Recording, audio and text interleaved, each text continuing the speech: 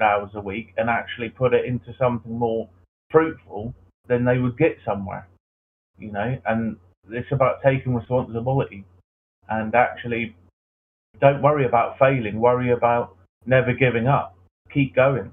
If these guys had have given up at the first hurdle, they wouldn't have got where they got. Good point.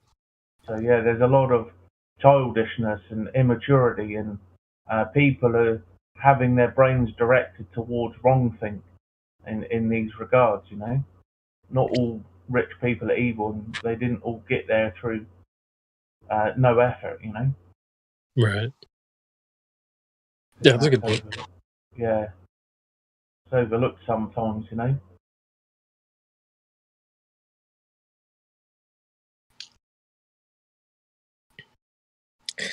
And like even with the House of Dragon thing, I think there's some agenda. Obviously, when you're dealing with shows in this modern era, you might deal with some agendas within the show. So I think part of that, like, was having like men that aren't that are kind of weak. You see that in a lot of shows nowadays. Even like Avatar: The Last Airbender. Like they always portray the men as kind of soft and weak and stuff. So in House of Dragon, they have the kids kind of, I don't want to be king. I don't know. I feel like if it were me, I don't know. Maybe I would have a different attitude. But yeah, I was just there's that element of the show as well. These people have no talent, and essentially, when it comes to creating these things, you can see there's greater promise within it. You can think like, this is a good idea. It's just executed poorly. And also, when it comes down to kings, the word king is etymologically means substitute. They are not the rulers or the leaders. They're they're a seat warmer essentially. So that was something else interesting. They're meant to be a substitute for the divine rulership. So a king is supposed to be a substitute for the divine rulership of God. In other words, all the people should be responsible to God. And the king, that's why a king was both a political and spiritual ruler. In like all the past. But anytime I see a king, I always envision the priest behind him with the real power. Well, how does the word emperor differ from the word king? That's interesting. I haven't looked into that. Well, didn't the bloody the Caesar just become the Pope? Well, the Caesar became the Kaiser and the Tsar. So these things still exist, but I'd like to look at the etymology of those ones to see if they're different. But yeah, maybe there's always these shenanigans going on behind the scenes, and I think it started out as something legitimate at one time, but then it got corrupted, and people obviously started putting their puppets out there as kings and rulers and leadership, and this is where you have the problems today. Is people see those corrupt things and think that's the way it's always been, or because they don't want to do their homework. Again, it takes effort to realize and figure these things out. You can't just tell people it's the journey, it's the path that really gets you the experience. Telling somebody a truth just doesn't work, really. Yeah, I like this. The etymology of mag. Mag, you've heard of the Persian magi, yeah, and then magi. Read it for us, Andy. Well, just the most important part is where it just says reign power over. What more do you need to know than that? But the magi might be cognate with rabbi, by the way, as well. So yeah, I mean, again, this is all obfuscation, right? This is about muddying the waters, trying to make things overly complicated because they know the vast majority are lazy and they won't put in the effort to clear the water to find the little nuggets. And it's very devious in the way that it works. but they understand our psychologies better than we ever will. This is we mentioned this the other day, how they came up with bred in circuses. If they are understanding the psychology of the people enough to come up with bred in circuses, then they're certainly coming up with other forms of psychological trickery and psychological warfare in order to manipulate the masses, because they understood they were the few and they had to control the many. And you can't do that through force and violence. What if the reality is that when they went to find out and understand the masses, they found out that the masses were actually wicked? Well, what if that's part of the issue? They generally are, because I think that there's layers and levels to things going on. I have a different take than some. My understanding is, slightly different.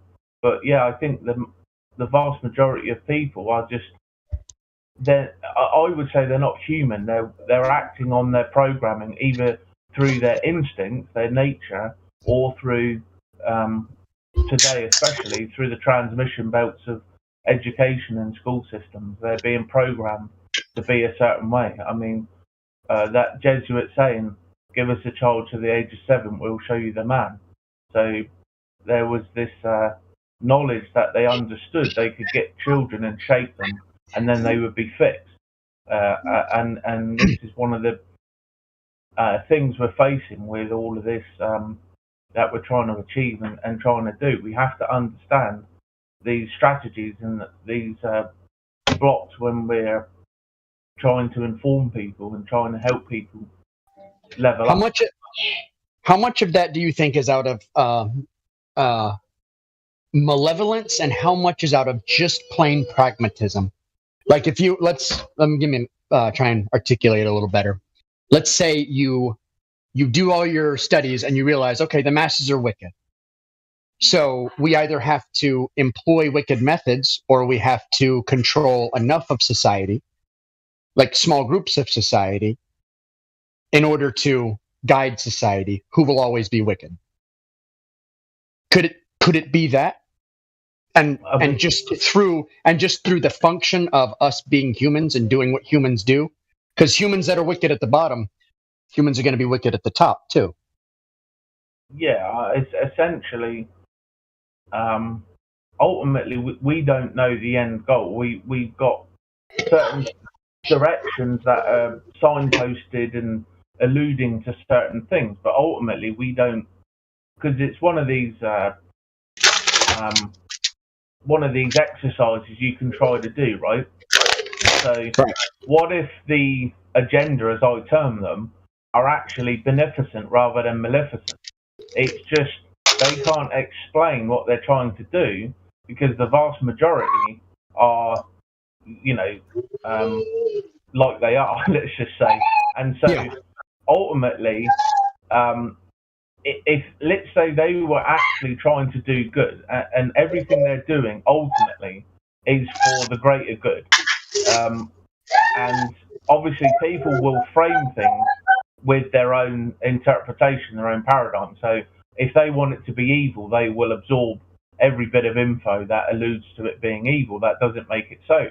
And if you're truly objective and can stand on the outside looking in, you can say, okay, yeah, this appears to be this way, but there's also this other body of evidence, or this other information, which means it's more complicated, or it could be totally the reverse of that. So it's one of these things where it's very difficult if people are actually choosing their own truth. This is Andy and I and Tim have discussed this. The problem with the vast majority of people is the lack of self-work. And what I mean by that is basically, if you're going to try to understand these topics, you can't bring yourself to it. Your ego, your biases, your beliefs, they all have to be put to one side. And if you can't do that, it means you're not understanding clearly what the body of evidence is showing. You're perverting it to your paradigm and to what you would like it to be. So essentially, one of the biggest things we have to do is first control ourselves and know thyself.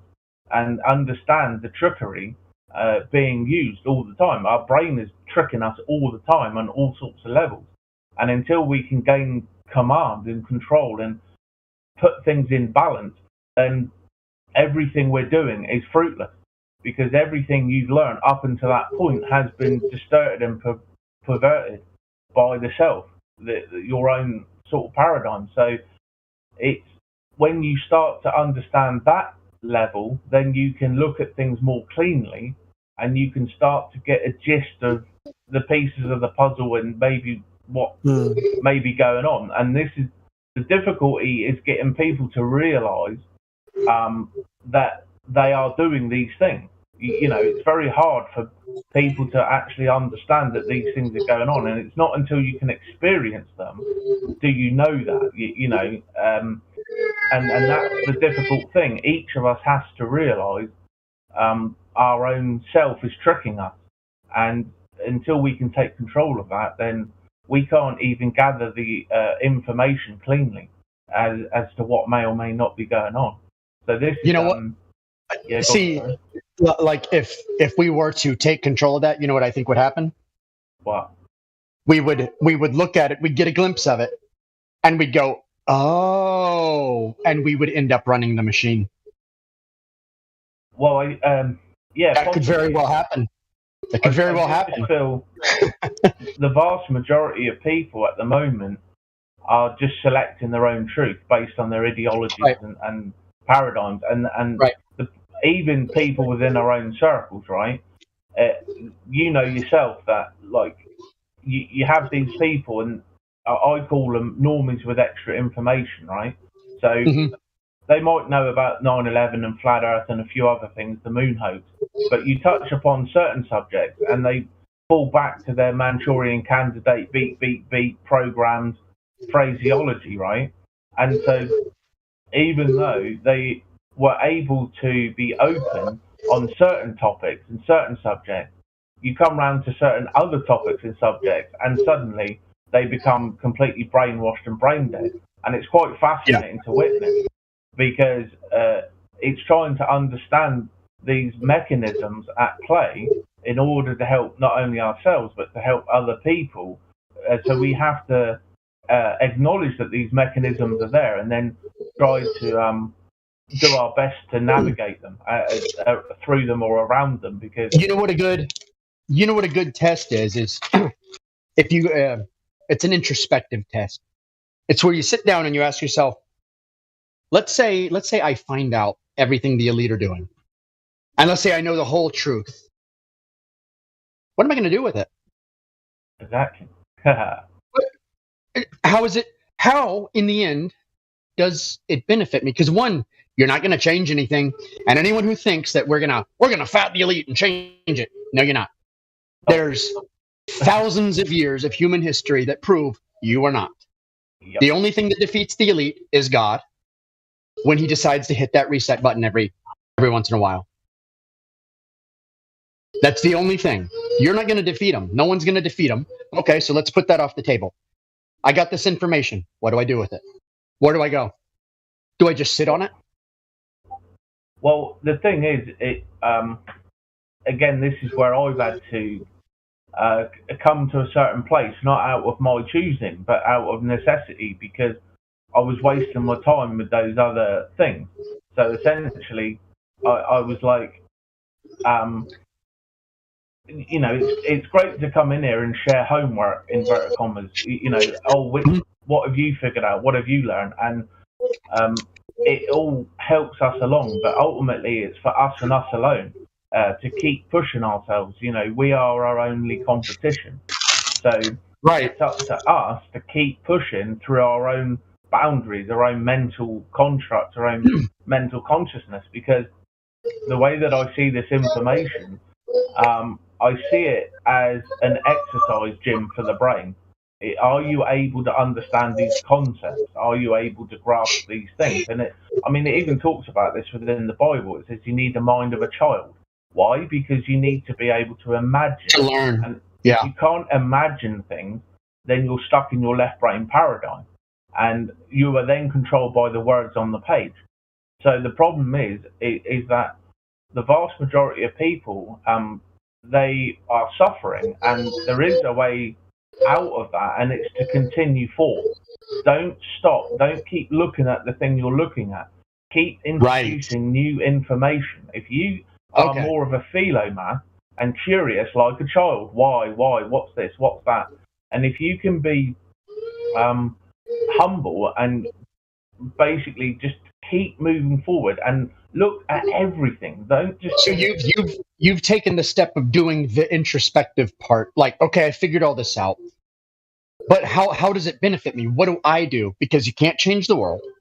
Maybe you can tell some other people, but the ultimate, really, it's only good for you to know, because then you can live your life in a way that you feel is right according to that information.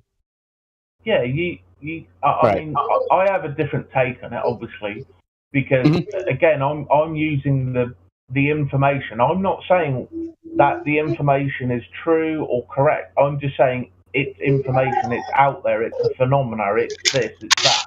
And what I've tried to do conceptually is just take all of the information as much as possible and just try to understand what it may be alluding to, what direction is it kind of pointing in.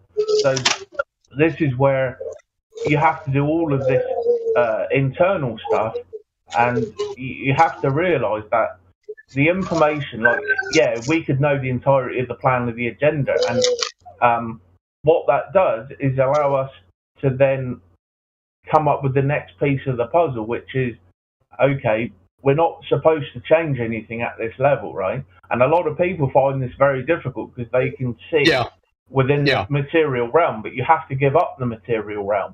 If you don't give up the five sense reality and extricate yourself from it, then you can't go further into these certain places in your mind that you have to go to gain understanding, because this is part of the problem. That a lot of them have the hero mentality too. Yeah, they're trying to figure it out because I'm going to change everything. No, you're not. It's fine to have that because we've all kind of been there, and that's not a problem. But the problem is when there. People. I know we've all been there. It's when you stay that way and you don't realize that's just a phase, part of the phase of revelatory, the phase of like spiritual apocalypse where everything's changing and shifting. That's good because it shows that you give a goddamn. You know, it shows that you care. It shows that you've got compassion. But that's going to be. Crypto said it. They've weaponized our stuff against us, you know, and this is very true. So they understand how we operate. So they use our compassion against us. They use this, and this is why you have to be stoic, right? You have to be outside looking in. You can't be emotional. You can't be, because again, if you're using those things, you're not going to understand. You're going to be polluted and perverted in a sense. So you have to be unemotional. You have to just, okay, this is what's in front of me. This is the information, and you have to figure out what can you do as an individual. And there are knowledge out there whereby if we can maintain a more positive frame of mind, then we may help this place as a byproduct. So by helping ourselves not become miserable, not become dour because we can see these things and can't do anything about it, if we can be more positive, then we may help this place as a byproduct. That comes back to morphic resonance and these sorts of things, right? So this is actually comes back to what I said, because we had this conversation about 2 weeks ago, didn't we? About how they're basically, the term I use is weaponized empathy. So they'll say to you, oh, isn't it really bad that, for instance, men dominate STEM? That's bad. Well, first of all, I don't actually know that that's bad. Like that's a claim that you have to prove, right? But the second thing is like, well, okay, so why are there more men in STEM then? Like, what? Because my personal idea of it is that men are just more interested, and probably you could argue that they're just better at the top level at those subjects. I mean, just as an example, like everyone knows many men who are like computer geeks and kind of like autistic in many different ways, I don't know many women who fit that category, you know. So just a touch test, like men and women are different, and so why would there be an equal representation in STEM? So that's the first thing to ask, is why would that be equal in the first place? You're just claiming that it should be, right? Presumably because STEM jobs are well paid and people want them, right? So that's a second layer to it. It's like, okay, so something that's desirable and must be shared equally because we've already made the assumption of egalitarianism. Well, I mean, there's so many layers to that. And you just think, well, okay, but if one of those elements isn't true, then the whole narrative is dead. And it turns out that actually none of the elements are true. So why would you believe? But then you're told, you know, oh no, we know for a fact that men and women are exactly the same, which is actually impossible when you compare any two groups. For them being exactly the same, it's completely impossible. And we know that on an individual level, right? We know that Meme and you and Mia, we're going to have different body types, we're going to have different heights, we're going to have different abilities in all sorts of different areas. So we know on an individual level that people have not just one difference, but basically everything is different. But we don't seem to understand it on a group level, which is strange. The problem is, to even understand that basic truth, people will wrestle that their entire life. They won't even just accept that simple, basic truth. And this is why they're not going to get further ahead. This is why these understandings and concepts are beyond them, because they have an inability to accept reality. And, yeah, but it's even worse than that, because once you misdiagnose an issue, you then go looking for solutions that make the problem even worse, right? So if you just take it as a basic that men and women at the top level are exactly the same, which IQ testers have known for a very long time that men produce many more geniuses than women and many more retards, right? So we are just more extreme. But of course, they're not interested in the shit jobs. They're not interested in the dustbin the dustbin men and the cleaners and all the kind of like what people would traditionally say are crappy jobs, because at the top end, that's where men tend to dominate as well, and that's where we're interested in. So we'll ignore the bottom end. We'll ignore the fact that virtually every person who's homeless is a man. Ignore all that shit, right? You have to accept that this has to be, because you've already decided that men and women are exactly equal in all respects, that it must be down to sexism, right? So you've misdiagnosed the issue, and now you're going to throw resources and you're going to throw time and effort into re-education and all this other shit because you got the actual problem wrong in the first place. And now that fucks the society up even more. Yeah, and these concepts, people have to eventually put them to one side. And this is what Meme and I were talking about. All of these things, you have to learn these truths and move on, right? You have to then figure out the next thing. And truth is everywhere. It's not just in truth or topics. You can be watching programs on gardening or, you know, slugs or whatever, and somebody will say something and it will just fill in this little blank or these little pieces. And I just find that the vast majority of people, they kind of sit where they're comfortable. They don't like continually going into the chaos, the unknown, and learning and putting in that effort, like even an hour a day, right? It's not a lot to ask, but the vast majority can't even those that understand to a certain extent, you know, that extra hour a day in picking a topic of the month, you know, they just won't do it. And the thing is, if you're not consistently driven and pushing yourself to gain understanding in all of these different things, then you're going to have less pieces of the puzzle. And clearly, ignorance is not the way to solve things. You need more pieces of the puzzle and more understanding. And understanding comes from structuring your own self to become stoic and to become outside of the emotional realm, the ego realm, and all of these other things. So there's all of these levels and factors that go on. And people have to realise that themselves. I can't do it for other people. I'm doing it for myself. And, you know, the reason I think I might be onto something is because I've come through these different places where I've gotten it wrong. I'm like, oh, no, that's wrong. Oh, no, that's wrong. And that ability to admit that it was wrong and be humble allowed me to move forward. And there I gained more understanding. I'm not still talking about something I know to be wrong, and therefore not actually correcting it and not actually doing the work necessary, because it's all internal. This place, as I say, I have a different understanding to meme in that, and that's why I don't use the terms right and wrong. I find them perfunctory and kind of hubristic in a sense, because it's claiming you know something based on what? What do you know exactly? You know bugger all. So don't claim you know things. You can know certain things to a certain extent, but the bigger things, it's better to say, I've got this understanding from this body of evidence, and that's why it leads me. Yeah, go on. I think that's an agreement, like kind of what Crypto was saying.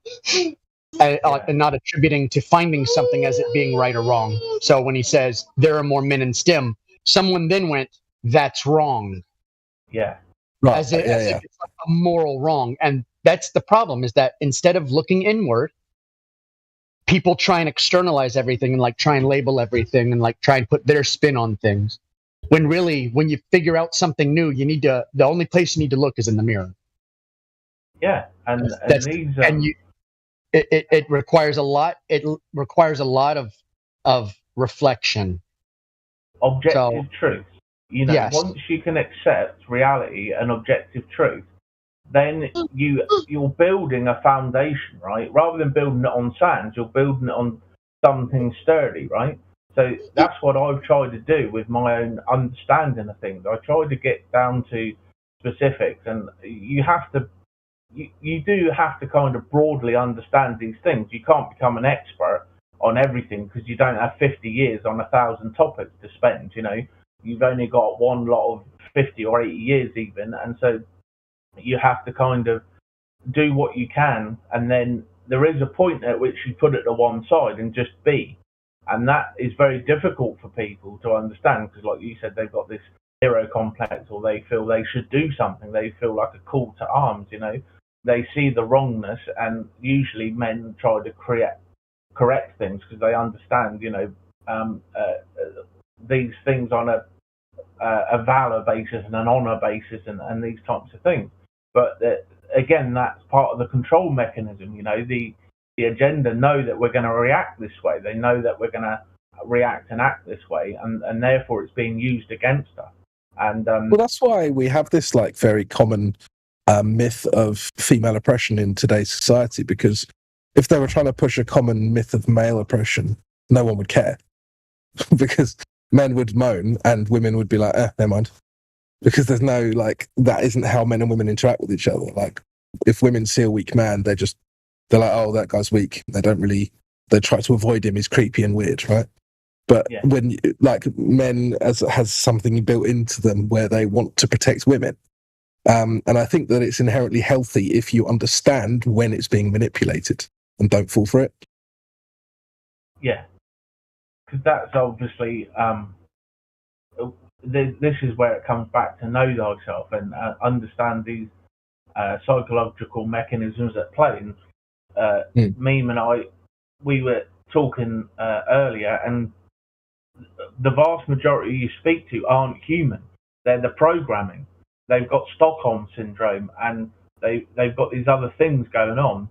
And so you're not really talking to a thinking, living creature. You're talking to the Agent Smith programming. So it's up to us to be aware of that and basically not waste time with it, because again, your time is limited, right? Your time is valuable. So you have to kind of understand very quickly whether this is going to be fruitless or fruitful, and not waste time on things. So again, once we start to learn these things and we start to build up, we can then hone and every day just make those little incremental changes to make ourselves better, mentally, emotionally, and all of these different facets. And so you're able to then understand, and you're able to put the pieces together and just see it more clearly. And again, it's not something you can give other people, because it's taken, decades of effort and drive and work and all of these things. And you can't just do that for other people. It's not how it works. If they haven't got it within them to go and do the homework, go and study, and to look at these thousands of hours of things, then what are we going to do about it? It's ridiculous. I think. Yeah, go on. Sorry. There's one more thing I want to add to my last point. I didn't want to kind of cut you off. Basically, I think that men also are responsible for this, right? So it's not just like, I'm not just saying, oh yeah, women complain and men jump and women need to stop complaining. That's not what I'm saying. What I'm saying is that it's more like it's a dance between the two, right? I think we understand this anyway, and we don't have to pretend like that's not the case. But I think this is really why you seem to find that like really weak men tend to be not only, because this actually confused me for a little while and then I figured it out. So you guys know about Gamergate. You know what happened with Gamergate, right? Yeah. So you get all these weak men and they're all complaining on behalf of women, but they're also the rapey ones and they're also the creepy ones, right? That women are complaining about. That confused me for a while.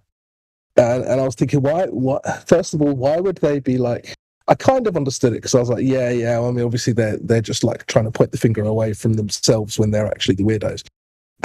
What's actually going on now that I've really thought about it is that men always want to feel useful because that's kind of a male thing. So when women say, oh, we've been oppressed or whatever, men want to feel like they're solving that problem through usefulness. Okay. So that's the utility of like a strong man. But a weak man will just complain on their behalf as well. And actually they embrace it more because they're not useful to society in many other ways. So it's like the only thing that they're useful for is complaining on behalf of women. Do you see what I'm saying? And when I realized that, I was like, aha, so that's why they are the most vocal feminists, but also they're the creepy guys that don't get any female attention. It makes sense now because those two things actually go together. Yeah, and this is the thing with these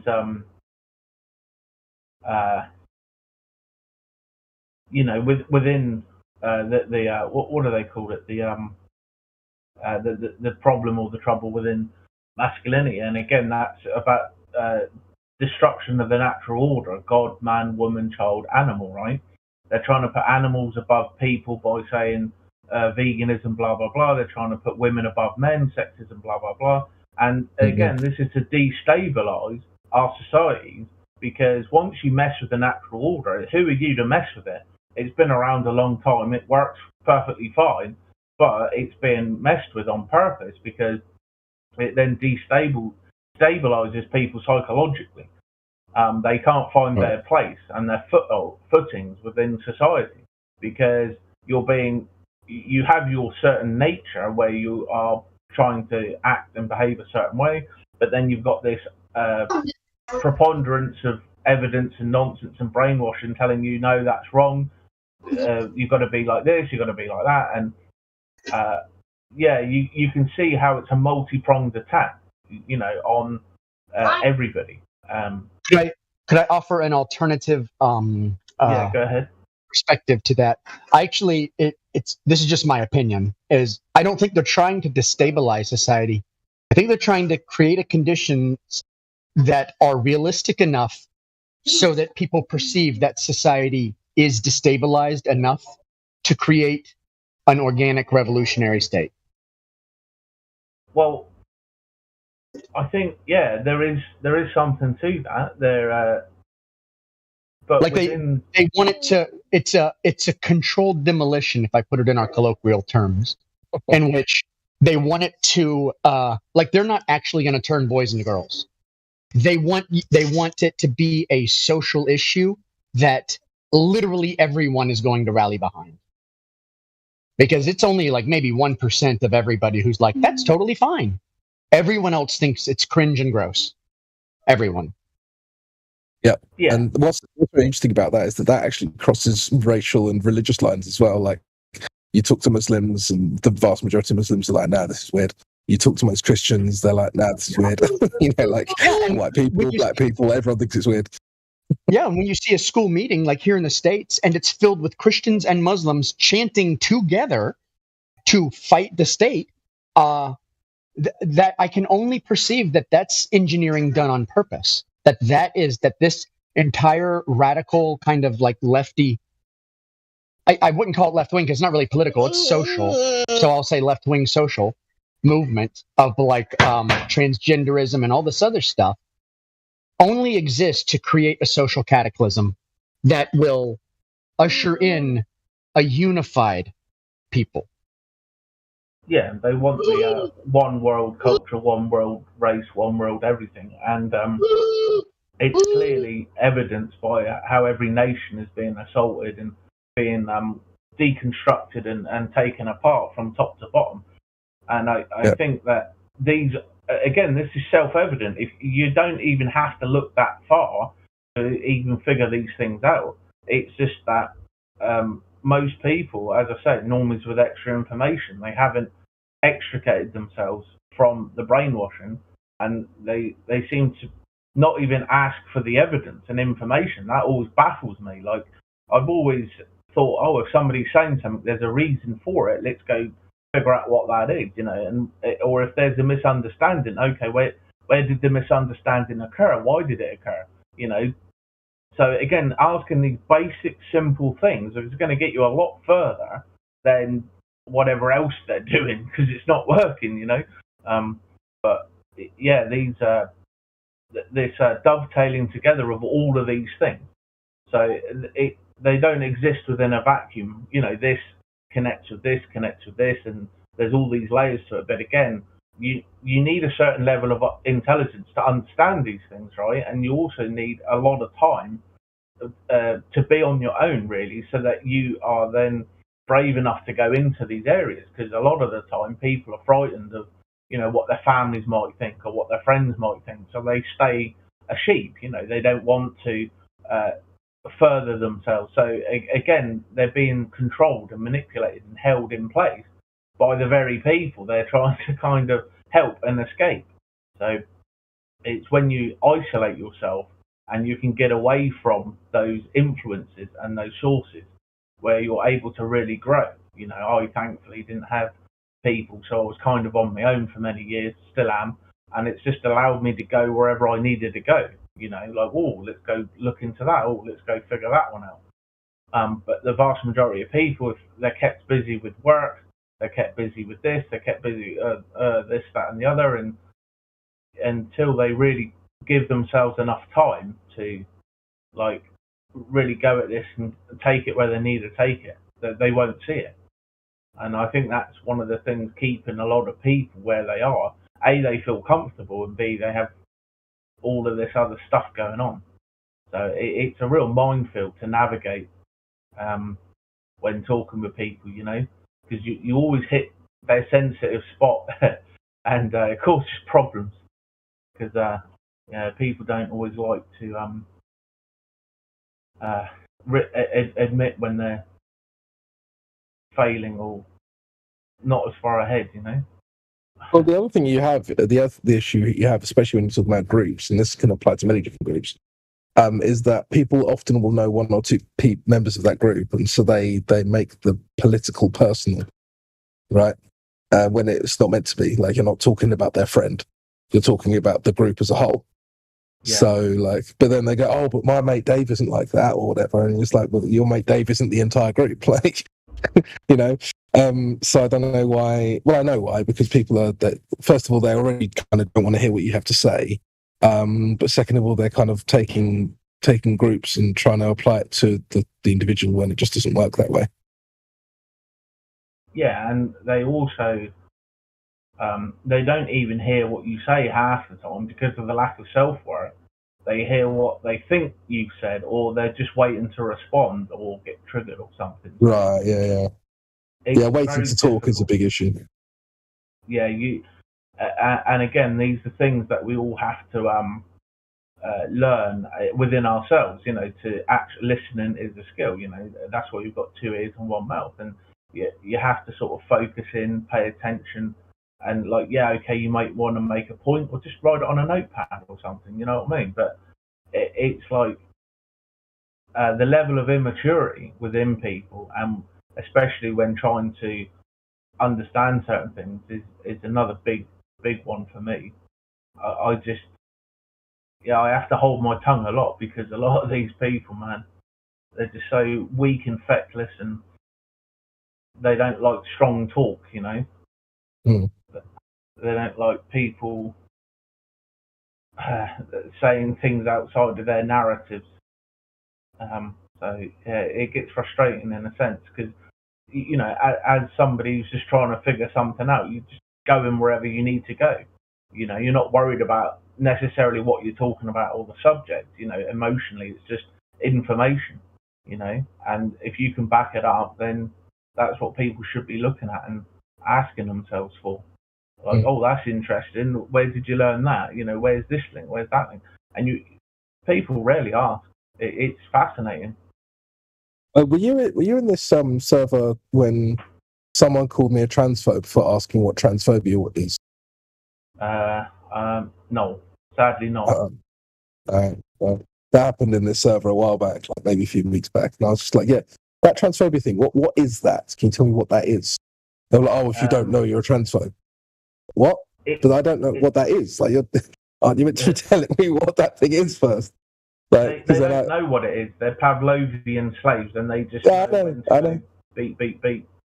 Yep. So they have no idea what it is either. Like, they can tell you it's when you basically offended, a group of people who identify in a certain way. That's okay. Well, I'm not satisfied with that definition. Well, you see, the problem is, right? They know it's BS, okay, and they're just trying to gain power. And the problem is that they're just literally building and leading us to the gulag, and they don't even understand it. And this is what happens with these so-called good intentions.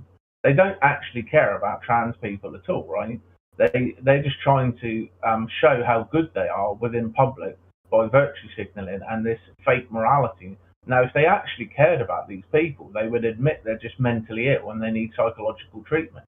Like, if I came up to somebody who thought they could fly, the first thing I'm not going to do is take them to the top of a building and say, crack on then, right? We all understand that if somebody believes that they can fly, they clearly can't, and they're mentally ill. We didn't need to explain these things 30 years ago, 20 years ago even, and it's very unusual that we even have to explain these basic logic thinking concepts to people these days. And at the end of the day, once you get around the nonsense, i.e. of this weaponized words in these wordplays, you start to see what's really going on, which is essentially they're trying to give people with that hero complex a cause, because then they're going to become subsumed by it, and they're not really going to figure out any of the other things at play, the real deeper truth.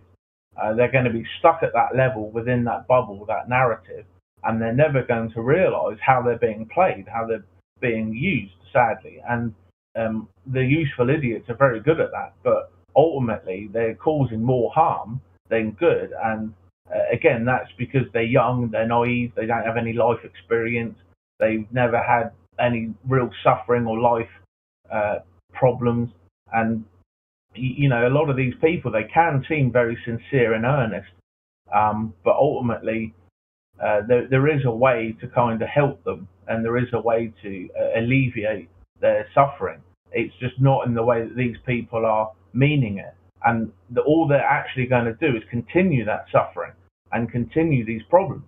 And if they don't grow up and realize that they've been manipulated into this, and they actually figure out what's really going on, then they can't offer any actual solutions, as you alluded to earlier. And I mean, that's always going to be the case, isn't it? If you misdiagnose, just to use a medical, kind of comparison, if you misdiagnose, say, someone having cancer and it turns out they had diabetes or whatever, like, let's just assume that medicine works for a second. I know there's people here who aren't too keen on medical industry, and I understand why. But if you give people the wrong medicine, of course that's going to do a lot more harm than good. And that applies to social issues too, obviously. So,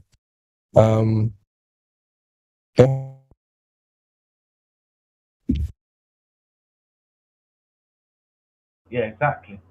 And I'm just hoping that people within our circles who have a little bit more chance at waking up than the average. They just continue to do their homework, continue learning, and just keep pushing forward. If you don't know about something, give it an hour, learn about it. It doesn't matter what it is, but that continuous learning process, it builds neural networks and neural pathways. So you're going to have more brain stuff to bring to bear to the problem. I think that's how it works. And so essentially, you can pick, let's just say you can pick a topic that isn't dour and negative and like that, and spend a month with it, and just keep it fulfills that sort of that intellectual need to kind of get some information outside of soap operas and whatever, but it also allows you to fill in these extra little blanks. But that's on people to do, really. That's not what we can do for them. They got to realise it themselves, and they got to do it. You're right about the Pavlovian response. I mean, the amount of times that I've had a Pavlovian response to probably 3 or 4 of the things that I think are pretty well backed by, information, like verifiable information. It's just sad. It's like, well, okay, so you don't like what I'm saying. It doesn't really matter. Like, it's like what should matter is whether it's true or false. And if it's false, then, you don't have to call me a sexist or a racist or anything else. You can just tell me why it's wrong, and you can actually show me the data. Like, just calling people names over this stuff, these Pavlovian responses, they don't help anyone. They just make you look like a clown. Yeah, and these guys, unfortunately, we're never really going to. I don't know how to help them extricate themselves from that thing, because if they're not willing, the best thing we can do is just not even engage with them. Find somebody who is willing to engage with and give them information and say, well, look, look into this, look into that, and make their own damn minds up. Because that's the thing.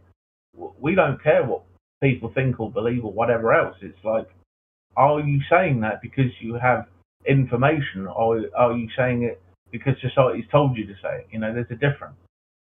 Yeah, exactly. Memeless left us, sadly. Oh. Birthday boy's got to get his beauty sleep.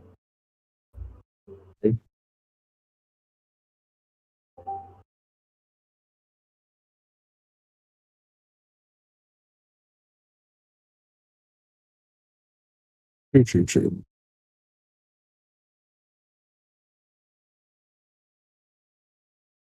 Sean G never came back. Didn't he? No, he was supposed to come back after 15 minutes. It's been about 13 hours. All right. He was going to tell me how. What was it? He said. Oh, it's quite funny actually. He said the geometric horizon is there. We just don't observe it in reality. I said, where do you observe it? In your mind? He's like, no, it's on maps and stuff. And then he was trying to say about I don't know, atmospheric surface of water and temperature. So I gave him a scenario, and I was trying to get actual metrics. Like, okay, if it's morning on a cold day and the water surface is, let's say level, at 1 mile, how would these things affect the GH or something? And it's always when they can't answer you. This is why it gets frustrating, because you're trying to get down to the details, and they haven't got any. They just parrot things, So it's quite funny. But yeah, he ran away. Don't surprise me. Isn't Sean G one of the guys who claims to have been a flat earther and then he changed back? Yeah, but from what he's writing, you can tell that he didn't even understand any of the flat Earth arguments.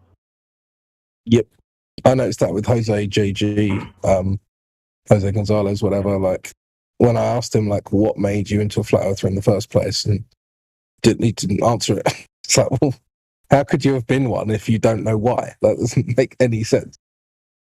That's stuff.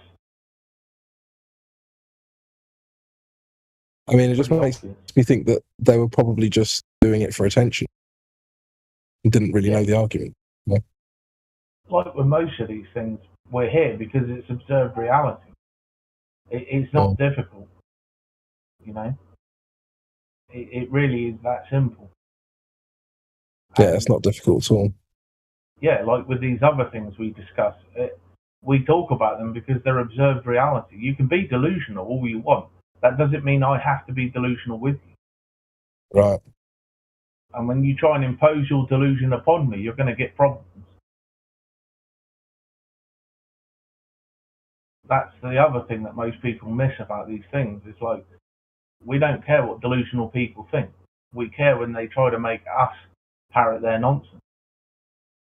Yeah, exactly. We're like, no, you stay over there, you weirdo. You just go do your own thing away from me. Yeah, they try and control you with language. It's like, oh, you have to say this. Oh, why? Why do I have to say that? Oh, because if you don't, you're a bad person. Right. So I have to say something not because it's true, but because it's going to hurt your feelings. Right. There's a really good comedy skit with I forget his name now. But he let me find it for you. Great.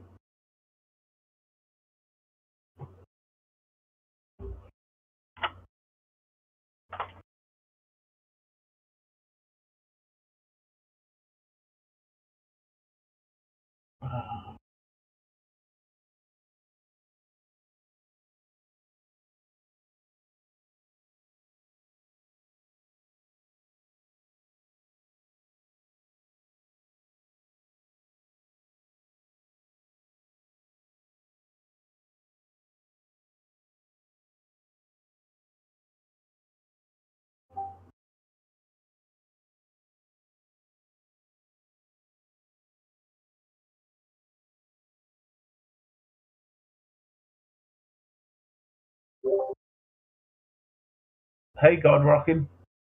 Hey, what's up? How's things? Not too bad. How about you? Good, man. Good. Just good? Yeah. All good. Right on, Ogres. Good to see you, man.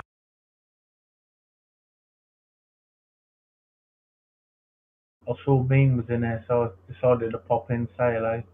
Yeah, cool. Yeah, I just barely showed up. Like 15, 20 seconds before you said something to me. Keeping an eye on you from range. Oh, yeah. I need that. I might go telling too many truths, you know? That's never a good thing. Well, that's one thing that I always found a bit strange about some guys in the truth community is like when they get annoyed by certain things you say. But well, if it's wrong, then tell me why it's wrong, and if it's true, then you should just agree with it, right? I don't understand why people get annoyed by certain things. If you're after truth, you know, because certain truths are uncomfortable, right? Yeah. Oh, yeah, certainly some of them are very uncomfortable. And some things that people say are uncomfortable and they're wrong, but then just point out why they're wrong. You don't have to get emotional and pissy about it.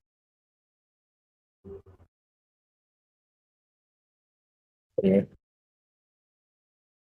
I think you know what I'm referring to, Loggers. I'm not going to go into detail.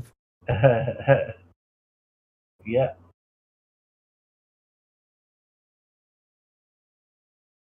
Yeah.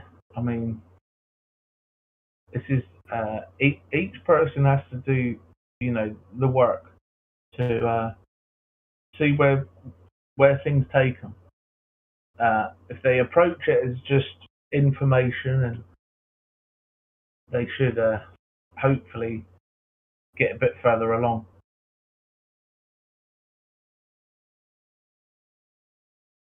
I'll find that skit for you.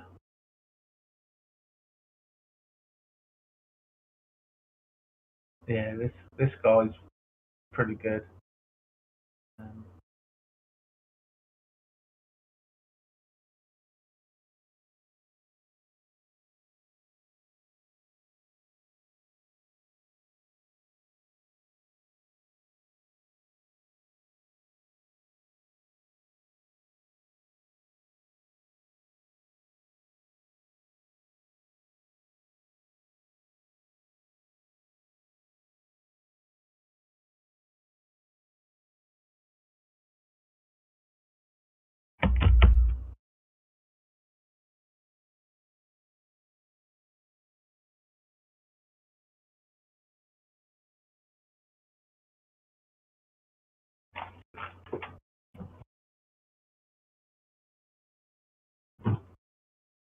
Loggers. Well, that sounded ominous. What up, Crypto? Sounds like you're about to challenge him to the death. About what? Loggers, I challenge you to the death. Of... No? You not going to do that? Sounds dangerous to me. I don't know if I know, right? I don't know how well armed up Logris is these days. He always comes armed intellectually, so. Yeah, you're right about that. That's all you need.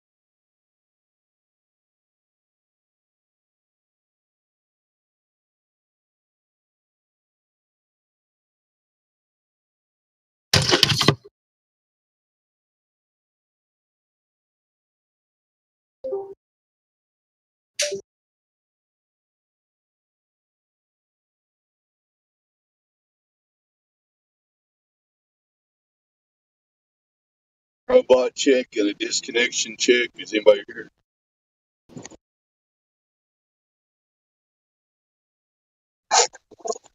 My mic's not working. It's Yes. prove my mic's working. You just said prove my mic's working. Oh. What does the shape of your microphone have to do with the shape of my speakers?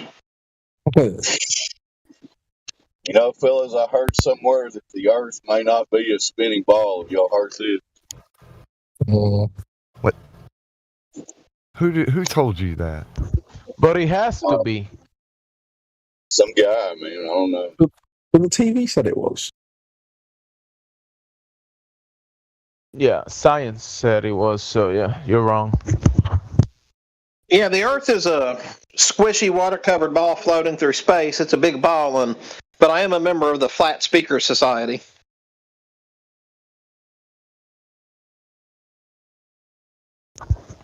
Are speakers flat and round? Yes. Some of them are.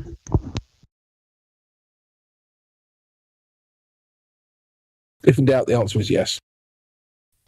Yes. I think some speakers are flat, round, and concave all at the same time. Yes. And they have bendy sound. Wow. Impressive. That's why they call it surround sound. Little bendy sound waves.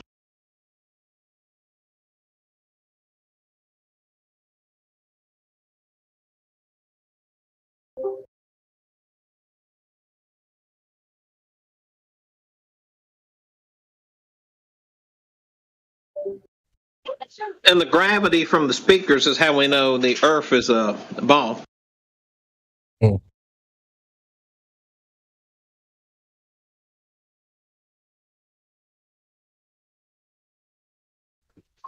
There's nothing that you can't ask me that either gravity or refraction doesn't account for. That's a major leap. But yeah. If you say so.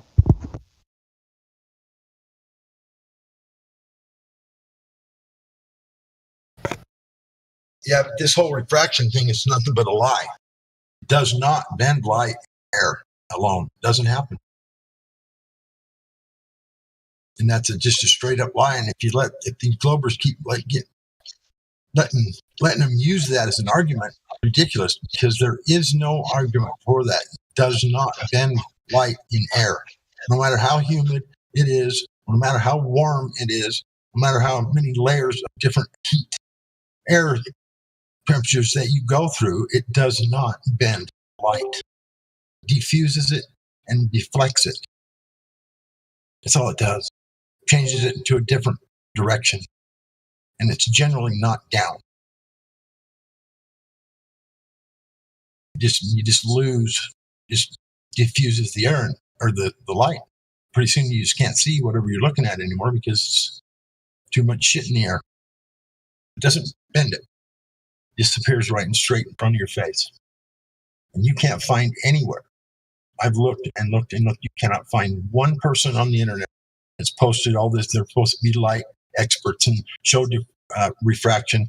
And they always invoke glass and water, plastic in combination with air in order to bend the light. And without those other mediums, completely, totally different composition of a medium. Can't be just more humidity. Can't. Doesn't do anything. Doesn't bend the light. It's all a big lie. Gravity and bendy water.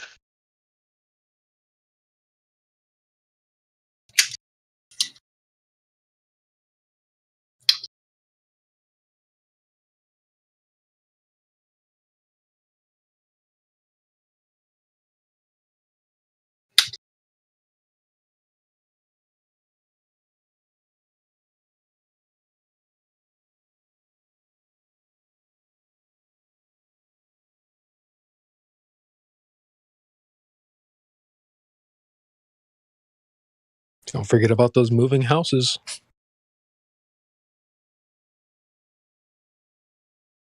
The ones that moving house. 800 mile an hour moving homes, that kind of thing? Or Yeah, what? just look at the chat. I'll post example after example. People who think their house is moving. So, well, how fast? That's what I was fast. Well, that's what's funny is actually some people say it's moving slow. Some people say it's not moving. Some people say it's moving fast. So we have varying answers here.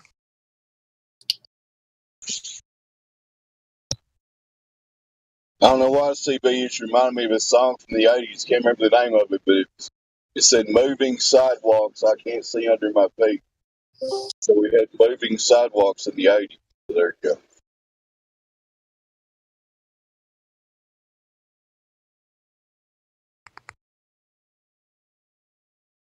Moving sidewalks.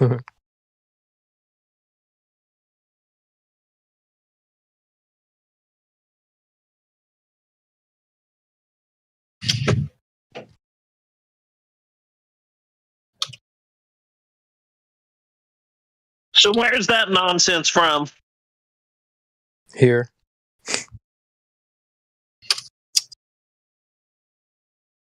What, like in the lobby or something? Or Yeah, just in the chat for various different chats here in the server. It's like one of my. It's everybody has their thing, you know. and the moving houses has slowly become my thing. I just love asking people. It seems to be something that catches people's attention. Like I've had some people come back and be like, "Hey, I thought about the moving house thing. You make a good point there," and so I just love leaning into it. There, I just posted a picture of your moving sidewalk, proof of its existence.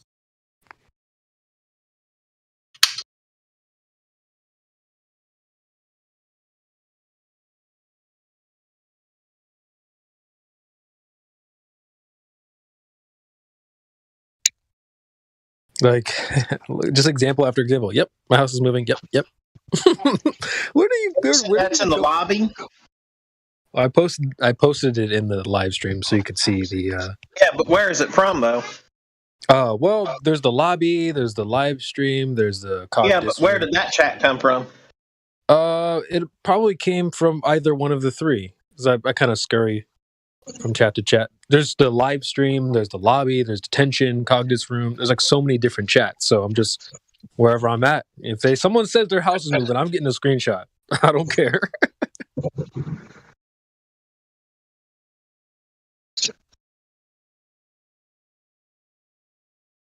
But this wasn't just now. This is just from the course. Sorry, what? Look, the house is moving. I just posted a GIF of it. Yeah, see? That's how you know.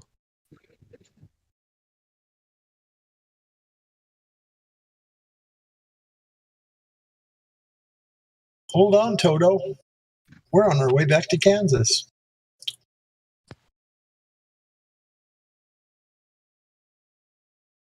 I mean, these guys literally think that their bed when they go to sleep at night is like traveling millions of miles per night. Are you kidding me? Gravity. Yeah, but if you're on a train and you throw a ball creation bear. Yeah. No, the gravity. I've actually had some people respond. Well, literally, that's their answer. I'll be like, "So your house is moving?" They'll be like, "Gravity." Like that's not even the right answer. Like Pavlovian responses. That's all that is. Yeah. Yep. Literally all that is. I have some examples. I will post that. I bet you will. I think I posted one already, but yeah. People have been like, yeah, gravity holds your house. That's why. Yep. Here's one. Gravity. Why wouldn't it?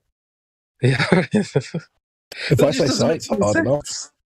The house isn't trying to go anywhere. That's what's so funny. Yeah, but if I say science hard enough, who are you to disagree? Right. There you go. Those are two examples I have saved where they were like, gravity. That's why the house doesn't move. Gravity. It's like, what the fuck? That's retarded. Yep. Bendy water. Yeah. Might as well have just said bendy water. Exactly. No, that's riffravity. You're mixing your pseudosciences. Bendy light waves, bendy sound waves, it all kind of goes together. It's all because of gravity and Neil deGrasse Tyson. They're all kind of related.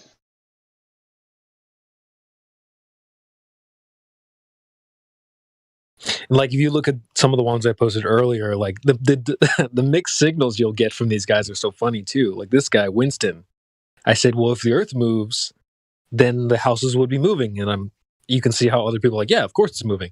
This person goes, are you seriously that dumb? It's like, who are we even arguing with this? And these guys don't even know their own worldview, you know? They just think that flat earthers are wrong. That's a case of everything a flat earther says is wrong syndrome. That right there, Winston. Yep. Then you look at Insult. He's saying, no, the earth moves slow.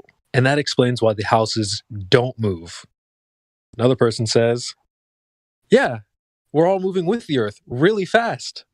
It's like, so, wait, which is it, guys? Are we moving fast? Are we moving slow? Is it not moving? The answer is, of course, whatever they need it to be at any given moment. Yeah, good point. Good point. Yeah, this other guy, Quasi, I said, so you think your room is moving? He's like, no, the earth, not my room, you idiot. So his room isn't on Earth, right? Yeah, it's like, oh, these guys are so stupid, dude. That's why I love. That's my favorite question is the moving houses, because you get these different types of responses, and it's just hilarious. Yeah, it's good fun. Yeah, CB, you just don't understand. It's all relative, man. Come on, man. Yeah, if you guys use the argument, you owe me a nickel, so I'm collecting royalties. So You have to have a small hat. What argument do we have to pay you for? The Hills of Water, the moving houses, those are both trademarked CB arguments. Did you? I assume you've got the artwork that I developed for the Hill of Water. Was that you who made that? Moving houses. Yeah. Tell you about the moving houses? Yeah. Okay. I usually started off with a small scale example. I usually use a treadmill and a Monopoly house. So if you have a treadmill that's running on a slow speed, then you take a little toy Monopoly house and you put that on the treadmill on the part that's moving. So then you would ask, is that house moving? Godric. And say yes. Huh? Sorry, you said yes? I think so, right? The treadmill's moving? Yeah. I would say that the house on the treadmill would be moving objectively. And so then I flash to the earth. I go, okay, so if your house is on earth and the earth is moving or spinning or rotating or whatever, then is that house moving? Do you think that's a fair argument?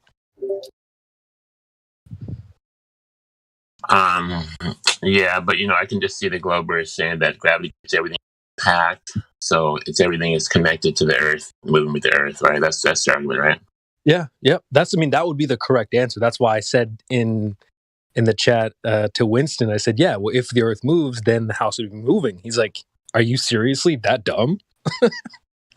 But you see, logic would say that that atmosphere they think is packed to the earth, the atmosphere would eventually lag as you go north of the surface of the supposed sphere. The atmosphere would have to lag, and then eventually it would stop, right? So that's why I think that these volcano plumes that shoot right up, for miles. If the Earth was spinning, those plumes would lag opposite the spin of the Earth at some point, but I never see that. So at some point, logic will have to come into play and say, well, where is it lagging? Where does it show it's spinning? Yeah, Godric, the Velcro atmosphere has got to be the stupidest globe claim. At least it's way up there. Dave, that song's called "I Can Dream About You." Yeah, but the gravity is their security blanket, right? Gravity that makes everything Don't nice. you dare move past that. I need Dave to understand. Dave, do you remember "I Can Dream About You"? I can dream about you if I can't hold you tonight. That's the one. Okay, now you guys can talk about something else. Moving sidewalks, I don't see under my feet. Anyway. You know what's funny? They say that we had moving sidewalks at one point, way back in the old day. It's funny you say that. Someone said that earlier. It's kind of funny you brought that up. I just posted a moving sidewalk at God rocket. 6:46 after the hour. You can view it yourself if you don't believe me. They are there. Yeah, that's cool stuff. That's actual history. That's stuff I believe. Well, don't try and tell me that moving sidewalks aren't there. I can show them. That's all I'm saying. That's right. So, well, Godric, the smart ones who are thinking on their feet, they'll reference something about a mobile home or like a trailer home. That's really good to see. Actually, I really appreciate the people who are like, oh, what if I live in a mobile home? Then it's like, great. You're at least thinking. I appreciate that. That's good. Now, it's just the fact that people are saying that these buildings are moving, and we're saying that's why I like it. It's because people will be like, flat earthers are so crazy. And you go, well, what are they saying? Oh, he's saying that these buildings don't move. It's like, wait a minute. Then they have to sort of like, they're forced to be like, wait a minute, are they? Or wait, they are? So, they're so crazy for saying that they don't move. Yeah, so that's pretty much the argument in a nutshell. I'm sorry to interrupt at this one more time. Dan Hartman is the name of the artist that wrote I Can Dream About You. Yeah. I was going to ask you the artist. Those are one-hit wonders, and it's like, Yeah, nobody knows who Dan Hartman is before or after that, really. So Yeah, I do. Yeah, Dan Hartman did a song called Relight My Fire that was covered by an English band called Take That. alrighty, I stand corrected. Hey. But I know that because I'm a DJ. Yeah, totally. Yeah, of course. That's why you know it. Why else would I know about some obscure 80s artist? Why would you know about boy bands? I don't know. I was talking about Dan Hartman, not Take That. And one of the Take That went on to be Robbie Williams. Yeah, it's like, Loggers, you're like, oh, you're pretending like you don't know about Take That. Like, seriously. Never heard of them. One of the most famous bands in British history. Never heard of them.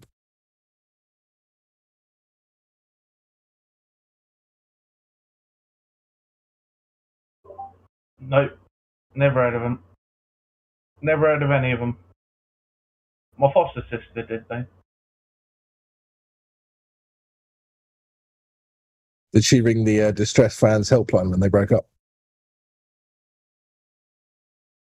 Probably. I can't remember. When did they break up? I think I left by then. They broke up in the 90s, I think, and then they got back together again. Who cares, really? Yeah, Robbie was the only good one.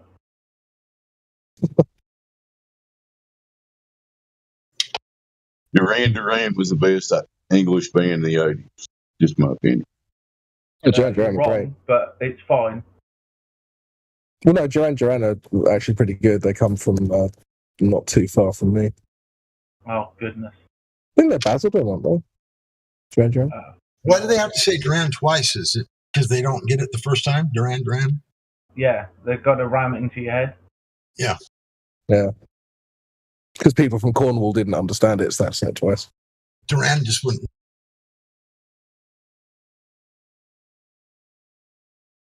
Yeah, I get like, I'm not trying to cut them. Oh, sorry. No, Duran Duran are from Birmingham. I'm thinking of someone else. That makes them terrible, I guess, all of a sudden. What? No, Yeah, that makes them atrocious. They're not the band I thought they were. Oh, I see. Because they're not from your town, right? No, the other band aren't from my town either, but not too far.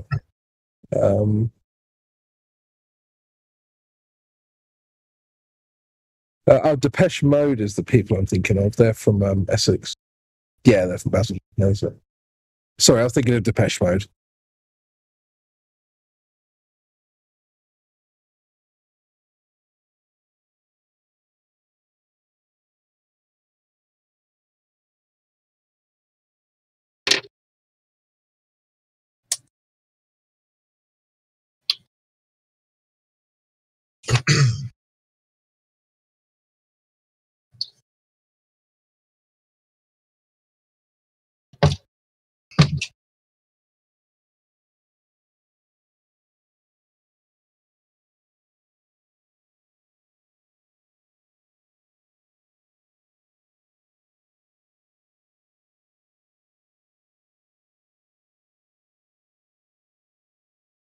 We kind of touched on that the other night, is how they'll, did you say it was a Pavlovian response, or what is that?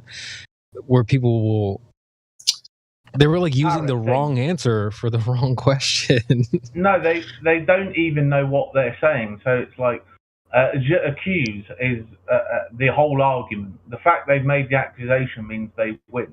But if you ask them what the accusation means, they don't know. They're using it because they've been programmed, like Pavlov's dogs.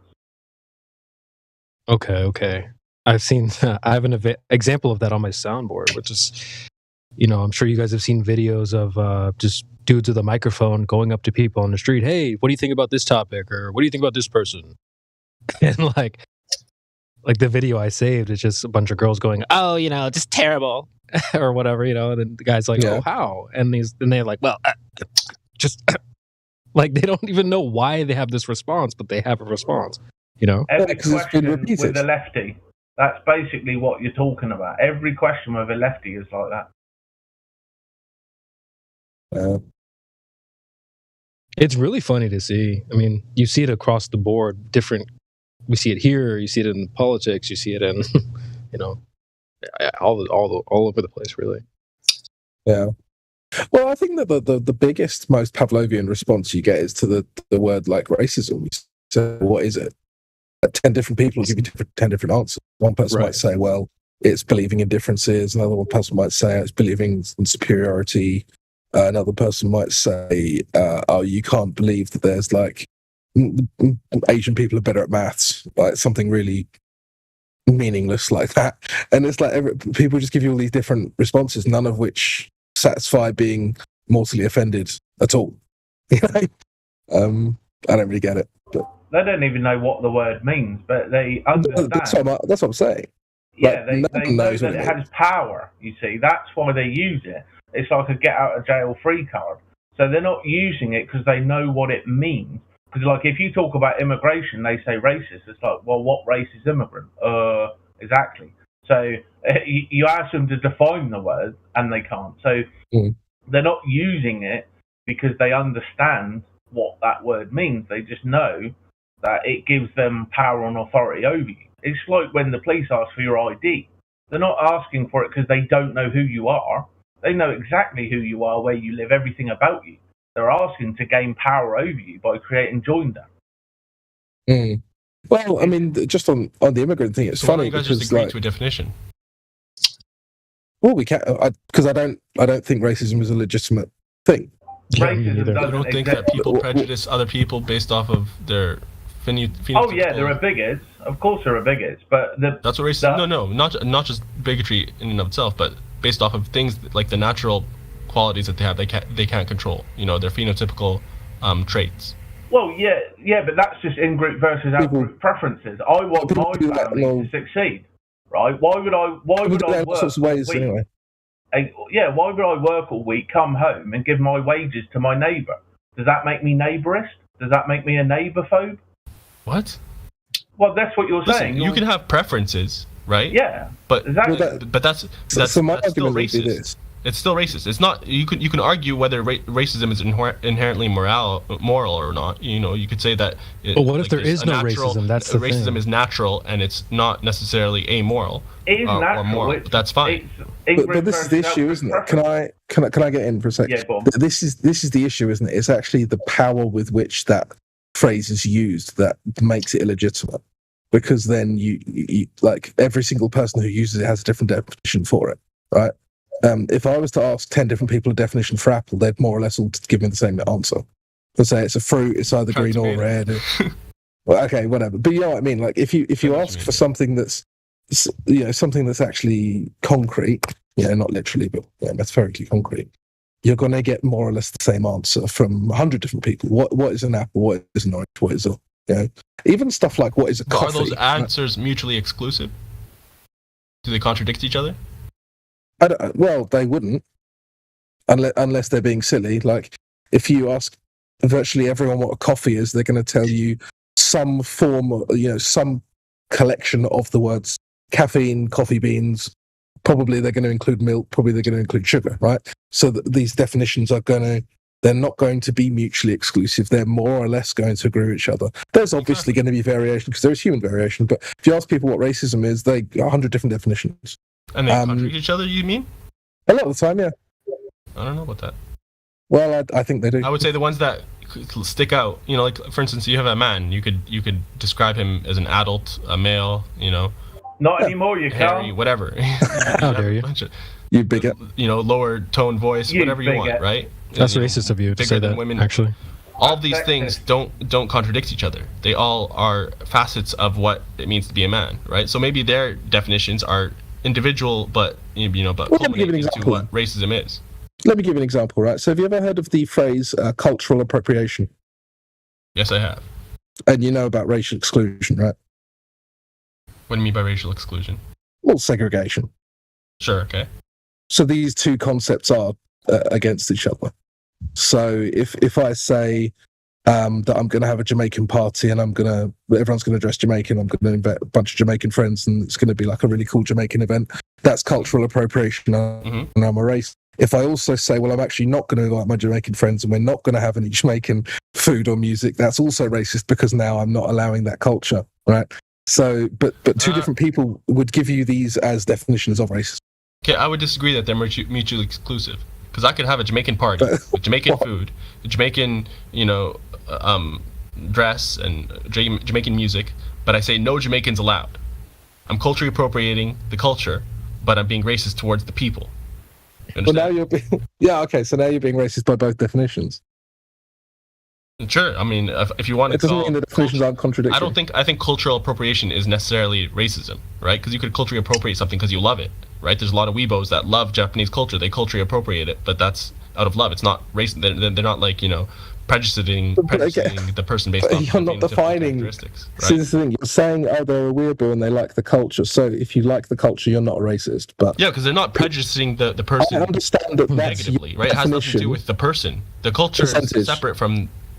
Go ahead. I understand that that's your definition. What I'm saying is that other people wouldn't agree with that definition. You can't prejudice a culture, though. That's my point. Racism applies to the person. You're now trying to argue with me about the definition, which wasn't my point. My point is that the definition isn't agreed on, which ironically, by you challenging me, is proving my point. No, because you gave a definition that actually, it's like a straw man almost. You said that cultural appropriation is it's racism. not. It's not. I've literally heard the people make these arguments. If a black lady wears, and one of the puffy pillows in the back and the wooden shoes, are they racist? Who cares? So you cut out a little bit. The answer I'll give you there is who gives a shit. Like, if you have a preference, you should be allowed to continue that preference without being morally browbeaten. I agree with that. Yeah, preference for culture, sure. For food, for music, for whatever, sure. But for people to automatically discount people based off of how they were born is different. By the way, how they're born isn't their culture. That's something that's, Yeah, I know that. But it's like, to me, if someone says, I don't really like British guys, and say I move to, I don't know, America or Turkey or wherever, and the local women don't like dating British guys, like, they have every right to not date me. Absolutely. Right. That's why I was saying, like, racism isn't inherently morally wrong, right? People have natural preferences and stuff like that. So you can even argue that segregation isn't morally wrong, but again, you're arguing this with me, but my point isn't about me, right? My point is that this is used to morally beat people with. Okay, so if they're going to do that, they better know damn well what it is, and people can't agree on what it is. I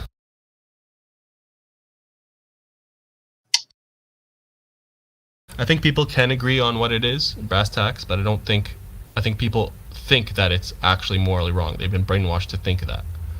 So that's the issue. What if it's not even a thing? Oh, it's definitely a thing. Well, other people disagree with you on that. That racism or people prejudicing them on how they look doesn't exist? Well, you're saying prejudice. Yeah. Now, so that's not the same, is it? That's just prejudice. But prejudicing someone as to how they look is racism. There's other types of prejudice too. Prejudicing someone on their religion. Preference. There's prejudicing them on their gender. But based off of survival, them, their phenotypical characteristics, that's what racism is. I don't even think there's a such thing. You don't think there's phenotypical characteristics? No, I just don't think there's a such thing as racism. You can say that, but it's obviously true. Hold on, what's going on here is weaponized words. So what they do, this is the concept, you with me? So they create a word, they then say that this is the most terrible thing you can be, and then they use it and apply it to people that don't fit the narrative. And this is what's going on.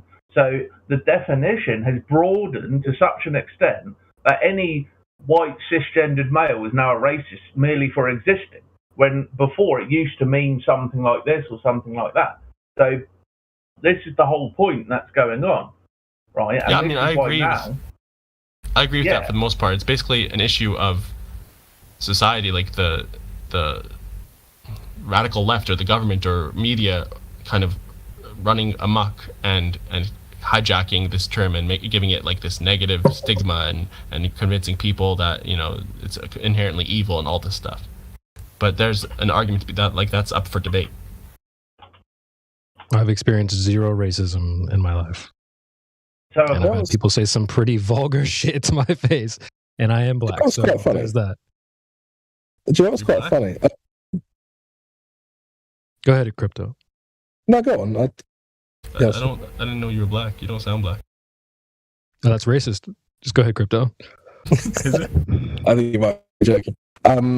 Like I don't look like a typical white person. I've got some, let's just say, interesting look about me. I'll just say that. And I often get people ask me, "Oh, where are you from?" Like this question, "Where are you from?" Arab. Right. No, I'm pretty sure I'm white, but I certainly don't look typically English. Like, certainly not. And I often get people. It's actually exactly. It's normally Irish people that ask me. Like, it's the Irish people in London. They say, "Oh, where are you from?" And I'm like, "I'm from London." And then no. Where are you from? And they do that. They say, "Oh," and then you start to go into it. Whatever. I've been told that that's racist, right? So to ask someone where they're really from, I've been told that that's a racist question. But people ask me that like all the time, and I don't care. So do you see why I don't take it seriously when people cry about this stuff? Because actually it happens to me and I don't care. Yeah, I wouldn't call it that a racist question. I think whoever says that is just kind of off their kilter. Well, there was a sorry, Christian, but just a sec. There was a case in England where a woman called Marlene Headley pretended to be African and she was actually a West Indian. And someone asked her where she was really from because she came up with an African name that didn't make sense. East Africa, and the last name was from West Africa or something like this. And so obviously the person was like, "Where are you really from?" That was more of a, "I don't think that's your real name" kind of question. And then they got accused of racism and thrown out of their position and whatnot. I don't know exactly what happens, but that shit happens to me like probably once a month in London. I get people ask me that question. Yeah. Right. And I don't like cry victim. Like, I don't care. I have to like, in terms of like born and raised or ethnicity, I have to like kind of figure out what they're talking about. Yeah, exactly. Yeah, I get that too. And it's not a problem. It's not an issue. And I just explained to them, I know I don't look like a typical English person, but I more or less am, whatever.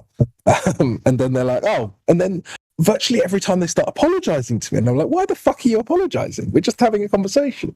There's no like, and then I realize, oh yeah, this really matters to people, Yeah.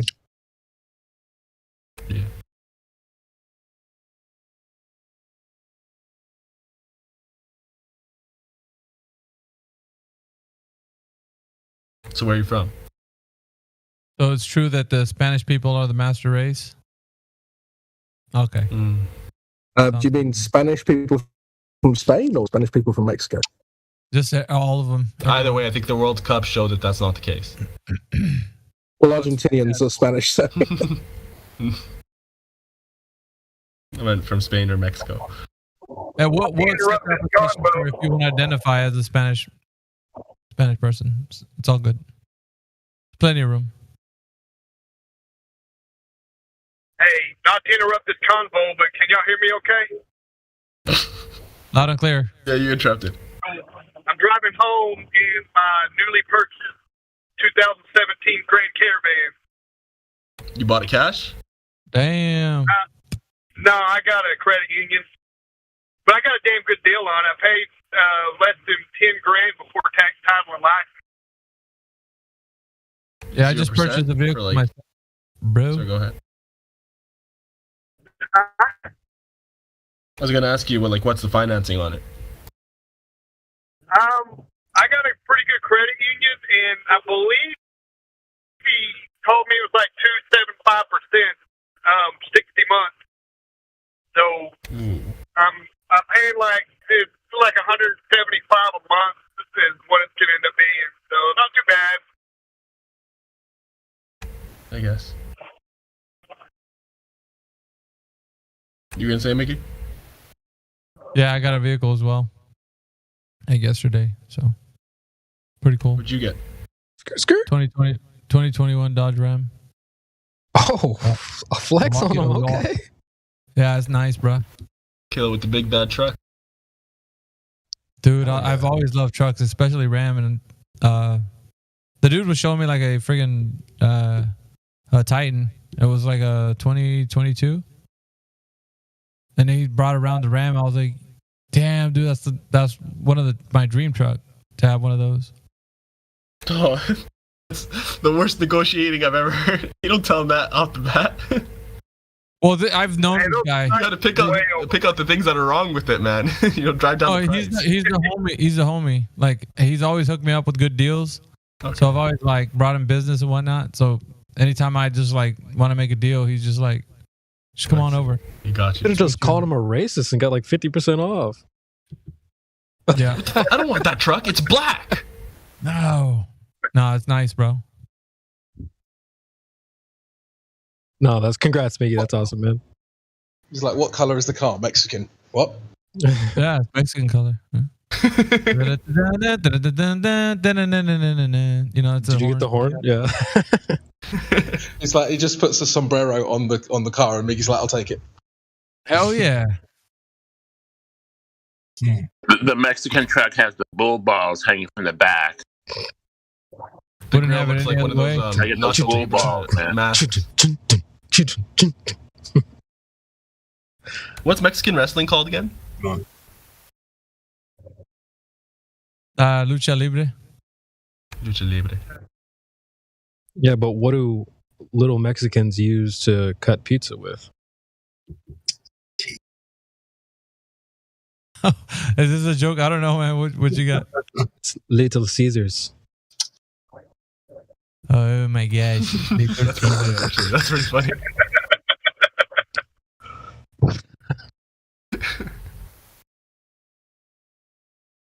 I used to know some Spanish jokes, man, but like I said, they're a bit racist, and I don't want to tip Little Caesars. Little Caesars is racist against Rome. We're hitting the limit from racism stuff, and then people are going to get upset in YouTube chats, and they might want to shadow ban us and whatnot. So, and it's about my own race, so.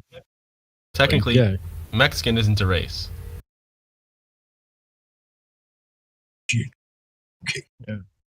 I feel so offended by that remark. Mickey, are you telling us It's a nation. Mickey, are you telling us that we Mexicans talk about this? Yeah, you can't. Only the Mexicans can. Oh, you should just left that Mexicans. Yeah. It's just like every Asian person you see is from China. Every Spanish person you see is from Mexico. They usually doesn't matter where. That's it, right. It's a Mexican, not Mexican. Yeah. You know what's funny though is like I don't know if you guys get this in America, but in England, like when you speak to Asians, especially like, let's just call them the Chinese variant, so like the Singaporeans or Hong Kong or whatever, and you say, "Oh, you guys are good at maths, right?" They all go, "Hell yeah, we are!" Like they don't give a shit. They're like, "You're fucking great at maths." You know, what are you gonna do? You're damn right we are. Try to tell them Yeah, but you have to ask them how's the dick size. They get upset. Try telling black people how good they are at crime. That never goes down well. Shots fired.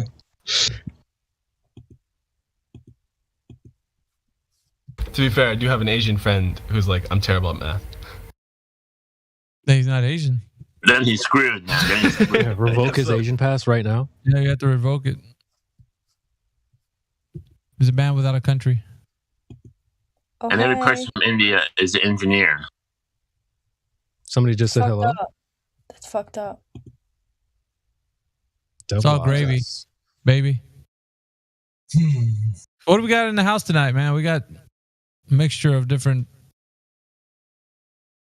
people in here. We got all kinds of stuff. What are we going to pull out of the bag of tricks there, CB? Who do we have up next? Come on down. We got people from all different time zones here tonight. I wonder what the demographic breakdown of flat earthers are. I heard there's a lot of Brazilians. There's a lot of Alright, flat if you're earthers in that demographic. If you're over 40, raise your hand. Because, I mean, we got the old heads in here tonight. There's a lot of flat earthers. Amish team. Shout out to the old Wow, heads. like 17 of you raised your hand. Saying, man. Can't get with you youngins, man. You guys, with you and your fancy I thought book it'd be a little learning. bit more. Your freaking percentage. Dude, hey, man, did you ever graduate from college yet? Weren't you going to take classes? No. How'd that go? I graduated before I even joined this server, so Oh. yeah, it's been a minute. And where have you been, dude? Yeah, we need accountability now with this roll call. What you been doing, man? I don't know, man. Been hanging around the block, say. We've been hearing rumors that you've been talking smack, Holmes. Yeah. Los I'm about to pull vatos up locos on come you. at me anytime, man. Orale, say. This guy got some spunk on him, eh? Yeah. Nah, I don't You know, look man. like you're from around here, is he? Hey, you don't look like you're from across the way, eh? That's You're in the my wrong grandma's house right territory, around the Holmes. corner. I don't like the way you're looking at me, dog. Because I like you.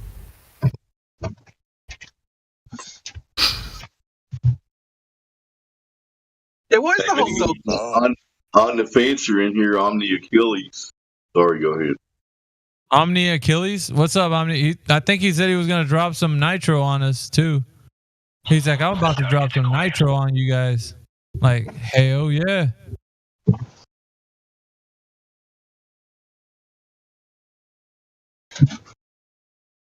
Can't talk right now.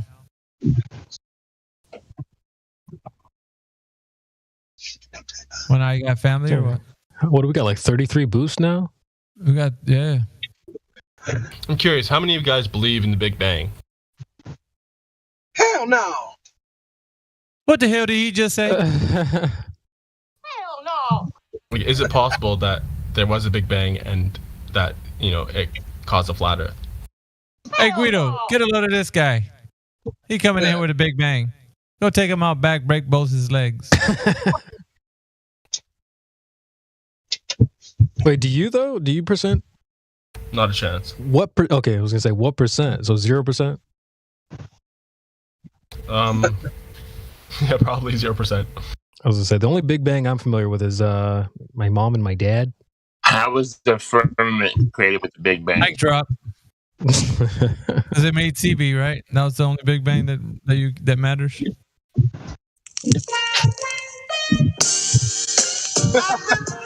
That's a bang right there. There's about to be another one too. Yeah,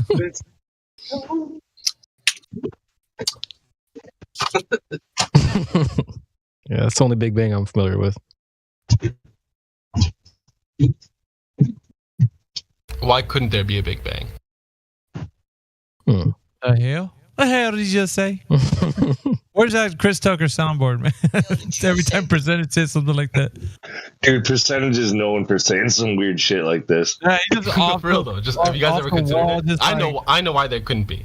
I'm Dude, wondering why if you guys isn't have there thought like about it. lizard people like running around with forked tongues, just like licking the air and tasting it? Insane, man. I know what's happened. Percentage has got bored of trolling Globers, and so he's given himself a challenge. He's going to troll Flat Earthers for a week. Is that it? Oh shit! Yeah, he does it every now and again. It's like, is it time yet? The cycle's repeating I itself. remember correcting you last time, Percentage, because like they were going to ban you, and then I said, "Don't ban him.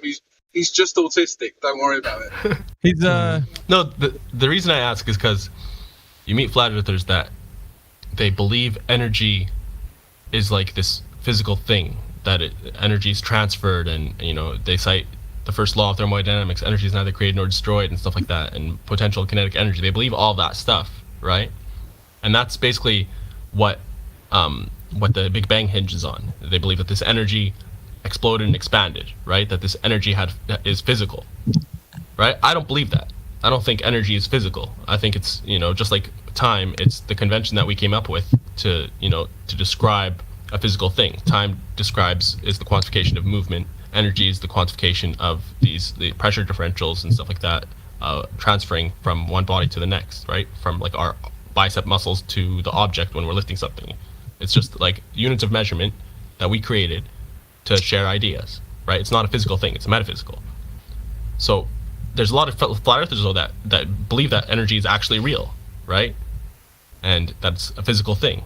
And that's why I'm asking, why don't you believe that the Big Bang can work? My reason is because energy isn't physical, so it couldn't possibly physically expand, just like time can't physically bend or dilate, right? But I'm curious to hear what other people think. It's just exercise in futility, man, to be honest. Because these concepts or philosophies are they're just tangents, I guess somebody would get on. I mean, I used to make stuff up in my mind. I used to think it was like a heartbeat. I was like literally like making stuff up in my head about the Big Bang. So I'm sure that's what other people who believe in it are potentially doing as well. Just making stuff up.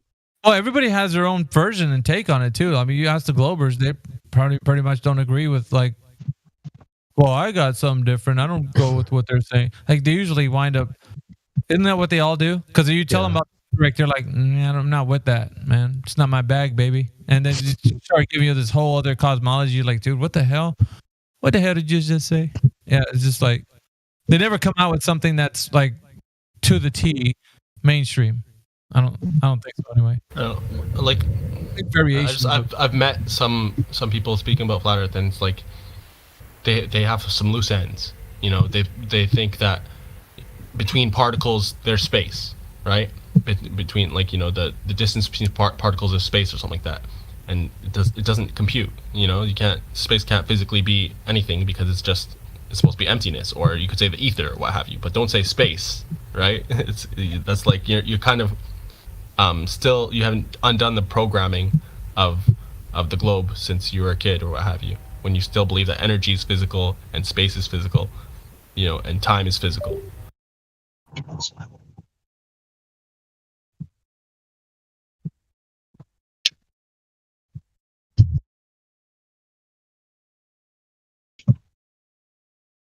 You get me?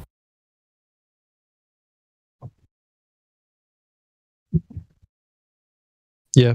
I'm thinking about the Big Bang thing a little bit more. I haven't come across anybody who's like, yeah, I definitely think Big Bang plus flat Earth.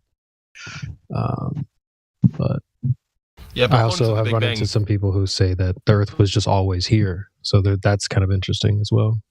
That's actually more logical than the Big Bang, because the Big Bang, they say that, like I asked a couple people, some Globers, how, like, can you describe the energy of the Big Bang before it banged?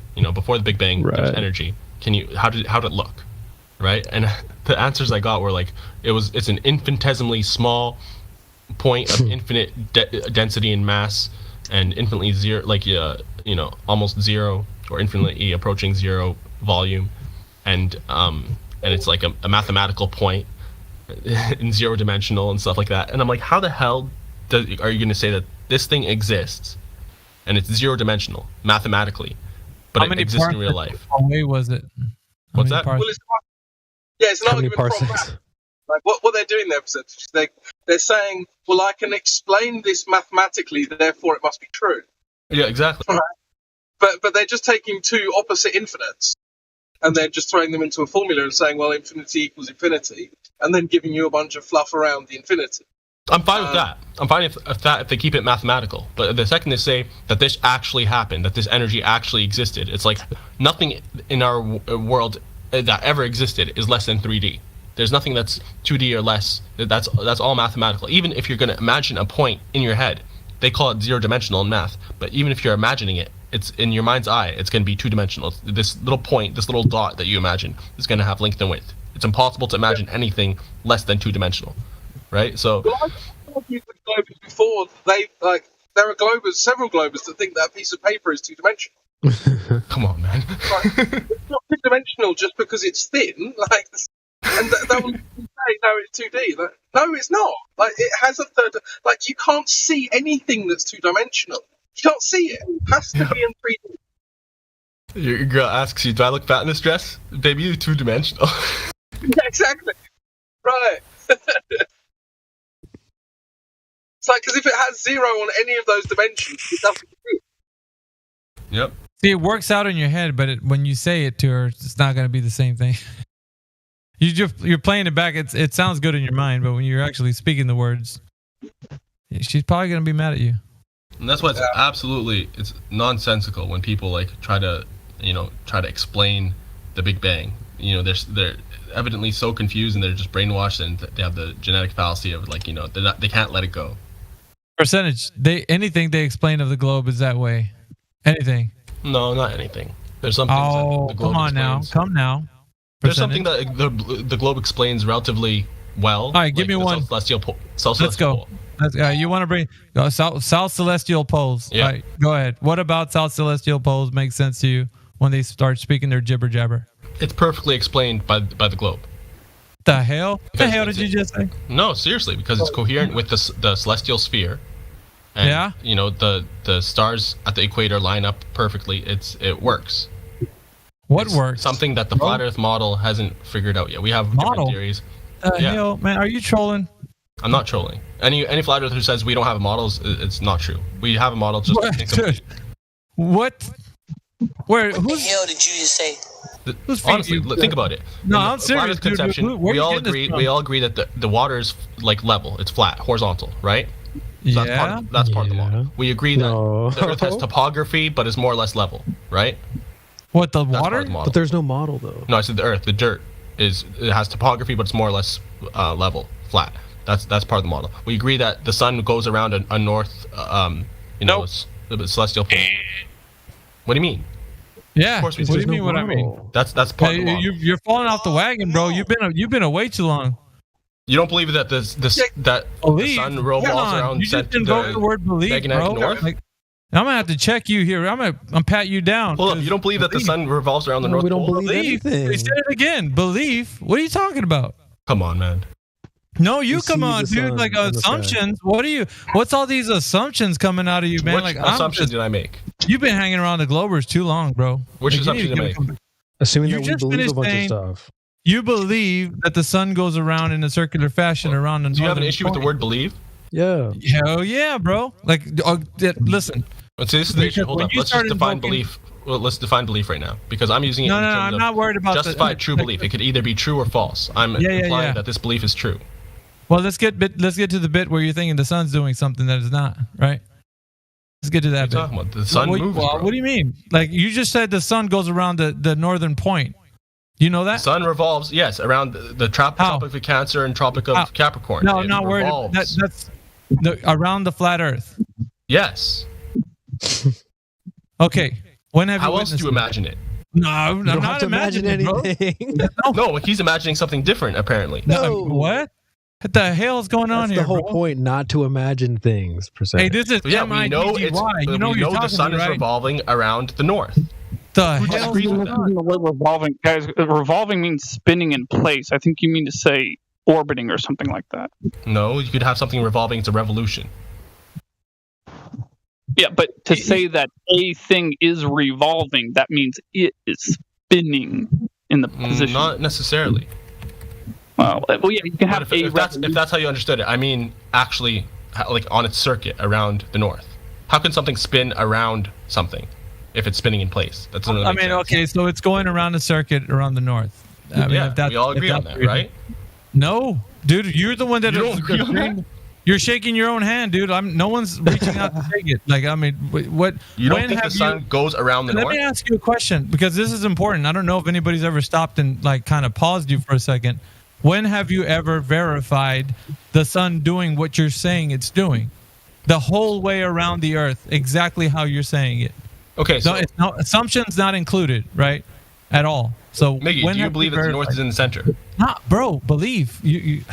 Like, I'm asking you a question. The verification. Do you know why you have an issue with the word belief? Now, I'm having an issue with your idea. North Pole is in the center. Percentage. Your idea of what you think the sun is doing, and then saying that, well, don't you guys all believe that? No, bro. Like, there's Like when we say things, it's because what do you think the sun's doing? That's not the point. The point is, it is the point actually, because this is something I'm saying. All flat earthers agree that the sun is going around central north. You're asking me the question. You're the one that said that it's doing something, and I'm just simply what I'm doing is pointing out to you that you don't know that, but you're assuming. I do know that actually. No, you don't. You don't. Okay, then verify. If you want to offer an alternative, by all means. But all flat earthers agree that the sun is going around as central north. The north is in the center. Don't put words in everybody's mouth. The south is like Antarctica or beyond. Let's get real, bro. You can't put words in everybody's mouth. You're not divining everyone's thoughts. Okay, fine. If you disagree, then go ahead, tell me. Yeah, but I'm disagreeing because I'm saying you're invoking the word belief, and I've never said anything about any belief. I'm asking you. See, here's the thing: it's a shakedown. I'm patting you down, dude. I'm asking you, what's going on here? Like you're coming in here saying the word belief, tossing it around. Like, don't you guys believe? I'm like, well, there's nobody saying anything about belief nothing. Can't have evidence? I'm talking about what your claim was about the sun doing what it's doing. I know you kept saying, I know. I'm like, no, you don't. You don't know. Can beliefs be justified with evidence? You're getting away from how many questions do you have, bro? Why are you? It's a very simple question, man. This isn't for me, bro. This is your concept of what the sun is doing. No, because you're misunderstanding me when I say the word belief. You take it to mean like some faith-based thing that doesn't have evidence. That's what it seems like. I'm saying belief can have evidence. It's justified. These are things we know, that the sun is going around a central north. Who's this we? You're invoking like we as humans know that the sun is going around central north. Just every person believes relativity, like even in terms of globers, they believe relativistically the sun goes around central north. Yeah, belief is a great word to put that what people are thinking right now, because that's exactly the right word to use. But flat earthers believe that the sun goes around central north. No, do you deny this? Yes or no? Bro, you don't know that. I do know that. How? How? Because that's something that's key, central to the flat Earth conception. No, it's not. Yes. There's no flat Earth conception without the sun revolving the way it does. You got it right at the first part. There is no flat Earth conception. We don't need to imagine or make up or create a model or anything. Man. No, that's you. Yes. You guys are lying to yourselves. Like there's no flat Earth conception. X. No, we agree that the Earth, that the water's flat. That's true. Part of the conception. You can't just deny that. There's something that's just reality percentage. Yeah, it's reality, sure, but so that's we don't need what to makes perceive anything. That's just what it is. Absolutely. So now, but our reality is composed of core things that you can't deny. You can't deny that the water's horizontal. Okay, but we don't need to attach things to a model. You can't deny that the sun revolves the way it does. What? What? You can't deny what? That the water's flat and the sun revolves the way it does. You can't deny these things. What do you mean that it revolves the way it does, dude? What? That's the part that you're attaching something you see in reality, and then you're around the north. You don't see in reality. Can I point out something? Percent, I think you might be getting observations and beliefs confused. They're not the same thing. No, they don't have to be different though. You can have beliefs that are based off of observational evidence, empirical evidence. You don't observe beliefs, dude. What is a belief? Do you guys know? Not what you're talking about. Epistemologically, what's a belief? What's the classical definition of belief? Okay, we don't believe. So next thing. What's the classical definition of knowledge? Hang on, percentage. Morvis can barely be heard. Morvis, go ahead, sir. And I ain't never seen the sun revolve around anything. I see it come from one direction and go disappear the other direction. Absolutely, but if you increase your data points, you'll see that if you never lose sight of the sun because you have other people that you can communicate with, you'll know that it goes on what we call the tropics of Cancer and Capricorn. That happens regardless of whether you believe in a globe or a flat Earth. That happens as a fact. Bro. Can you elaborate on the part earlier, though, where you're saying that a belief and an observation can potentially be the same thing? Can you elaborate on that thought? Yeah, because knowledge is classically defined as justified true belief. Okay, so the justification is the empirical evidence, the observation, and that's what justifies your belief to be true. Just because you say belief doesn't mean it's faith-based. That's not the disjunct that's happening here. Slow down, percent. What you said isn't necessarily untrue, but it does not mean that an observation and belief are the same thing. Even the way you just stated it separates the two. I didn't say they're the same. I said they're not mutually exclusive. Well, they are. That's the point I'm trying to make. Not all the time, but I'm saying they're two separate. Forget about mutually exclusive. They are separate words with separate meanings. Absolutely. They don't mean the same thing. Yeah, we agree on that. Yeah, but I mean, a minute ago when you were talking to Miggy, it didn't sound like that the way you were talking about. No, I was saying beliefs can be justified with evidence. The evidence is the observation. When have you observed the sun to go all the way around the earth and come back to the same place it started where you were at? I never personally observed it, but that's why we have it's not people. something you know. It's just a belief that you have. No, because we can appeal to other people. What you mean, no, bro? Like, when have you said that? Yeah, I'm saying no, you're wrong. Because we can increase the data points just for myself. I don't have to only observe it for myself. Increasing data points, man. Like you're going off the rails and spiraling when I tell you, when have you verified the sun do what you claim that it's doing and you say you know that it's doing it? Are you denying that people see the sun in different parts of the world? You're not answering my question. That's a good lawyer way of just skirting around the... Yeah, answer the question. No, you're trying to pigeonhole it to what I can personally verify. Well, what's wrong with that? What's wrong with that? That need not be, because we have other people that see the sun. So we know it's an Miggy, come on, man. We know it's a fact that people have the sun. The verification part of it need not be, right? Let's not verify things. I said me personally verify all of it. I'm talking about where you're seeing the sun, bro. You mentioned multiple data points. How do you know that anybody, like another person, is like a half semicircle around a central point from where you're at? How do you know this? First off, I've traveled to different places, right? I've spoken to people, and this is just like not kind of appealing to bigger technologies. I've spoken to people while it was night for me and it was sun for them. You know, there's no dispute between sunrise times, moonrise, sunset, moonset times. This is stuff it's been mapped out. Like Eratosthenes all over again, man. Like, what's going on? No, it has nothing to do with Eratosthenes. What? We can empirically observe. No, he when needed the sun a friend that was like 500 miles away. Dude, you can't say that it's damn good evidence, man. Like, that's lawyer speak for you don't think know. Empirical evidence is good? No. What you're saying now, I know what empirical evidence is. Don't give me this like runaround of like using the word empirical evidence and then saying I don't believe in empirical evidence. I'm asking empirically, that's not good evidence. No, you've basically said that you haven't verified it, but you know. It's like, then that's the thing. Like, we're hinging on the fact that you don't know, but you're using a lot of like mishmash, like kind of dodge the bullets kind of thing, just to get your point across that you know. It's like you don't know. Are you denying that the sun moves? What? But that's not what you said earlier. I'm trying to get clear what you're denying, Mickey, because you sound like you're poo-pooing, but you have you're not saying anything. I'm poo-pooing on your idea that you think you know. Yeah, for lack of nothing of substance. You're not adding. Are you saying? Yeah. Make your contention clear. So, what do you contend? Go ahead, Gypsy. Go ahead. I see the disagreement and what Mickey is referring about your personal experience and what you have verified, obviously.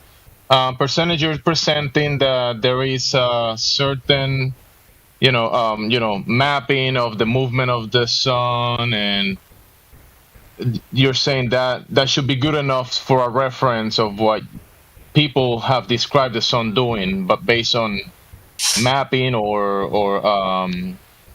align areas in the ground or something like that, that kind of talks about the movement of the sun.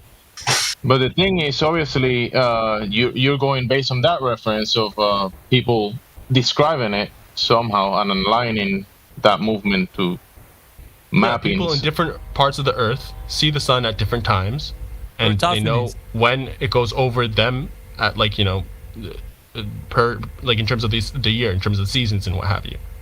But it's still a description of a description of the observation, but the conclusion is not. We don't have a complete conclusion of what it actually is and how it actually works, do we? Sure. Yeah. I know. There's people that disagree as to whether it's flat or globe. That's besides the point, though. In terms of flat Earth, we agree on the effect. We agree on this observation that the sun goes around, travels. I'm not even talking about the globe at all, or flat or whatever shape. I'm not talking about shape. People from the ground collectively can observe the luminaries doing, at this point, the sun doing a transit, and you're saying that the recording of it in maps and things that kind of gives you you actually think that is valid. I would be careful about saying maps because it depends on what kind of map you're talking about. But yeah, basically we have figured out where like the sun goes over plots of land at different parts of the year. We know how the seasons work. Yeah, but that's still not answering the question that you validate, saying that you know that the sun's doing something that it's a claim. It's basically a claim that you're saying. You know that the sun is doing something. Substantiated over thousands of years. And I asked you the simple question, how did you verify that? And then you start going all bonkers and spiraling and saying, well, what do you mean? You don't believe that it's doing? That's not about what I believe. It's fair, actually, Miggy, because you're not going to contest something dishonestly, right? So if you're if you're honestly contending that the sun moves over the tropics, like as the seasons change, as we all know it does, then you have to give me a reason why you're contending it. Because if you're just saying this, that's not what you said, that's an issue. That's not what you said. That's what I said. I said the sun revolves around the central north in the flat Earth conception. Okay, no that's flat different Earth than what would you just said disagree 2 with that. seconds ago, though. You just finished saying no flat earther would disagree with that, dude, and I disagree with that. Like, so why? Why do you disagree? Settle down, Beavis. Like, I mean, I'm telling you why. Because you can't verify the thing that you're saying. And it's as simple as that. I don't have to pull out fancy words or think of different concepts because you cannot verify it, neither can I, nor can anyone else. So it doesn't matter how badly you want this to be. It's not the case. So you're denying the seasons then? That's wow, dude. Like, okay. You sound like a you can't separate these things. You're either denying that the sun moves around the tropics, like around the land that it does. I never said that. That's not what your original premise was. That's different than your original premise. What's the original claim that you're saying? I said that flat earthers part of the flat Earth reality is that the sun moves around a central north. Yeah, but okay. Are we talking about some type of concept? Because flat Earth is just a description. I don't think you can say flat Earth and explain the luminaries and the works of the heavens above us. I mean, just the sun.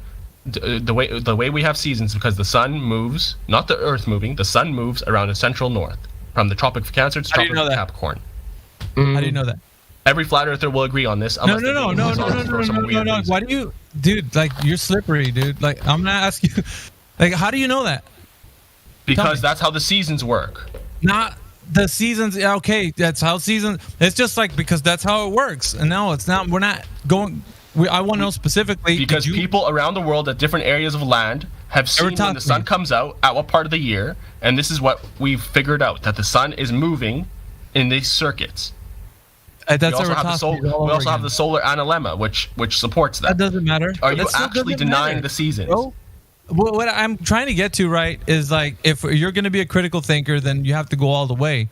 If somebody asked you, how did you verify this? Then the rebuttal to that would have been, well, check this out.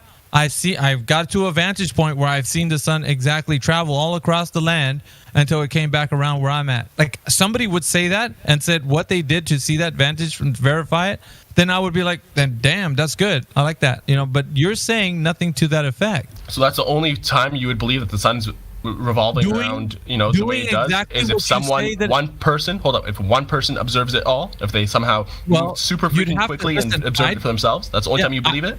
I would say that the only person that can actually see that is a creator. But here again, like, for you to say that that's the claim that you have, it's a bold claim, because when I ask you if you can verify that, it's the same claim that people have with the ice ring around FE. Now, there's other things, right?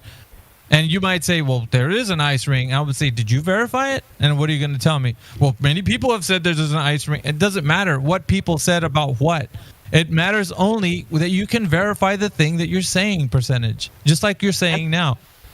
So, and that's all that really matters. Like, it doesn't matter the concept. Like, you can think of whatever the flat Earth is, but when you start attaching it to, it just has to be. It just has to. No, it don't. What if water require a container? Listen, percentage. What you just described you of seeing the Earth make an orbit above the Earth and seeing it from a vantage point the entire time. You just asked him, oh, so that's the only way you'd believe that? The percentage. If somebody did that, what do you mean? Miggy, if Miggy were to see the sun make a full orbit above the flat Earth, that wouldn't be believing percentage. That would be knowing. But you can't know that. You can't get that vantage point. So it's just a mere blind belief at the moment on your part. It's not a blind belief, because we have a bunch of evidence from all people in the world that constantly have the sunrise and sunsets that they have. Now, unless you're going to say that that people somehow are solipsistically looking at their own versions of suns or something like that. Some ridiculous nonsense. Man. It doesn't apply. That's not the point, We're looking at the same sun, and we have the chain is never broken. Whatever, everybody sees like wherever they're at on whatever land they're in. Percentage, they see the sun do what it does from their vantage point, right? Mm-hmm. And all then those when you vantage move points together, give us a circuit. Yeah, but you're just equating that in your mind to make it like some kind of projection of some map or an idea or a concept or whatever. No, but the I'm not. thing That's just how it works. Yeah, no, it doesn't. That's what we Dude, figured out over human history. We all agree on these sunrise, sunsets. We've used them to. We all agree. Calendars. Dude, relax, dude. Nobody's. You gotta relax on that. We all agree stuff, man. Nobody's agreeing with you. I don't need to because you're the one that's just you're contending without reason. You haven't shown without reason, bro. Yeah, without substance. There's no substance. My telling you if you haven't verified the thing that you're saying your claim. I'm saying it's been verified. Is it reasonable or not for me to ask you, have you verified that claim that you just No, it's said? Unreasonable because it's been verified. It's unreasonable. Well, there it is, right there. That's it's the point. Because it's been verified over thousands of years. No, it has not, bro. What the hell are you talking about, What's going on here? The sun moving has been verified over thousands of years. The circuit of the sun. You know what? Way to Cancer, go, Tropic, dude. and the sun moves and across Capricorn. the Earth. The sun moves across the Earth. Yeah, that's thanks to Captain Obvious and his faithful sidekick, Duh. You know, like we already know. What are you contending? I'm contending. I'll say this. Like, how many times have I said it'll be like? Is there a center of you? Where's the center of you? I don't have a center. Okay, so where is this? How do we know that that's the center of the Earth? It doesn't matter as to whether. Thank you. No, hold up. I'll rest my case here. No, hold up. Don't be dishonest. Let me respond in kind. I'm not being dishonest. That's the. Let me respond in kind. I never claimed that there's a geographic that goes around the geographic North Pole. I said the North Pole. Okay, so that means like the celestial north. Yeah, and yeah. Now we hold that the celestial north is the center of the sky, right? The little part that Polaris barely moves around, that celestial North Pole, is the center of the sky. The sun goes around that sky. It goes from the Cancer of Capricorn to the Tropic of Cancer. It's the celestial, the celestial like map, the ceiling that we have. In proximity to your location, wherever you are, you see the sun closer or farther away depending on what season it's in. But you can't verify this circuit going around the Earth, making its complete revolution all the way around to where you're at once again the next day. I can't personally, but there you go. People That's everywhere. There's people on the land everywhere that do. I don't. That. So what? They're gonna. I'm gonna ask them the same thing. When I'm done with you, I'll go ask them. Have you seen the sun go all the way around the full circuit, all the way to comes back to you? And that's why I'm saying you're not being reasonable, because a reasonable person. They're gonna tell me the same thing you did. Percentage. No, they haven't verified it. A reasonable person would take all these independent data points and culminate them into what we know as the circuit of the sun that's going around. You know, the that's what a glober does. That's what globalists do, man. That's not. That's common sense. That's not common sense, man. That's how you want to reason with this idea, this concept, this flat Earth concept that you're trying to shoehorn into your like paradigm, and it's just not. Nobody. You're like we all honest, agree. You're sensible throwing everybody into the mix, bro. You're not being sensible or honest. I don't know which one it is. No, I'm actually being somebody who's actually bringing to you the idea that you haven't critically thought about this particular point. Maybe you have on some other points, but not this one. And there's a few others probably that are still need to be. So are you saying that there's a plausible alternative, that you have an idea in your head? No, sir. What I am saying is I didn't make a claim. I didn't make a claim. I know. No, but are you saying that only that there isn't enough evidence for me to say what I'm saying? But I said you haven't, or that you have a different idea in your head. No, I said that you have not verified it, nor did anybody else. Not a single soul on Earth has verified the sun moving in a circuit around a central point. And for us to say that that is what's going on, then we need the verification method for that. And if that hasn't been done, you can't say you know. You can say, I speculate. It's my speculation that it's doing, and I would be just fine with that, because that's okay. So let's take your threshold for evidence right here.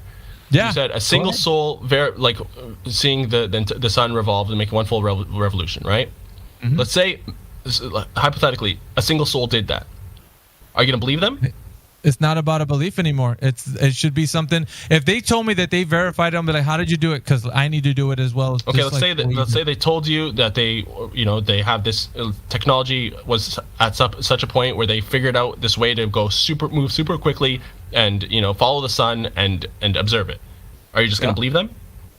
What do you mean? I can't, because they're going to give me the verification method. Then I can do it. It's going to be falsified. So it doesn't need to be. It doesn't need to be a single soul. It needs to be you, right? No, it needs to be something that the standard has to be put up that it can be falsified, right? So you can repeat the test, and you'll give it to somebody else, and they can do it too, and we can all do it. So the method is going to be able to be scrutinized to the nth degree. But will you believe it if everyone did it but you? Everybody collectively is going to be able to agree that it can be verified. That we already agreed on that, though. That's the thing. You're saying now that a single soul needs to do it. I'm saying if a single soul did it, you're not going to believe it. You would have to do it yourself, right? If every single soul in this world did it except you, you're still not going to believe it. You're going to have to do it yourself, right? The verification. Listen, at that point, it becomes it's like it doesn't matter anymore because it can be done. It's like me saying, well, you can travel to China. You're like, I don't want to, because I don't believe China exists. I'm like, well, you can go there if you want. Like it's you can verify that it's actually a place you can go to. And so when the verification method is there, you just don't want to. That's different. But if it's there and you can go and do it, then it's available for everyone to scrutinize, repeat, and do the test again, and falsify it, and do all that kind of crazy good stuff. It's empirical at that point. All right, so it doesn't matter. It starts becoming objective reality, objective truth, and you can't deny it. It's self-evident at that point. Because there's a standard by which it can be done and scrutinized and done again. So let me make the analogy parallel with the China thing. Imagine you had people, plenty of people going to different parts of China. They never one specific person didn't go to more than one part, but a bunch of different people went to different parts of China. All right, this happened for thousands of years. They went to different parts of China, every single different part of China, right?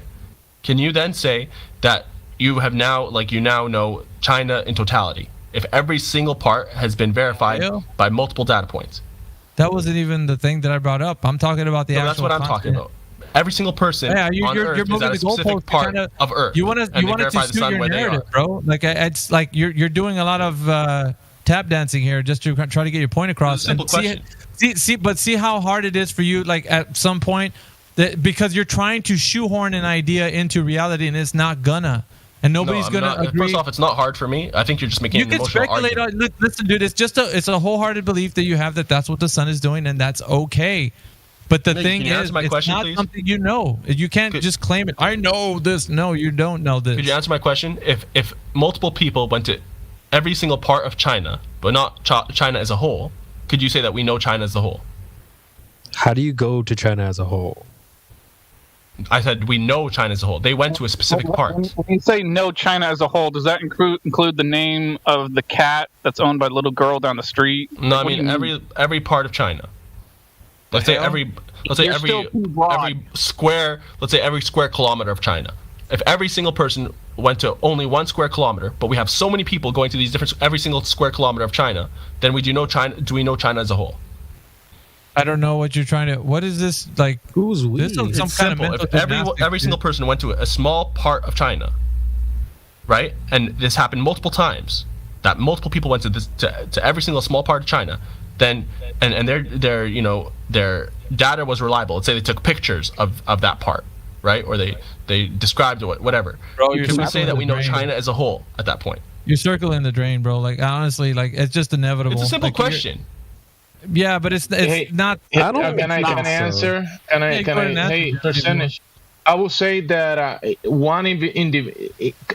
as collectively, a lot of people will know specific areas of let's say China, like you said, but one person won't be able to know all of those individual pieces by itself. Absolutely, because I agree. Let's say China is 3.7 million square miles, right? Can you actually in your lifetime explore that much mileage of the world and know every single part of it by yourself? Exactly. I don't think you should or could. I mean, you might be able to, like, depending on some sort of if you spent your life doing it, but it's not necessary. I'm saying you can rely on all the data points of all of the other people, right? That are as long as they're reliable, if they have images or video or whatever, and we could culminate that into knowing China as a whole. We don't need to visit it ourselves only, which is what he's saying. We have to follow the sun at some superhuman speeds in order to verify that it's actually moving around. When no, we could just rely on the data points of all the people on the ground. That wasn't my claim. That was not my claim. You said one person has to see the entire revolution. I said if the verification method for seeing the sun do an entire circuit around the flat Earth, like that would be the thing that you need to say. I know what the sun is doing from where. Because I know China as a whole. You can listen. Based off all the individual parts. You can feel upset about it, man, but you don't know percentage. That's the gist of what I'm not upset. I'm just saying you're unreasonable. You can't verify. Your standard of evidence is unreasonable. It's nonsensical. You just can't verify. How do you know that you've been to the whole of China? I didn't how say do you know that? I said you know the whole of China. You haven't been to it, obviously. Well, how do you know? How do you know that you know the whole? Because every single square kilometer has been mapped out. There's overlap. How do you know that? So let's say these. What if you can't go to those panoramic? places? You know how what you if you can't go to the other places? I don't need to. How do you know you're getting a whole map? I can if I want to, but I don't need to. What are you talking about? So I could visit any one of these individual spots if I wanted to, right? But because there's reliable data from any one of these individual parts of China, and there's overlap. There's overlap. Let's say one person is 1 square kilometer, and there's the edge of their photo or video shows part of the other square kilometer, and that person shows the prior one. It's like all stitched together. There's overlap. Then I don't need to actually go to all these places. I'll know China as a whole with all these seen together. Are you saying this could be done on the world? I'm saying this is already done, has been done for thousands of years with the sun. I don't have to go to every plot of land where the sun goes over or follow the sun in order to know its revolution. You're going from plots of land to the sun. That's different plots of land see the sun at different times. How do you know? How do you know the land's been all? How do you know all of the land's been plotted? We don't need to plot all of the land as long as you have underneath the sun. If you're saying, you just need the path underneath the sun. The sun comes here and the sun goes there. You need to plot the whole land. No, you don't. And have a consistent map. Yes, you do. No, I'll tell you. To know that it goes. To know that it goes in your revolution. Yes, you do. You need to know all of the land. I'll tell you why. Because the sun has a specific circuit between a specific part of the world. It doesn't go. How do you know that? Because this has been mapped out again. It doesn't go farther north than the Tropic of Capricorn or farther south than the Tropic of Cancer. This has been mapped out. So those parts of land in that area are what matters. How do you know that map's correct? What do you mean? Man, there's people on the ground that have sunrises and sunsets. Should we just redo this, or do you just want to go on the air and look like a fool? What is it you're even talking about? That's the right percentage. It sounds ludicrous, man. You can deny it all you guys want. If you guys it's not about denying, man. The level of verification, if it's not there, it's really just a speculation you have, and that's okay. But you don't want to even have a speculation. You want to be someone who says, "No, damn it, I know." All right, it's like you don't know. Is the water flat? Oh wait, what's this? 20 questions on me, bro. Like I don't know. It's one question. Is the water Is this flat? your first day on the job? Are you a bit salty, bro? Miggy, hey, don't divert. It's a simple question. Is the water flat? I'm not diverting, dude. I'm just saying. You're scared. I got you. I feel you. You got me, bro. You got. Is the water flat? You got me, bro. Have you personally verified every single square kilometer of water of the oceans yourself? Yeah, exactly. You got one on me, dude. I don't know That's anything. What I thought. Yeah, there you go. You might want to take the bass out of your tone. I'm not sure you know who you're talking to here, but I've never backed down from anything, so check your facts. Check yourself before you wreck yourself. Percentage, you're saying that there is kind of like information that is collected and a database that is, how do you say, is valid, and you're saying it's valid to track the movement of the sun above, and you're saying you trust that information and you think it's valid. Absolutely, we tracked it. But my point more so was that his threshold for evidence is unreasonable and nonsensical. And by his own logic, if he says that we have to personally verify every single thing about something to make a truth claim about it, then he can't say that the water is flat or level because he hasn't verified every little part of water on the earth. He hasn't verified, that the land has topography everywhere. That's an all or nothing fallacy, and you know it. That's what you're doing. Fallacy. No, I didn't do an all or nothing fallacy. I said there's a verification method for checking to see what the sun is doing. Have you verified the water being flat everywhere? Yeah. The analogy is different though. Water everywhere. It's a perfect analogy. No, it's not. Water I understand everywhere. That you're trying to shy away from it though, because you're like to talk over your me argument. because you don't want me to say that the sun that you're viewing is moving. The water is where it's at. If it's a lake, you're staring at the lake. And tomorrow you'll come back, the lake's still there. Still staring at that same lake. It's not moving like sense of like going somewhere. It's moving in the waves and all that kind of good stuff. Yeah, I understand that. But as far as like the lake goes, it's still going to be there tomorrow. Save if there's not a hurricane that pulls it away or whatever. Like there's not something that. Let's say you don't have the full but it's not lake analogous in your to the field sun of view. moving, in a specific direction, east to west. Okay, there's a lot of characteristics that the sun and water don't have together, so it's not analogous. It is once again. Let's say first off, I don't know why you have to. It doesn't need to be a lake. It could be the ocean. You're not going to view the full oceans by yourself. Are the oceans going from east to west? The oceans are everywhere. You have if you're going to make any claim about water in totality, you have to verify it everywhere. According to you. Are the oceans going east to west like the sun is? It doesn't matter, bro. It does. The point is, your analogy is going to fall apart. You're mixing the analogies. You're getting confused. It's not. You want to make it analogous, and I'm telling you it's not.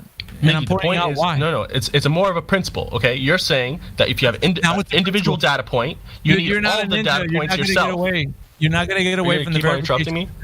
You can't verify the sun's doing that on flat Earth, and you want to, and you're kind of throwing a fit right now. It's a bit of a tantrum. And no, you can't verify that every part of water on the Earth is flat. You can't personally verify that. Okay, percentage. What is this dude talking about? I don't know. That's what Miggy's saying. One single soul I don't hear Miggy has to verify all of the water is flat in order to say that the water is flat. Just like one single soul has to verify the entire sun's circuit to say that. What is the sun exactly? What is the sun? We don't know. We don't need to know. All we know is that we observe it. So, but you want to try to say what the sun is doing? Yeah. Yes, it's moving. Gotcha. Do you deny that? Gotcha. Because we know what water is, and we know what water. Hold up, Creation. Do you deny that the sun moves? You don't know what the sun is, but you want to try to say. Do you deny that it moves, bro? I see the sun moving, but I'm not saying all the stuff you're saying it's doing.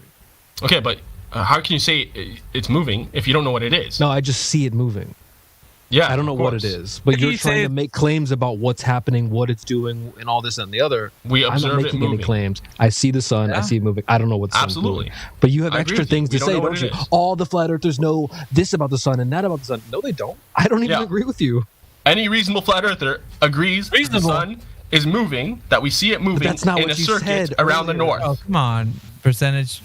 People here are reasonable, bro. Like you're just saying any reasonable. If you disagree with what I just said, you're not a reasonable person. You've added a lot of caveats since that first statement, haven't you? You just want people to agree with you, and those are reasonable. The ones who disagree with you are unreasonable. That's a fact, actually. If you disagree with that statement, you're unreasonable. Well, that's not the statement you made originally. So you agree with that one then? Well, I mean, you've gone and changed it about 50 times now to make some more sense, so people will eventually agree with you. But I mean, okay, but Miggy still disagrees for whatever reason.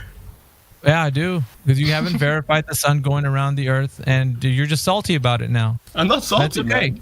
You're very salty. You can't understand that your own logic. You can't say and shoots you in the foot. Not really. You started off by saying there's a model, and everyone knows the sun does. That is the model. Yes. No. The real world is the model. No, we don't live on a model. Earth's not a model. If we were going to model out our reality, we would have flat water, and we'd have the sun moving in its circuits the way it does. I don't know what you're talking about, because you don't need to make a little toy of the Earth, and I don't know how you would model the sun when you don't know what the sun is. You don't need to know what it is. You could. All we do, we observe light shining on specific parts of land, right? We don't know whether or not there's more land in the center or this or that, or what the sun's made of. All those things. Sir. That's why the model is incomplete. Our knowledge of the world is incomplete. That doesn't mean there is none. It's incomplete, yet you know. See the contradiction there? It's incomplete, yet we know. Yeah, we know some of it, but not all of it. That's what makes it incomplete. Yeah. Do you have English comprehension issues? No, dude, you don't know what you're talking about. So don't worry about other people comprehending English. All right. I verify what you're saying, bro. Like that's. It's not. What are you trying to say? That's a high standard. That what are we doing here? We're making such high standards. Well, damn, man. Like that's what's going to keep people Mickey, from just don't say that all the water is flat. Then, if you haven't verified every part of water, I want you to verify yourself every single drop of water on the earth. Good luck. Is that not an all or nothing fallacy? Because we know what water is. That's what he's been doing this whole time. And we know how water behaves. You're trying to say what the sun is and how it behaves, and you don't know what the sun is. We know what water how it is, behaves over the earth. No, you don't. When we observe it, sunrise, sunset. You don't even know what it is. That's the thing. When it leaves your sunset, where does it go? To someone else. How do you know that, man? Because we've mapped it out. Because people live on the earth for thousands of years, and we know the times that the sun. The sun goes to somewhere else, right? But what they're experiencing, you're not, because you're in another place. Yeah. So they're experiencing something with the sun that you're not.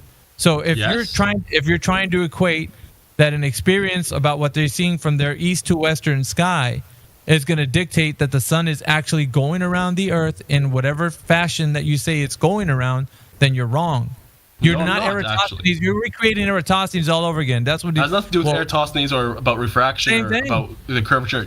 No, that's just a red herring that you're saying just to, but you're not going to have people jump on this like. You could have different idea. You could have different people experiencing different parts of water, but the experience is the same. They experience it flat, just like we experience the sun the same. They know what water is moving in our sky from east to west. You know what water is. That doesn't mean that now water is not flat, or now the sun doesn't move across the sky from east to west. We can know what water is. We don't know if the sun is physical, metaphysical. We don't know. It doesn't matter what the sun is. We observe it a certain. All right, fine. All right, here's another one. If it doesn't matter what it is, where is it? Yeah. In our sky. Do you know Whether that? It's a hologram or whatever, we don't know what it is, but we observe it in a certain area in our sky. You got a lot of unknowns there, man. Just so that you disagree with that? Maybe. I mean, where is the sun? How do you know where? How do you know where this? Okay, first of all, we don't know what it is. So you're saying it's in the sky, whatever it is in the sky. We observe it in the sky. Do you disagree with that? Okay, that's different than saying where it is objectively. We see obviously. I never said we know where it is objectively. I said it could be a hologram or. But you're going to go on and make claims that every flat earther believes X when we don't even agree, me and you. Every flat earther observes the sun going in a circle. That's not what you originally said, friend. That's not what you're making caveats. No, I'm not actually. I'm double downing, triple downing. That's why I called you out on the center. I've been saying this whole time. No. That's why I called you out on the center. That's why I asked, is there a center of you? You're like, no, of course not. But you're trying to say that there's a center of the earth. There's a center of the sky, not the You don't know what the sun is. I already cleared. But see, there's another caveat. See what I mean? It's not a caveat. You assumed that I meant geographic center. That's just what you said. North Pole. When I went, when I already clarified, it's the celestial North Pole. And you don't even know that. We do know that because we mapped out the sky. Who's we, bro? Like we as humans know that because we mapped out the sky. So just everyone, right? What do you think that like people that have done the solar analemma and they see the sun relative to the stars in a given part of the year and they've done star trails? What do you think like happened to all of that information? That's just like it's just lost? They're making. All that culminated in what we know as the celestial sphere. Making predictive values based upon whatever geographical location they're at, and they're using that, and whatever data points they come up with, that it's got the cyclical patterns that are happening over a time period, and it's like a clock, so they can predict with post-dict. I could say post-diction. So, but the thing is though, right? We're looking at the overall, the macro scale, the entire flat Earth. Did one single person map out that clock? Entire realm. So that is something that is unknown, even to you. So you can't make knowledge claims on something that's unknown. Predictive values, that's fine. Like there's no qualms with that. But when you start getting into these ideas of that we know, and it's like we don't know, and you're lumping everybody in. Flat earthers know, and then you get into this idea that if nobody agrees with you, they're unreasonable, bro. Like that's. Miggy, did one single person map out the clock? What does that have to do with the question that you're trying to make? Like you said, there's predictive or post-predictive value. There's post-predictive value, right? There's value in it, and it's always accurate, and we're never wrong about it. How did we get this clock? How did we map it out in the first place? I told you, everybody in a geographical location would see the cyclical patterns that the sky clock is doing, and just know that every year it's going to change and come back to the same. Absolutely. Did one single person do I'm not disagreeing with that. What I'm disagreeing with your knowledge claim. With your knowledge claim on what the hold up, is Mickey, doing one step at over a the time. flat One Earth. step at a time. You said people in different geographic locations, right? It wasn't one single soul, right? Yeah. What's your point? Everybody can see the sky and yet this clock map there. is accurate and it's never wrong. Yeah. And we rely on it, and the post-dictions are 100%, right? Yes, dude. Of course. I've never disagreed with that. Like, from where you got I disagreed with that point, I don't know. But okay. Because it sounds like you're going completely... Is that it? Point drop? Because, I mean... Against what you were saying earlier, but all right. We just ran off the cliff like Thelma and Louise? Like, what's going on? I guess, man. No, you're like Wile E. Coyote. I'm the road runner that stopped right in time. Alrighty then, man. I guess if you brought me to a point where you're just like, gotcha! It's not a gotcha, dude. You didn't verify the sun going around the circuit, so... All right. It's about all there is to it. We didn't map out the entire sky. I mean, we mapped out the entire sky, but we didn't verify the sun's position. What did you do, bro? What did you do? Because I didn't do any of the stuff. I'm sharpening flat earthers right now. That's what I'm doing. I don't think you are, because you're trying to make claims for all these flat earthers, and we don't agree with you. So you don't have to agree. Facts don't care about your feelings. Then you're wrong. But then you're wrong. Facts don't care about your feelings. You don't have to agree. Then you're wrong objectively. You're saying all flat earthers agree on X, and you have 3 or 4 or 5 flat earthers. Sensible flat earthers. Yes. So then you're wrong objectively. Sharp flat earthers. I'm trying to look another caveat. Look another caveat. Oh well, I'll just make 5 caveats to the original claim. Then I'll still. I didn't make a single caveat. Originally wrong, dummy. I didn't make a single caveat. Okay. I don't know. This guy. I think percentage goes in his own head sometimes. He's got it like he's just checked into like. Cool. I mean, let the audience decide. Hotel percentage in his mind, because there isn't any. We're hearing a bunch of like spinning out of control, like. Caveat, like I don't know, man. Honestly, you just can't make knowledge claims in here about what you don't know. That's all there is to it. Well, I know the sun moves around central north, just like any sensible person does. Central north, dude. Like so. Yep. Well, that's you say you know, but we all understand what that means. Percentage. Right. You just speculate. Speak for yourself, maybe. Well, you sound like a baller, dude. Yeah, he does. He does sound like a baller. Do I? You want to emotional arguments? You and your data points. Poisoning the well. You want to close your eyes and like click your heels and just like wish so bad on a star that this is what's going to be the truth. It's not, dude. At the end of the day, your bubble gets burst and you can't verify that information, and then it's just back to like, damn it, like I can't give anything that they're going to actually have. Because the thing is, like, it's always about the verification. It's empirical evidence. If you say you have a knowledge claim, then let's put it to the test. Whatever it is. Well, just know with your conception, then you can't make the knowledge claim that water's always level because you haven't verified every part of water. All or nothing fallacy. Which is what you were doing, man. What I was doing? No. I was telling you the verification. How did I talk about water in that way that you're talking about the sun? Because did I even mention water? I didn't even mention water. You're putting words in my mouth. I made the analogy. Yeah, I know. That's all you, bro. Exposes your argument. That's all you. You're the one doing all the all or nothing fallacies with like the idea that, you know, I'm the one saying such and thing. It's like I never said anything, bro. All I'm doing is checking you because you're in here with these ideas that you think you know stuff and you don't. How's it an all or nothing fallacy, by the way? Because you're claiming that if I say that I don't know that water's flat where I'm at, that I haven't checked water everywhere, so then I can't make the knowledge claim that water's flat. So you're saying all or nothing. It's either all of the water is flat every single place on the earth, or I can't make that knowledge claim. And you're just wrong. I'm saying that's the logic that you're applying to the sun. I agree that you don't need to see every little part of water to know that water is level. I believe that when you have enough data points, water every time you do it, once again for the I know law of nature really hard, that it's level percentage. It's really hard for you to follow, but it's the path of the sun. The path of the sun. We're not talking about what water is. We're talking about the path. You know, like when you go on a bike and you take You've never heard ride of an analogy?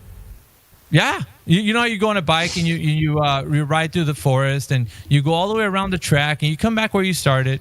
Well, that's a path. And you went all the way around that track and came back where you started. Mm-hmm. Now, somebody standing in the middle or on a very high podium could see the person going all the way around the track.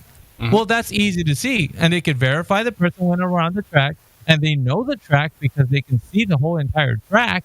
So it makes sense for them to say, I verified that person went all the way around that track, the path that they took to go all the way around that thing. And I saw the pattern that they made when they did that little trail. So I can say with verification, because I can also measure the distance, I know the path, I know exactly where they went. And so you haven't done any of this with the sun. I've done my little segment, right? Dude, you're really, I had to kind of bring it this way because I thought maybe you would have had like some knowledge about what I was saying, but you're no. I hear you. We all have a little path, right? Yeah. We're riding our bikes or whatever. If I'm riding my bike, I have my little segment, right? I have my little data point, right? No. The I don't see the sun? The sun is the analogy of the person riding the bike. The guy who's on the podium looking in the center is witnessing the sun go all the way around the path that it's taking and sees the path, and then I'm saying I have my little segment of seeing the guy on the bike. I don't have to be at the vantage point to see it all. I have a little segment where I see him pass by me. Yeah, right? Sorry, but that's all you see. You can't see the entire track, so you don't know the entire track. Okay, but that's the thing is, I have that little data point, that little segment. So what? Now the person next to me, the person a little bit ways away, he sees him from the tree that I just saw him pass. He sees from there to another place, and there's overlap. Yeah, it doesn't matter. Again and again and again, thousands and thousands of people seeing this guy go around his path. It doesn't matter because you don't know what that sun is. So it could be doing something when it disappears from your horizon. We don't need to know what it is to see how it looks. Like we see it looking the way it does. It doesn't matter because whenever the sun goes away from your horizon, it could be doing something else because you don't know what it is. It could be disappearing for all you know. And let's just say, right, for argument's sake, that we are just going to make the claim that we don't know at this point, right? We're just going to put us all in the category that we don't know. So the sun could be doing something because it's metaphysical. What if it's not even physical, right? You're not giving metaphysical. It the kind of property that you start to know what it is. You don't know. Hold up. Light is not metaphysical. It could be doing something else, and then you're making this knowledge claim as to you follow the path, and you know because another guy somewhere else is seeing something. But what if the sun disappeared out of your range, and you could? I'm just putting this out there for you, right? It sounds ridiculous, but at the same time, it keeps you from making knowledge claims, right? No. Okay, so the knowledge claim that you're making is that in the places where people aren't, where they're not, then they see the sun. Mickey. It's like the ocean, let's say, right? There's ocean. There's bits of places that people are not residing in. So what happens if it goes into an unknown space? What if it just goes somewhere, does something different? And now I'm submitting to you that if that is the case, and you can honestly say the sun does something other than what I can perceive it to see because it goes out of my perception, I don't perceive it no more. And so in the next person, it could have popped out in a different place for them and then did something else like in another area, or just because they live on you don't know the entire realm. You're making a knowledge claim of the realm that you live in. All right. I'm just saying. I hear you. Hold on. I hear you. Definitely. I would agree with you if there was no communication. If we were all in a vacuum observing the sun for ourselves, there was no sharing of information. Absolutely, I would agree. But the thing is, we do share information, and we can see that where I saw it, another person saw it, and the chain is never broken. There's always handoff between who sees the sun over this plot of land, right? And that's why we can map it out. That's why we know the circuit, because everyone has eyes on it at some point. Now, I have a question to you. How do you define sun? Define sun? That thing in the sky. What's your definition for sun? What's your definition for sun? What do you mean? What's my? I don't have a definition. There's only the definition that has been known to be used as. What is? So what's that? I mean, I'm not going to say I agree with it, but there is a definition out there for it. I don't define what the sun is. How about, in my view, it's just a label. I don't think we know what it is. So defining it, no one I don't think that helps. It's just basically just an agreed upon definition that people have had tossed around. I don't agree with it. I mean, what they think the sun is, but that's like the ball of gas definition. Okay, no, forget. No, they're going to say it's a star. It's just a label.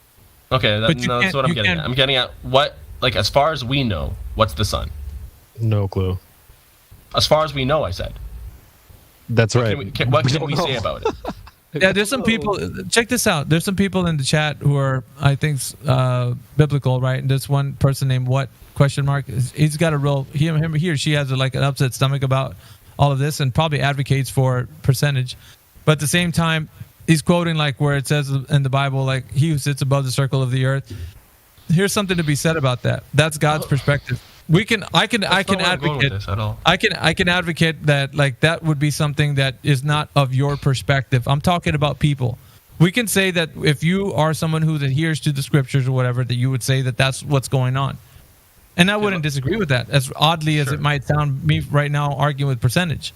But I agree with you, but that's not where I'm going with it. I'm saying, I don't know, but the thing that I'm showing you right now, percentage, check this out. Like, this could be the case. Like, let me just stop you for a second. This could be the case, right? For all this time that I've been telling you that no, this could be the case. That's not the point. That is not the point that I'm trying to make to you right now. The point I'm trying to make to you right now is that you, sir, as a human being, cannot verify that the sun is doing this. I don't care if you give me 1,000,000 data points. You can never say that I've witnessed the sun go through the path that it did, and then I can tell the next guy who's next to me, hey, this is how you verify the entire path of the sun, and go and check it out. You can't ever do that and then give somebody else, hand off to the next person how to do it themselves. I hear you, man. And so I still maintain that your threshold for evidence is absurd. It will never be done, and it will always fall short. It'll always turn into Eratosthenes once again, where you have like guy from Cyrene and Alexandria and that kind of thing, which didn't prove anything. Didn't prove anything. I hear you, and you're maintaining that your threshold for evidence is that you have to be able to do it for yourself, to witness it in totality others for too. yourself. And others anyone too. else, reproducible. That a person for themselves has to witness the entire thing to make a truth claim about it. I think that threshold is absurd. You also mentioned something about that's up to you. It being metaphysical. It doesn't matter. Like, that's what you don't understand. That threshold is pretty high standard, but guess what? It's irrespective of what you feel. I don't care about your feelings about things. That's what you said to us, but this is actually the way you should be looking at it yourself. I think any reasonable person would find that absurd. Who? Any reasonable person. Any reasonable person would be able to rely on the thousands and thousands and millions of people that see the sun for themselves. There's no disagreement in terms of... Hold up. If you go on these websites that say sunrise, sunset times, moonrise, moonset times, there's no disagreement about it being completely wrong or we don't see the sun at that time. Percentage. You're arbitrarily giving a standard for somebody who's reasonable based upon how you're feeling, your emotional state. Your emotional state is telling you... It's not about emotions, yeah, it's about dude, facts. We have data points after data points. We've mapped it out. You agreed yourself that we've mapped out the sky and have this clock, and the post-dictions are 100%. So I'm like, with you saying that, it's kind of like, what's the word again? When cognitive dissonance, when you're saying that we can't trust that. Yeah, so like, I'm going to respond. This isn't to percentage. What question mark? And I'm going to respond to you. You keep going on about biblical. That's God's perspective. That's not yours. I would tell you the same thing I'd tell percentage. You didn't verify that. God's telling you what it is. So even though I would agree that what he's saying, that's his word, I would agree with him. I haven't verified it, though. So that's what I'm telling percentage. You can't verify something, then you can't make that knowledge claim. You can, however, believe in the one who gave you that knowledge claim, which is in the truth of God. But like, as far as that goes from verification method, you haven't done it. No one has. No one can, I would submit. Would you agree, Miggy, that as far as we observe, the sun is like a light that moves around? Moves around from east to west? Yeah, of course. Yeah. Okay, because you mentioned something about the sun maybe being metaphysical. But is light metaphysical? All right, we're not going to get into what light is because you don't know that either. How about that? Hold it. Do you think light is metaphysical or physical? It's either one or two. You can't make that knowledge claim, neither can I. No one can. So you don't know if light is metaphysical or physical? That's an argument you can't even...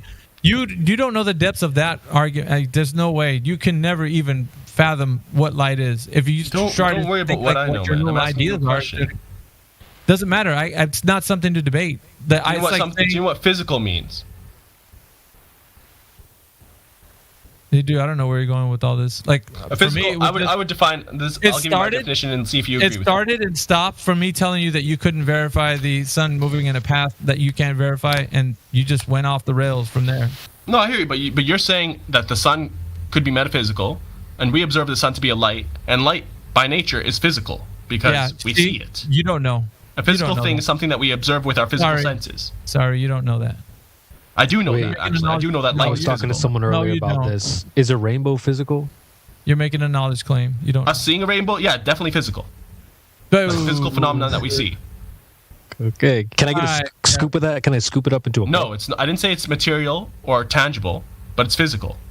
There's a difference between physical and material, or physical and tangible, or physical and concrete. You've been hanging around Globers way too long. I was gonna say he's sounding a lot like a baller these days. Or maybe you guys just don't know what you're talking about well enough. All right, it just coach on number 2 at this point, man. I'm just called out for saying nonsense things. You guys think everything that's physical is concrete and tangible? Dude, you lost the crowd with that right there. I mean, everybody was probably hanging with you for a little bit, and then this just pushed everybody off the edge. When I breathe air into my lungs, is it physical? The air? Guy. Yeah. His analogy is like caveats and like it's just, dude.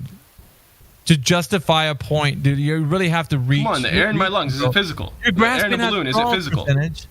Like you really are. Like you're grasping at straws, dude. Like I don't know. No, I'm pointing out your guys' like lack of knowledge on this subject. Okay, dude. You guys seem to have this assumption that physical equals concrete and that's it. When really it's a concrete things or tangible things are a subset of physical things. Pseudo intellect, bro. Like to be honest, like you're just trying to sound smart in front of everybody. Bro, like you quit trying to poison the well. Just respond to what I'm saying with substantive. You don't even know what's going on. Percentage. That's the truth of it all. Yeah, you just sounding like you want to say things like your analogies are falling apart. You're caveating just all over the place. You don't know, man. Like it's very simple. Everything material is physical, but not everything physical is material. If you disagree with that, you don't know what you're talking about. Okay, name something that's physical but not material. Light. You don't know what light is, dude. Once again, you don't. I know it's physical because I feel it. I can see it. I feel the heat from it. That means these are all physical sensory phenomenons that I feel with my senses, making it physical. So when it comes to a rainbow, how does that make that physical? Because we see a rainbow. We physically see it with our sense of sight. That's a physical thing. It's physical stimuli. So what about like a mirage? I see a mirage. What's that? That's still a physical thing you see. The mirage is physical? Yes, the mirages are physical. They're not metaphysical. Okay. You know what metaphysical means? Can you feel the rainbow? You probably can't feel the rainbow. Can you taste the rainbow? You could feel individual parts of the rainbow, like the little droplets that make it up. Yeah, you can't even get to the rainbow. You're trolling at this point, percentage. Come on, dude. That's silly, man. No, it's not silly. Tim, you don't need to be able to feel it with more than one sense. You don't need to be able to. You just said you can feel light. Yes. Can you feel a rainbow? I was talking about sunlight, or like a flashlight, or if depending on the heat, a fire. Well, you can feel the light because of the heat. So it's the sun of fire. It gives off heat, doesn't it? So you're saying it's a fire? I'm not saying it is, but I'm saying that that light and heat are physical things. When has a fire ever made plants grow? I didn't say the fire is the sun, bro. Come on, man.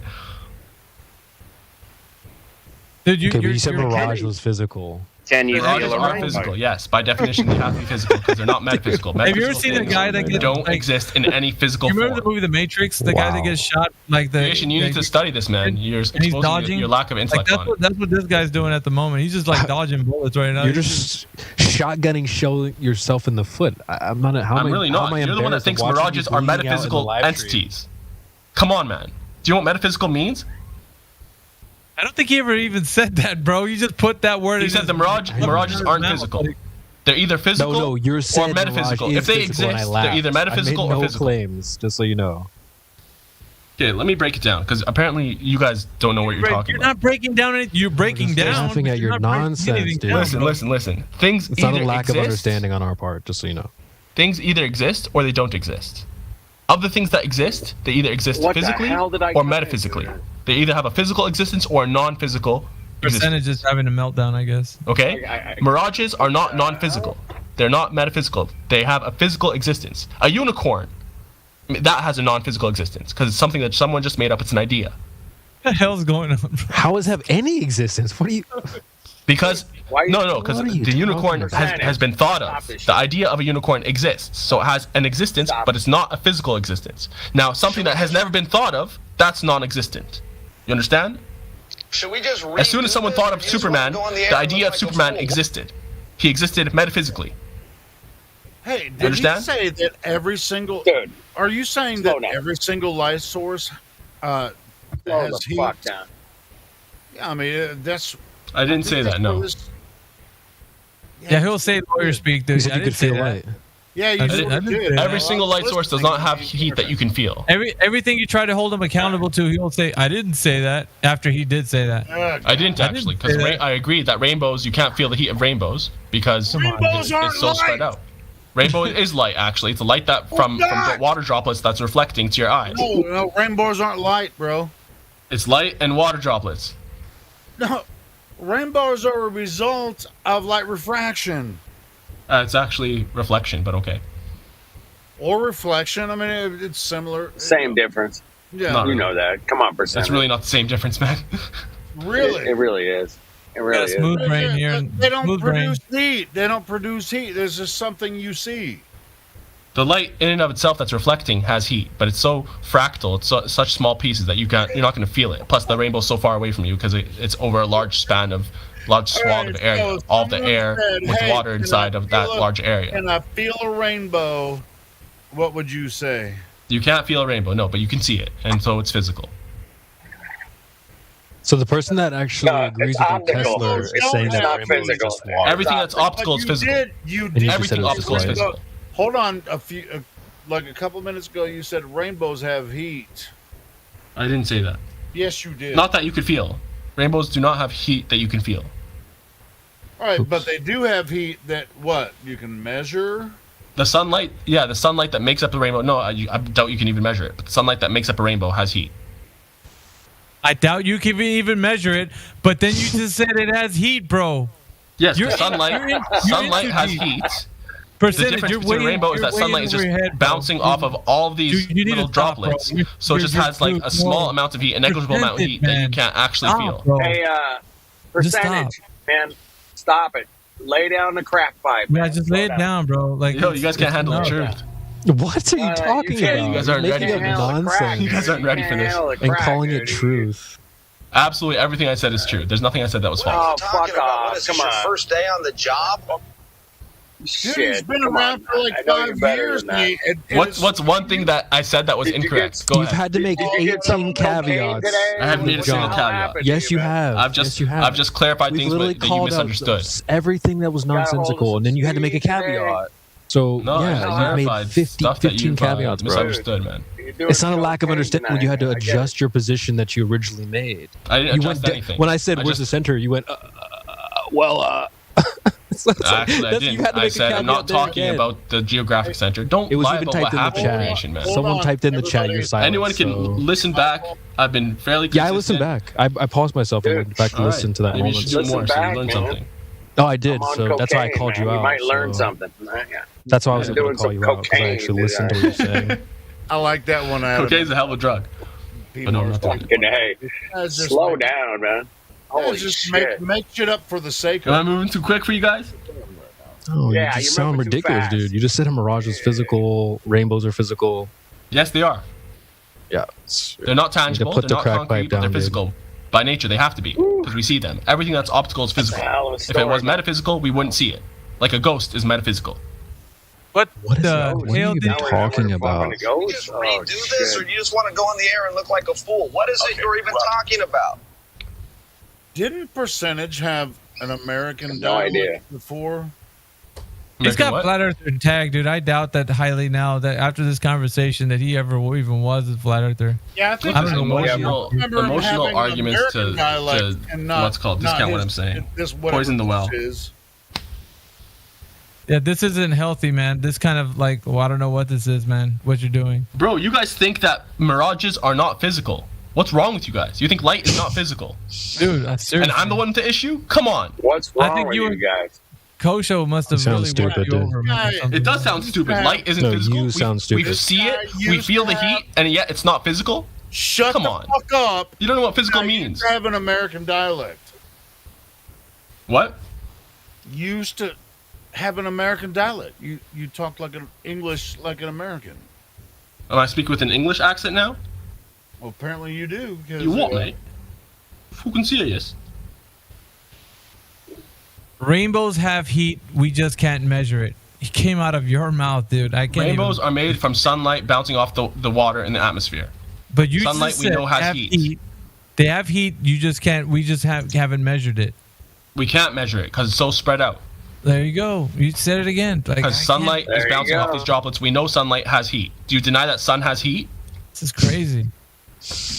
Jesus. Think about what you're saying, Mickey, before you contest. Don't be ridiculous. No, you're the one making all these claims, dude. You don't understand. No one here, Miggy included, has yet to have to even make a single claim because we're watching you just you're making shoot yourself in the leg 15 times. No, I'm not shooting myself in the leg. You guys are contending That's why you had to make all these obvious caveats. things, so it just looks retarded to contend it. Let me ask you guys: have you heard this person talk before? Of course. Percentage? Yeah, he just hasn't spiraled It's the this same. bad. It's the same thing Did every he time. have an American or an English dialect? You might be Helio, you confusing him drunk, for man? somebody else, Helio. Are you drunk yet? No, I've He's heard very him actually American. speak the way. I've heard him speak the way that he has been speaking. I mean, I don't know if there's some other Man, accent or something. I've heard him speaking like this before. Yeah, I think you might be confusing him for someone else, Helio. Helio knows. I think I know who you're talking about too. so I is he like coming in with the same name as another guy? Yeah, you got the wrong guy, Helio. Yeah, this is percentage. He's always he hasn't been spiraling this bad. I don't know, man. I'm not spiraling, bro. I'm just running circles around you guys. No, you're not. Trying to sharpen flat earthers that You're don't not know. sharpening anything. Don't know 2 from 3 apparently. Come on. You're the Shut up. dumbest Just don't one know here. light is physical. For God's That's sake. ridiculous. Don't bury Dude, you yourself. can't- It's percentage. honestly, Let me dude- help you out, man. Go ahead, Flat Earth. Dude, you need to like rolls and everything. take a is- fucking puff, grab a beer, something, man. You're spiraling. Yeah, I'm good. I'll get some food in a second. Control, But if I You're go and get some spiraling. food, will you try to teach them that light is physical? Well, You don't even know what we all light know is, that man. heat is physical, Freaking man. hell. You got that. Yeah. Are you sure? Radiation is a real thing, man. Guaranteed, 100%. Are you sure though? Because Hold give on. me a scoop of heat, as Creation Bear said. Give me a scoop of heat. Listen, your original claim was that light produces heat. That was the original claim. Was that my original claim, Helio? Yes. Or did you just walk in and hear that? It was one of them. I'm just looking up the definition of physical here. Literally, the first definition relating to the body. Second definition, tangible, concrete. Definition is Yeah. What about the other what he definitions? claimed. Those are the only two here. So That's exactly what he said. He said you can feel all light. that's what I heard as well. You can like. I said you can feel the heat. So for physical, You can see light and you can feel the heat. involving Your exact contact. words. Your tangibly exact words concrete, were so. you can feel all light. That's a lie. That's a No, it's fucking not. lie right there. No, it's not. Get the clip. Let's go. Get the clip. I'll rewind the tape. Give I said give me you a can minute. I'll feel rewind light. the tape. You can feel the heat from light. That's what I said. Get a few clips. I said TBI. you can see light, you can feel light, you can feel the heat from light. That's what I said verbatim. So Okay, you so for you to you put in just the said word you can all feel there light. is dishonest. You're a liar. You just said you can feel light. Yeah, I didn't say all light, right? Because it depends on the concentration of it, the intensity I of don't it. know. I think you did, mate. I think you did. Spiral. Okay. All right, you're a liar. Spiraling percentage. Stop No, it. I'm not lying because I said I think you did. I No, like but before you dude. said that, I did say Stop that. it. And I appreciate All right, you. definition of physical posted in the chat. Let me know where you disagree. Grab a beer. Calm down. So I'm reading here gonna be involving fine. contact, tangible, concrete. What about right here? Collins English Dictionary, perceptible to the senses, apparent. Do you disagree with that? Okay, also relating to the body, involving bodily contact. Yep. Do you disagree with that? Okay, so where does light come into this? So, can we see light with our body?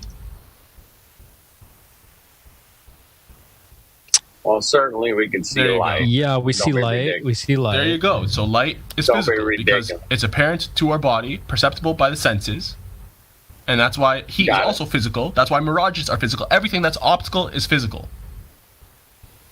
Well, it's observable. I don't know if it's physical. Not sure if I agree with that. Everything that's observable is physical because we observe it with our senses, our bodily senses, and that makes it physical. I don't agree with that. You don't have to, but that's the truth. By whose standards? Yours? No, by like common sense. Common sense. Well, so common sense. But you're just arbitrarily becoming. Says the sharp flat earther. Right. Yeah. I gave you the breakdown. If it exists, it either exists physically or non-physically. Things that non-physically exist are metaphysical, like conceptions, like time is metaphysical, honor, morality is metaphysical. Those don't have any physical stimuli that we can observe them with. But this light is physical because we observe it. That we used to talk to. It's not the same dude. No, this is percentage, bro. Helio, you got the wrong guy, bro. Maybe I'm tripping. Helio, you're tripping, bro. Turn up your microphone, Helio. Turn it up. Pretty low as well, Helio. Thanks. I'm gonna get some food. Put it low. Take your time, man. Jeez. Turn it off. I mean, I'm looking up this. I was looking through the chat. We can barely hear you, bro. Helio. Helio, fix that. Turn mic. yourself up. I sent you a message, Helio, in the locker room who I think you're talking about. Okay. I'll check it out. Did I think him and the what question mark guy in the chat are like, they must be duo buddies or something? Where do you see what? I don't see what in the chat. In the YouTube live stream? Oh, the YouTube. Okay, all right. That him and they must be working in tandem. He's working the chat over. Meanwhile, Percentage is in it. And I don't know, man. I'm kind of doubting that Percentage is a flat earther at this point. Like, he doesn't really sound like somebody who's advocating for flat earth. I think he's advocating for a cosmology or a model or something. He's probably like one of those that puts the concept up and like argues the AE map is the correct way. And like, I think he's probably one of those guys. All I was gonna say is that everything that I've found so far is him bitching about the moderation in the text chat. Yeah, that's what it sounds like, though. I mean, and then not only that, but he's saying that he's smarter than your average bear, and he just sounds like he's off his rocker, dude, when he's in here. You guys just don't understand. You guys aren't getting it. Come on, okay. You guys aren't following, man. What's wrong with you? So I don't know if it's an intentional troll. I don't know. I maybe give him like on the fence or something because this isn't flat Earth at all. This is not flat Earth. I think one of the funniest things he said was, "I made 0 caveats." Bro, why are you lying? Why are you lying? We're all sitting here listening to you. Did we got like Realm Earther or something? Holy smokes. It's brutal, man. All flat earthers agree, and then like 3 flat earthers chime up, not me. So it's like, so therefore you don't, then not all flat earthers agree, ding dong. That's what I No, but I'm gonna caveat by saying only the smart flat earthers. It's like there's a caveat right there. So it's like, and then his other caveat was like, well, you're not smart if you don't agree with me. It's like, right, exactly. Hell, dude? Like, so you changed everything to like you only made it me. so I easy. win. This is nuts, bro. He's a flat earther that disagree with you guys. You flat earthers, right? Like that can happen. I've seen many flat earthers disagreeing between stuff. So many times. Yeah, but that wasn't.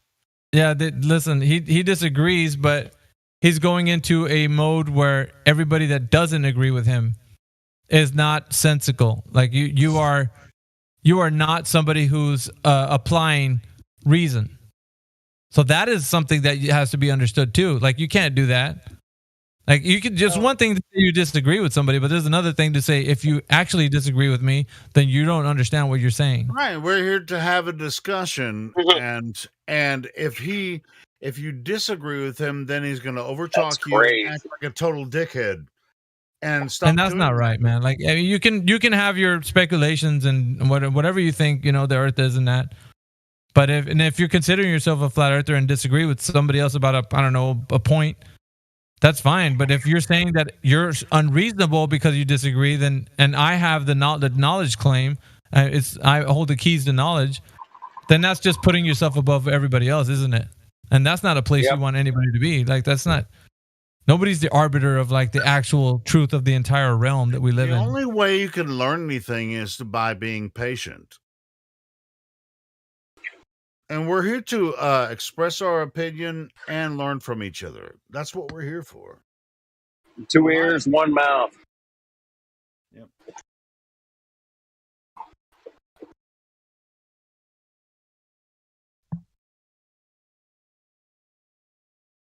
That's where I stayed with it, as far as all that goes. And it's odd because when you start making these claims like, well, if I would say all the flat earthers in here agree with me that such and such X, Y, and Z about the flat earth, and then I just spoke for everybody in the room. Like that, how can we do that? Yeah. I can't do that. Like I Even can't. if you said that, Mickey, you'd be like, hold up, bro. Seriously, I can't do that. Like why? Yeah, and he's like, and if you don't agree with me, then you're reasonable and you don't know what you're talking about. And then it's like, no, you can't do that, man. Who do you think you are? Like you're lording yourself over everybody else. And then for somebody to advocate for that kind of behavior, that's not even close. You can't do that. We all are like in the same boat, like trying to learn things together and help each other out and, that kind of stuff. But well, you can do that, but then you look like a religious tard. Yeah, Helio, I think I agree with you. Helio, check your DMs, please. All right. Thank you. And now I want to see. Yeah, I mean, this all could have been avoided. I got you. Do you have to do it on PC, though? That's fine.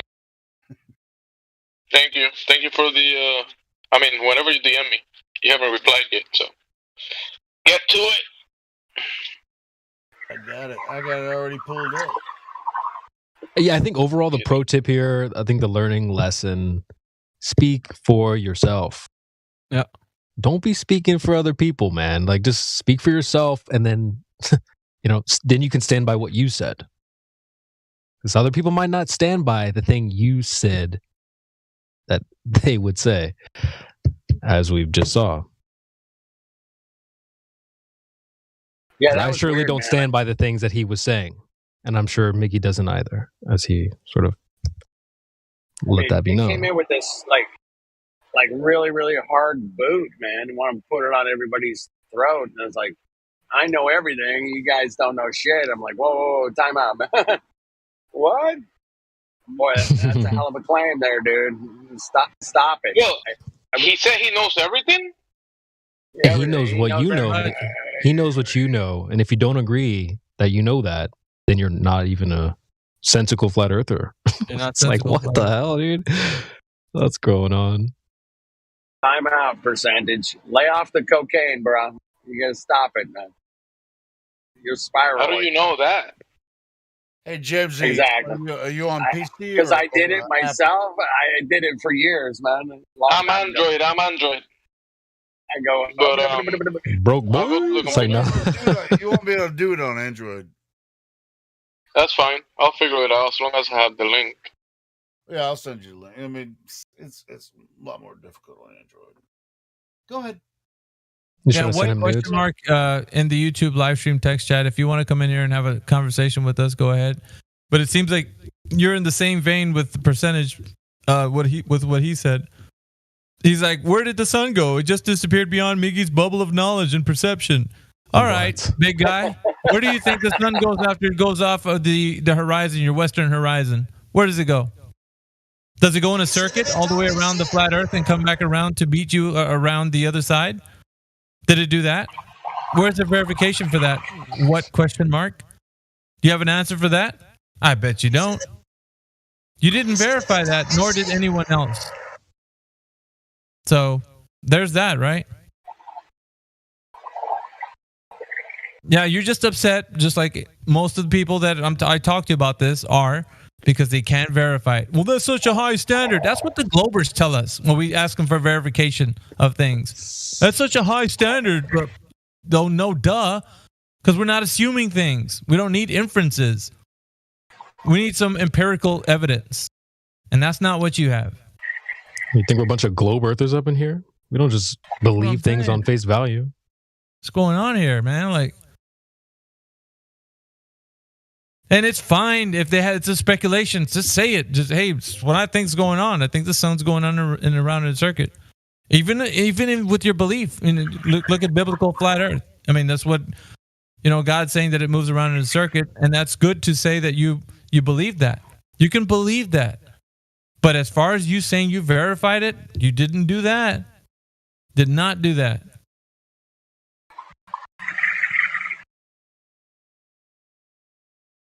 It's just a level of honesty, right? They're just trying to keep everybody to be honest, and the knowledge claims. You don't want people to just be making these knowledge claims and saying, I know, and no, you don't. And many times it was pointed out to him, he's like, yeah, we didn't search every part of the earth, and we don't know, like, oh, then there it is. You just, you're making it easy for people to know that. No, you can't. What? Question mark. You're only fooling yourself, man, to be honest. That's fine. You can think that if you like. Doesn't make it true. Imagine talking trash from the nosebleeds to like Mike Tyson while he's in the arena. Hey Mike, you suck. From the come on up here in the ring and tell me. Yeah, put these gloves on then. Gloves on. Why are you talking big from the nosebleeds, trying to throw popcorn into the boxing ring? That's not gonna do anything. If you wanna do something, come on, put them gloves on. I was like, there was only one thing that I was talking about with this, and this gets brought up. And I don't know how or why the character put it in the live stream voice text.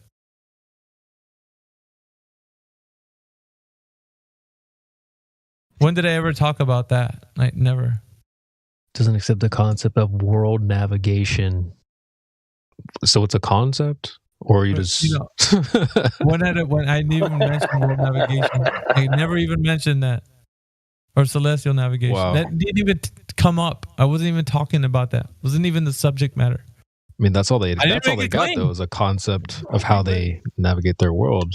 We don't have to conceptualize anything. I just go outside and I navigate to the grocery store, I navigate to my girl's house, whatever. There's no need for conceiving anything. You don't have to conceptualize it. It was just one simple question, How did you verify that the sun's going? What do you mean? Did you verify all the parts of water? It's like, dude, what the heck? Yeah, that was crazy, dude.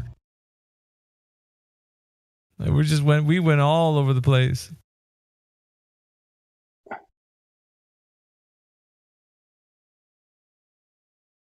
If you've learned anything from being in the server, like, be sharp. You gotta be on your toes. You gotta make claims that you can stand by. That's what he was doing. He was making flat earthers sharper, remember? Oh, yeah. Yeah, exactly. It's like, dude, you're doing the opposite of the whole MO of this place. Blunting the swords. Right. We've been talking about how, like, you're not supposed to just blow up silly balloon figures for people. And it's like, if you want to be sharp, what happened, dude? Like, all the tools you need are here in the server, so.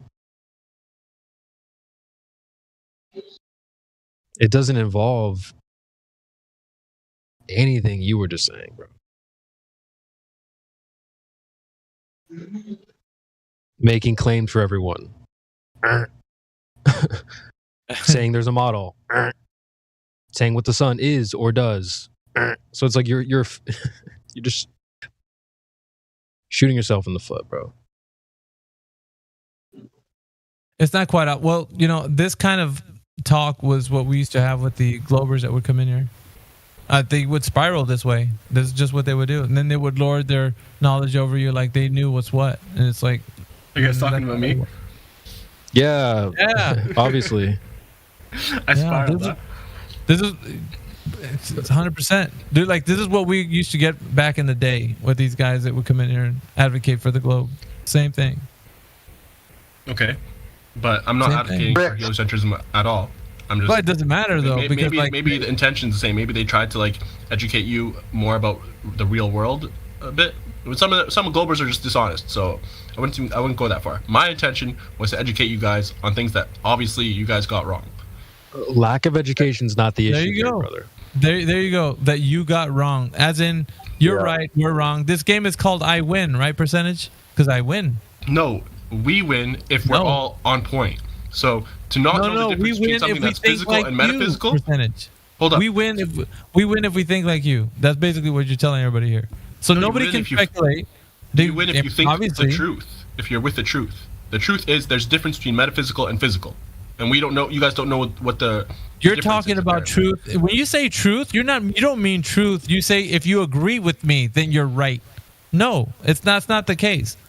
You're not. It is the case in this instance because I'm on the truth. Truth doesn't have to do with you. Percentage. It is what it is. No matter if they agree with you or not, it is going to still be truth no matter what. Absolutely, but it can be had by different people. I have the truth right now in this instance, and you guys aren't on the truth. That's you've been wrong like constantly. Bricked. How can you have the truth and be wrong? I wasn't wrong about a single thing.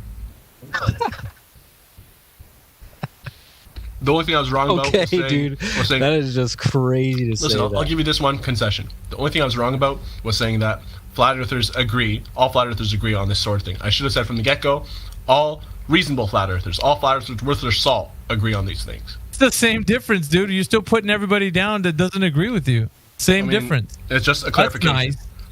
That's nice. That's not an interpretation. That's a direct. No, I said it's a clarification. Well, still, but I mean, you're happy with the fact that you're just like snobbing your nose up to everybody in here and saying, you know, what's that, dude? Like, why I don't care about. Let's just say, for example, I know you don't care. If no one agreed with you, obviously, if I cared about getting along and being liked, I wouldn't be saying the shit. But I'm giving you the hard truth, the bitter truth. The bitter truth is you guys don't know some things about the world.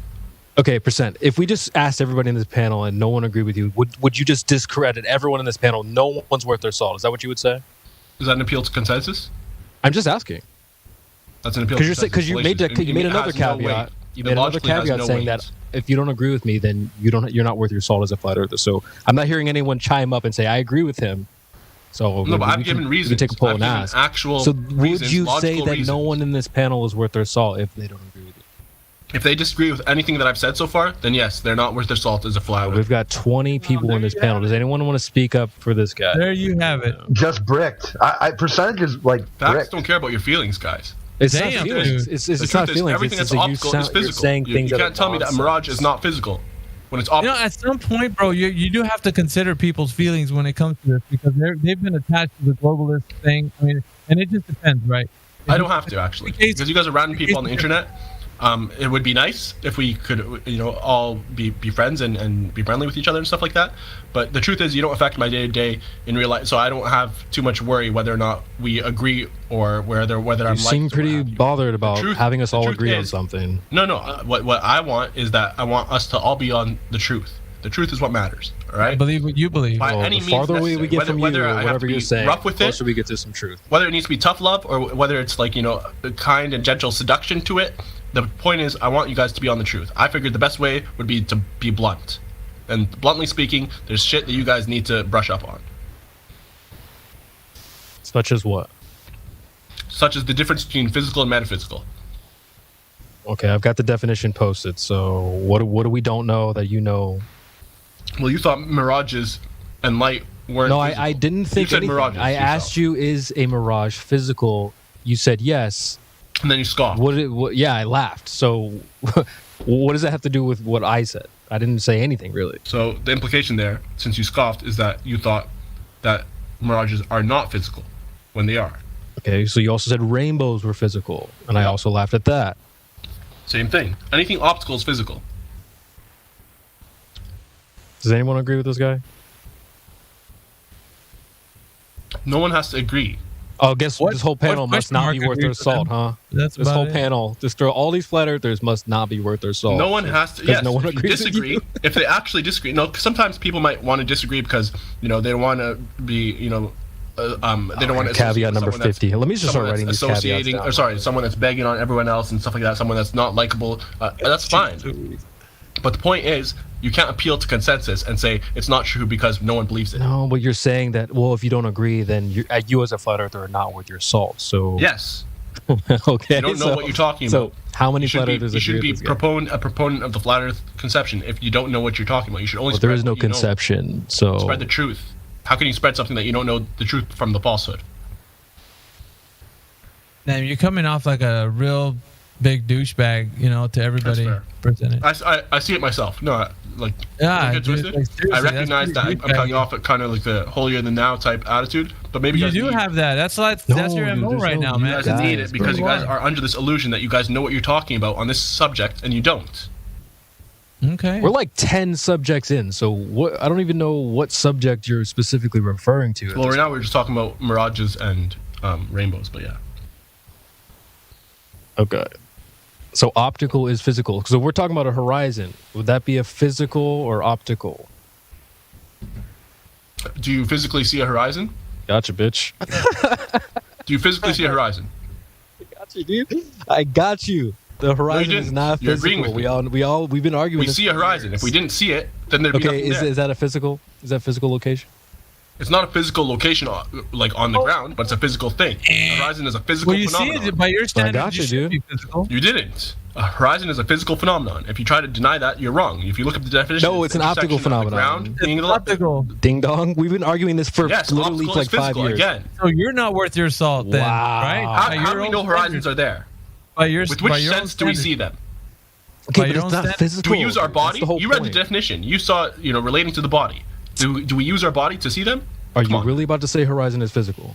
Yeah, he is going to say it. We've been arguing as a flat earther. We've been arguing this exact point for over 5 years that the horizon is optical. It is not physical. But you're going to say no because it's optical. No, you're missing out a key word, which is location. Ding dong. You're forgetting the location. You can't say the horizon is in a physical location. It's a physical phenomenon, though, because it's based off. No, it's not. It's an optical phenomenon. This has literally been the argument for 5 years. Everything that's optical has to be seen by your body. By your eye. No, but that doesn't make the horizon physical. It does. It also because you read the definition of physical being relating to the body. So you're not worth your salt as a flat earther. You're saying that if somebody disagrees with the truth of flat Earth, which this is the truth, that it's an optical phenomena, that they're not worth their salt. So by your own standards, you're not worth your salt. You've made your own standards up. You guys just have a cog disc between the definition of physical. You've forgotten what we're supposed to be arguing for as a flat earther, dude. Yeah, you're talking really about bro, you got cogged out the wall. Stop kind of diverting it to the location of the horizon. No, that's just what it is. Whatever. No, that's a red herring. The horizon is physical or it's optical. It cannot be both. Vision man, you actually looked up the definition yourself of or yeah, we're talking about the horizon. So yes, do you see the horizon with your body? Is the horizon physical? Yes, it is because you see it with your body. Literally, that's a global argument that the horizon is physical. No, I'm not. I've literally been arguing. This has been the argument. I'm trying to set the table for you just to remind you. The argument is the horizon physical or optical? If it's physical, then it's a geometric Earth curve that they've been arguing for years. Is the horizon a phenomenon that we observe? And you're saying no, because it's optical, therefore it's physical. Is it a phenomenon that we observe with our senses? Yes or no? Freaking TV, dude. Come on, dude. You're a ding dong. If you really think you're going to argue for the horizon being physical. You read the definition. You know what I was thinking, CB? He's not just disagreeing with you're disagreeing with flat Earth entirely. Now you're. It's not that you disagree with us on a point. You just disagree with flat Earth entirely, and you want to reform and reshape it. And you guys are attacking a straw man and running. Your cosmology. You're making up your own cosmology in your own way because you heard some other baller try to convince you. That's not true at all. Why are you poisoning? Okay, first off, you're attacking a straw man and you're poisoning the well. I never said the horizon is in a physical location. I never said it's pegged to like the geographic location of the Earth or whatever. You're saying it's physical. Straw man. You're saying it's physical. I said it's a physical phenomenon because we see it with our senses. No, it's an optical phenomenon. It's an optical phenomenon. Remember the definition of the word physical?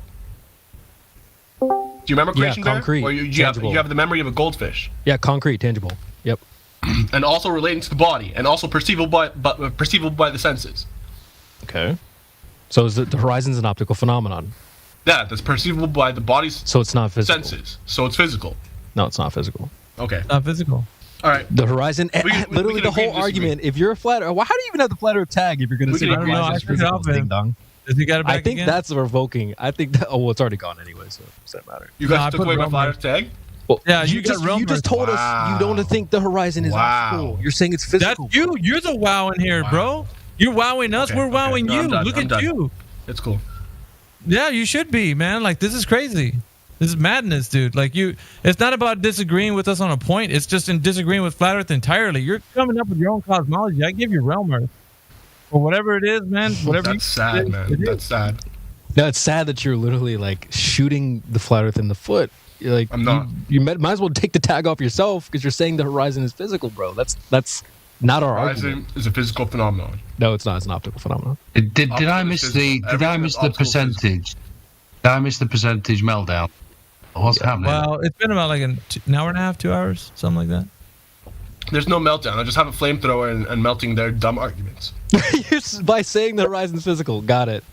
Yeah, I thought the horizon was barren. Melted your own flat Earth tag, bro. We observe it with our senses, therefore it's physical. Does it move with the weather percentage? Yeah, it does, actually. Oh. Does the curve of the Earth move with the weather as well? No, the horizon moves with the weather. What curve of the Earth? Oh. Maybe you should give the flat Earther back then. No, this is a realm Earth. It's a cosmology that he's actually, I guess, conjuring up in his own mind. What are you talking about? I don't know if I agree. That's like, does anybody else agree with Miggy? Hey, dude, like I'm saying this isn't agreeing with flat Earth. You're agreeing with your whatever cosmology that you're presenting right now, and that's fine. It's your cosmology. You can say whatever you want, dude. Make physical anything means perceivable by the senses. We see a horizon with our senses, therefore it's physical. That is the very simple syllogism right there. You can't deny that. Incorrect. One could argue that it takes physicality to produce an horizon, but the phenomenon itself isn't actual. Yeah, it's not tangible. It's not. Well, there it is. It's not tangible, which isn't physical. So there you have it. No, see, that's your confusion. You can have things that are physical that are not tangible, like light, like air.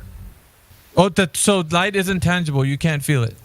Light, you can't grasp light. You can't hold light. You can't. It's not a concrete thing. It's not material. You can't feel it. You didn't answer my question. Can you feel light? You can feel the heat of light. Yes. Okay, but earlier you were saying you can feel light. Sometimes. You understand that something being material doesn't mean you can just feel it by any means. Material means you could actually grasp it. On the heat of light. You said quite a number of things. You can touch it. Tonight. I don't know. Like, if I physically harmed you, would that involve something like actual contact? It'd be doing something to my body. All right. So when you move toward the horizon. Why can't they just be optical? No. This needs to be established. When you move toward the horizon, does it stay you're really in the same low. place? Nope. Does the horizon stay in the same place, or does it move away from you? Well, it depends on the weather. You can be moving close to it, and if the weather's changing in such a way, it could actually be moving closer to you. But so it's not. The point is, it moves relative to the pressure variation. There's temperature and pressure. Yeah, I mean, it could be different things that cause your perception of the horizon because you can only see so far, right? When you're looking at those words that you just used right there, Helio. Perception of horizon. That which you perceive is physical. All right, cool. So it's meaning the horizon is physical. Oh, so the perception is physical. Anything you perceive. Hell, dude? Anything you perceive with your senses is physical. Sorry, I'm eating. I thought of a question, and it's the whole reason why I came here, and I knew you guys would love it. And if you don't mind, I could ask a question, and we could change the subject a little bit. Well, we haven't. I don't think I've ever talked to Theopolis 8, but if you don't mind, just real quick, and hopefully it's painless, but just tell us what you think the Earth is and why, real quick. What do you think the Earth is and why? And then let us know what your question is. So at least we know where you're standing. What position you're at. So, I guess what I can say is that the questions that you guys just went through, I couldn't definitively get on either one of your guys' sides. I see that there are things that seem like they cannot be proven one way or another. They seem to be just kind of a little bit elusive, which makes both arguments feel a little bit funny, right? And so I'm just investigating. I'm curious. I have things that pop into my head a lot because I've indoctrinated like the rest of the planet. You know, I've got all kinds of things that pop into my head that I learned, and I either have to completely flush them, and they completely have no grounding in reality if I go flat Earth, or they still could be relevant. But the one I was curious about was, how do flat Earth people perceive that the Earth makes metals? Hey, check this out. How's it sound now? You're better. Yeah, you're solid. I fixed some of my settings. Windows has been messing with me lately. But Earth is Earth. I mean, you know, where do you think the metals come from? They come from outer space? No, you have to come from Earth. How does Earth make metals? I mean, however the Creator made this. Are you talking about different elements put together making a specific type of metal, or are you saying you're never going to be able to figure that out? The forces that create the metal. The way we get metals is we dig out ore, and then we heat that ore up to 2,000 Fahrenheit, and it actually separates out a metal from an ore. Like the only metal that actually just comes out of the ground is gold and some silver. Most all the other metals are extracted from ore. And the process for ore... That's not true. Where did you come up with that shit? That's just meteorology. It's yeah. That's how you get about mining. No, it's true, but you should also clarify that you could get silver. It really doesn't prove anything about how they're made. Mine, and that's fine. Now, real quick, we just want to let Theopolis kind of finish what he was, because I think he wanted to. Go ahead, guys. Just to allow Theopolis to flesh out what he wants to say for anybody. Yeah, no, because the forces to, if we tried to reverse engineer how ore is formed and how it's created, there's a lot of forces under the Earth that I think I've heard flat earthers say are just not there. And so I was just curious how a flat earth would perceive that the metals are being created. Such as, what were the forces? Well, what are the forces that, would create such a thing for us to What mine? metals did you see get created under these forces? Every single metal we have, copper, iron, all metals are extracted. I mean, uranium. We dig out, tons and tons and tons of uranium ore and refine it down. Okay, you dig it out of the ground, right? They take it out of the ground. Okay. So my question is, what forces, based on your understanding, would not be there on a flat Earth? I think a lot of the geological... Who's verified it? What's that? Who's verified the processes that they claim to form metals? Oh, that's that process. I mean, I can tell you what is generally taught. And that's why I'm saying, like, if we went by what was generally taught, that how those metals are formed under the ground. I thought I had heard people that believed in flat Earth that they don't believe in a molten core. They don't believe that the Earth is. It's not about belief. Hold on a second. I just asked you, when did you see these metals get formed under that pressure, or is it something that somebody told you? No, it's not something that somebody told me. It is something that we take out of the ground and we create metal out of. Okay, yeah, my dog buries a bone in the ground. When I dig it out of the ground, it doesn't mean it got formed under pressure. No, it doesn't. But to have an ore that you have to heat up to 2,000 degrees to extract copper and steel from it, that's a different story. Like, who buried your dog?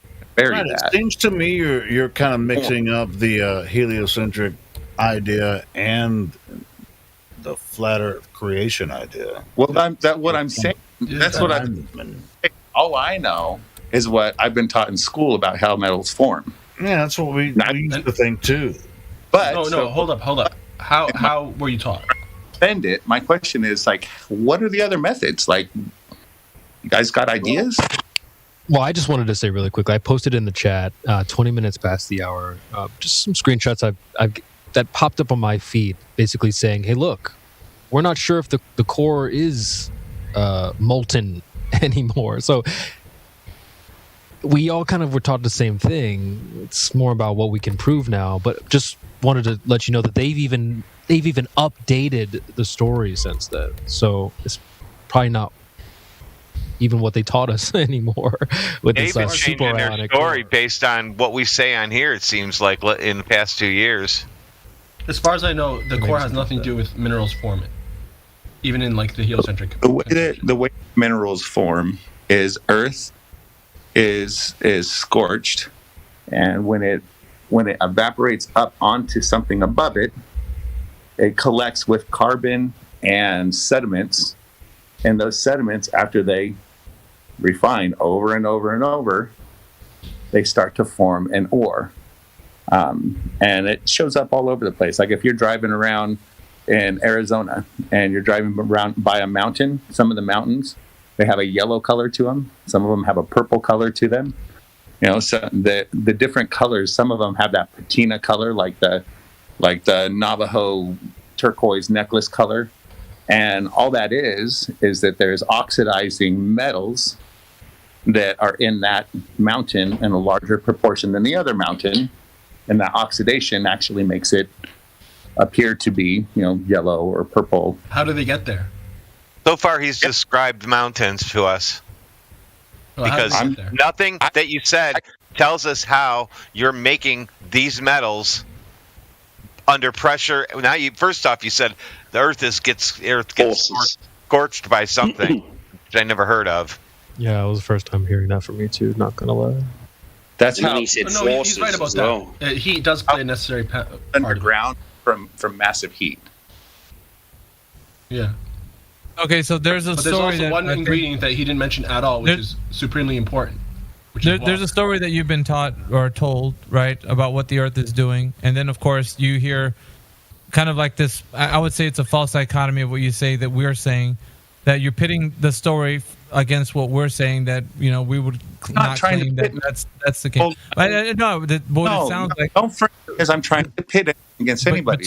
You're cutting in a little bit, bro. Let me get to this. And if you want to try to pit me as I'm like against you or fucking picking on Theopolis, hang on, you just gotta wait, because I'm not.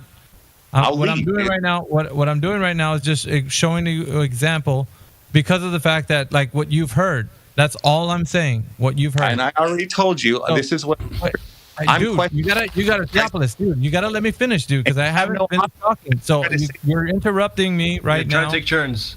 It's just 1 second. Okay. So basically, what you just heard from like whoever taught you this or told you this information about the Earth is one thing that you picked up, and you're kind of saying, "This is what I know." Now, and from the other side, you're listening to like flat earthers say whatever. I don't know what time, but maybe you heard them say that they don't believe that the Earth is producing any of these things, or like it's not what we've been told, that the globe Earth, narrative or whatever. And so you're trying to figure out your way as to like what is the case then, right? Coming in here and asking, but at the same time, so me getting to the point, right? At the same time, you want to know like, is there any perspective that we have that we would attribute to like the metals being formed, if it's not by the process by which the narrative has been saying all along? Like what would we say? Isn't that correct? Like, there's natural observable processes that we can observe and verify all around the planet. Those are physical normal processes. Right. So that's what Edwin was saying. He was asking the question, when have you seen these processes that you so claim? Right now, you just said a claim, by the way. That's a claim. You said a claim. We can observe these natural processes. Some history about me. Work at a titanium plant. I make titanium products for airplanes, for medical replacements. We create metal ores constantly. That's the job that we do. This is how you make. We melt it down. The ore we dig from the ground. You buy the ore. I'm not. This isn't even like something I was told by somebody. This is some physical thing that I do on the daily. That wasn't the original. The premise was that we're getting these metals from the Earth. How are they made? Not the ones you're making and using them for whatever X, Y, and Z product. We're talking about from the Earth standpoint. How is that process being made from the Earth's vantage point, not from yours building some kind of thing that you're doing, a product? We're not talking about that. We're talking about the process by which Earth is making this element. So this is what we're saying. Like, is that what you're asking? One would admit that I don't know. Questioning me about what it is and how metals are made. Like, I'm just saying, I do that all the time. What I'm wondering about is how are they formed in the Earth, and does Flat Earth have an explanation for that? And I don't know. I'm totally just curious, and I'm not trying to. You guys, all respect and honor. I wouldn't be here. I'm just, here. I don't know. It's just weird. My answer is I don't know, dude. That's my answer as a flat earther. I don't know. It's really strange. The logical answer for that would be that it's naturally there. To claim. No, you're going back on your question. It's just like. Welcome, Jenny. I don't know either. Only the creator knows. Listen, I'm listening to the wrong freaking headphones. My bad. Yeah. So. Anyway. All right.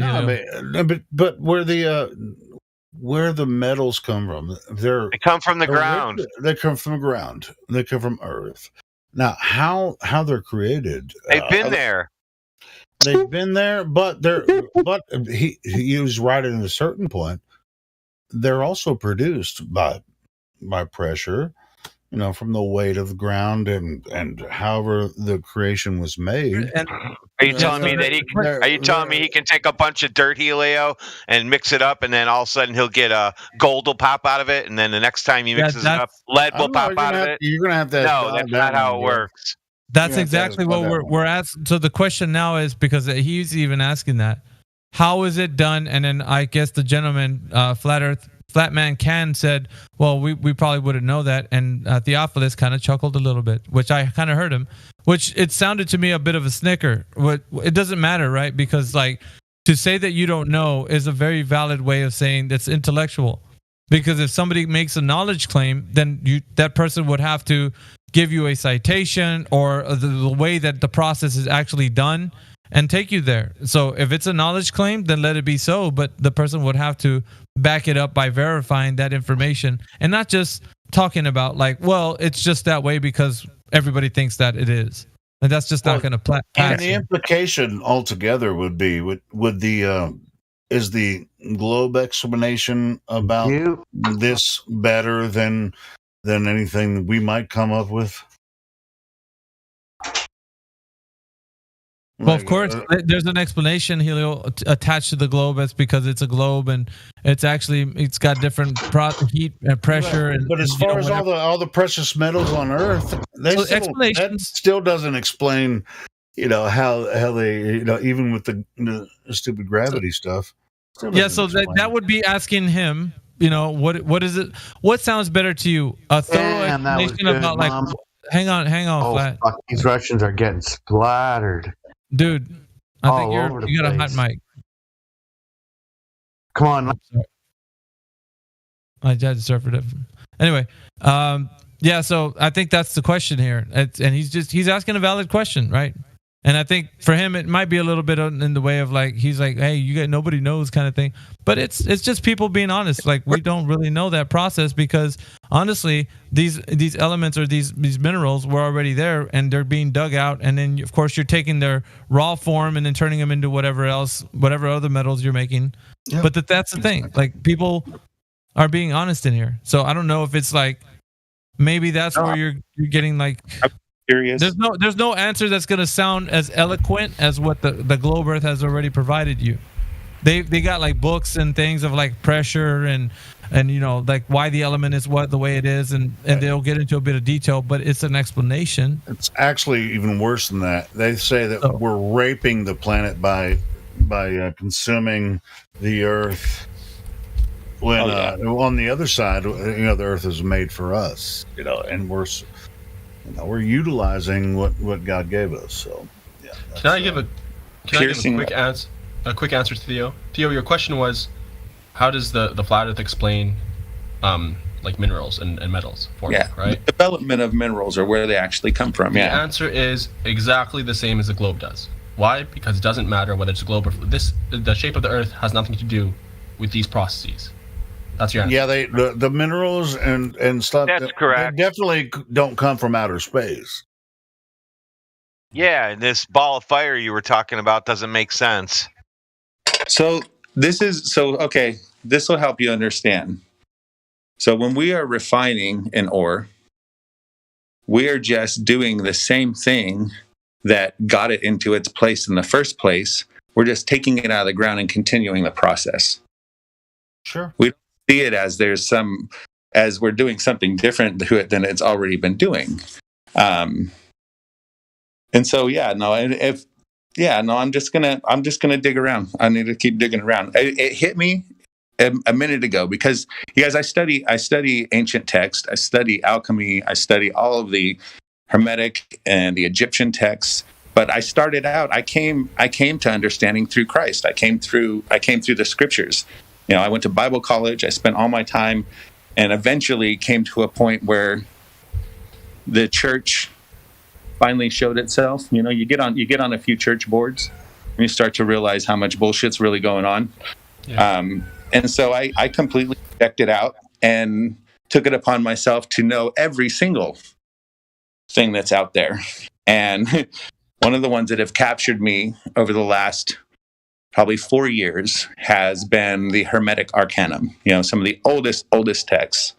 And they're basically cosmologies, very deep cosmologies. Cosmologies about creation, cosmologies about, maxims in nature and just physical reality. And the more you get into it, eventually you have to answer this question about metals, because alchemy is all about metals. It's all about refining metals.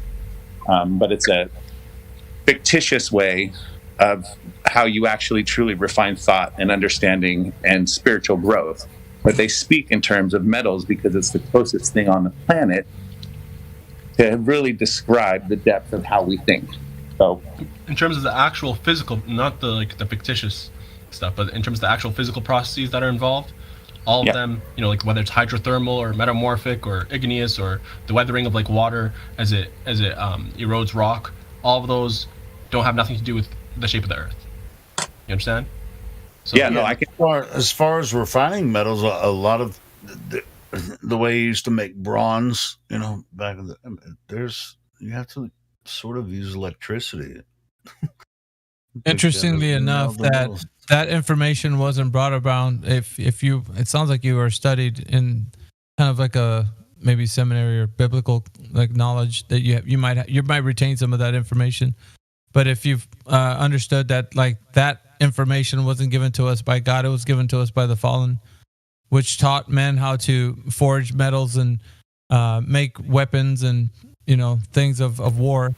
Out of that, so that information was actually handed by the fallen, given to people. So I don't think it's a good thing, because what happens with the precious metals that get dug out of the earth, greed ensues, because of that. They're precious, and it's like you're holding something of value, and then that becomes something that you would harm your brother over because of greed and so forth. So all that stuff, all that does is just create more chaos, when people have that stuff, because they just want to take it from their neighbor. So it has nothing to do with the plan of something in the way of maybe God wanted us to have that kind of stuff, because I think moreover it was just used from the fallen in the perspective of giving man secret knowledge of God. And so I don't think it's a good thing, but I mean, obviously people put emphasis on alchemy and all that stuff, and to each its own, I'd say. This is just a little path you might be able to look down, but Jesus, you actually read the teachings of Jesus. There's very little. A good option at that point, I think. There's little reference to teachings in the Old Testament. Leg and arms, you're nothing but a torso and a head. Can we let Theo us finish what he was saying? Sorry, just a hot mic there. Sorry about that. Go ahead. Hot mic. The parables of Jesus, the teachings of Jesus, they're not quotes from the Old Testament and the Hebrew Scriptures. 90% of his teaching are quotes from the Hermetic texts, and that's going to be a hard one for people to digest. And it's people are. There's a lot of got a lot. Did you say 90% of Jesus' teaching are from the Hermetic texts? Yeah. Damn. You can't tell me one teaching that he taught that I can't tell you where he gives just the cliff notes. Like he uses the exact same words. Like if you get the Greek translations, he uses the exact same words and gives you the cliff notes. If you want to know the full extent of the teachings, you got to go to the Hermeticum. And I was just making a reference to like the precious metals kind of standpoint, and why like that's not something that I think it seems to be like emphasis that you're trying to bring on.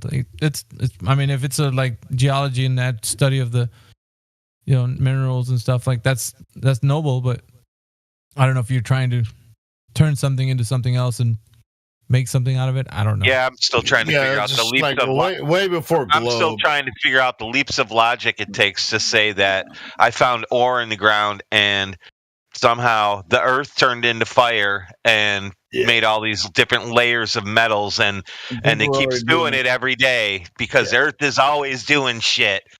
It doesn't make sense. Right, Robin. Way before Globe, people were doing this, mining metals and making stuff out of the metals that they mined and refined. Sorry, I'm ignorant on this subject. Who wrote the Hermetic texts? Well, this isn't a religious or Hermetic. I mean, we do talk about history. A Hermetic text. What do you mean exactly by Hermetic? Theo. There's a pile of. I'm asking him. I want him to answer. Known as the Hermetic Arcanum, and they predate. I'm familiar with that. Yeah, they predate. I was wondering if he knows. Go ahead. But yeah, no, they're before he was the one that brought it up. Okay, you're derailing. It's about these things like the development of metals, where metals come from, how who authored them. That was the question. Who's the author? The author was Hermes Trismegistus, and he was later adapted as Thoth into the pantheon of the Egyptians, and you see him as Mercury in the pantheon of the Greeks. Okay, but how was it transmitted to man? Through writings, through just collections and temple writings, the same way the Bible's transmitted, exact same way. Okay, so is the religious kind of like religious citizens or what have you, the religious elite that propagated it? So the same way that the United States, how we teach English in the United States when the United States started, we had a Bible. And the reason why we use the Bible is because not only do they get to learn to read, but they get to learn the history, they get to learn morals, they get to learn the foundation of our legal system, they get to learn all this stuff comes with this text. And so the same way with, like, if you go back to the Sumerians or the Egyptians or like these Hermetic texts, they're not they were meant to be like a 5-year primer, like to teach you not just how to read, but how to understand science and nature and life. You get to learn it, or you were forced to learn it by the conquerors. Irrelevant. Well, yeah, just like here in the United States, the conquerors here, they use the Bible. It's always been a conqueror that's using a specific text with a specific language to educate their people. That's where all the language. But Theo, the Bible, even though it's the Word of God, was written by men. So are you saying the same thing applies with the Hermetic texts? It was the word of Hermes, but it was written by men? It was written by Hermes Trismegistus and then carried traditionally. There are a few additions from a couple other people, Tat, and which is his son, and Asclepius, I think is his name. Also gods in Greek mythology? They're characters, mythology, divinities, Yeah. Okay, but when it was actually transmitted and conveyed from generation to generation of men, it was translated like a one whole book, and it was originally written by Hermes. Which some people. So what is it like? Back to sorry, Theopolis. I think you want to jump back into like the metals kind of conversation. I don't know if you've already finished the metals conversation. It's getting pretty deep, ain't it, Miggy? Yeah, it's gonna get even deeper. So yeah, I'm gonna detract a little bit so that we can just kind of get to Theopolis's understanding of like maybe perhaps there's a perception of you were listening before you came in here, right? And percentage was going on about like his idea of, and we're going like on a back and forth so to speak. But like, and maybe that's what your standard is, to listen to two people disagree and then you make your own decision as nobody knows the actual truth. And I think that's a really wrong way to go about it, because like that's not giving you the ability to understand what truth is. So if you can't come to the knowledge of the truth, then you'll always be in limbo, like with everything. It doesn't matter what it is.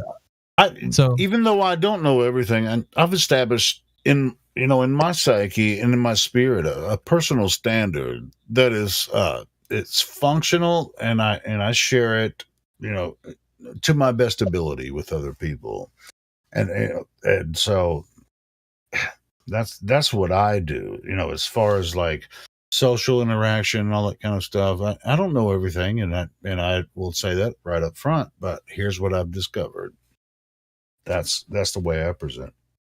Yeah, there's things that you could either know or not know about the globe, and what happens is you like I could say right now with assurance that you don't know anything about the globe, as far as to say that you can't verify any of the things that the globe claims have made. So the globe claims that the Earth is curving, you just don't see it, or that the Earth is moving, you just don't feel it.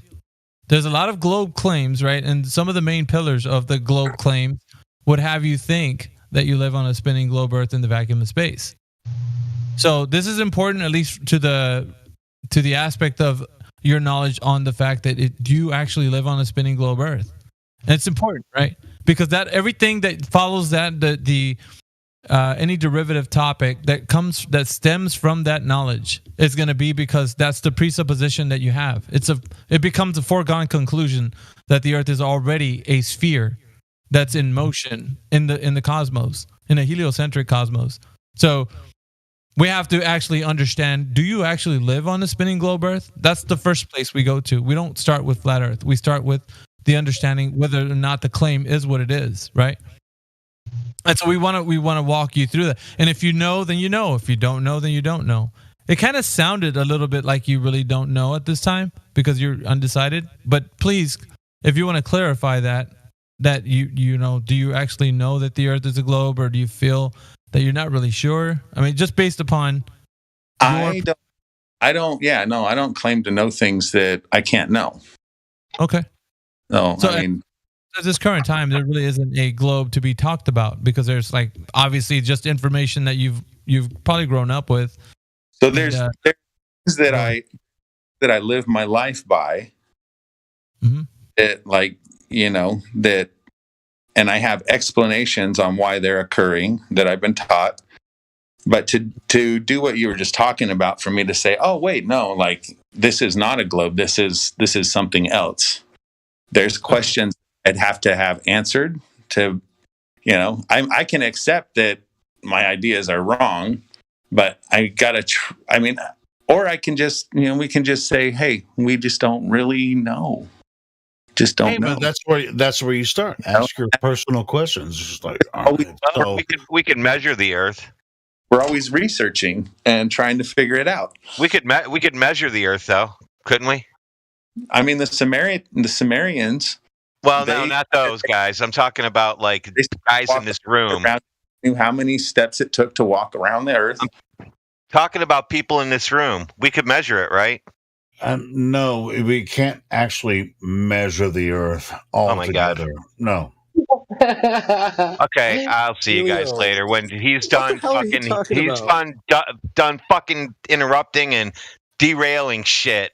Wow, calm down, man. It's not that serious. All it's right, all good. I'm gonna go smoke anyway, Radwin. Go ahead, brother. I'm sorry. we can't measure the entire Earth, but we can measure observation. Damn, I didn't mean to run him off. That was not in my intention at all. My bad. Go ahead, brothers and sisters. For this conversation, Helio. I have to get to bed. I really appreciate the chat, guys. I just had a question hit and had to ask it, and yeah. No worries, man. Hey, and just just give it a fair shake, man, because I know on the onset it sounds the most absurd, ridiculous thing, and and it's gonna keep sounding like that. But and I just try to pay attention. It's not brand new to me. I mean, this thing is these ideas and these thoughts they're all out here, and I'm just glad everybody's just lifting up the veil, trying to figure out what the hell's going on. So I appreciate you guys. Yeah, no worries, man. Appreciate you coming in. Before you go, just quickly, I don't know about metals, but I know that there's a type of crude oil and coal that's been like, I don't know if it's it's exactly coal or exactly oil, but it's pretty close. Apparently, it's been created in labs, so that could be something to look at. Interesting. Yeah. Have a good one, Theopolis. Have a good night. Yes.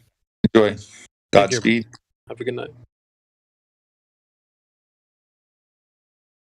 I was just going to say that I'm okay with not knowing something. I think I would rather not know than just make something up. I'll take that all day. Yeah.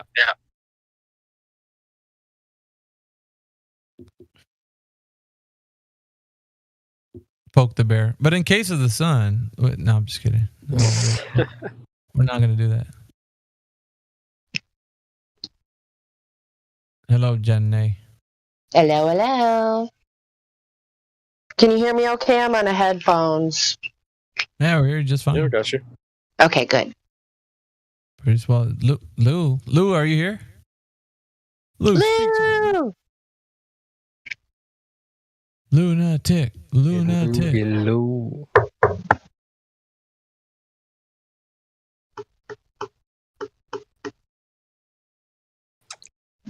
Got Kim Hopkins in the house. What's up, Kim?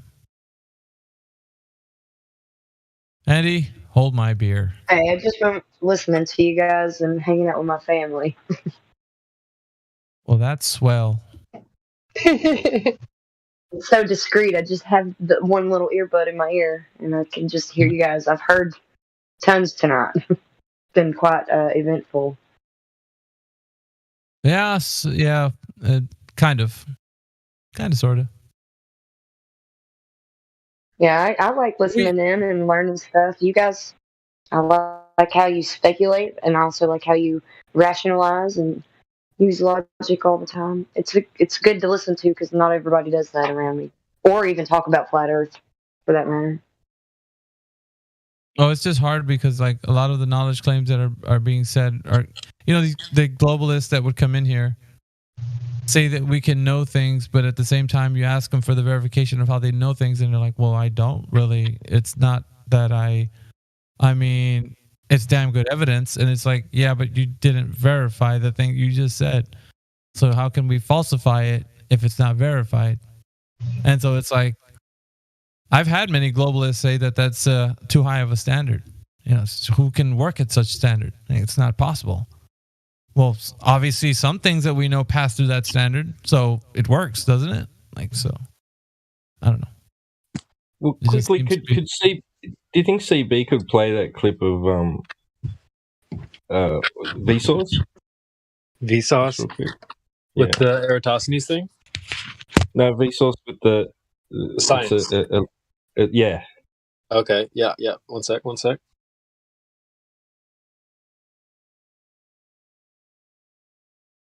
It is a three-dimensional spheroid.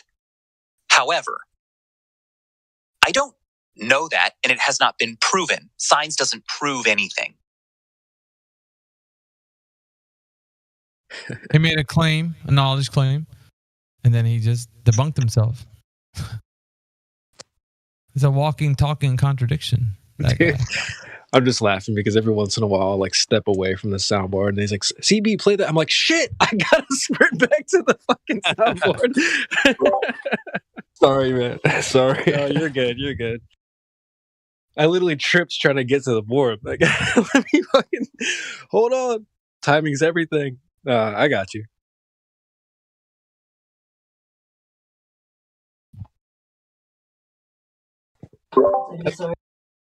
That happens every once in a while. I love the name Janae from Forrest Gump. That's great. Miggy, it's like sometimes I can hear you cooking breakfast in the morning. It's kind of funny. You can hear it sizzling in the background. I'll be cooking and someone's like, "Yo, CB, play that." I'm like, shit. Hold on. I know you're on point with those clips, dude. Like I'm just like waiting to hear. Like I gotta say, man, it's quite awesome, man, to have somebody that's just Johnny on the spot with those clips. I appreciate it, man. It's as much fun for me as, I've got a lot of good feedback from it. So let me see if you still got what it takes, though. All right. You know why? Because it's season 9, people. You guys forgetting what season is? Season 9. If you don't know what the goes on in this show by now, I don't even know what to tell you. What do you not understand about that? Like his way, he just chuckles at the end. What do you not understand about that? Like season 9. The visual is really funny too. I'll post it for you so you can watch. The visual of that is so funny. My oldest nephew bought me a here right now. I mean, it's an inadvertent ladies' night. Oh shit! What did you say, Flatman? My nephew got me that NASA T-shirt for Christmas. Had me laughing my face off. You can wear it just for conversational piece. I mean, I don't know. It's always good for the you know what? It's bait. Somebody at NASA fanboy, dude, you like that? I like NASA too, bro. You're like, no kidding. Come over here, man. Let's talk about it. And they just like open a can of like flat Earth, whoop ass on him. Just like. Yeah, he knew I would laugh. I said, never a straight answer. He goes, oh my God. I was just about to say, what does it say? Never a straight answer. Yeah, that's awesome. I'm glad I can say I have no NASA merch. Never made it to my wardrobe. So he made. Was this a personalized tee? He just. He flat earther or whatever. And he picked my name as Secret Santa, and there was a budget, and he got me 3 gifts: a chocolate letter for my name, a chocolate C from Belgium, a bottle of high-end stinky stuff for the ladies, not some Nautica, and the T-shirt was a gag gift because he knows I'm FE aware, so it was purposely to make me laugh. Yeah, it's tripping me out, man. Just because dude, NASA's not good enough to deal with hot topics. With some hooch or something, man. Kind of should kick back. A little bit of Grandpa's old cough medicine. Hey, you should alter that T-shirt, with a printer and be like, well, never mind. You shouldn't. It doesn't matter. But yeah, that's a real tee. That's a real tee you got from him. Hey, Helio, you know what he should put on that one? A big old stamp on across it saying debunked. The red line, no NASA talk thing. Oh yeah, it's easy, Helio, to find this stuff nowadays. NASA was smart; they linked the deal with every freaking 21, Forever 21, every hot topic. All you need to do is go to the mall, and you can find a bunch of NASA swag out in the mall. This is how ladies and gentlemen, Indio 007.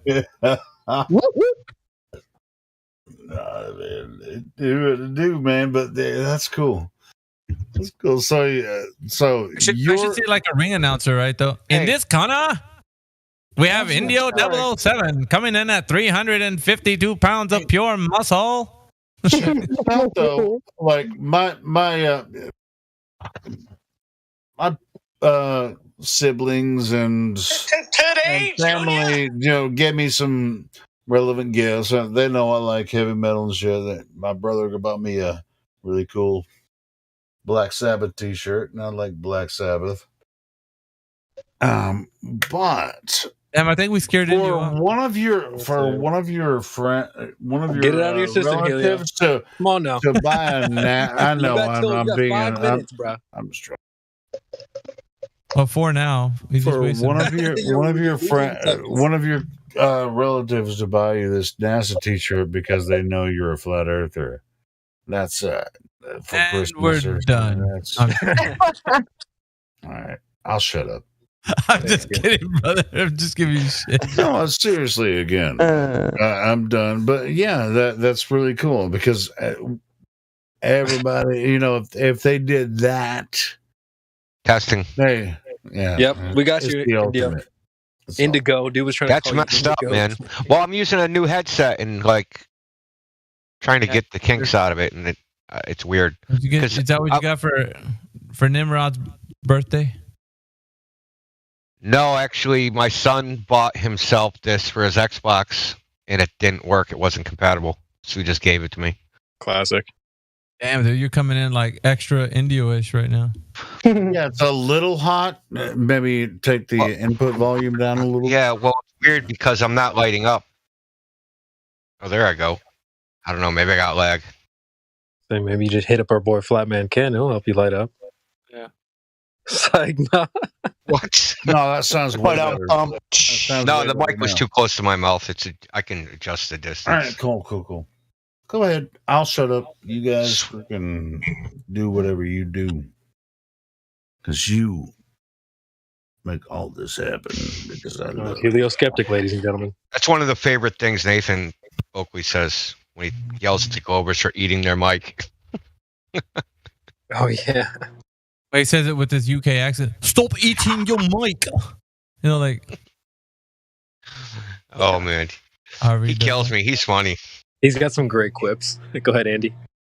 Yeah, it's nearly 5 now, dude. So I'm gonna go to sleep. But before I do, I just want to say that on the back of that T-shirt, you could put, I don't know, still American public still waiting for reparation, still waiting for a refund, still waiting for some compensation. Dude, Andy, all that money, bro. Where you going, I need man? to go to sleep.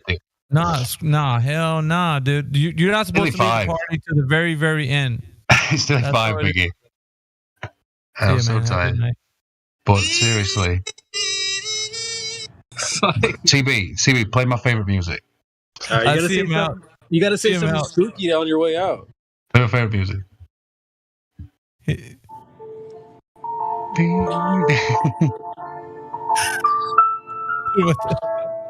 Oh, I love that. Good night, everybody. Hey, man. Take care. Cheers. That's Andy Hold My Beer, ladies and gentlemen. Yeah. One of my favorites. A good one. I like that guy. Me too.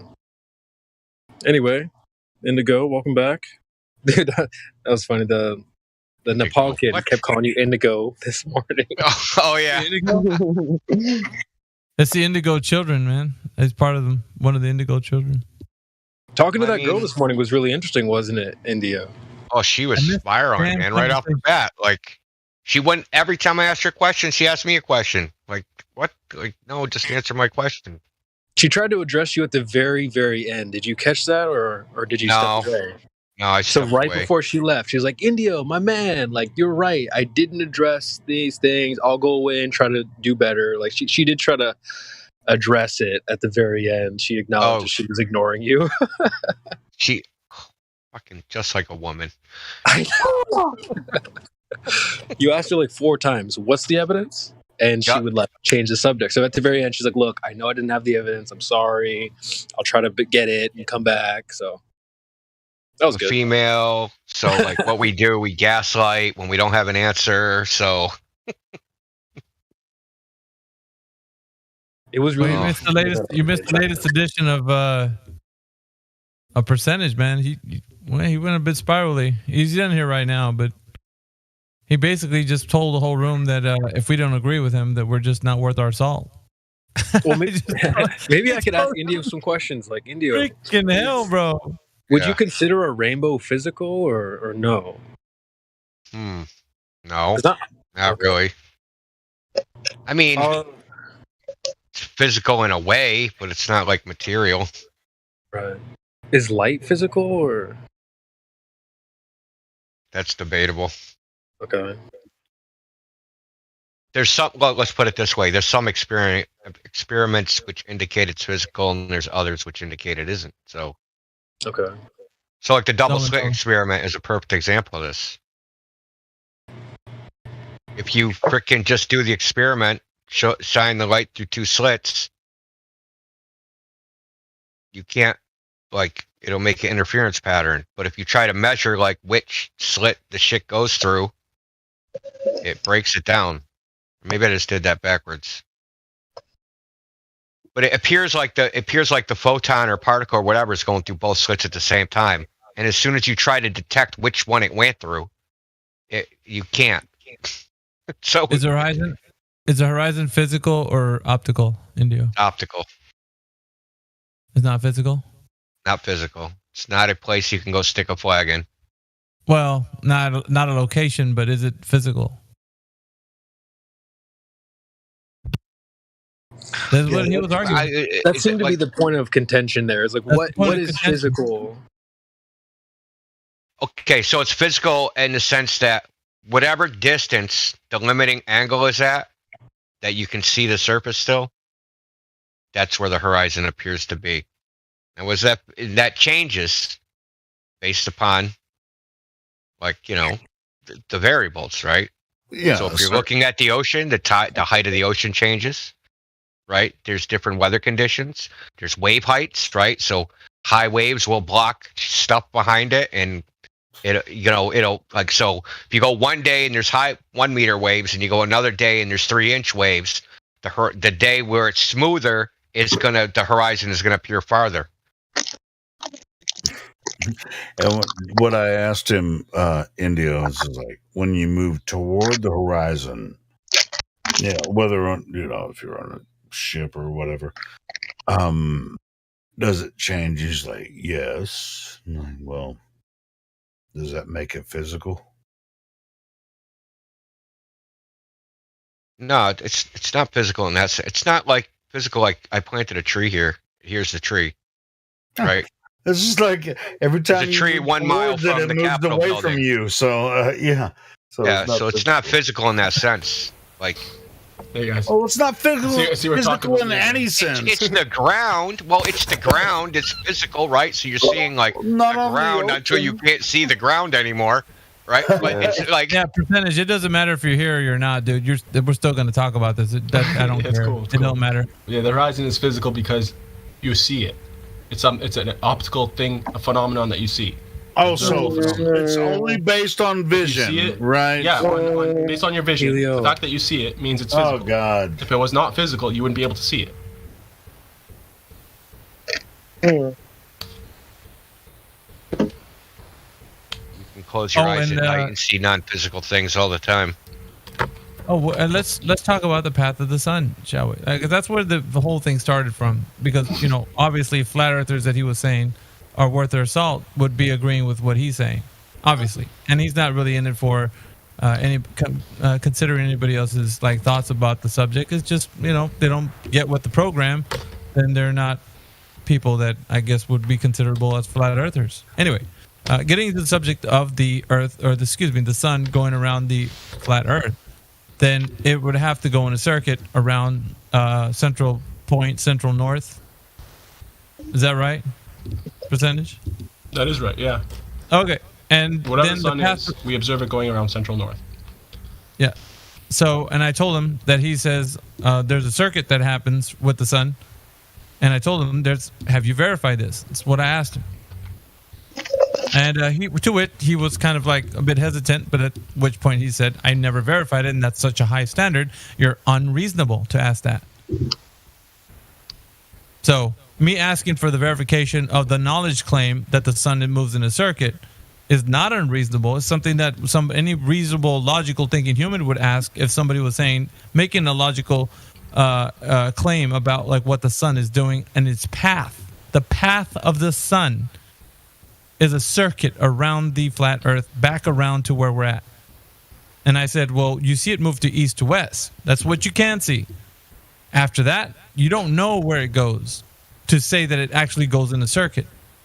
Now, there's assumptions you can have, speculations even, but not any knowledge claim that you can extend to like the fact of verifying it and saying this is objective reality. We know this to be true. That cannot be done. That's what I was pointing out. I hold that it's unreasonable to disregard everyone in history's empirical evidence that they saw the sun at a specific location on Earth, in a specific zenith or what have you, or azimuth, I should say, and to just like only say that it's only limited to your personal experience, that you have to see the entire circuit yourself for it to be true. No, that's not what he said. Well, I mean, that is what he said. You're mistaking what he said. Okay. You're misinterpreting it. Let's put it that way. Not only have you not done it, no one else has either. I think that's what you're not getting. They only see a portion, right? They only see a portion of it. They don't see the entire thing. So no one has ever verified the completed circuit. Absolutely, no one person has verified it, but it's been verified with countless data points over history, and that's why we mapped out. You can't. You just think that. You just think that. If I asked you, like, what's those data points? Who took the observation? When they make it? How'd they measure it? If I asked you that, you don't have an answer because no one's ever done that. I do, because everyone has different sunrise, sunset times. And if you look on time, and who goes out and observes the sunrise and times it? Indio, that video you posted about the guy who measured the distance to the sun, drawing it in AutoCAD, was outstanding. Oh yeah. That right there just shows that you can't do anything with the sun, so just give up with it.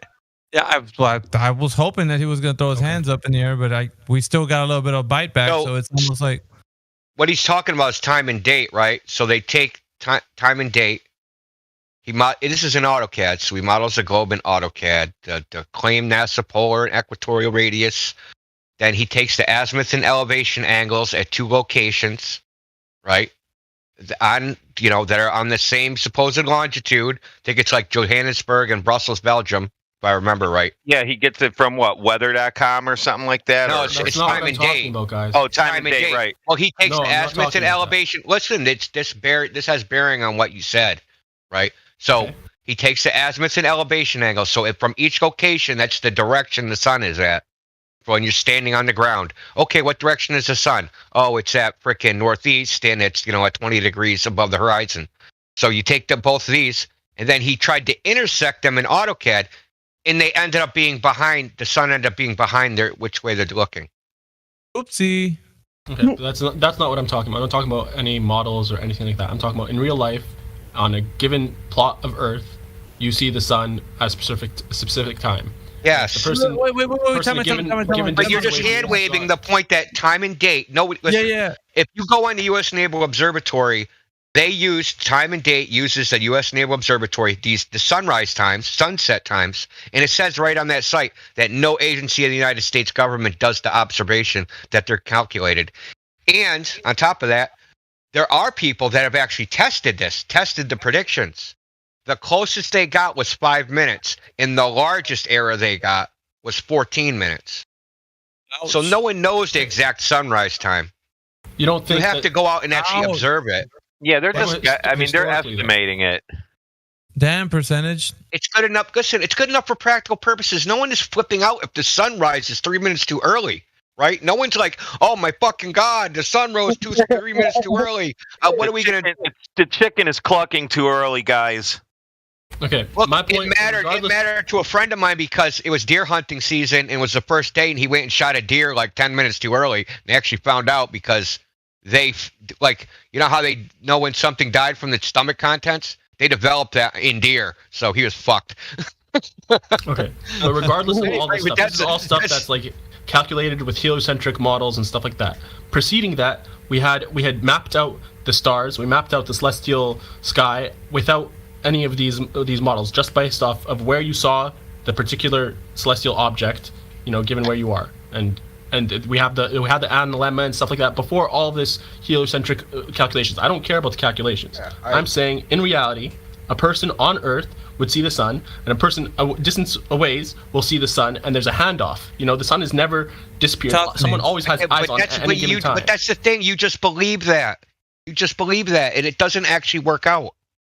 It does, though, because if the sun disappeared or something, we would notice, since we have technology and communication, and we're sharing this information. Look, if it disappeared at any point, or if someone lost eyes on the sun, it would make the news. Okay, let's imagine this, right?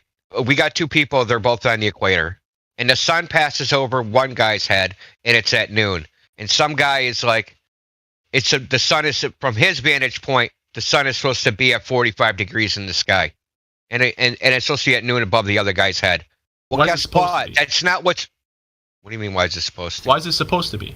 Because he's around the Earth, fucking... No, see, again, you're invoking a model, or a conception of the Earth that has nothing to do with it. We're just talking about you're claiming this handoff, right? But yeah, so that guy sees it at 12 o'clock, the other guy sees it at 45 degrees. What's the issue? Okay, the issue is that, is the sun in the same spatial relationship, right? Can they use the sun as a spatial reference, and it has a common location, right? So, both people are looking at the sun. How do we know they're looking in the same direction? Well, that doesn't matter as long as they're at the subsolar point. So the guy that's looking at 45 degrees won't know until it's directly overhead whether or not he was actually underneath the sun. But the sun's location does correspond with a plot of ground on Earth. Yeah, there is a subsolar point. I'll agree with you there. But, that's when the sun is at zenith. Mm-hmm. What I'm saying is you claimed that, we've made these observations. People will watch the sun make this handoff, this circuit. And I'm saying no one's ever done that, right? And the positioning of the sun is not as certain as you think it is. The sun always has a subsolar point along the ground, depending on where it is, right? Yeah. That's what he's disputing. The subsolar point? The subsolar point is just when the sun is directly overhead. That's not what I'm disputing. So if everyone, hold up, if someone's standing at the subsolar point. No, hang on, dude. Look, we're talking about the path of the sun going, and I'll say it slowly so you know that you don't misrepresent what we're saying, dude. The path of the sun is the subsolar point on ground. Going around the flat Earth. And you were saying it goes around in a circuit from a central point. And I was like, how did you know that? Did you verify that? And you said, we got data points all over the Earth. And I'm like, that's not verifying the information. As in, did you see the sun go in the complete circuit and verify that it did what you said it did? Because I already answered you. Me specifically, personally, for all fly a plane to follow the subsolar point and keep the sun over your head. Sorry, what was that in you? I said, how fast do you have to fly a plane to keep the plane under probably the faster than we can point? Technologically travel. I'm just curious. I don't have an answer to it. I'm just. I think it's faster than we're capable of. But regardless, the point is, 1,040 miles an hour at the equator. We should be easily be able to do that. Someone should just be able to sit right under the frickin' sun at the equator on the equinox and just follow the sun around and keep it right over its head. So the knowledge claim that you have that you can know this, you can't know this, 'cause nobody can. We can make our speculations, assumptions, get close to, in a certain point, but there's no way that we can know the path of the sun to go in a circuit, because if that was the case, then somebody would already be able to hand that information to someone else, and someone else could verify it and become objective and falsifiable and empirical. So that's not the case. We do know that the sun's path. The case for the sun's path. It doesn't matter if you want to keep inserting these data points. It's not going to make it true. It won't make it true. Put it that way. All right. I mean, we do know that the sun's path it follows the subsolar point on ground. There's always a subsolar point underneath the sun, and that's the path of the sun. That's the circuit of the sun, and it changes throughout the season. So you see, how do you know? You just inserted circuit right there. You just inserted circuit. You're already making it do something. How do you know the sun's moving? Are you saying it's not moving? Come on, man. No. Circuit. What does a circuit mean? Not that it's moving. You see how you're doing little lawyer speak? Circuit is path. Don't do lawyer speak, dude, because I'm hip to that, what you're trying to do. I'm not talking about if the sun is moving or not. I'm saying the path in which it's taking. A circuit is an actual path. Yeah, circuit is path. Okay. It's not that it's moving or not. That's not what we're talking about. We're talking about the path. Well, the sun It's a moves circuit. along a path. Which is a circuit. Finish what Yes. you finish. What he's saying is everywhere on that path is going to be a point, right? Every point on that path is a subsolar point. Exactly. Okay, so I get that part. And that path, most of that goes path is going to around be over the Central North. freaking ocean. Yeah, dude. Most of that path's going to be over the ocean. That's fair. In southern, like, you know, when you get close to the Tropic of Cancer or what have you. Well, I mean, no, it doesn't matter where it is. The ocean's huge, man. You're underestimating how large the ocean is. It gets over the Pacific, and who's going to follow it? That's what I said. That was my point. Yeah, and that's the point. There's enough data from. Well, then you're arguing. What do you mean that's no, the hold point? on. Let me finish. There's enough data from like people on Earth, from us measuring subsolar points on the ground, right, to conclude that this is what happens regularly. No conclusion. No conclusion. And I'm saying your burden of proof, like your threshold for proof, saying that we need to do it in every single spot on Earth, every square. I don't know what you're saying. I didn't say that. Nope. For it to be true, one person needs to do it all. Is absurd. I said that if you can't listen, you're trying to weasel out of. You're not going to, because I'm not going to let you. So what I said is the person that's saying the sun is doing is make the knowledge claim has to verify the sun's path, and if you're able to verify it, do what you're saying that it does, a circuit around the flat Earth. Then you have to come back and tell us how you did it, so that we can do it ourselves, and then everybody can verify what you're saying is true. Did you or did you not say it's a hypothesis? You have a hypothesis. Yeah, it sounds like he's. And you're saying you can't test the hypothesis because it's too difficult. I know. Yeah, he's saying that unreasonable to test the hypothesis. He's saying a single person, a single soul, has to verify the entirety of the circuit by themselves. No, you're the one saying that. Nobody else said that. Miggy said that. No, he's saying that one person. He's saying a single person. You yourself have to verify. He didn't say that, actually. You asked him if he could have that perspective, would he believe it? He did not make that claim. You asked him a question. Oh, Lord. Miggy, can you please clarify your position? About us, man. What are you... Miggy's right here. He can clarify whether he said a single person has to do it. All right, Miggy, did you say that? I said anybody. Any single person, right? I heard exactly what you said, Miggy. Yeah, so anyone who can actually verify the sun's path to go around, as like you said, in a circuit and in the entire Earth. Like this should be very obvious. We can't take other people's data points. Here's the thing. Why is everybody like this? Isn't a struggle. It's either he can verify this thing and then say, "Hey, look, I'm going to show you what I did," so that you guys can verify what I'm saying about my knowledge claim of the sun moving around in a circuit and this whole entire Earth, right, in the realm, can be actually done. And then you guys can know for yourself that the sun takes this specific path that I'm telling you that it's taking. Other than that, he doesn't have a way to verify what he's saying other than these data points, which is like Eratosthenes, right? Different places on the Earth, and it's so the data points have to come from one person. He knows the sun takes a circuit and has a subsolar point, even though it's too hard to verify, but he's not sure he's sitting in his chair. Okay? Guys. That's it. What? See, you didn't like that's the point Miggy's trying to make, is that people make claims of certainty about things they're not certain about, and make claims of uncertainty about things they are certain about. That's it. I don't do that. Okay. That's the point he's trying to illustrate, right? Like Miggy's trying to make a point, and like it's like, you know, you guys are like talking past each other, trying to make a point. You have a hypothesis that the sun makes a circuit. Yes, it's extremely difficult to verify that claim with 1 or 100 people, or 1 or 1,000. Like it's difficult. It's not something easy, and whether it's been verified to some scientific certainty, that's debatable, right? So nobody knows. Nobody knows the sun makes a circuit. They might believe it. They might have a hypothesis. They might have a good guess. They might have a probability, but they don't know for certain. And that's all Miggy's trying to say. Yeah, that's all I'm saying. But with night and day, the way it works, like the way that it is, we know for certain that the sun is moving over different areas. People have different time zones. They have light, like the sun in their sky, when we have darkness in ours. So we know for a fact that it's moving over different countries, different people, different plots of land. So what?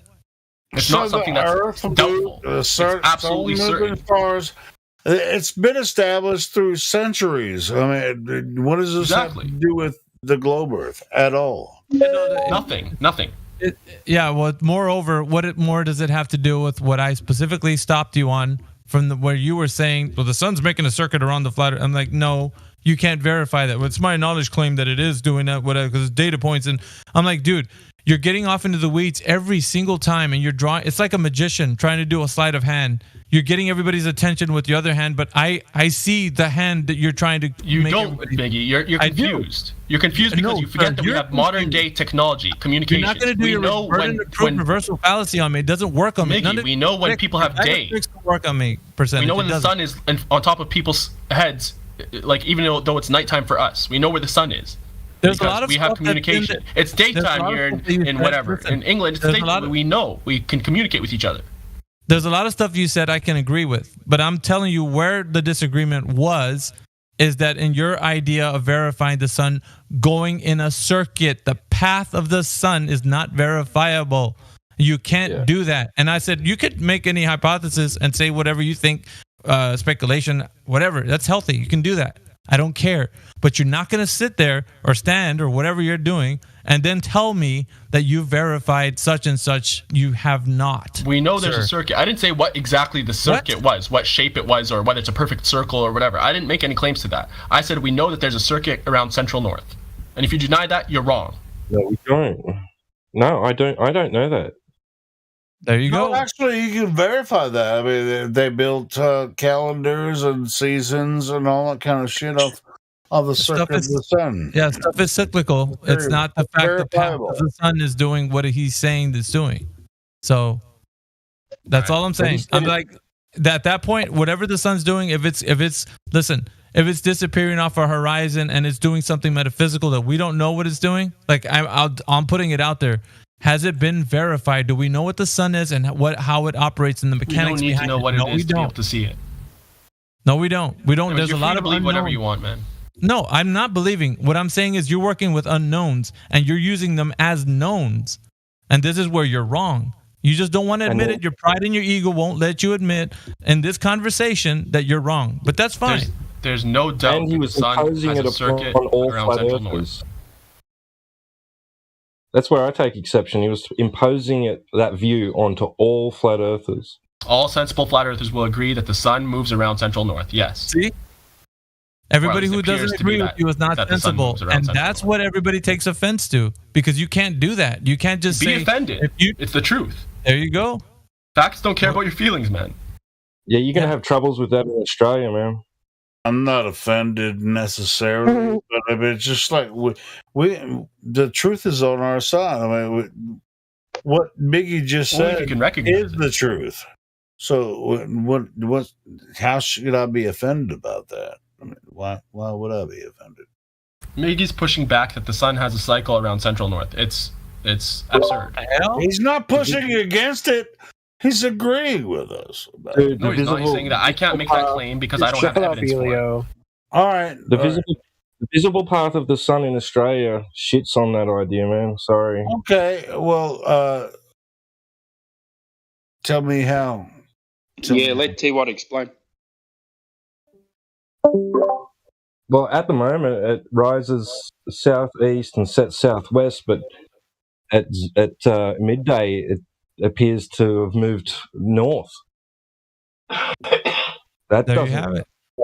But you're a flat earther, T-Wad. Tell me why it appears to move north from the path of the sun. Tell me why it appears to move north. I've got no idea. I don't claim to know. Okay. I'm just saying what is observable. I have an idea about it, but I mean, I want to hear your. No, that's what I was saying to you. Sorry, hold on a second, dude. Yeah, that's what I was saying to you, Wad. Exactly what you said is what I don't think that's the concept he doesn't realize. Like he's far over his head. So we have people making real world observations that disagree with what he's saying. He doesn't realize that's that. Not true. Excuse me? T-Wad just chimed in right now. What are you saying? T-Wad doesn't disagree with what I'm saying. Lying? A percentage. It might not work with what they've mapped out Australia to be on whatever map they're talking about. But it still is a fact. The sun is moving around Central North. There you go. This says not. So I don't think you understood what T-Wad was saying. Yeah, So I do you I'm understand saying the that the azimuths don't implications of match that? up with what I'm saying. Yeah, so that's a problem, isn't it? It's not though, because you just misunderstood. Dude. You're not right, even though you're wrong. I don't know what is this. You can't be right when you're wrong. You think I'm not wrong. Just because. Yes, you're wrong. You're not even. It's not agree to disagree. Are you denying the solar analemma just because it's Australia? I recommend you go watch the video Indio posted about the timeanddate.com, and you can go see how this guy did it. You will agree he did it correctly, and the numbers don't match anything at all that you could imagine. And no matter just what you notice, do with it, it doesn't match Before up. we continue, I never claimed that time we and date brought was up accurate. the solar analemma. It's probably accurate enough for our purposes, did. but So, I never once claimed anyway. it was absolutely precise. I never It uses relied what on it. you are viewing from those coordinates. If you were to face those directions where it says the sun is at, you would look directly at it, okay, and you'd be able to measure it, and that's what they're giving you. And he plots it out on AutoCAD exactly where it should be looking. It sucks that I the never fact denied that that people once. are on different. The thing that you're actually saying that we got many data points and people are making observations. Actually, people in this room right now are doing currently. And it's actually speaking against what you're saying. And even when they're telling you they're seeing these observations speak about against what you're saying, you're like, no, that's okay. If they're saying they're seeing something, there must not be like maybe seeing something right or something. Like they're still wrong. Like even when they're telling you they're up, I just don't know anymore. It's like, Yo, Miggy, it's That's it's weird, really right? not difficult. If you see the sun in your sky, you know that there has a subsolar point. You don't have to be on the subsolar point. As long as it's in the sky, you know that it has a subsolar point because there's people that have verified the subsolar point because they had it at the zenith and they were just directly underneath it. Caveat number 7. So anyone who sees the sun in their sky, then if it like it starts becoming night for one person and daylight for another person, that means that the sun has moved relative to those two people in that geographic like plot of Earth, right? And over time, you can build up a circuit. I'm not saying it's a perfect circle around Central North, but it's a circuit, whatever path, however shape that path looks, whether it's a perfect circle or if it deviates a little bit due to refraction or whatever, I don't know. It goes around Central North. That's the point. I do know it goes around Central North. That's why we have seasons, because they go around Central North, but also they change in terms of the land that it's on, and it'll go from the Tropic of Cancer to the Tropic of Capricorn and back. what he's seeing in his sky, he's just lying then, right? We can just we'll call him a liar because he's not. Indio, in terms of the horizon being physical, my definition for physical was just like a phenomenon. The horizon is a phenomenon, it's something perceivable by the senses. For something to be perceivable by the senses, it has to be physical. Percentage, there really is. Bro. I can second what T-Wad said too. And I'm further south. Man. And that's why I'm saying percentage. You have to know when to stop, bro. The people that are disagreeing with you are the ones making the observations. You've already lost a lot of ground here trying to prove a point that you can't prove. And not only that, people are already saying, I made the observation myself. And it's not doing the circuit that you're claiming. It's not doing that, man. It's actually going and doing something different. So because of that, like I want to like expose the way that you're thinking to be. You're right, Miggy. You're absolutely right. People that poison the well, strawman me. I should just stop. I shouldn't defend it. No, I want you to understand when you're wrong, bro. Like that's the thing you got to know. When you're wrong. You're wrong. Just in dude. saying that you are. So yeah. All right, let's leave it at that. Okay. Rick, strong case you made there today.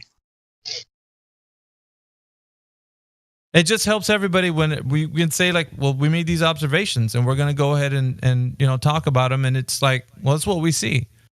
But as far as like the sun, what it is and the path that it's going on, I mean, we can't verify the entire realm. There's no way nobody can actually say that. But we can say what we see in our own sky. I think the most part of what people are missing here is that sometimes things are mysteries, and that's okay. Like when the point where we start to put explanations to things, that's our ego. It's our pride. We want to say things. Well, I think I want to try to duplicate what that guy did in SolidWorks with 3 points and see what we can come up with, but I'd have to think about it. I'm all for like people looking into this and giving their speculation and their hypothesis. Like that's great. But when you start making these factual claims, then when you get scrutinized, don't feel bad that you don't have the verifying part about it. Like to say like, oh no, we can do this. Here's a repeatable, testable, falsify it. You can do it whatever you want with it. Here you go. Because when that gets done in here and you're just like, well, I can't verify. Well, that's fine. Then you just keep it as a speculation. I don't care. Doesn't matter. Isn't it kind of strange when they just like, it seems like sometimes the only purpose, something what Percentage was doing and maybe still doing, in the future, is just to be here to disagree and make up shit, all day long. He wants a little feather. The last word, I said, let's leave it at that. But it seems like you guys just want to have the last word like 5 times. Well, you're welcome to either stay or leave or whatever. I'm here. I'm staying, but you don't have to keep might on still talking continue talking about whatever we want to talk about. So, all right, go ahead. If you're done, you're done. But you're welcome to speak. He wants a little feather in his hat so he can like go to globalists and be like, "Hey, look at I tried to talk about the sun, and they were so unreasonable." Yeah, it's a no-go, man. It's a no-go with the saying that it's a high standard for us to say that to verify something that high standard is unreasonable. That's what globalists say because they don't want to be held accountable for the thing that they don't know. They want to say I say when it's valid.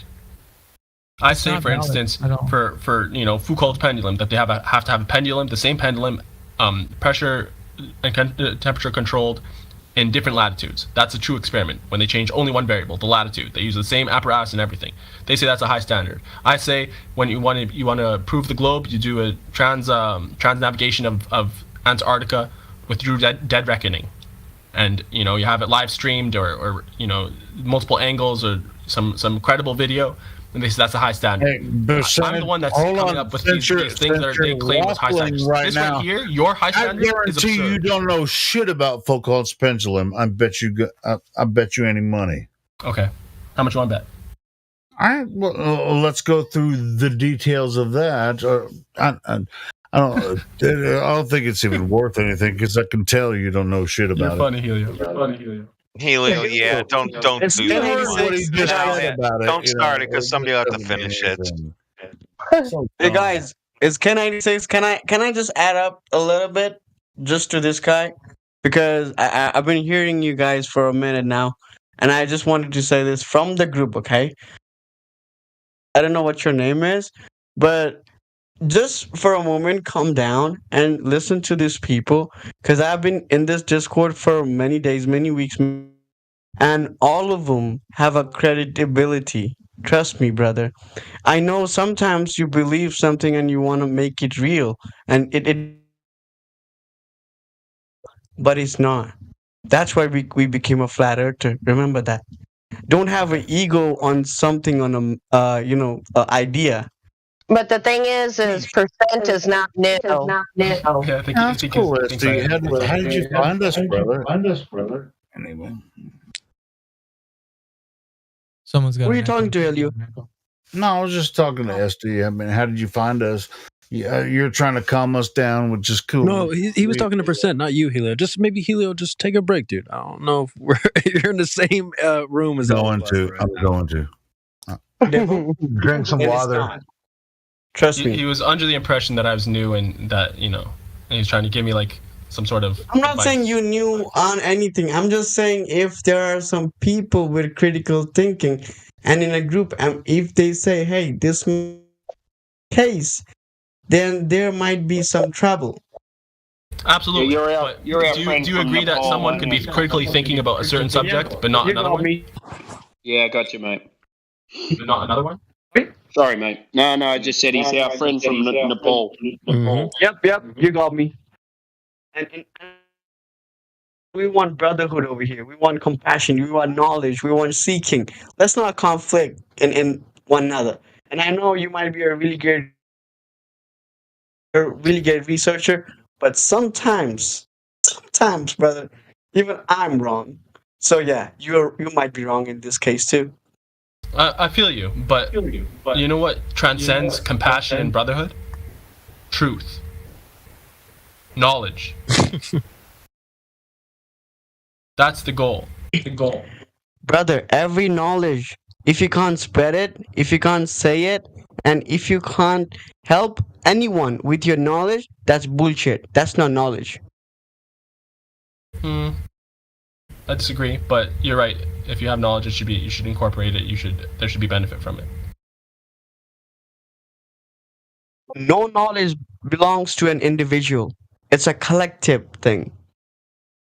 You could have a very knowledgeable individual, but I agree with you. If he does not incorporate it or use it to be of service or of benefit to other people, then it's wasted.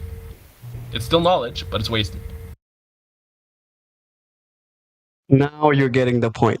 See, you just change yourself now. This is what we're looking for. He's the caveat king.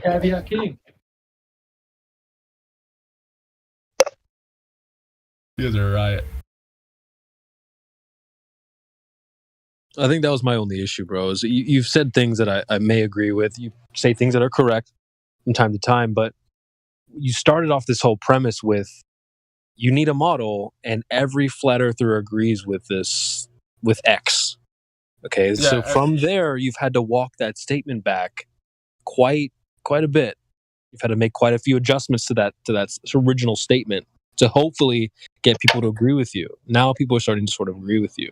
But it was the original premise that I had an issue with. Absolutely. I'll give you that I made a caveat. That's the only caveat that I made. No, you made. No, that's another caveat. I edited it from all percentage. You made plenty of caveats. All sensible flat earthers will agree that there is an incomplete model. No, you've made multiple caveats. You've made multiple sensible thing. Tonight. Oh, well, I don't mean around the central. The only caveat I made was that one. Okay, take it or leave it. No, that's not true. No. You can't just. You're living. No take backs from that original claim. Percentage, you're living in your own head, bro. If you think that we didn't, you're having a hard bargain, but that's the only caveat. It's one caveat. Third person perspective. Remember that we all heard you. You were making caveats. Third person perspective. What are you talking about? We all heard. Like, you can't just say I didn't make any caveats, and everybody's like, dude, we all heard you make caveats like all the time. You also said you weren't wrong about anything. Yeah, so that I said I made 0 caveats. That was incorrect. I made 1 caveat. Right. So then when you said I was one never caveat wrong that I made anything, was that all flat earthers. I should have said all sensible flat earthers agree that it's an incomplete model. Just a minute ago, you were trying to prove yourself right. Now you have. Just calm down. You just made another caveat. Sorry. No, I'm sorry. I'm just talking to percentage. You really like the word caveat? No, get him, SB. Everybody else should have. Get him, SB. Shut up, here. Just hear yourself out. You'll find many things. Don't worry, bro. And we weren't gonna judge you for it. We all been judged ourselves, so it's all good. Trust me, it's all good. We all make mistakes. I like your energy, bro. Oh, bro. Why do you think I came to this discourse? I love you guys. I have been to many groups, many people, met many gurus, many teachers, right? Only thing I could say from my heart is every flat earther is a critical thinker, no matter what you say. If you're a biblical one, I don't care. But if you're a research one, one who researches flat earth, like why the earth is flat, why the moon exists, why the sun exists, in this way, every flat earther is a critical thinker. But because I made mistakes, bro. I made mistakes many times.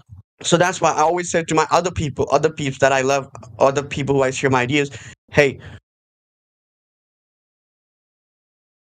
share our ideas and say, hey, which might be applicable, which might be practical, because it's a collective. You have the same condition, so let's just get together. That's how we grow. That's how the brotherhood get together. Flat Earth Convention in Nepal. It's so deep. It wants us to divide. Remember, even in the case of idea, you have this ego of this is my idea. That's where another. So we gotta look into our indoctrination too. It took me 10 years to fully understand everything in its deepest level. I was researching when I was 12 years old, and I'm from Nepal, bro. We don't speak English. So I made a mistake. So let's just hang together. That's why I love you guys. That's all I want to say. Let's not quarrel, but get together and this might be wrong. This might be right. Boom. We're done. I'm from Nepal. We don't speak English. He says in English. As he's wearing a shirt with English lettering on it.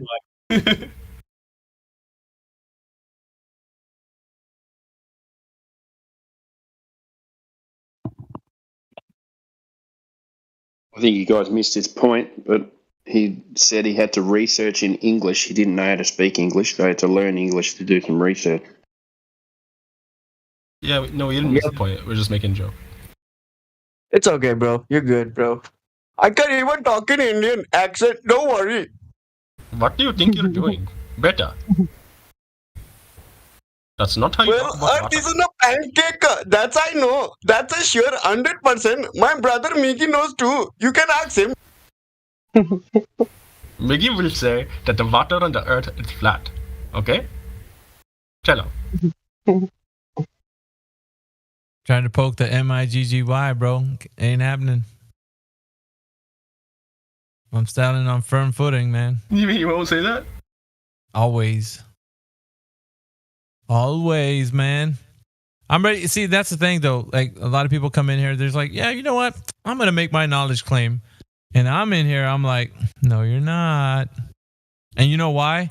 Because when I ask you for the verification of it and you don't got it, you're going to spiral. And that's what I hear most of the time. And that usually comes from globalists. I don't expect it from people who claim that the earth is flat and then all of a sudden say that the horizon is a physical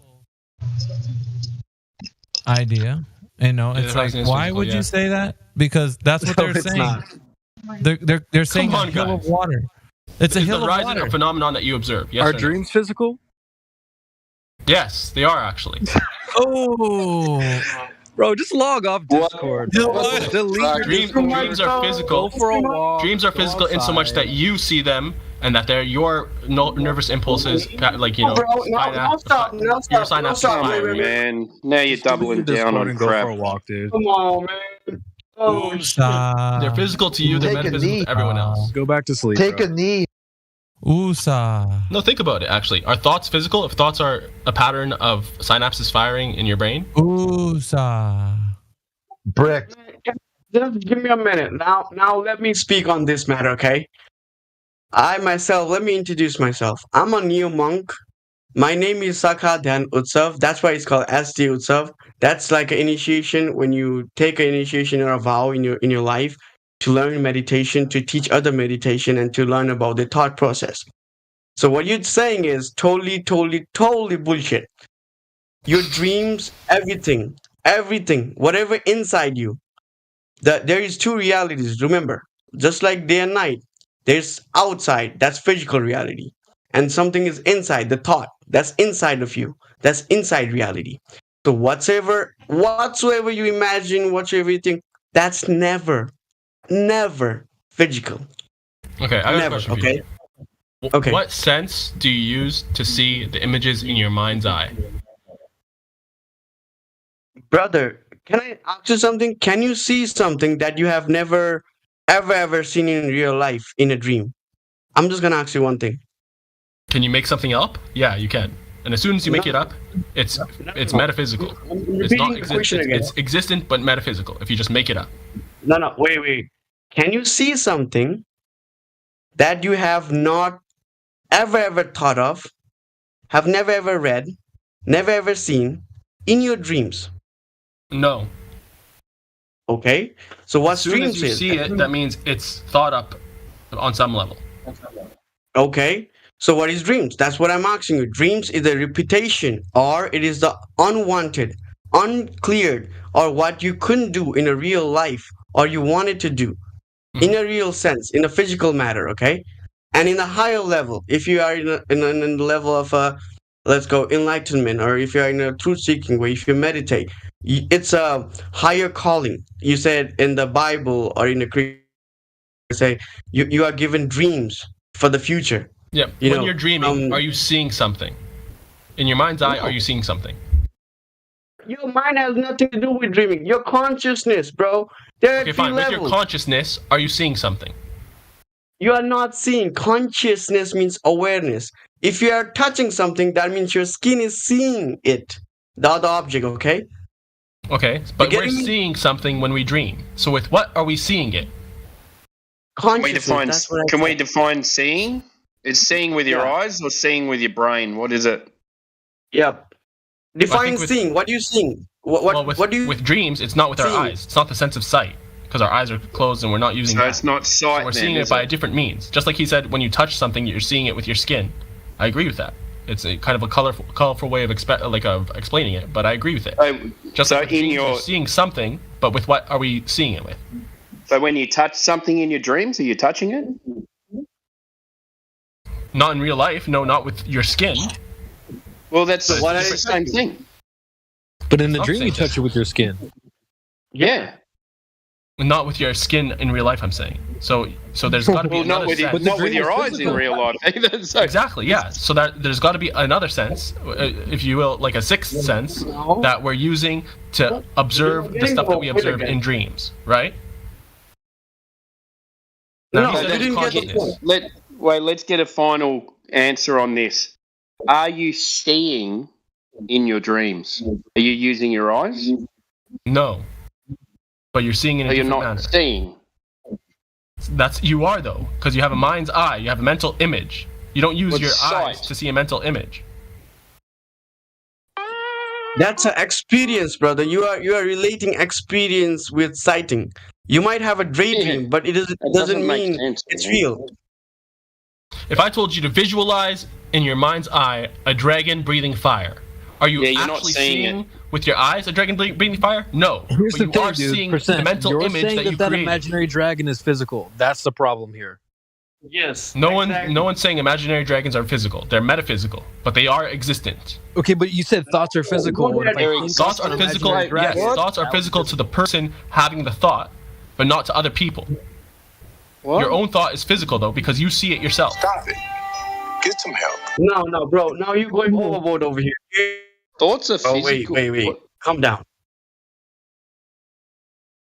Good evening. So you believe thoughts are physical in nature? I mean, physical objects. Only to the thinker are they physical. To everyone else, because we aren't telepathic, we can't read each other's minds or like see the mental image that another person has in their mind.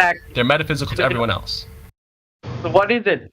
Is it physical, or is it just metaphysical?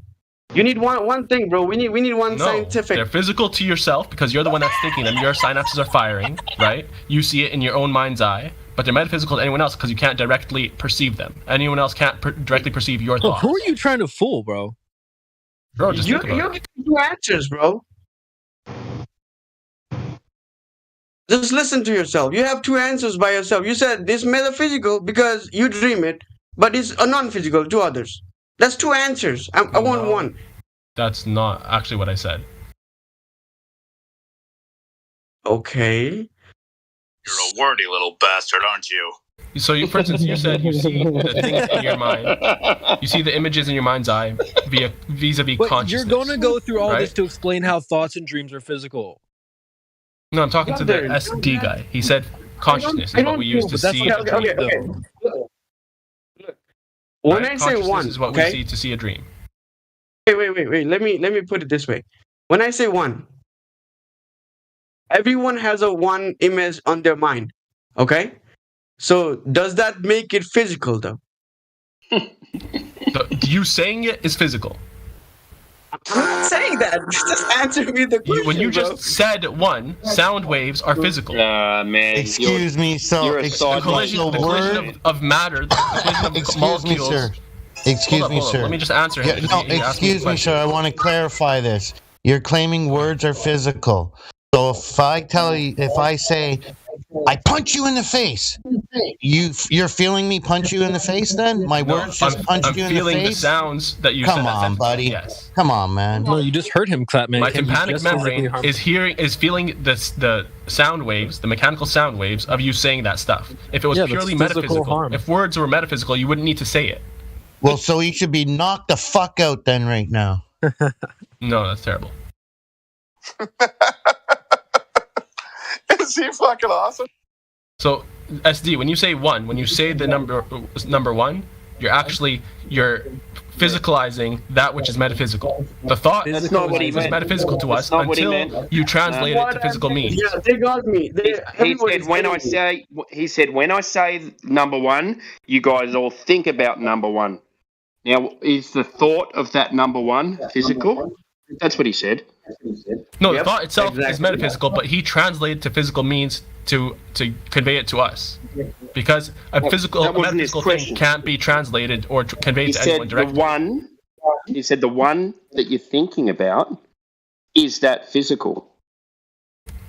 The one that we're thinking about individually is physical to us because we are seeing it for ourselves in our mind's eye. What are you talking about? Man. It's your first day on the job. He even admitted to himself. You see dreams, you see thoughts with consciousness. What? Come on, man. That's what he said. Like, I've spoken to you before, and you make a lot of sense. Today, you're not making any sense. Maybe just need to think about it more.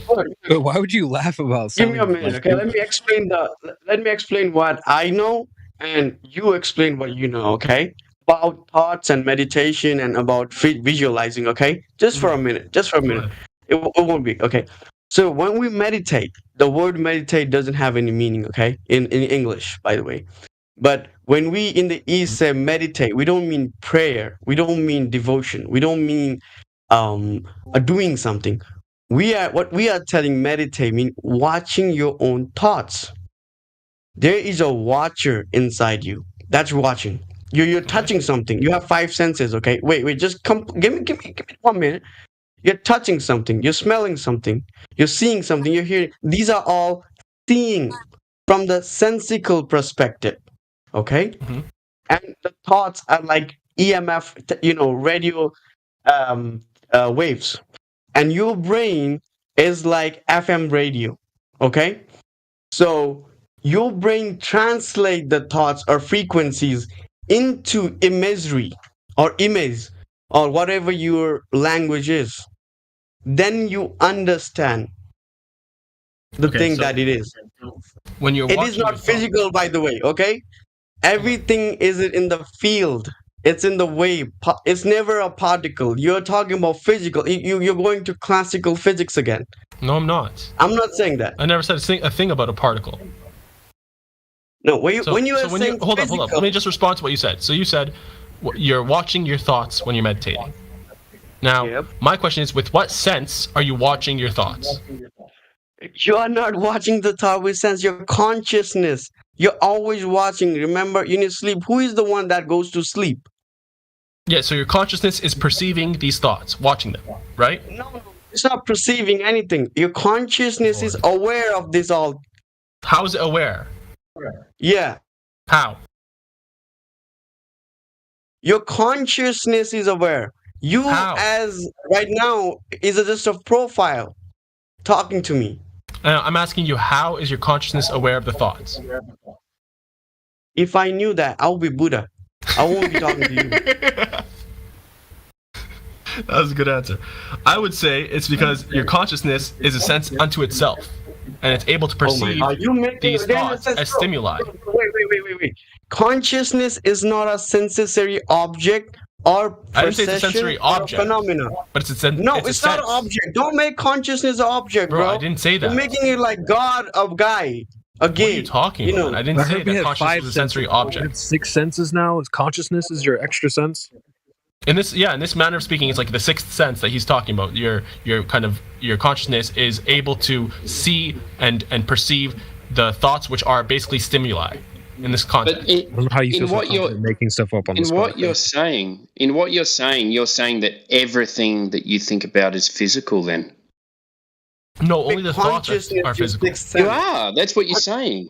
Only the physical thoughts to yourself are physical. To other people, they're not. The entity itself, like either is physical or non-physical. We know that. So if you think something dirty, then you know that, but he's disagreeing. Are you physically doing that or not? What's that? If you think something dirty, are you physically doing that, or are you just imagining it? You're imagining it, but imagining it to your. But it's physical. It's a physical process. Yes, you imagine something. It's a physical process, and you're with your mind's eye. You are mentally. You are. So you can. Seeing so you can go. Oh, in your mind, you go. Oh, I had sex with that girl. So you actually did in your mind. You made that physical in your mind. The thought is physical, yes. No. Come on, mate. Yes, it is. I think I got the girl next door pregnant. She must be giving birth to my kid in about 9 months from now. Then I guess.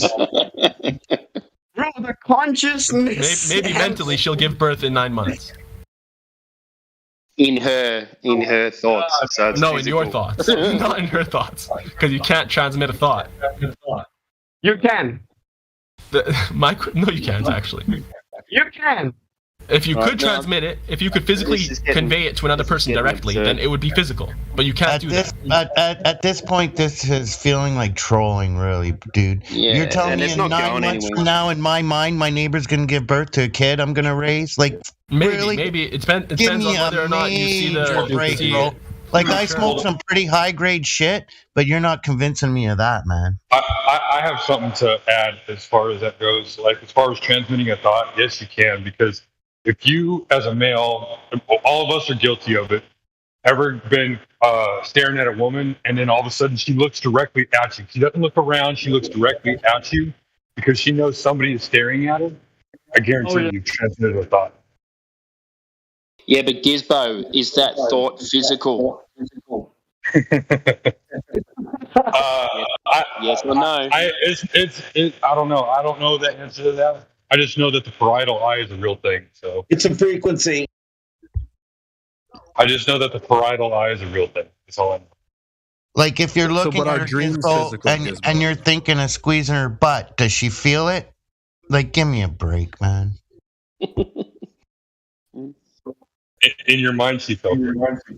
Yeah, see that slippery slope that everybody started to say, well, I don't know. That's confusion happening in real time. That's what happens when you entertain thoughts like these guys that would come in here and they're really good at what they do. I give them credit for that. They get people to start to think that it's possible that the immaterial can be material and vice versa. SD, can you mute your microphone? It's echoing. Mm-hmm. So I would say that is the art of confusion, and my man is completely confused, saying that the world is confused, not him. So that is projection. There's a lot of things that have been happening tonight, and if you fall for this, it's a mind virus that will eat you alive, and you'll start to think like him, and the next thing you know, oh, well, maybe they are physical. And then you'll be doubting things and putting things in the way that he doesn't know what he's saying, man. And it's hard for somebody like that to navigate this earth. Just saying, guys, it becomes a mind virus for you. And don't ponder. This isn't deep thought, okay? This is not reality. Reality is you can't feel somebody's thoughts. You can actually give somebody a perception of when they see you, right? You send off a vibe, but there's like the physicality of it. You start breaking down into like, what is reality? And then you start to get into these deep thoughts, and that he's not making any sense. It's confusion. Yeah. You will be thoroughly confused at the end of all of this, and you won't get closer to reality. As a matter of fact, it'd be the opposite. He's going to achieve the goal of confusing you if you allow him to. So please don't drink the Kool-Aid. Just saying. Something Miggy just said there had me thinking. He'll have you thinking because people think there's 3 rovers on Mars. There must be 3 rovers on Mars. All I'm saying, guys, don't drink the Kool-Aid.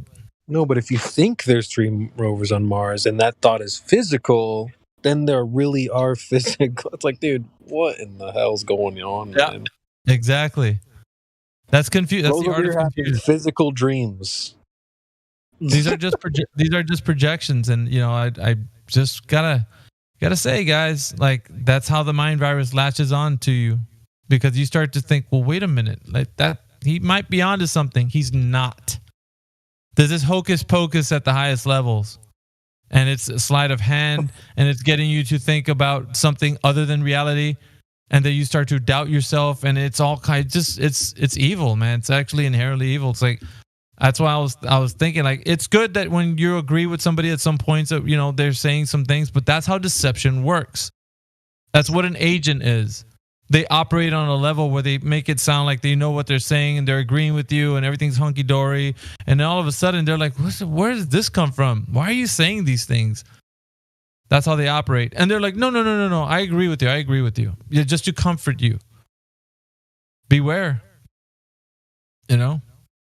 Don't let the mind virus latch onto you and put its hooks in you, because then once you start thinking like that, there's no coming back, because you're going to start to, your reality will become malleable and just on and on. So it's a little bit of preparedness for this, man, because if there's no baseline for your reality, then, you know, the man's going to start making sense to you in a way that, oh, man, possibly, you know. I don't want to see, you know, critically thinking people fall for such antics. That's all they are. They're just antics.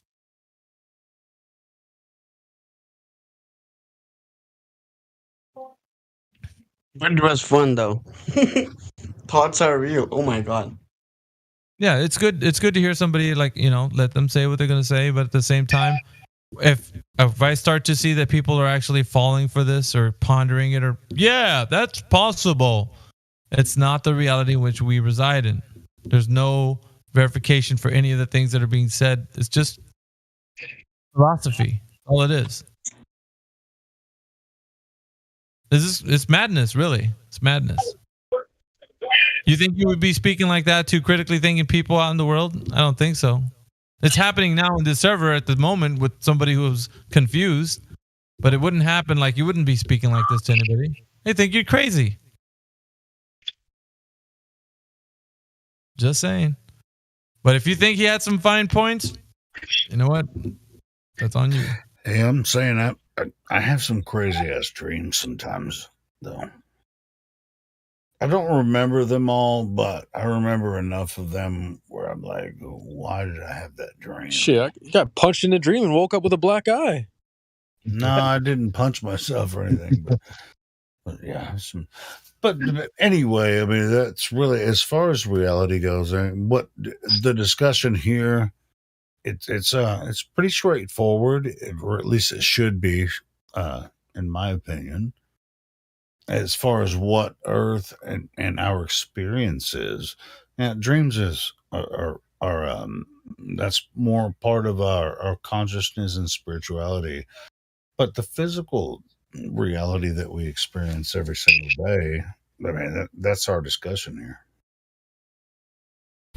Okay, so in terms of talking to people, like, in the real world, like, the power of intention, you know, intention experiments. You could look at Lynn McTaggart, TED Talk. Oh God, it's a real thing. Positive affirmations is a real thing. No, I get that too. I get that. The nocebo effect, the placebo effect. Talk, I was off. So yeah, you have the cunning. You have the cunning. Well, how many people have to interrupt me? You have the cunning. Excuse me. I said, how many? You have the cunning linguistics about you. So what I'm saying is, people are listening to you because they're giving you a shot. You know, because they think that you're in here legitimate and whatnot. But the objective, and it's to persuade people that your point is the one of the highest standard. So if they want to know truth, then they must adhere to what you have to say. And what I've so far, you're getting a few people to kind of hear you out, and I've been seeing how you do it, and it's very cunning. Not a lot of people are at the level you are percentage, so I'll give you that. You're almost Kosho's level. Kosho was really good. I'd say you're probably close to it, but you're not as cunning as he was. He could really get into it. Anyway, that being you're just complimenting Kosho in that regard. But what I'm saying is backed up by evidence, Mickey. There's there's the Rice experiment. There's the I understand the power of the power of the vernacular, right? I know what you can do. I'm not talking about vernacular. I'm talking about actual experiments. You have. I know. You know, so I love you burger. You want to skirt around that. Then? I do, because you want to skirt. You see, you get in your feelings because you know I'm exposing you. You know that no, this you're is just talking over me. But continue. Yeah, because you are an agent. It seems. I thought you were actually somebody that was on the flat Earth side, but what you're doing is you're working people's minds over, and I don't like it. I don't like that people are having to doubt the fact that their reality is made up of the things that they can know versus the things that they don't know, and they could be sure of that. Now you're getting them to doubt that even that can be known. So you're getting to think that their dreams are physical, dude. This is ridiculous. It's so if I give an argument, you know what else I if I give an argument, hold on, Helio. You know what else I don't like about percentage? Go ahead. Don't tell me to shut up this time. Go ahead, bro. About percentage is that he thinks he can take advantage of this platform and just waffle on for hours on end, and he's done it before, and I've banned his ass several times, and now he's back again, and he's doing the same bullshit. What are you talking about, Hilo? You've never banned me once. I think you're confusing me with someone else. Maybe the British dude or something. And I'm not waffling on for hours. I'm trying to defend myself. I was muted. Hold up. I was muted for a while he was like begging on me. So I'd like to defend myself. And my defense is pretty simple. There are experiments. By the way, there's actual this isn't evidence. A democracy. Wow. By the way, let's just talk. Everyone has heard that. It's not a democracy. It isn't. This place isn't for.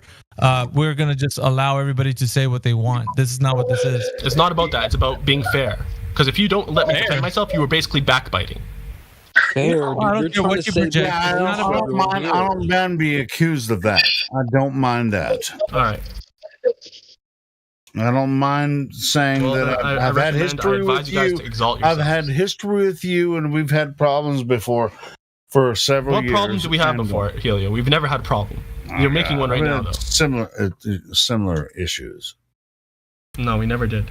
Okay, well, then now you're having issues with other people. Now we're about to have one, yeah. If your thoughts are real, you're going to have a really bad problem. Trust me, in your life, you're going to self-doubt each and every of them. You're going to compete with each and every one of in your family, in your family.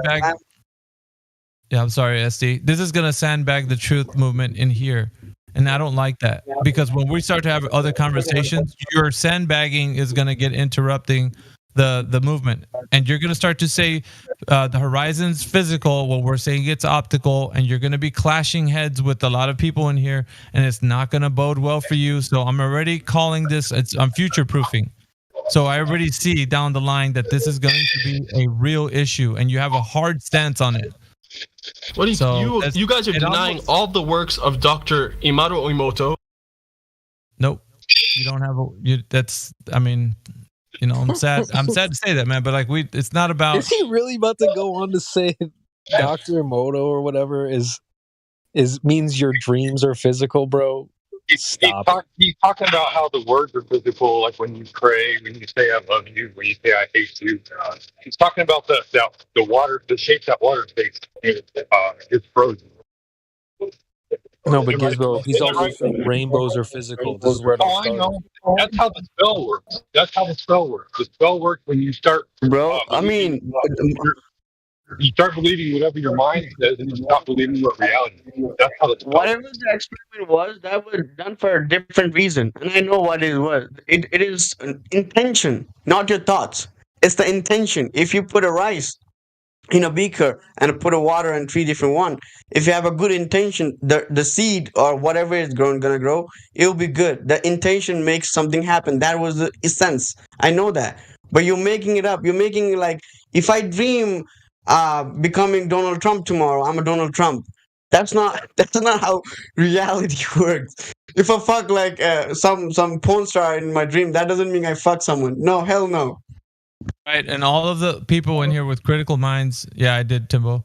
Everybody in here with critical minds knows that when you start to sway and start to believe the rhetoric that he's saying, it's poison for your mind. I'm telling you, it's straight up. And none of the truthers in here agree with that, except for the ones that start to get swayed by what he's saying. A lot of schizophrenics are like that. You'll see those people on TV. They'll be on the news, and they're claiming to be somebody, and they're totally not that person at all. But they're like, in their mind, they're like, I'm Donald Trump. I can do whatever I want. I'm rich. But man, that's not it's an issue. Yeah, it's an issue because what happens is we're going to start, like, he could pop in here at any given time, and if there's another gold or silver having a conversation with another globalist, he's going to sandbag that conversation, and I don't want that. It happened today. It'll be an issue for anybody else, and this isn't going to be the case. This isn't a democracy. We're not here we've been okay. The truth movement and the people that have curated this forum is there so that everybody can benefit from the truth. Everybody that comes in here understands. We've done the research. We all agree with each other, like on the flat and stationary side. We don't say horizons are physical. Not one of us say that. But to make these claims is like what Globers want. And so if he can supplant himself as an agent and just wedge himself in between us and the globalists that come in here, he's done his mission. And he'd be happy. He'd be in here with a smile doing it. So it's not going to... I could be the bad guy here, but I'm going to be doing it for everyone's benefit because I don't want this to be the case. This isn't a democracy, once again. This is what we hold, and we curate this forum to make sure that everybody benefits from truth. And honestly, I agree with you about the fact that he would come in here and say that the horizon is physical, because his immediate argument would be, well, it's where the sky meets the earth, and that's everywhere. Yeah. And that sandbags the argument right there. Well, and for people that are coming into this, they don't understand. They're trying to figure out the nature of their reality, right? Just everybody. And for us to get into like other sidebar topics or arguments, or we need to focus. It's hard enough, right, for us to get the truth put across because the people have been lied to. So our job is hard enough versus us having to deal with somebody trying to wedge a point across our argument. This entire server and the YouTube channel, this is a public service. Anyone that comes in here, we will entertain people for a certain time, but if they're just wasting everyone's time, then they're not welcome. And that was what he was doing. So I love you guys. I love all your participation here. You guys are the bomb diggity. I love you too. I love you too, Helio, but not in a gay way. Oh, mine's totally gay, dude. I never asked for that.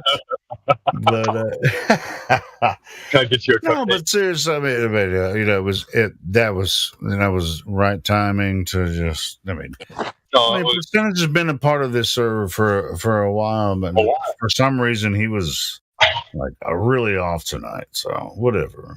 I don't even know what the thing was, but there are times where I'm like, I don't know why he's still talking, but.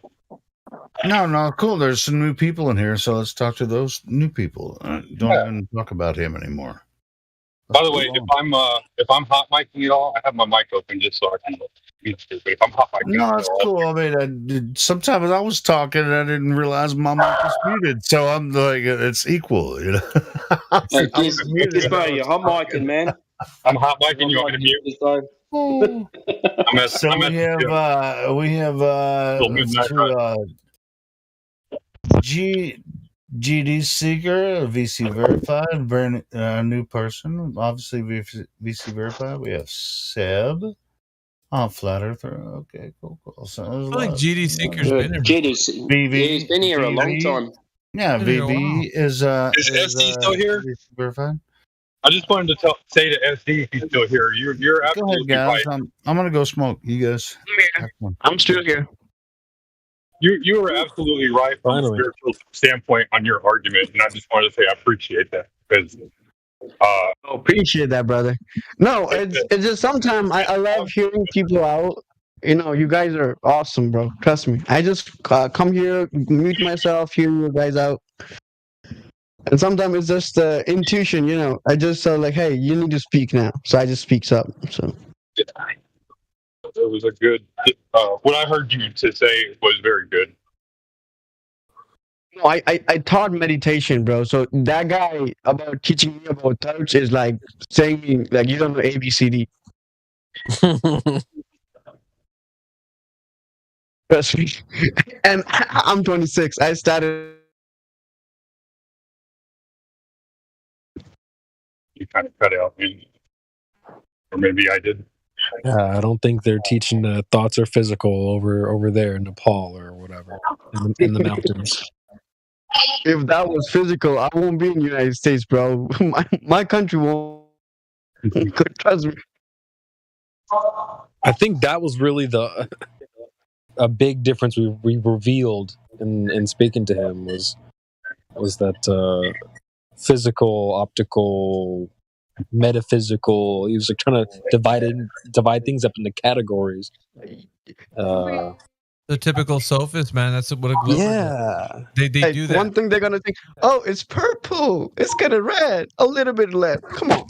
But you know, Man, like he dug his heels in so much that he said that the Horizon's physical. Like he went that far, you know. He was so stuck in his way that he went against what I've heard him speak about it before. You know, like the Horizon's not physical, and then he changed it to the Horizon's physical. Yeah, so that's why it's like at some point you can't have that be the energy, you know, that we're gonna have here in the future, you know, because I could imagine like let's say some new person comes in and we carry on with them, and then all of a sudden he comes in with those points, and it's gonna be like we're gonna have to say to the new person like, no, that's not what we're representing. And he's gonna be like, yeah, that's the way it really is. It's like, nope. Right. No, you do have a model. They do have a model. Like, no, we don't, dude. That's where it all started off. He's like, no, I don't know if you have a model. I don't know if you guys know this, but he's like CB was saying, he said we didn't have a model, right? And no, that we did have a model. And then when Indio came in here, and he told Indio, no, I'm not talking about a model, no projection or anything. You caught that too? Yeah. Did you hear that? My ears perked up like 3 feet. I heard he's like, I'm not. We don't even need models. I'm like, dude, the whole point of you starting off this whole conversation was we need a model, and we're gonna start applying the sun path and all this stuff to a model. So for you to be like, oh no, just we don't need a model. Just talking about the sun. Exactly. Yeah, that's exactly. But he said that to Indio because he knows Indio's got clout in here. He's the server owner. Percent is not slick, bro. Like he is not slick. We were caught on all the caveats, all that stuff. Dude, your troll dart was probably binging, dude, like all the whole time. So, man, I know.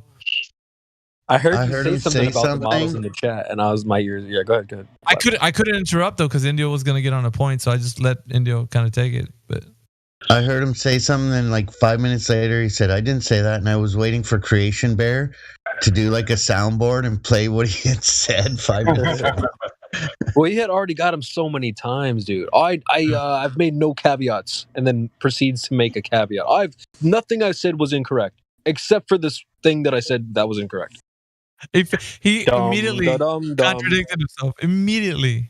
Yeah.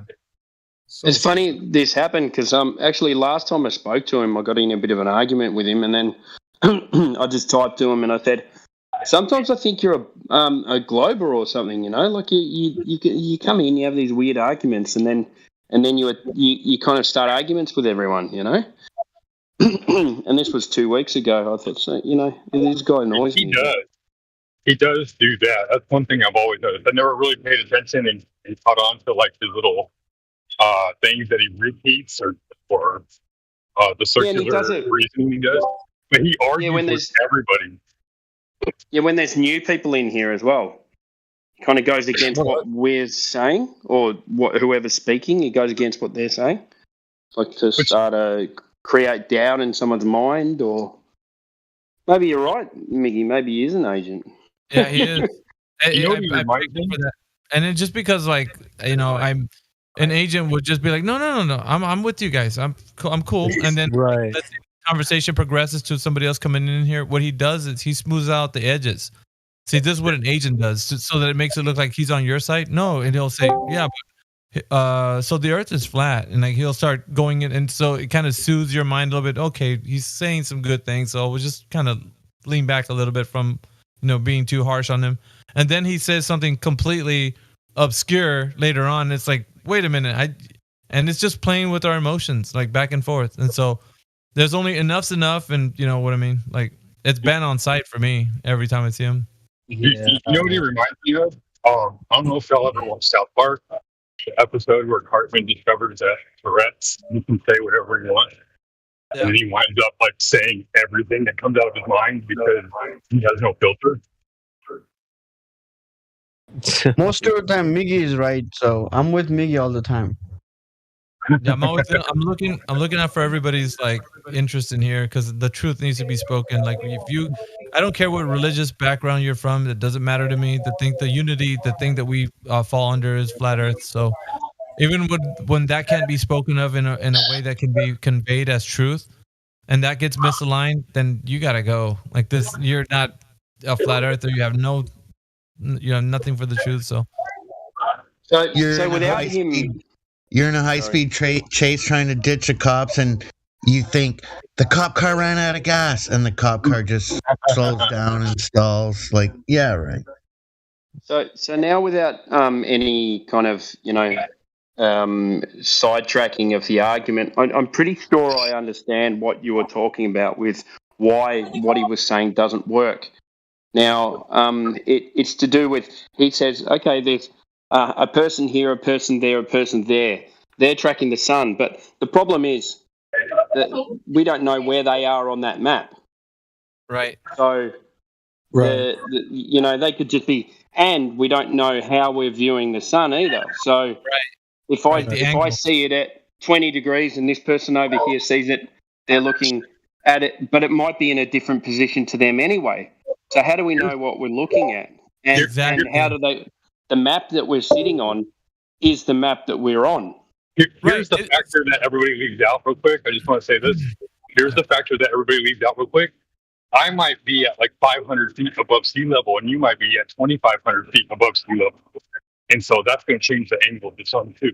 Yeah, there's a lot of factors, on land because of topography, right? That you're above sea level, whatever the case. So there's a lot of factors that weigh in, variables, unknowns.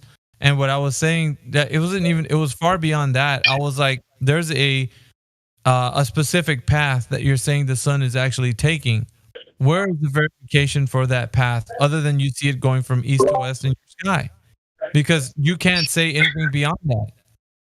So the verification method for anyone to say, I've seen the sun go in a circuit in the earth, in the realm, right?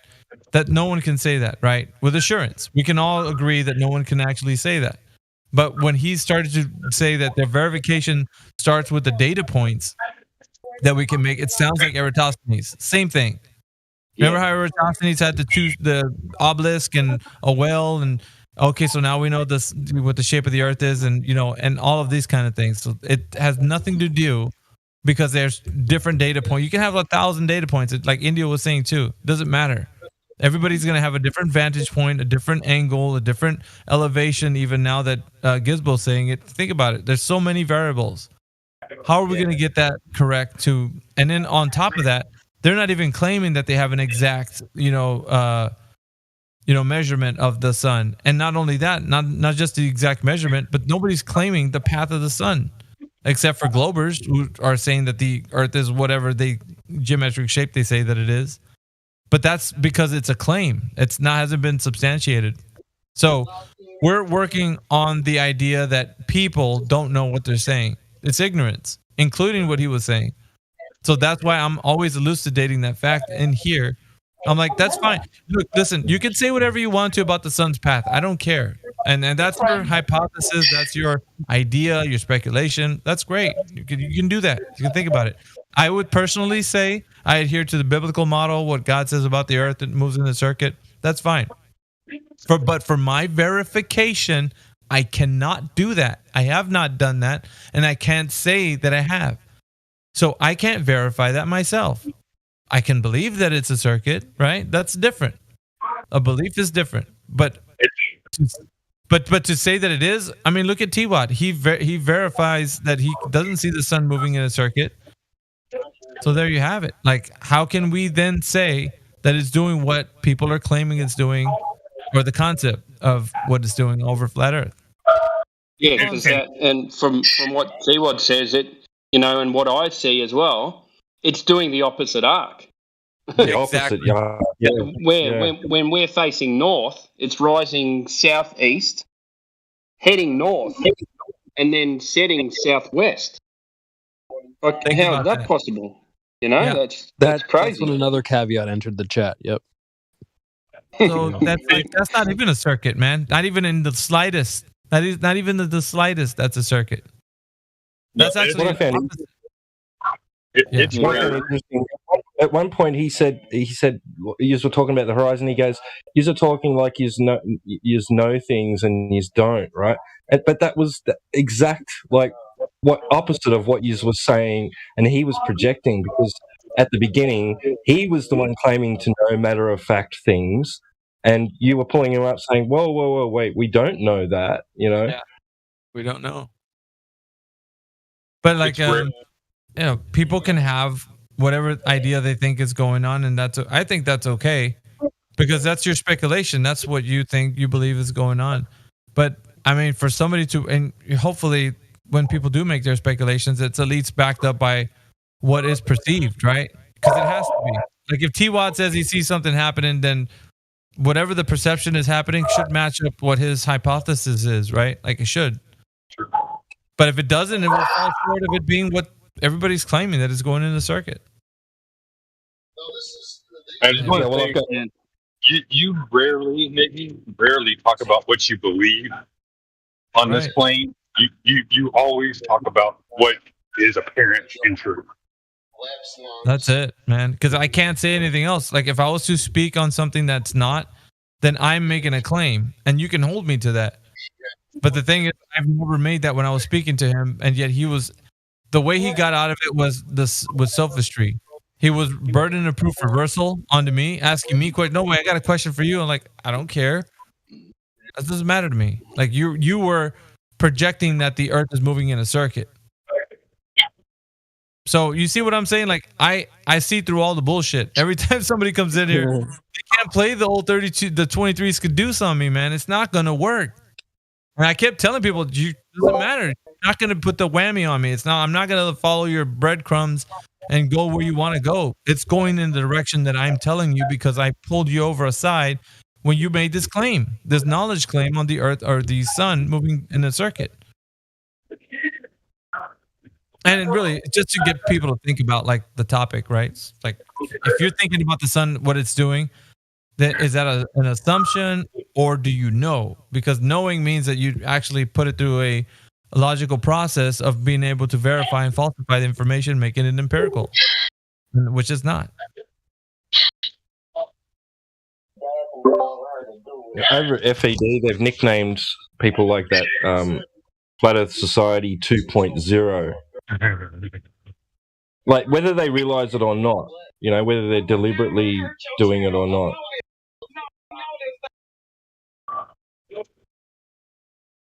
It is crazy, however. I mean, it sucks. It really does, man. Because like you hope for the best. You hope that people don't take that route, but it's quite disappointing.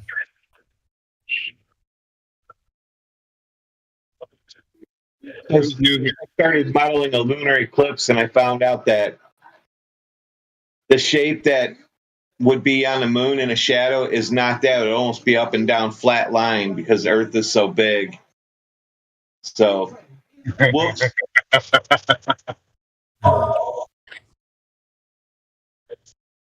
That's when you have a half moon.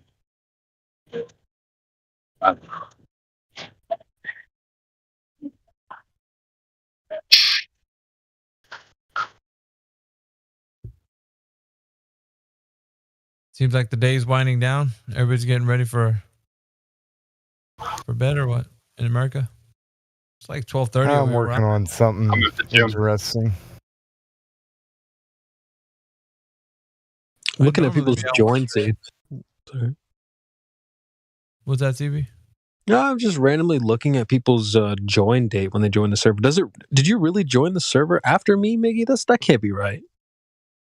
Let me see. It says you joined in June of 21. The server? Mm-hmm. Shoot. That can't be right. It's probably this account. I don't know. Oh, okay. I have like 2 accounts. I might be. I renamed this account.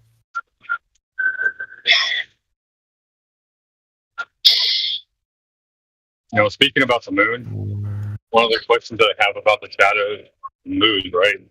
Like, there should be a lot more, like, shadow going on at random times throughout each of the days. Because of the blocking of the Earth that's supposed to be over the moon. There should be other shadows at other times. It's really weird.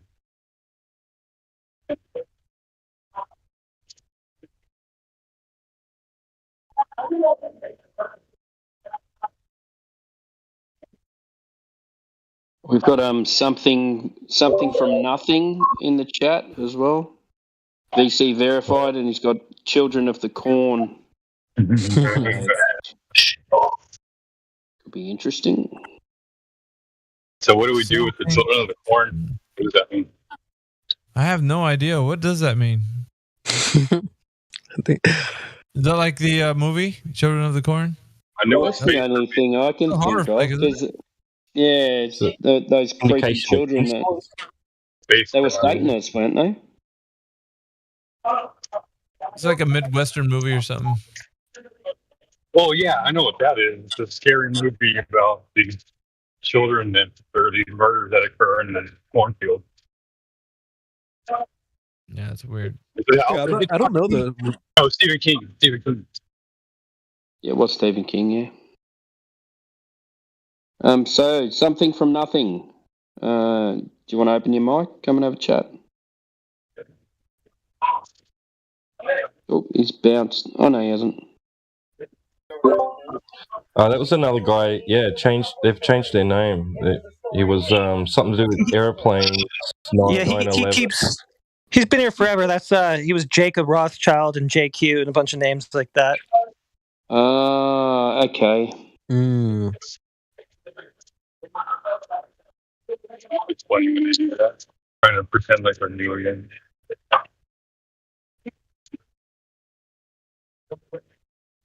We've got someone called Gizbo who keeps on roboting. Does anyone know him?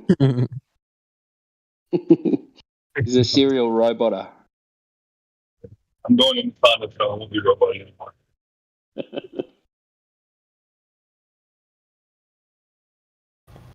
All right, gentlemen. I think I'm gonna dip out for the night. Have a good night, man. Have a good one, Miggy. Stay blessed and watch out for zombies. Good work today, man. I'm gonna try not to dream of physical things because bro. Oh God! Don't manifest anything. Nightmare. Hell. That was crazy. Not Miggy. Good night, see you, Kim. See you guys. Take care, brother. Good to see you. Brilliant.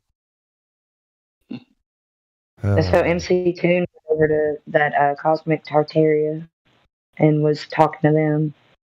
It was just, I feel like I got done. I feel like I got so much better. He came in here and lasted 5 minutes. I know, I was here for that. Oh, yeah, I saw that he had went over there.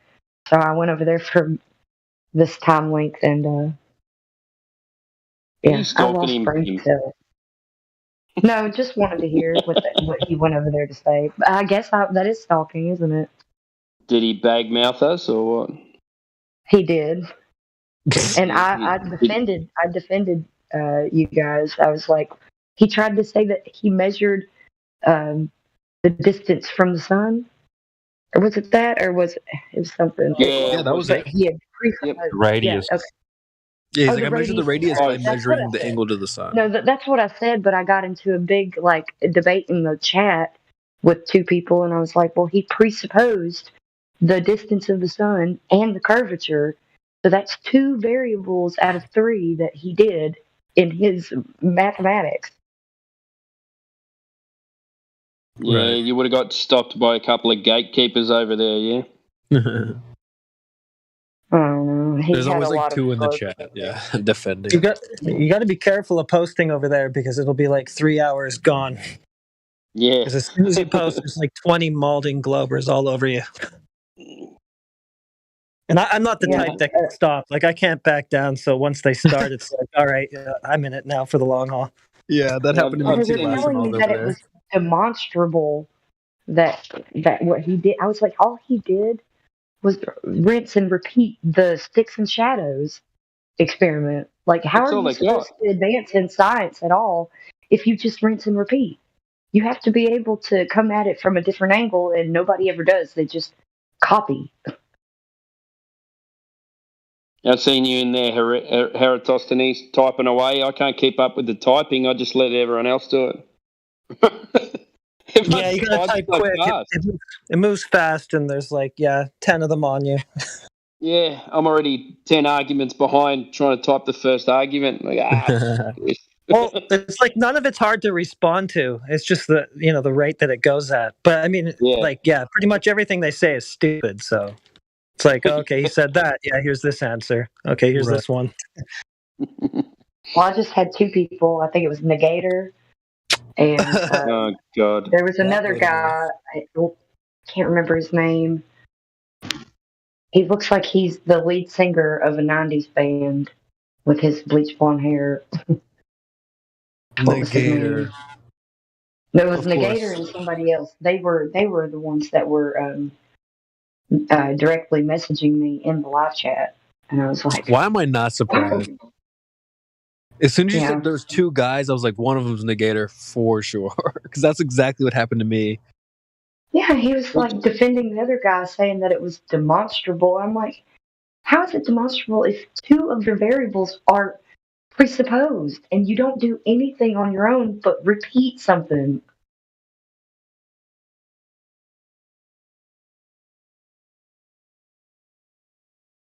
Yeah, it's just I- crazy. I'm just looking who's on there now, but Negator's still in there.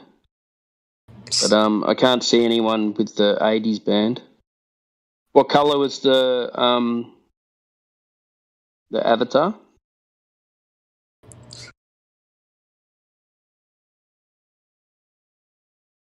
Blonde hair? It was his blonde. Yeah, it was like bleach blonde hair. Sorry, I was doing something. No, you're right. Maybe because some of them are only just in the chat and not in the voice thing.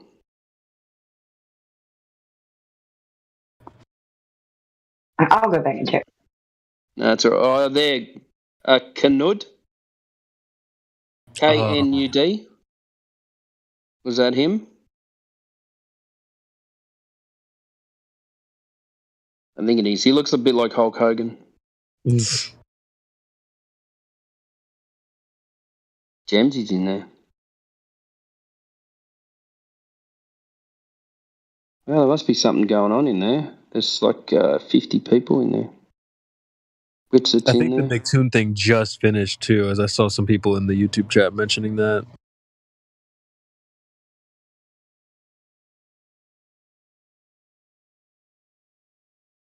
Napalm's over there. They're always over there, aren't they? Mm-hmm. Larry.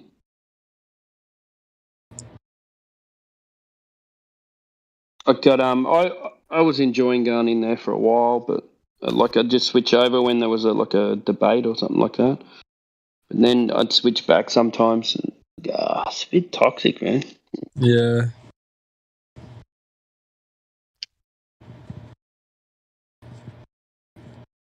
Like Eratosthenes was saying, you can. It was Roofy. I just found it. It was so far up. I had to scroll so far up.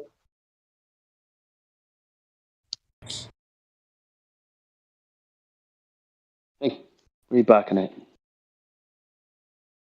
On our combo with percentage, it's usually I have a hard time. Like either I can debate or I can sit back and listen and do the soundboard. It's like so hard to do both because like my mind, I want to listen to be able to respond or listen to find the right clip. So I can't do both at the same time. It's really, really difficult. But I was able to like get some good sound clips in there with him.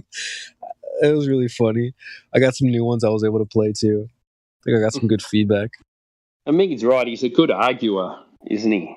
You know, like I do want to. He'll trip you up on something.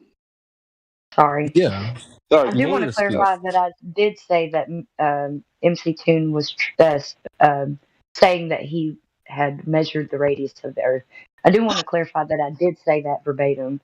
I don't know. I just got caught up in talking with them about like he just presupposed the distance of the sun. So I'm done. That's all I wanted to clarify. Hey, that's right, right on Kim. both ends.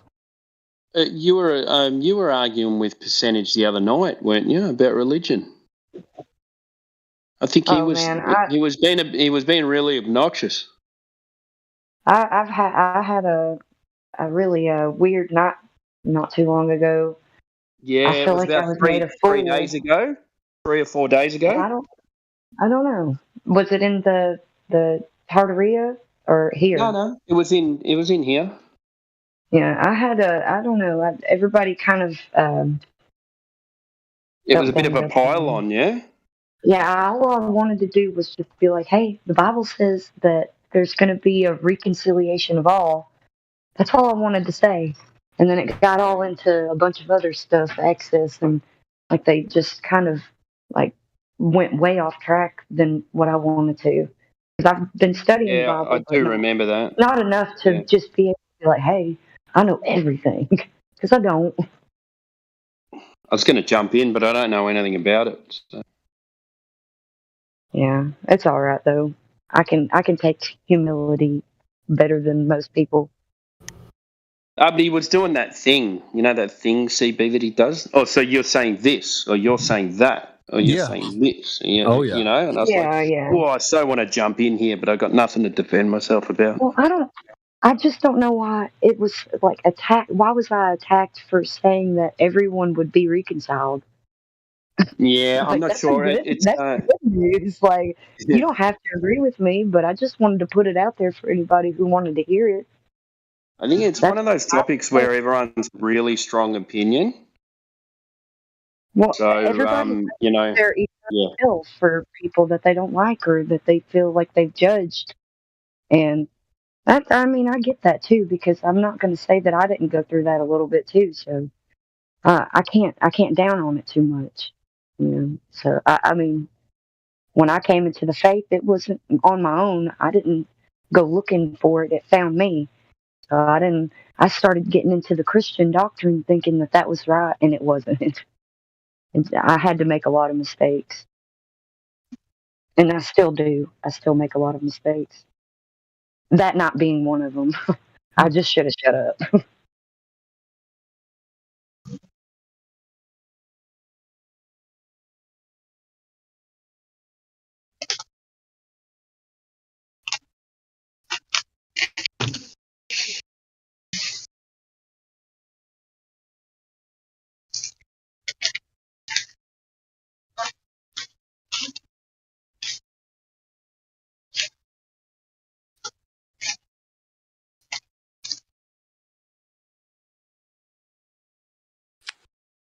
I was just thinking there's only one person in this server that needs to shut up. It's not you. And that's Gizmo. I don't know if he's listening right now, but I'm thinking of a specific person. Are you making it physical? Making it physical? Just a topic. I can feel your thought, Jenny. It wouldn't happen to be me, would it?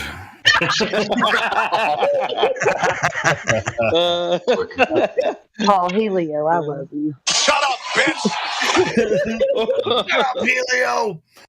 I hear that so much. God damn, what did I say? A t-shirt says, "Shut up, Helio." Yeah, I need to make one. Shut up, Helio. I haven't seen that video that you just sent me, Jen, with KRS-One. But I've seen some other talks that he had where he just like kind of goes. Well, that's just a clip. I think the original talk was 1 hour and 20 minutes. I'll probably listen to it later. But yeah, I watched it like a couple weeks ago, and earlier the topic was going on, and I forget what was said, but it made me think of it, and that's why I left, because I went and found it, because I couldn't remember which one it was exactly, but just incredible. I'll check it out. Yeah, I like his talk. I mean, he really goes off on a lot of his. When he's on a roll, he gets on a roll. Yeah, so I subscribe to his channel. I'm gonna check out what else the man has to say, because really resonated with that one segment of his talk. I mean, he's also. I mean, he's been on like the Freemason shit. He's talked about that stuff a lot too. So. Ooh. Okay. You haven't heard someone talks about the Freemasons and stuff? I have not. Yeah, you gonna check out some of it? I don't know. I am, for sure. Who is this, you? KRS-One, he's a rapper from the 80s. Oh, yeah, I remember him. Yeah. Talking about Overseer. Yeah. That dude. Yeah. Yeah. He was wide awake back in that time. Yep. I know that Sublime song, KRS One. Oh yeah. Well, they were probably talking about him. Yeah, they were. I wouldn't doubt. They talk about him a lot, actually. Yeah, that's what I'm saying. Yeah, dude's totally aware. It's very refreshing. I don't know what he's doing right now, though. I may recognize a song of his, but not all. That's the sound of the police. Rap, but I'm just like, when I've heard him talk, and I'm like, wow, dude, this is kind of like. You've heard the sound of the police. Everybody's heard that song. You mean, fuck the police and I'll set up with authority? No, that was NWA. Right. No, KRS-One was whoop, whoop. That's the sound of the police. Whoop, whoop. Yeah, I remember that one. Yeah.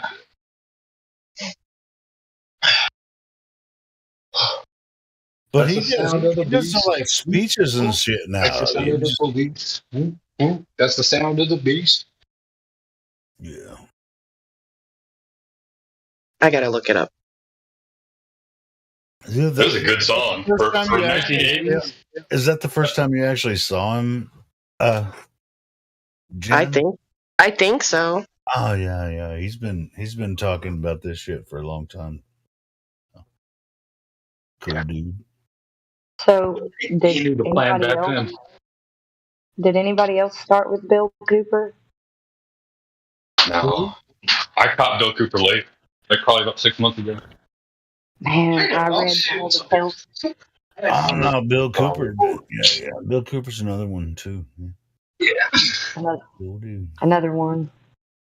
Another one. Bites the dust. Another one bites the dust.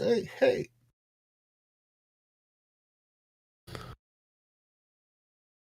No, Bill Cooper has some really good stuff. You can find his stuff on YouTube. Pretty easy. Just type in Bill Cooper. Some of his speeches and stuff. Good stuff. Hey, what's up, Mongos?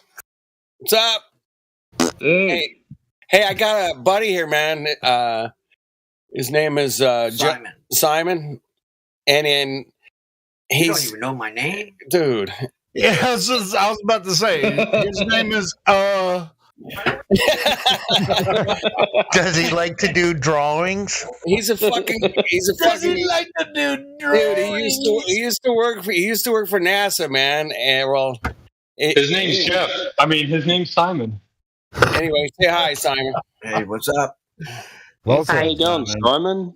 So, what did you do for NASA? What type of work? Yeah. What does Simon say? Communication. Simon says I worked in hum and vibration on satellites when they go from hot to cold. So communications and what about the satellites? Sorry, can you repeat that? Just when they go from hot, every 40 minutes they go from light to dark and they vibrate. Real quick before we go on. I just want to say right there, that's how compartmentalized science NASA is. Well, no. Right? Well, that's why I was going to ask a detailed question about it. But anyway, they want more detail. Well, when it goes from the highest temperatures there are. You were analyzing the satellite after it was already in orbit. Yeah. Yeah, when it's in orbit, Helio, it goes from sunlight to darkness every 40 minutes, right? I don't know. I'm asking him. When they cool off, an answer for him. When I was asking him, they vibrate. The panels vibrate. I'm asking him. Oh, okay. No, he's talking to you. He was answering you. You're not. Guys, it was me you were talking to him, Helio. That was him speaking. Oh, can we hear him get 2 minutes worth out without someone interrupting him? Yeah, it's a shitty Go little ahead, Simon. microphone in the computer here. And Well, so, are you so both you have it like on a California? point where it's supposed to, like, let's say DirecTV. You know, if it vibrates out of where it's supposed to be pointed at, then a bunch of people don't have their signal. So we had to figure out what the vibration and the hum of a satellite is when it's going through the orbits, and make sure So that you receive, and it so you juggles receive, everything around. so you just receive like numbers on a screen, or how does that work? And see how much it hums and vibrates between hot and cold. It's consistent all year round. It's just while it's in orbit, the orbit itself is not consistent. When there's hum and vibration, sometimes it can move the satellite. So the satellite moves out of its original orbit? It's not pointed in the same place. It's like if you have a laser pointer and you're pointing at like some place like 1,000 yards away, it moves around a lot, because it's such a long beam. So with the satellite, you think about that as being, anywhere from 28,000 to 200,000 miles from Earth. Some of the, it depends on elliptical orbits and everything like that, as far as hum and vibration. Sorry, can you say those distances again? Well, some of the orbits go, they go almost, they go 200,000 miles in stationary, and some of them are 30,000 miles away, and it depends how, what kind of satellite it is. You get 200. You have to really, the 40,000 is the standard. So 200,000 miles and stationary, but we're not stationary. Yeah, and satellite TV doesn't even use the geo. DirecTV is at 28,000 miles, and it is what they call geo sync. It's synced up with a certain part of the Earth. It rotates exactly with the Earth, right? And follows the sun's path and our path around the sun and flying through the galaxy as well. Right, but those aren't really influencers. Don't laugh. I'm laughing. Hold on. You guys got to help me out here, man. I'm fucking dying over here, man. You guys got to help me out. Oh, shit. So, just to clarify. Hey, have you worked in the field? Pardon me? Did you work in the field? No, I'm asking you, Flat Earth Dude, if you've worked. Oh, shit. Did I work in the field? No. All I'm right, cool. I'm a fucking piano tuner, man. Fuck. Let's talk to the expert. Luthier, man. The expert's right here sitting next to me. All right, well, then quit laughing. All right. Go, Helio. You go, mate. No, I want to hear what he is. I think. Well, I think you know more about satellites than me. You'll see CNN. They have they get on the ones that are around 44,000 miles. So it's one half second up, 1/2 second down, and that's why when they go, we'll take it to Fred in Louisiana, and then he's sitting there looking stupid for about 2 seconds because it takes that long for the signal to reach him. Wait, so you're saying CNN has their own satellite? No, they lease their own, channels on different satellites. Oh my God, you are delusional at this point. Come on, man. I'm sorry. I Hey, Simon knows, man. Simon says, okay. Never mind. You do your thing, Flutter, dude. Well, dude. Hey, T-Wad, Timbo, you guys are upside down, right? Mm-hmm. Yeah. How long does it take for me to talk to you? Well, it's instantaneous. It does seem instantaneous, doesn't it? Yeah, he's in Australia. You snap your fingers and have him snap his finger right when you hear it. All right, 1, 2, 3, snap. Yes, I mean, all right, satellite boy. Is that coming through satellite? Is that coming through satellites or not? Fuck me, man. So yeah, there's about half a second, I say. Starlink's going to change all that, Starlink's going to change everything. Hey, I heard they got 100. Listen to this, man. I heard today they got 100 Starlinks over Iran right now.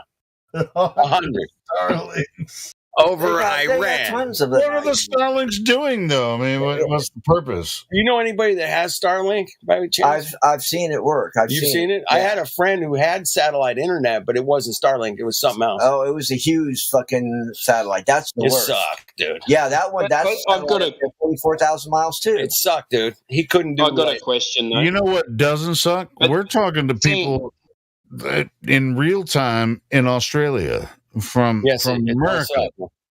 right now.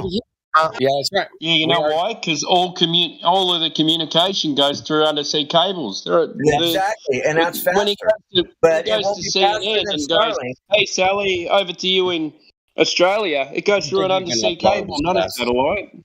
On Starlink? Yeah. Starlink's pretty fast. Can you upload? I don't It's think you pretty can close to cable. upload that fast. You can upload. Not that. It's not as fast. How as much it has Starlink? How much has Starlink about we raised go our interest on our 1, savings 2, accounts? I think 3, it's about 4. 125, maybe more. I can directly talk to this guy in Australia, and he can understand me. Hey, Yeah, Timbo. what's the response time? Hey, Helio. Hey, There's no video hey, talk. hey, Australia. Bro, I'm talking to this America. guy in Australia, and he can immediately respond to me over fiber optics. Okay. Undersea So, Yeah, well, you wouldn't be able to do that from the top of Mount Everest, would you? Why is that? Because the pressure is different. Giz is in Texas. He's in Texas. What's up, Giz? What's up, dude? Good to see you, brother. Good to see you. Hey, it looks like you brought somebody who knows about satellites to your home, so you brought a I satellite. did, home? man. This guy knows about satellites. Knows about orbits. He knows about DirecTV. This guy. Do you guys know the story of DirecTV by chance? Really, the story, how it came Not about, all together. and how. Is there how- a video? I'll watch it. How, do you guys know how DirecTV got hacked for about 6 years, man? Yeah. Do you guys know the story? No. Go ahead.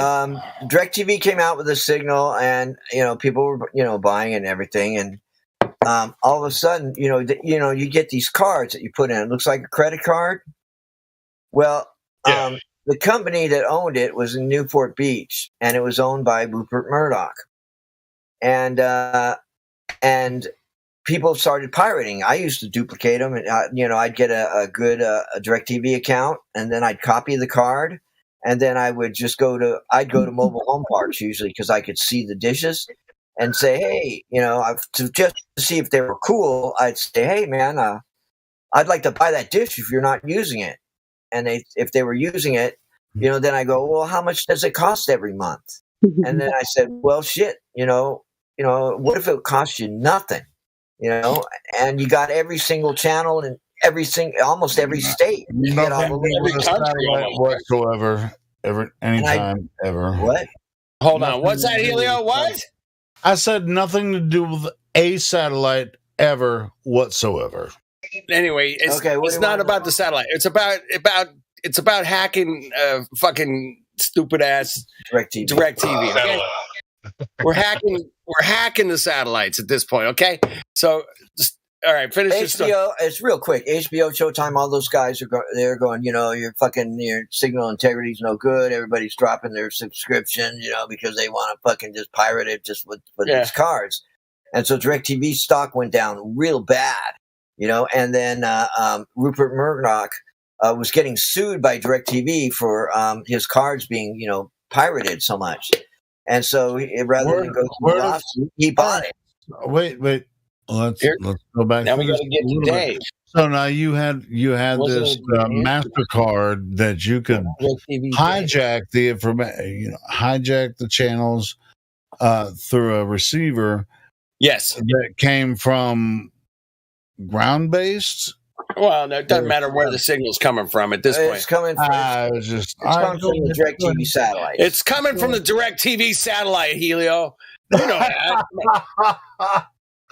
Go for it. Tell me the rest of the story. Rather than get sued to death, he turned around and bought DirecTV, and never, ever has that signal ever been compromised ever since that day. So there was a guy, wasn't there a guy that worked, Dave, he worked for DirecTV, and he was the one that wrote the code, and then they didn't want to pay him or something, and then he just said, well, fuck you guys. And he put out on the dark web how to fucking hack this shit, right? It was right?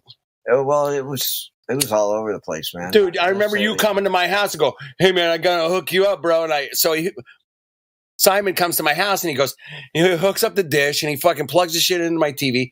And for the next fucking 6 months, dude, I had every single channel on the fucking planet. Okay? It was like, what? You could go to it didn't matter if it was New York City or bumfuck Iowa. I could watch the newscast that night. It was crazy. Like, now you can connect to the baddest ass satellite in the orbit. And there was no like time zone on it. Like, I could watch, everything on the East Coast or in London live right now. I got that account by telling them that I had a DirecTV in a mobile home. So are you sure that it was coming from satellite? No, nobody can ever verify that, but they can't. You can't verify it's actually coming from a satellite, but all the dishes do point to what we call the southern hemisphere, right? And the southern south of everybody. Now they've got unless you're on the equator, they all point straight up. Not all of them. Not all of them. That's true. No, most of them are a little bit more laterally. No, I'll show. There are. Okay, so the satellite on the equator is the DirecTV one. Is directly over the equator. Well, now they have like 10 of them. Whatever. But if you go and look at satellite dishes on the equator in Ecuador or some shit, right? All the satellites point straight up. Most of them. Not all of them. Satellite dishes. The dishes. Yeah. Dishes. This is Matthew Learns'. This is Matthew Learns'. Yes, this is Matthew Learns'. I took him to task on it one night for like 2 hours. We went back and forth looking at pictures and going, have you ever heard of radio waves and video transmission waves bouncing off the ionosphere? Have you ever heard of this? Yes. Everybody has heard of it. If you've ever had a CB radio, it's only AM. It's only a part of the spectrum. FM supposedly only goes with curvature. The curvature of the Earth affects it. They say. So, explain that to them. So if wait. you have Antenna, I want to hear that. I want to hear that. The FM antenna, the higher it is, the better off you are, because it does not go around the circumference of the globe. It stops at a certain period. So what's AM radio, you could have a transmitter where it would just echo if you had it so powered. Like there's different radio stations that you tune to when there's an emergency broadcast. Mm-hmm. Ours is KFI, and KFI does half of the United States at night. Can I ask you? If you have an AM or ham radio, this is good stuff, all guys. the way around. If you had really good. One that was blasting. There's a station in Mexico where they've got like 100,000 watts for AM. The Mighty 690. It's right past the border, and it's 91X. With AM, you won't be able to broadcast these type of signals to watch TV.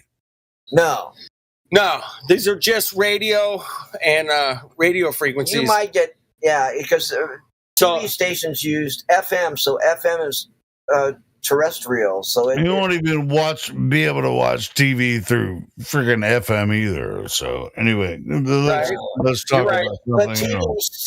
TV, the signal for TV, well, not anymore. Never mind. No, no shit. FM used to be the TV, the audio for the TV. Yeah, exactly. FM was the audio for your television when you had the fucking rabbit ears on there, and your dad said, "Go shake the rabbit ears, Helio."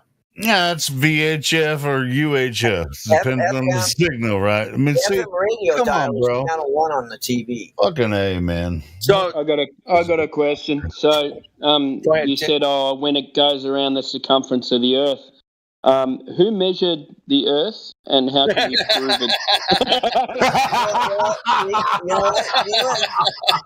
You know what? When Amelia Earhart was When she got lost, that bitch drove across. She had a radio that people in Wisconsin. She probably did. And you know what? Yeah. Kudos to her for driving a plane across the Atlantic. I mean, AM is like 2G. FM is like 5G. Right. It's better, but it doesn't go as far. Correct. It's like DC versus AC electronics. Yeah, you need a lot. Really. Well, AC goes a lot farther. Yeah. Than DC. Yeah. Yeah, we know that. All right. So back to the question at hand. I think we're already done with all of that now. Yeah. Are we done? They covered everything. Yeah, I think we're done. Yeah. All right. Hey, man. How's your for the bowel, curvature of the earth. how's everybody's bowel movements? Is everybody good there? Can we talk about that? Well, let's not. Oh, okay. Mine aren't so good right now. I'll be fucking 50 this year. And my bowel movements aren't so great. He lives in Arkansas. Arkansas. 4 years from wearing diapers. Yeah. It doesn't matter if I live in Arkansas when you're 50. Your bowel movements Just saying. aren't great. How far is he from the Appalachians? How far is that from the Appalachians? He's closer to the the Appalachians are east of me, but whatever. But yeah. Helio, you're in between the Ozarks and the Appalachians, basically, somewhere in there. He's closer to Denver than he is the Appalachians. Well, that's the Rockies. The Appalachians were in. Appalachians are along the Virginia. No, it's long. Yeah, no shit. That's what I just said. They're east of me.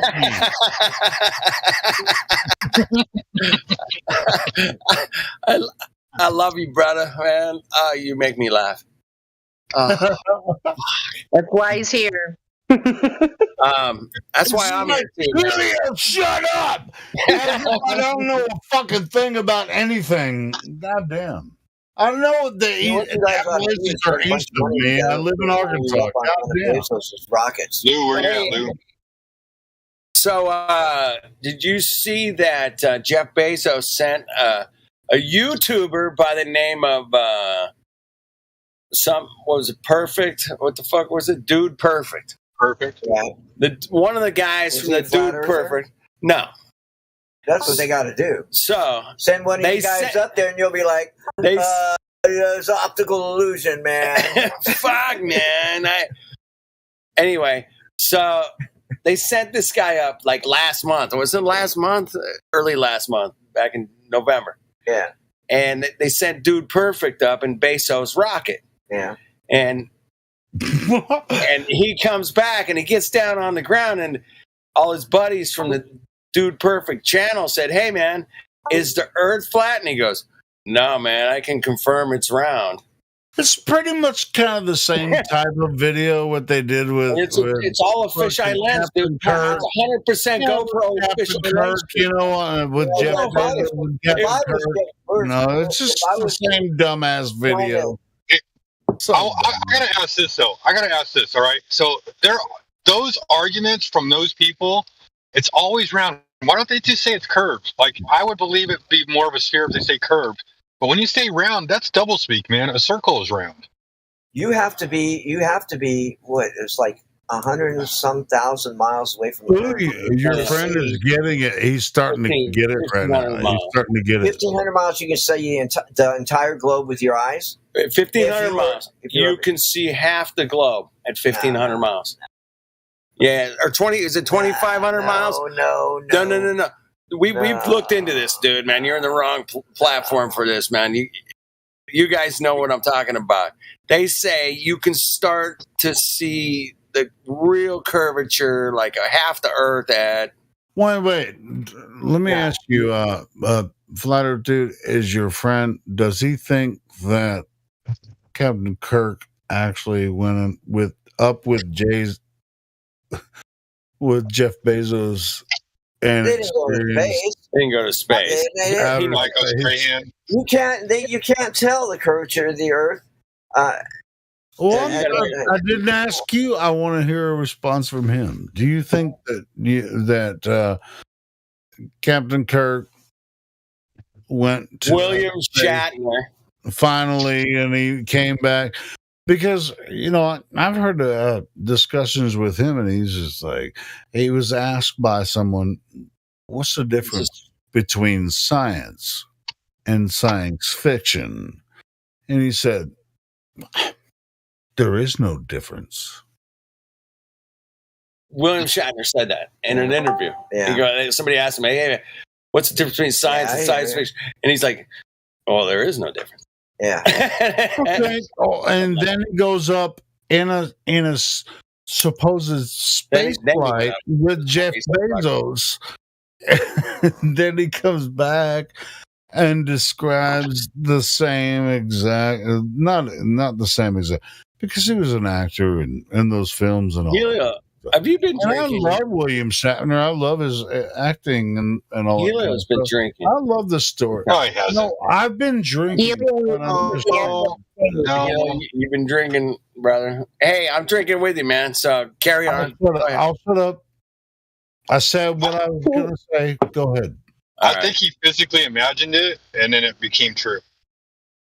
Anyway, so William Shatner went up, and he I don't know. I heard. I don't know. He didn't do a whole lot. We watched the video. You can only go by what he said. You can only go by what he said. Shut up, Helio. No, Helio. I want you to keep talking constantly. We will just talk over you. Okay? How's that? No, I'm not going to say any more. Go ahead. Come on, keep talking. I need you to keep talking. I'm kind of right there with Helio. I want to hear what your friend Simon Jeff James has to say. Whatever his name is. It's Simon Jones. I call him Jones. That's why I was like thrown off. I was like, hey, Simon. Oh, yeah, okay. You go with Simon. He it was like, I just call him Jones or Jonesy, really. Hey, what's up, Jonesy? Who? Were you talking to me? So, I'm just messing with him. Simon Jones. I want to hear what he has to say as far as like what his observations. No, really, man. I think he's asking you a legitimate question. What are your observations? When they launch a vehicle, or what have you seen with your own two eyes? Oh, okay, I saw that they were sending up these GPS satellites. I worked down there mainly when GPS was going up first generation. Yeah, and these things were the size of a school bus, and they were put in in the rocket, and then they shot them off from Vandenberg Air Force Base, what we got over here. All right, details about how the rocket. I don't think that's his job, dude. That's not his job, bro. No, the only thing I did was compartmentalized. You guys know the word. Yeah, I would just go to a launch every once in a while, and I just watch it go, and then it would just disappear. Yeah, it just so you don't know. You don't know if there were helium balloons inside there or anything like that. Well, you don't really know. I mean, it just goes up. You see a lot of smoke. But this is this little thing. If you were involved in the project, were you familiar with how they would be able to launch that rocket into low Earth orbit? And I think he just observed it. Leo. I think he was like part of the. And then my bad. I'll shut up again. I'm sorry, dude. I don't think he was that involved. I think he just went to the site and watched the launch. I don't think he I've been the one where it blew up. Yeah, I remember that. You called me up and go, dude, man, a bunch of people got fired today. Yeah. And I was like, oh, shit. When it blew up, it had like a fucking $50 million satellite on this thing, right? And it blew up, and it was like, oh shit, that didn't work. They captured the film, the high speed film, and if you're a huge fan of how they introduce these rockets or satellites into low Earth orbit, what is their plan? Do you know how they do it? And can they do it? Well, I mean, it depends on the rocket. You know, most of them, if they're going to, high, if they go into low orbit, they can launch them in, anywhere, like Florida, usually because they want to go with the spin. That's the reason why they use Florida. Sure, right. If they have to blow it up, they can blow it up over the Gulf, or they could blow it up over the Atlantic. But now they just blow it up.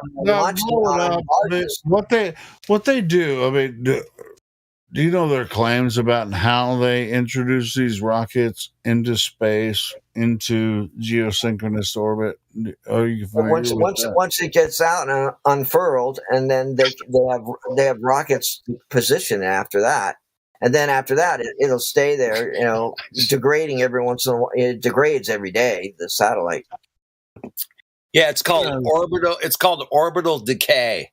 Yeah, is the actual term of it. And I'm very familiar with it. And according to orbital decay, the Hubble Space Telescope should have crashed into the Mariana Trench. Oh, please! 20 years ago. They have plenty of fuel. No, this isn't. There's no fuel. It's absolutely true. Unless they had a way to keep heard it from the director of Hubble. From his own, Hubble's up there. Hubble does not have any propulsion, anything on it. Zero. There's zero propulsions on Hubble. Right. What about the Hubble telescope? I mean, they have like 25,000 satellites. Hubble's not in space anymore, by the way. I just want you to know that. Ever since, are you familiar with Sophia? Have you ever heard of Sophia? Yeah, Brad? Sophia. So Sophia was a platform that started in the early 60s. Once they got the jet airplane, man, they figured out that they're going to put a telescope inside of a jet airplane, bro. Fly that thing up to 40,000 feet, and they could take pictures of all kinds of shit. It started a long time ago, man. But Sophia and Hubble have Sophia has a telescope that is 300 microns. Hubble is like 8 microns. Sophia is so much more powerful than anything Hubble could ever produce, man. 44,000 is not very. It's pretty. There's a lot of water between. It doesn't matter. 44,000 and doesn't matter. You can see there's no fucking. You launch it outside the atmosphere. You can look at the program, man. Don't believe us, man. Don't believe us, dude. Look at the program. You can check it out for yourself. Sophia. It's an observational. 44,000. It's an acronym, by the way. It's an acronym, so you have to abbreviate each letter to find it. Or you can just type in Sophia Hubble. Yeah. Check it out yourself, man. Don't believe us. Okay. I mean, Sophia's been around way longer than Hubble, by the way. Way longer. Hubble's 90s. This Sophia shit goes at least back to the 80s, man. Yeah. But we do appreciate your input on satellites, man. Like, I learned a little. I think that's more input on satellites. Come on, Jonesy. Give me something, brother. There's so much water between the Earth. How much water? Have you measured how much water? It's an atmosphere. It's about 8.5 gallons. If you went from here to the edge of space. To what they call the Kármán line? Let me hold on. What's on the other side of the firmament? Is it more water? Giz, hold on. It's an old Mac Classic that's running everything. That's what How many satellites do you think they actually launch with rockets? And they're in some sort of geosynchronous or geostationary orbit. How many do you think there actually exist, and that is that's practical? I mean, do you think that's practical altogether? No, I'm asking your friend, dude. I'm asking your friend. Okay, is it practical to have the satellites up there? No, I'm talking about as many as they claim. They have like 20,000 up there. Well, yeah, there's like 20,000 of them. Well, there's going to be I don't know how many with the stars. Well, forget the Starlink, man. Wait, I mean, there's going to be. What happened? I mean, I'm talking. And those are really low rocket launch. They just dump them off into space, and then they just start falling around the Earth. at a certain distance or whatever. Just throw them off, and it's like, this is where the rocket science comes in, right? It's like I'm gonna they use it for rockets up there, and then we're gonna just dump this we're gonna dump this satellite out, and then we're gonna throw it off into some orbit around the atmosphere. All right, that kind of shit. This is it. There's still 3 dead dogs that are orbiting the fucking planet from 19. Oh, there's a lot more than that. Laika, fuck Laika. Hey, I'm gonna stop this satellite shit right on a dime here. Check this out, right? Do not believe me. Check it out for yourself. A few years ago, Samsung, the big company, makes a lot of electronics and shit, right? Said they're going to launch a satellite and they're going to call it the Samsung Selfie Satellite. Right? Yeah. They had that's a Korean company. Yeah, exactly. It's Korean. They had an executive party with celebrities, supermodels, all this, when they took the first selfie from space.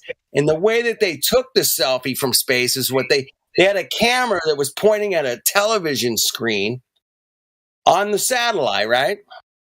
And you could project your picture onto that screen in space, and they would take a picture of you on a video screen from space. It's Meanwhile, the actual satellite is in a called the Samsung Selfie Satellite. Check it out. Do not believe me. Here's what happened to that satellite. All right? It crashed in somebody's fucking farm field in like fucking Nebraska. And you know what? There was a parachute attached. It said Samsung Selfie Satellite on it. It was still beeping. It was connected to a helium balloon. I am not fucking kidding around. This is a true story. Check it out. Do not believe me, man. I wish I made that up. No, but sure. But they even NASA puts that is my favorite satellite what story. they call space with helium balloons. Yeah, man, it's the same thing happens with NASA. So you could launch helium balloons, which NASA's the biggest purchaser of helium in the world. Could launch they say they launch 900 weather balloons every day. I mean, they're always launching.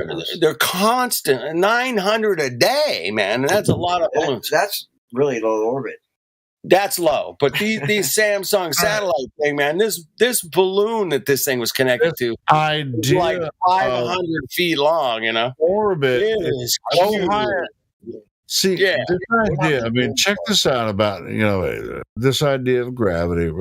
That's what makes weight on Earth. If you go high enough, then you'll be able to fall around the Earth.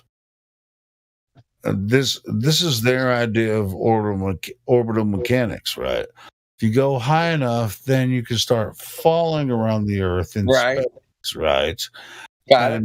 So this is their description of orbital mechanics, and then you can just throw some freaking satellites in space and then put them in a certain trajectory, and they'll just they'll start doing figure eight Earth, and they'll move in different orbits and all that kind of shit. They'll do figure eights, but they really don't have it figured out, but they act like they do. They're just catching wind currents going around. Yeah, that's it. That's it. They're way up there.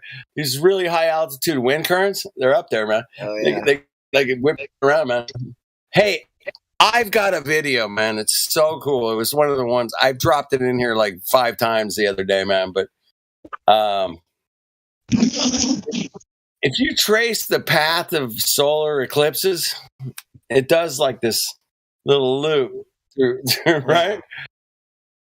And if you put that on the globe, man, it's all fucked up. But they say that you'll see every place on Earth will have a total eclipse every 333 years. Anywhere on the planet, You'll see it at least once. 333 years. Yeah, that's Illuminati confirmed. Yeah, it must be. He's done. Oh shit! I'm sorry, guys. I brought the Illuminati in the house. You're gonna use SpaceX or NASA to throw Illuminati space, to like this shit at some point. In geostar orbit. I mean, you're talking while I'm talking. We're talking at the same time. I get it, man. I get it. I'm gonna be my bad. I'm just messing with you, bro. I'm really being a dick. My bad. No. I got to bring them. Would you go on Jeff Bezos' rocket? Would you? Yeah. No. Fuck yeah, I would. I love a non-linear lens camera. You first. Come back and tell me about it. It's gonna be a flat ass camera, man. No GoPro's coming with my ass, bro. No iPhone. No, it could be like, no. Hey, I got a question, man. Why doesn't I have never seen video of an astronaut on the ISS with an iPhone, man? Is anybody can explain that, man? What the fuck? I guess the coverage might be bad. Come on, they got Wi-Fi there. I mean, it can't be that bad, right? Wi-Fi? I know why. It's because they don't want the astronauts taking pictures of the green screen outside the window. Oh, yeah. I've never seen an astronaut with an iPhone in space, man. What's up with I that? haven't seen an astronaut with FM radio on the ISS. I think I have. Walkman. I saw a CB radio on the ISS. They were like, breaking one now. How high above Earth did they claim to be if they were actually receiving FM signals? 206 miles. Yeah, that's impossible. Well, the space station is. You know how they say it's like $1 million a pound to get stuff up there? I think it'd be funny if they just 10,000 a pound. 10,000 a pound. 10,000 a pound. Well, I think it'd be funny if they like rubbed it in the face of the taxpayers and brought a record player up there and played that. Oh, they did that. Oh, they brought up an ape suit. Oh, they brought up guitars and fucking keyboards and flutes and all kinds of I want to shit. see someone try chopping lines on the space station. Have you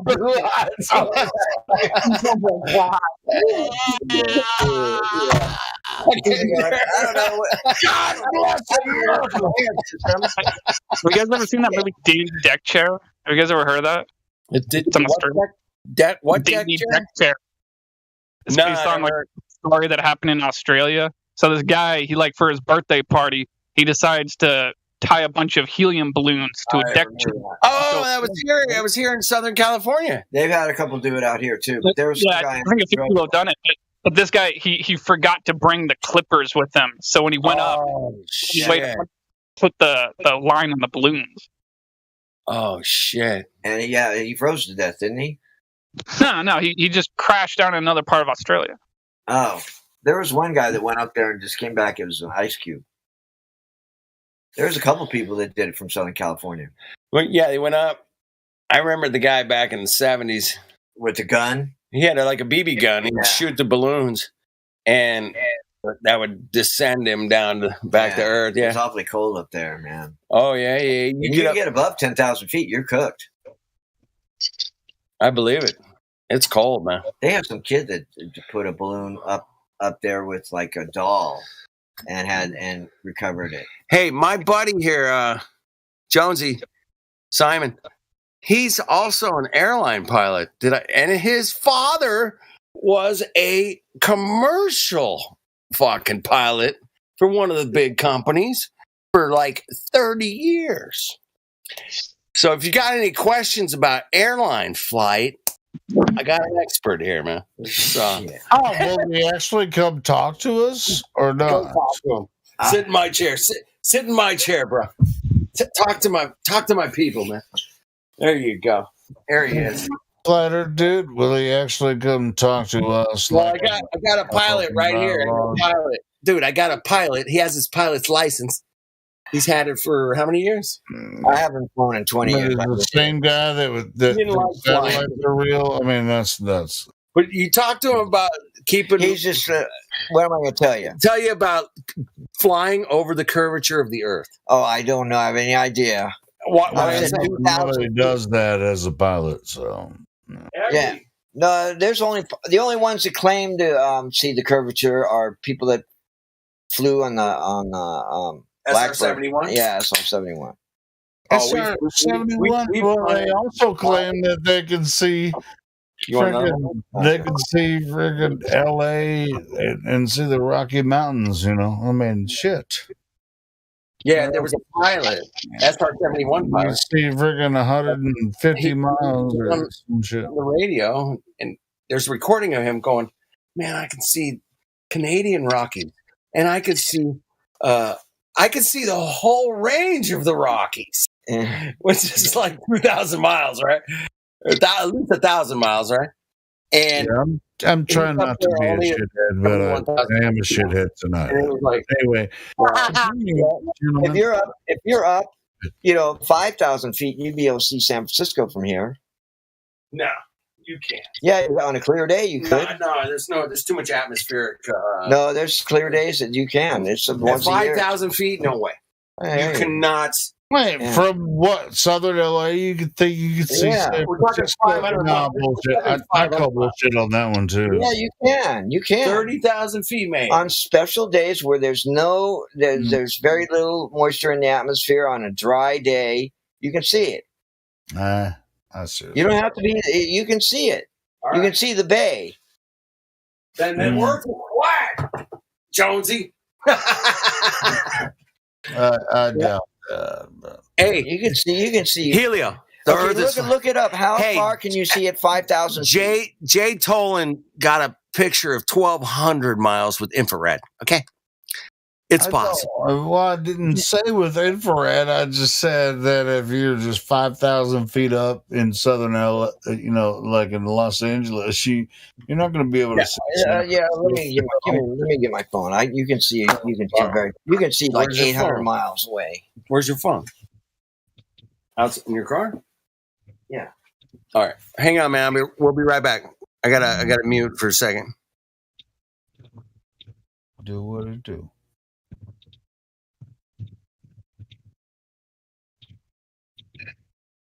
It would have to be, if we could see it, it would have to be some quite ideal conditions because that's a long fucking way. Even from 5,000 feet.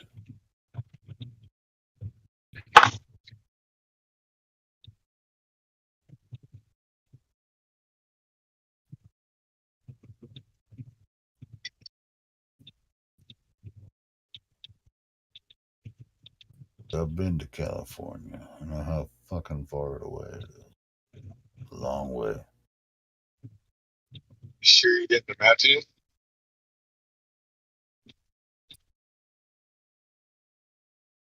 Wild. Yeah, we kind of are, aren't we? I'm loud? No, I said wild.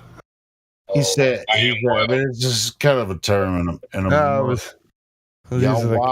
Yeah. Yeah, we're kind of like out of control. You're out of control, man. I mean, I could have said you guys are feral, but you're not quite that far. Feral? I could describe just that. On the worst days, sometimes this place does go feral, but not tonight. Just a little wild.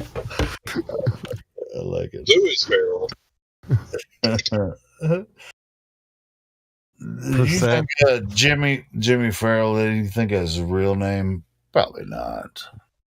Percent went a little feral today, just a little. Nah, only a tiny bit. Just a small percent. Hey, dude, he went so far off the deep end. Nobody wants to talk about that shit anymore. So how about that Earth? So let's do that Toon Dude, right? I went and looked at his website. And I'm like, so the first thing I do, obviously, is click his link on the Bible. And I'm like, well, I'm going to debunk the shit out of this. So I took a screenshot of his page, and that's what I've been working on. I'll send page? That Toon dude, that MC Toon guy. Oh, yeah. Yeah, Nick Toon, he's a liar. He is a liar. He cherry picked. Don't waste your time. No, this is just a meme I'm making for the fun of it. Because I've heard the same argument. I'm like, this is stupid. That's not Hey, true. send a All link when you make your There's video. it's just a picture. It's like there's a difference between Chug and Dur. Like Chug has to do the vault, horizon, circle, or compass, and Dur is a ball. For like 4 years, Yeah, but he tried to say that it was a sphere or a ball, and I'm like, that's not even the Hebrew. You don't know anything about scholarly. Sit down. Sit down. Who's an asshole, Jenny?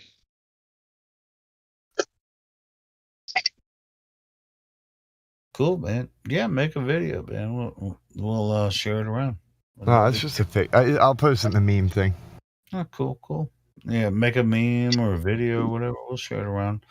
I mean, he came in earlier yesterday, and so yeah, no big deal.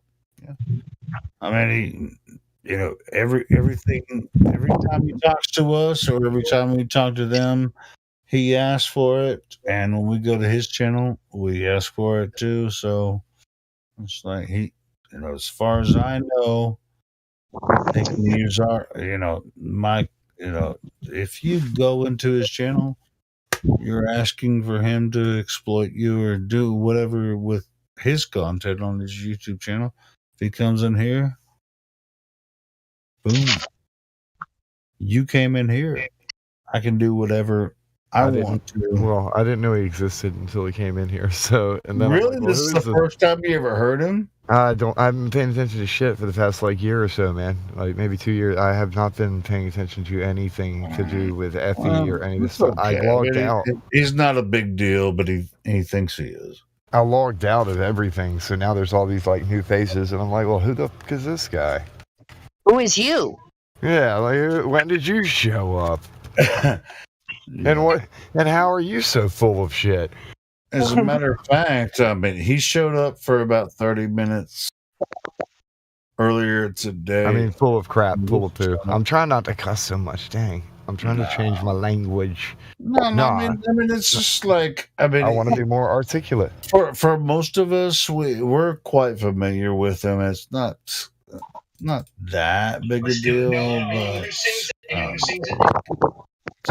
I've never heard him talk. I've only heard what his name come from y'all. So it's very hard to follow. I mean, it's just like that's a good thing because it's just like nobody gives a shit about this guy.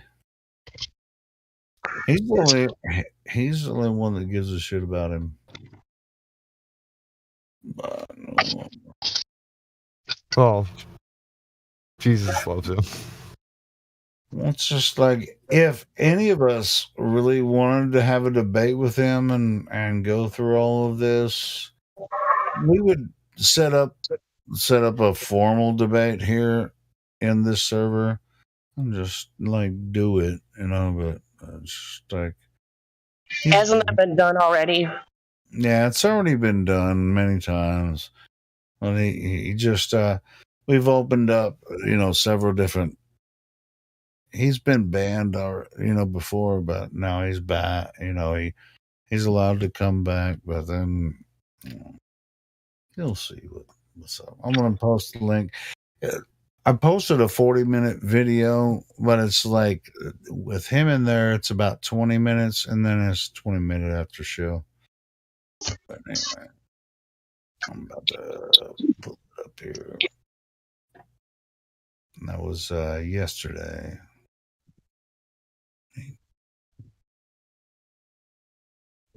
For some reason, thought we gave a shit if he was here or not.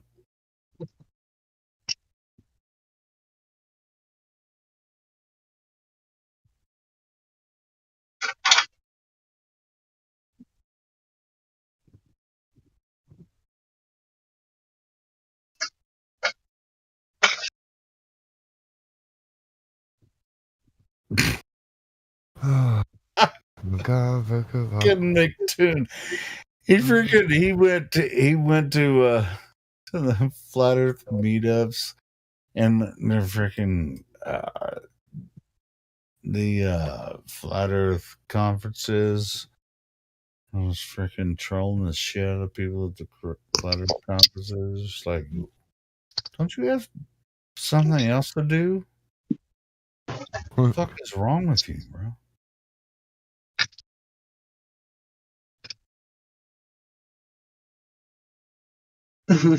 Kind of embarrassing.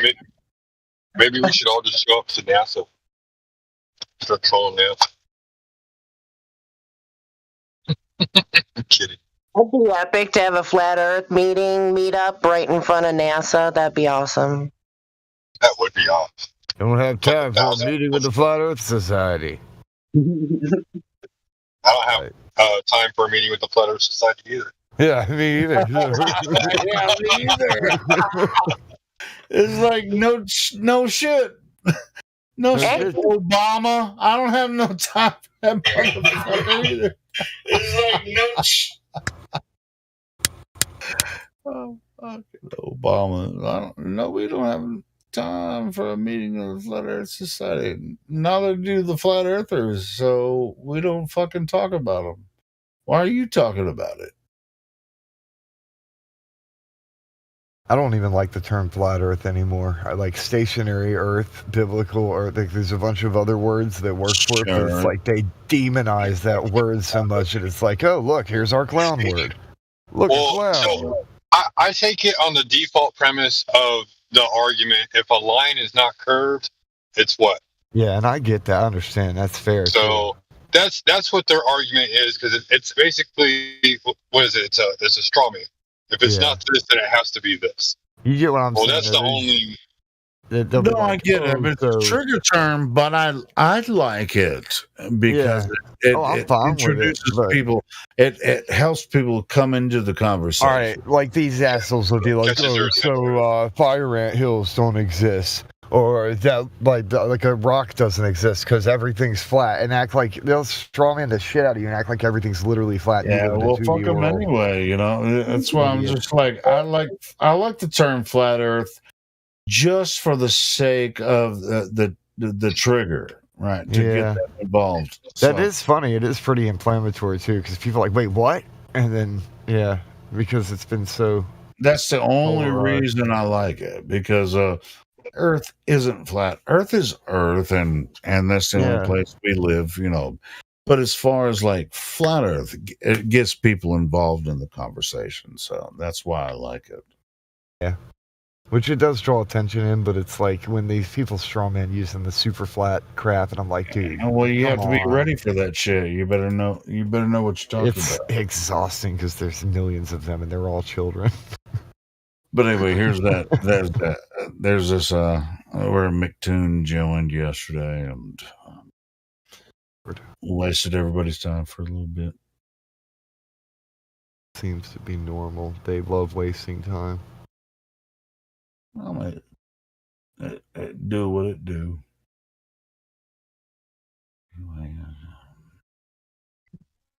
No wonder he's a globe earther. He wants Star Wars to be true. He's manifesting it in his own brain. Oh, robot. I don't know. You can go in there and go in the comments. You can go to the original. I didn't even put a link to the original. He probably didn't even live stream it. But we're live streaming 24/7, so I'm going to capture his dumbass coming in here and talking shit. Whatever. This is true. We're better than the International Space Station, streaming 24/7. What? Are they? No, we are. No, you said the International Space Station 24/7. They claim to be doing it, but they're not. But we are. Exactly. Right. Yep. All they have to do is match us, but they can't. Nah. Only the flat earthers are streaming 24/7 right here on the 24/7 Flat Earth Discord live stream, y'all. Boom, shalack, what you got? If you can't sleep, we'll put your brain at ease. Come in here and talk to us.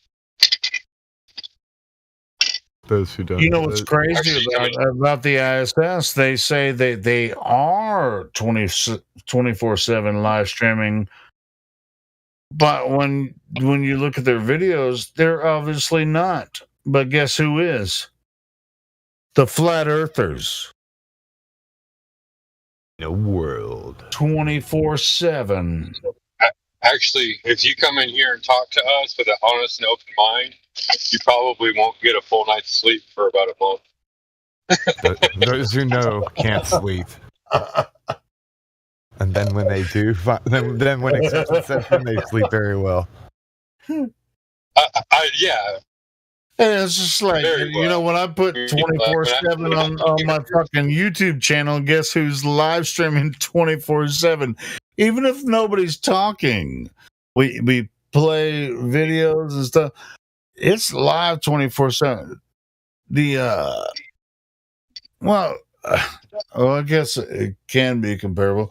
I mean, like with the space station, they're playing like what, an hour video. Where do they get this footage from? Are you guys aware of where they get the footage from? I mean, with their bendy solar panels and shit, you know, with their fisheye lens, freaking solar panels, and like, look at us, we're 24/7. And it's like, oh, it's dark now. Wait around. We'll be back on the other side of the earth where the sun is shining on the curvy solar panels again. That's such dumb footage. And then you look at the chat and it's like, oh, wonderful. Oh, it's so amazing. Thank you so much, ISS, for putting this shit out. They're so fascinated. And you know what? Fascinating is related to fantasy. It's not real. Anyone's fascinated by this idiotic 24/7, which isn't 24/7 ISS thing. I mean, you're a fool altogether. Foolish for thinking that they're actually doing a live stream from the ISS and showing you what Earth looked like from the ISS. If you think that's true, your mind is broken.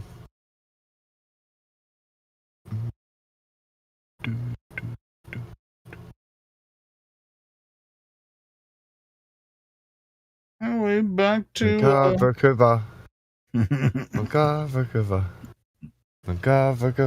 ignorancia es felicidad. Mira sala de Uyuni. Mira sala de Uyuni. Mira sala de habla inglés only. Habla inglés. 4,000 miles from near to far.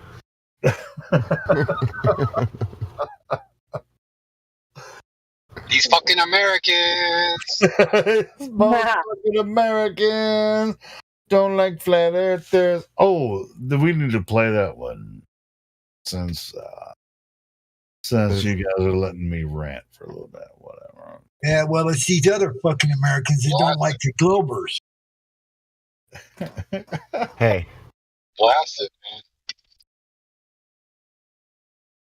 I ain't gonna play shit as long as you guys are talking. I love Globers. They come up with some really awesome sci-fi. I don't like watching like the low quality stuff. I want something convincing. There you go. And if you go to NASA's website, they have some really awesome like assets. You can download like high resolution images of the moon and 3D assets of the ISS that look like the ISS, and then you can put them in scenes and make it look like the ISS is in the scene. It's pretty cool. Like I can do that, and it was funny. I'm like, wait, what? That movie, Event Horizon. What's the other one? Like I was just gonna say I put the ISS in that picture that I was making yesterday, and it looked really cool. I'm like, oh snap! Look at the ISS. It's just like that movie, Event Horizon. They're like, well, we sent somebody so far in space, so near to a black hole that they actually experienced time travel. Time slowed down for them, and so they stopped aging. It's okay, whatever you say. And the Globies would be like, yeah, it's plausible, it's cool, I can see that. If we get close enough to a black hole, time itself is affected by the gravity, and then it can, it can affect, how fast you age. So when you come back out of the event horizon or whatever portion of the black hole, you didn't age, but everybody else is older. Even though I don't believe all of the speculation sci-fi parts of that, I do believe it is actually possible to bend time and space, but you can't do it. God can. 1,000 years can be a day, and a day can be 1,000 years, but you can't do it. And if you did transfer through that, it would rip you apart into dust. So, yeah. Again, just the other side of speculation. God would do it because it would rip you apart into the dust because no, I mean like it's made for us. Yeah, like we can't leave the system. So if you did to go be where the creator is, it would rip you apart. Like you literally just can't. It's also like my theory on time travel. The outer space idea and the dumb. I mean, there's an aspect of what Einstein, and it wasn't just Einstein. Einstein's a character. I don't believe we can go backwards. Come up with that shit. But anyway, it's say you and I jumped in a time travel machine, right? Like we built a device. I don't believe that you could go back like far at all. All of the particles that you're made out of would have to be sent back to wherever they came from, and you would disintegrate. Like if you went back far enough. I don't believe that you could actually go back in time. But you can't move through time. If you did, it would rip you apart. Is all I'm saying. Yeah, I get you. Have you seen that show 12 Monkeys? Where they built a time machine necessarily. It was built only for certain people, and anyway. Forward time travel. The original movie 12 Monkeys, I think Brad Pitt was in it or whatever, but then they made a TV show called 12 Monkeys. I don't believe time travel even exists. Like what we perceive as time. I don't think so either. It's just like timers related to decay, and as things like transfer and stuff, or just like observances for. But as far as with the fantasy idea thing of folding space and time, and then you can go back. I don't think that exists. If you could go back, then all of this stuff would have been fixed by now. That's all I got to say. All of what shit? Everything that's wrong with anything that anybody thinks is wrong with anything. Well, fucking shit. I mean, because somebody would have fixed with everyone is because we're humans. Yeah. But we're not so bad, are we? I got one. If time travel was real, none of us would be here because somebody would have went back to kill our bloodline. Great grandpappy. Kill everybody except for me. Yeah, like the one. There could be only one. He's like jumping dimensions.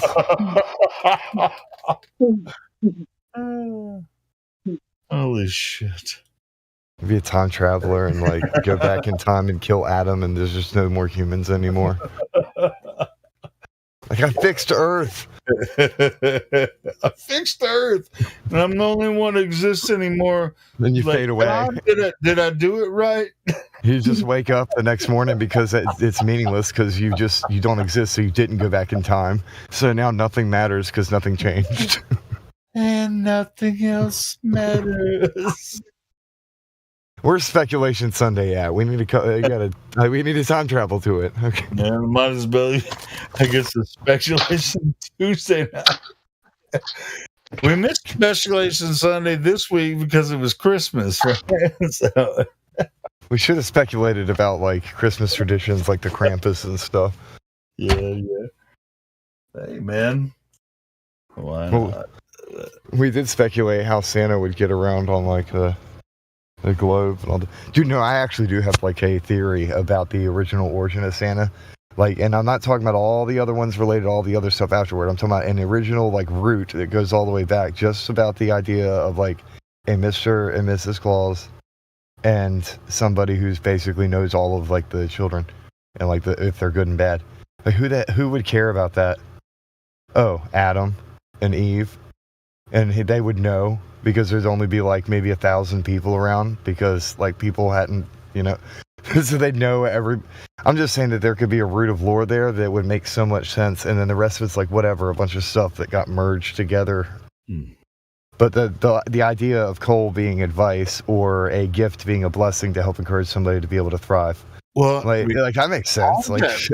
On that point though, I mean, it's like, he knows when you are sleeping, knows when you're awake. If you're in the village, you'd know. He knows if you've been bad or good. So be good for goodness sake. Be good for goodness sake? Yeah, what is goodness? Every time. Define goodness, though. Not every time. It's like sometimes I'm good. Sometimes I'm bad, but nobody's gonna know except for Santa Claus. Did you just laugh, Jenny?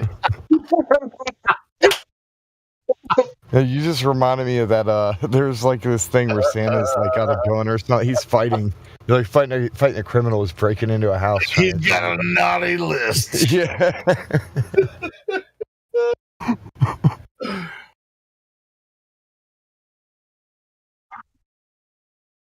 Anyway, I'm just playing. What are you laughing at, Jenny?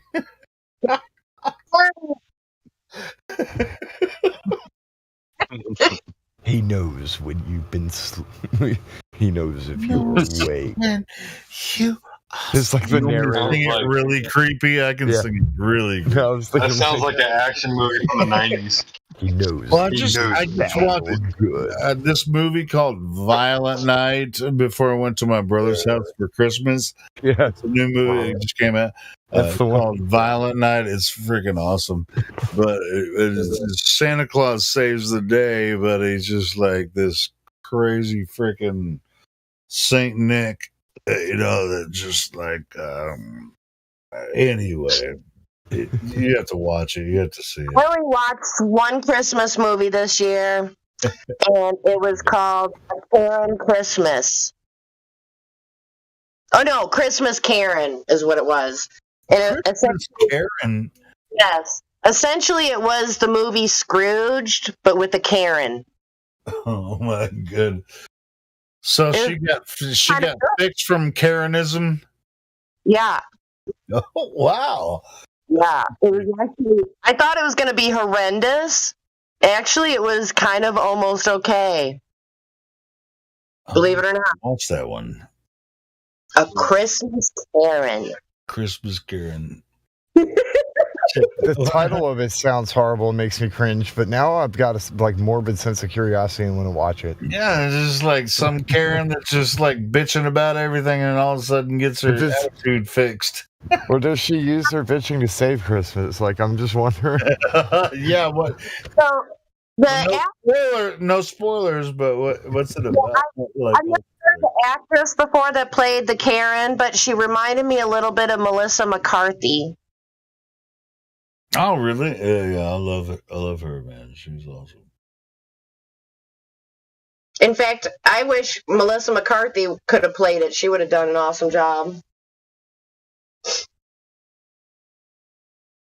Did you get to spend time at Christmas? I know you're living with your sister or your. No, I've been sick, man, for like the past week or so. So I was kind of really a mess on Christmas Eve. I was supposed to go to my brother-in-law's brother's house, but I didn't want to breathe on everybody and possibly get them sick. I didn't go. So yeah, Bro, they picked the wrong girl to play Karen. I'm looking at her face. I'm like, that's not what a fucking Karen looks like. A Karen looks like a fucking skinny brunette chick. That's all Karen looks like. But I'm sure she acts the part really well. Yeah, she did. I thought she did. I don't know. I was telling Helio a couple days ago that I think I have substituted old Jerry Springer videos for Karen. Dose of drama somehow. I gotta check it. I can't stop.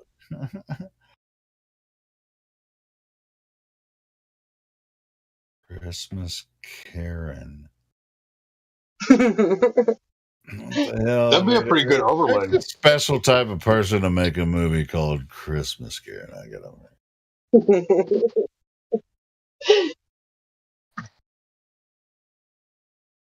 I've been watching this new. No, that has nothing to do with any of this. Wait, what have you been watching? Well, it's just like CIA, MI6 kind of shit, but whatever. It's just. Ah. I mean, it's called. What the hell is it called?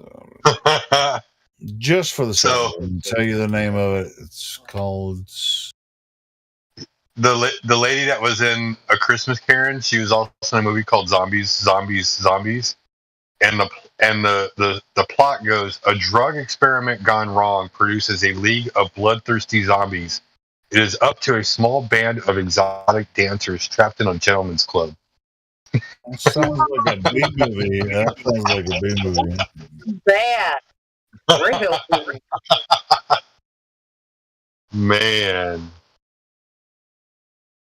What?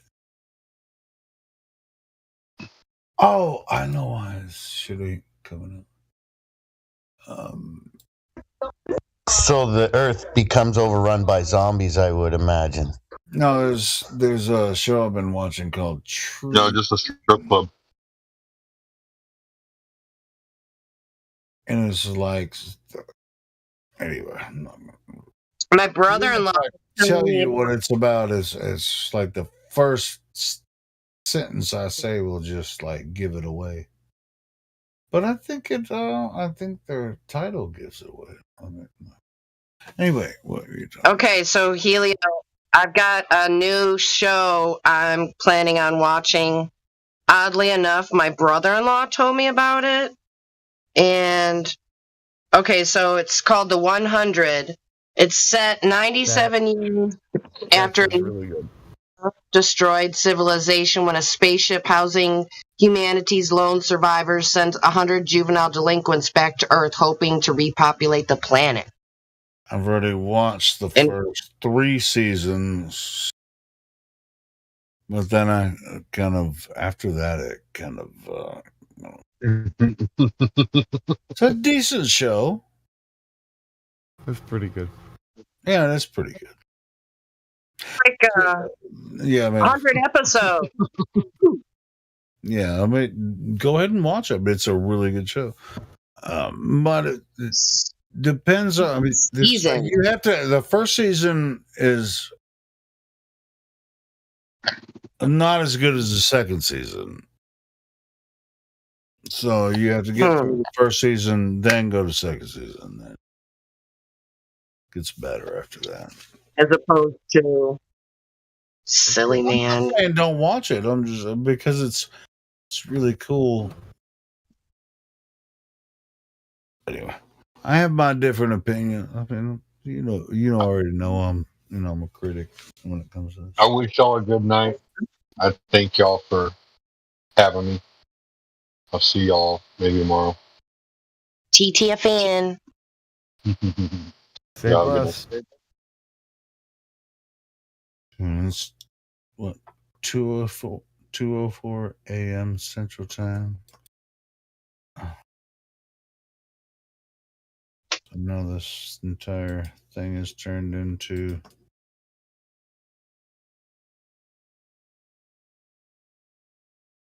what's the new show we're gonna watch next?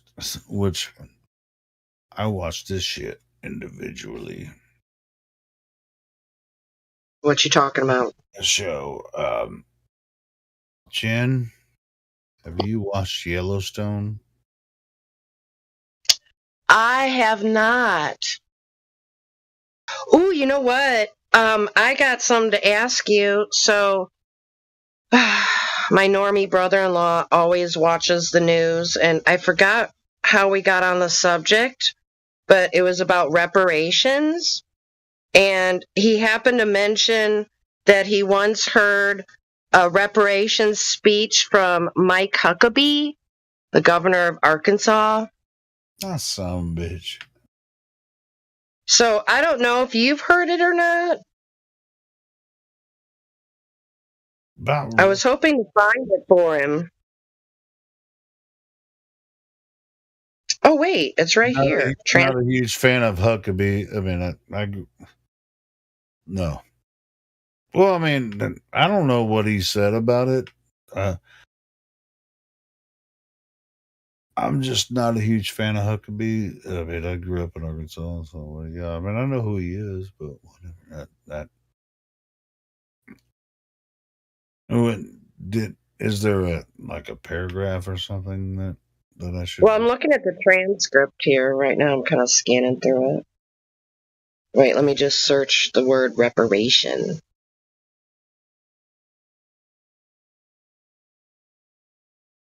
I mean, he's more, in my opinion, he's kind of a panderer, just like or any of the other Arkansas governors. Okay, that's not the right one. Never mind.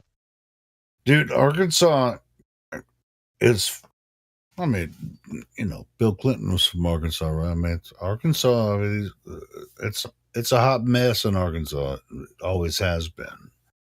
So I don't trust any of the politics that go on here. So I don't necessarily fuck with any of those guys.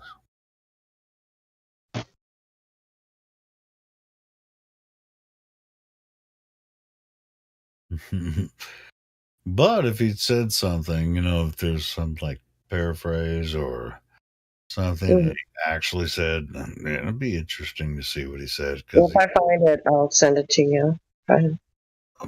Because I think his wife is running for Senate this year. I think so. Interesting.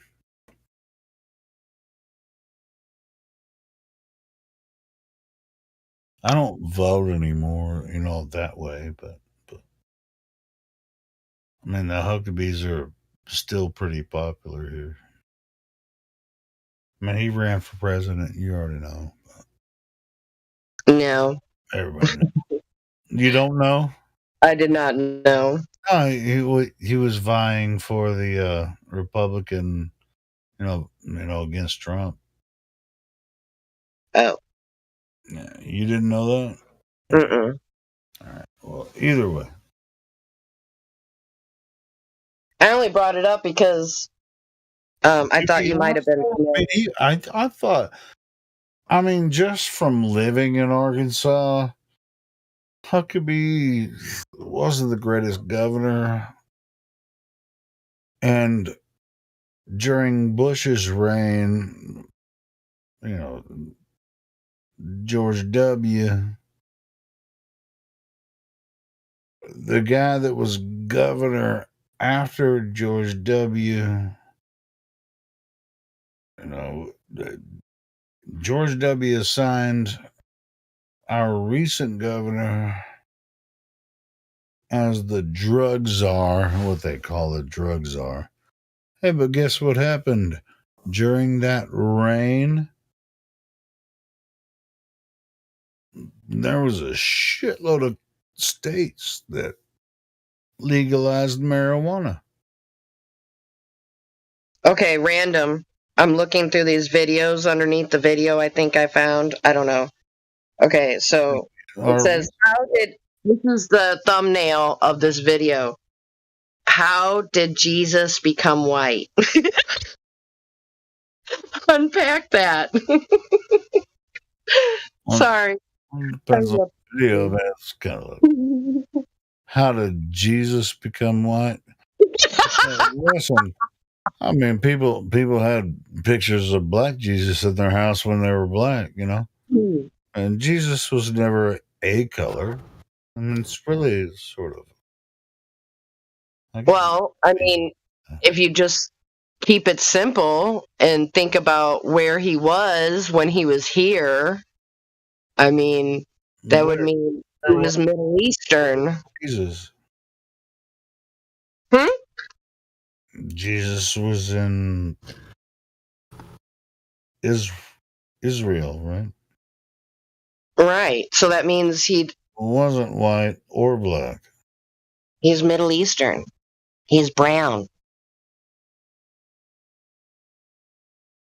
Yeah, he's in Browntown.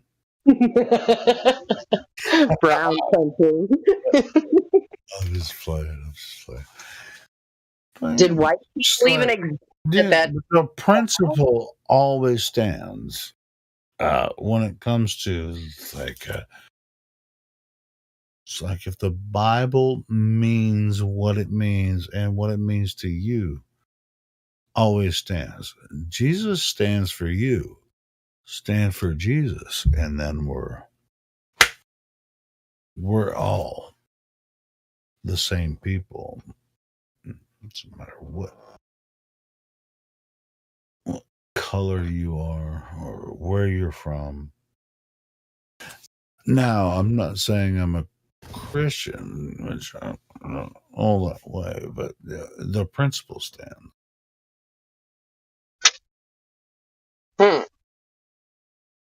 You do kind of consider yourself Christian?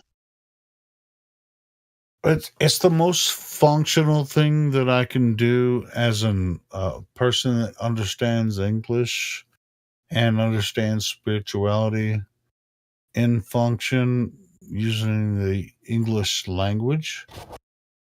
But I'm a small portion of the world that only speaks English and has a very small portion of the traditions of spirituality. So even if I were to talk to people in the Eastern traditions or the Northwestern or whatever different part African traditions, I'd be like, man, you Christians are crazy as fuck. I mean, like, yes, we are.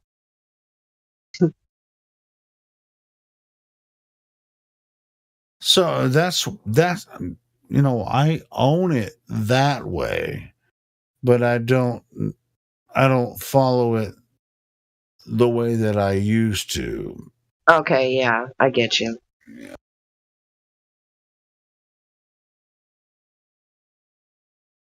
Because it's the only thing I can work with as an English speaker.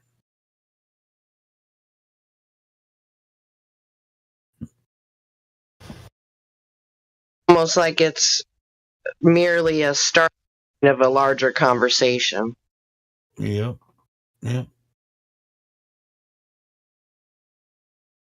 And a lot of people don't like it, but that's the way I see it. That's the way I see it. It's just like, bro, if I went to India, like, man, here's the way I see Jesus. And some of them, actually, there's a shitload of people in India that can speak English. And then I started to explain it to them. They were like, we sort of believe it kind of that way, but it's a little bit different. I'm like, that's what I thought. And so we're talking about our mind, body, and spirit. Whereas when I grew up here in America, understanding this Western tradition, they were like, well, if you don't believe it the way everybody else is, you're going to fucking hell and you're going to burn forever. Yeah, that's a problem. Yeah, it is a big problem. Because it puts everyone in I don't know, kind of puts everybody in the wrong mindset, you know? Like you fear death. I don't think we're supposed to fear death. Actually, in the Bible somewhere, doesn't it say something to the effect of that we're supposed to look forward to leaving here? Not supposed to love your life unto death. Yeah, there's some stuff I can say about that, but it's not for this place. I have a lot. Yeah. Well, I meant from the idea of not from the standpoint of not enjoying life while you're here, but like returning to our right home. Like no fear. It's like the kingdom of heaven is upon you. Who said that? You mean the king?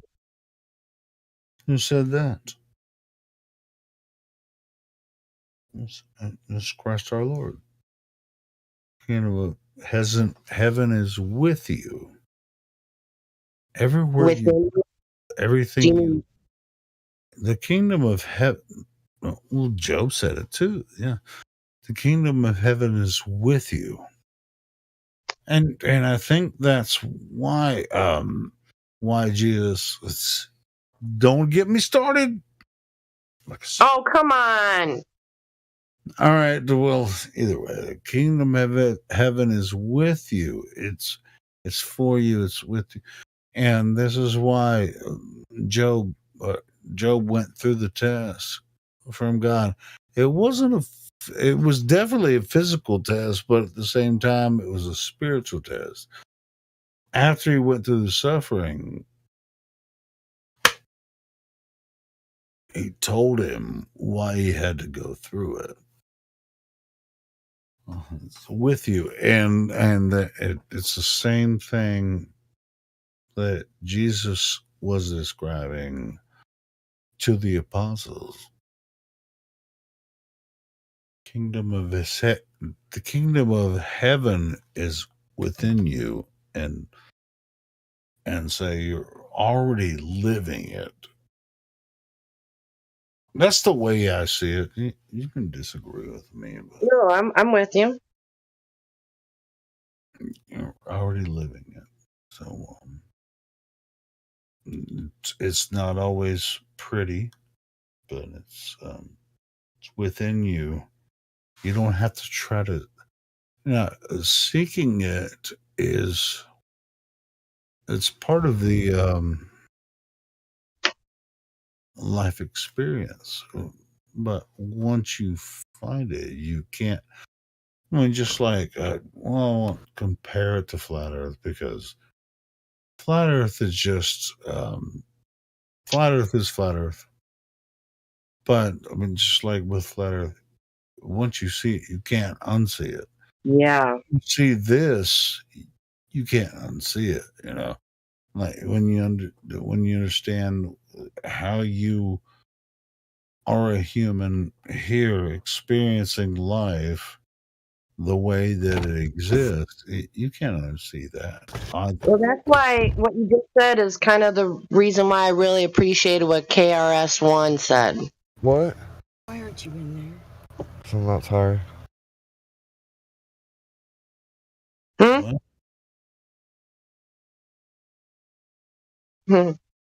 Sorry.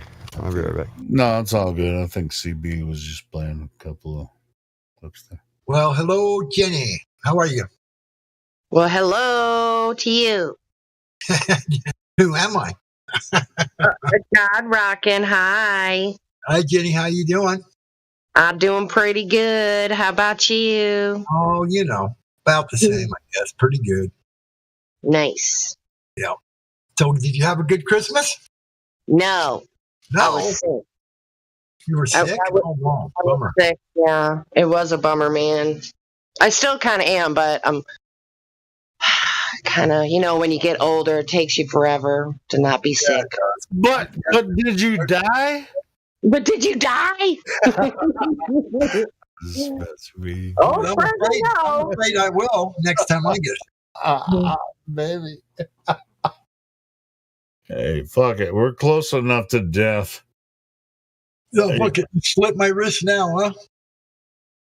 Not supposed to do that. I know. That's bad. But do you not know? You know death is coming, but you're not supposed to be scared of it. It's all good. Right.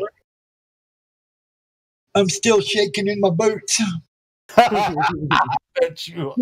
No, you're not. You fucking liar. Oh,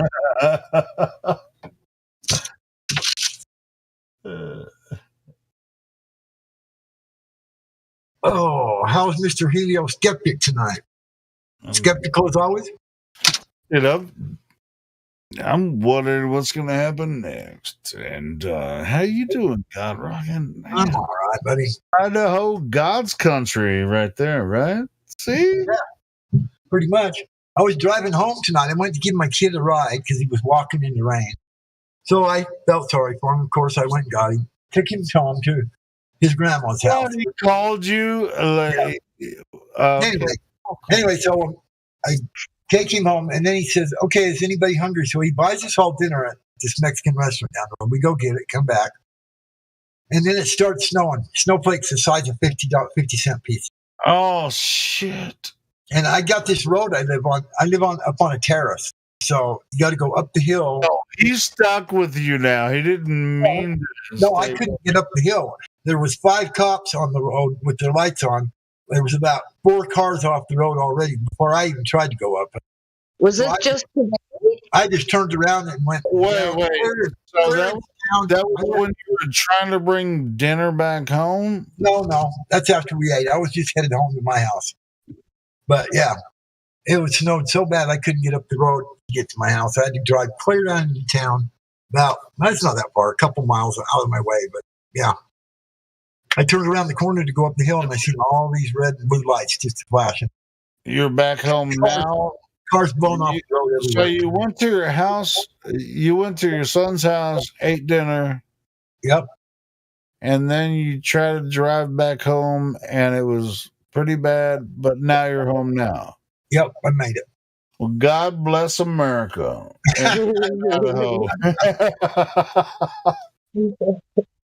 The weirdest thing, though, because just before it started snowing, we were standing in the driveway out in Roy, out of his place. And I hear this. Was he trying to say Dad spent the night? Flash in the sky, like these lights flickering, like in the clouds, because it's getting really cloudy. I'm like going, what the hell is that light flickering up there? And he looks at me and says, I don't know. That's kind of weird. Then all of a sudden, the lightning came, and it lasted for like about 30 seconds. You had one of those lightning snowstorms. That's right. That's what we had. Holy shit. Yeah, they can get pretty bad sometimes. Yeah, yep. That's crazy, bro. You could hear the lightning rumble for about 30 seconds. I mean, I've never heard of lightning bolt that long. You just kept rumbling and rumbling and rumbling. Wow, man, that's crazy. And then it started snowing. I shit you not, snowflakes the size of 50 cents. Wow. God, dang. And then you ate dinner with your son. And yeah. And then he was like, good luck, Dad. All right, Dad, good luck getting your ass home. Yeah. He wasn't like, hey, stay here tonight. No, I could have. I knew I could make it home, but I just had to go the way I came. I'd go all the way around. What are you driving to go through something like that? A Toyota driving a big ass truck. Toyota Camry, 0-wheel drive. So you like 4-wheel drive or No, just 2-wheel drive, front-wheel drive Camry. It does okay. Okay. You can't go up hills with a foot of snow. It doesn't work. Yeah, but rear wheel drive, you're fucked in snow. So I just had to report your Camry. Snowstorm. I had to drive home, and it was crazy for about an hour. So how far away from? Well, not to get in details or it. So, like as far as miles, I think I probably already asked you this. For what? How far away from your house is your son's house? About 2.7 miles, 3 miles.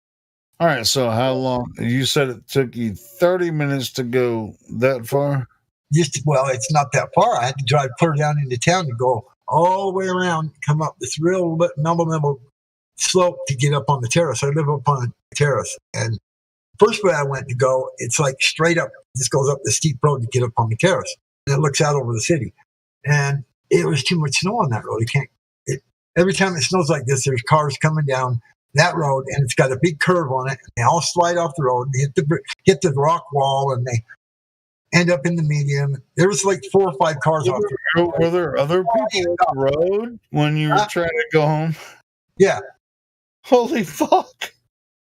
There was already 4 or 5 cars off the road up that curved hill. When I turned up off the main road to go up the hill, I'm like, oh shit, I'm not going this way today.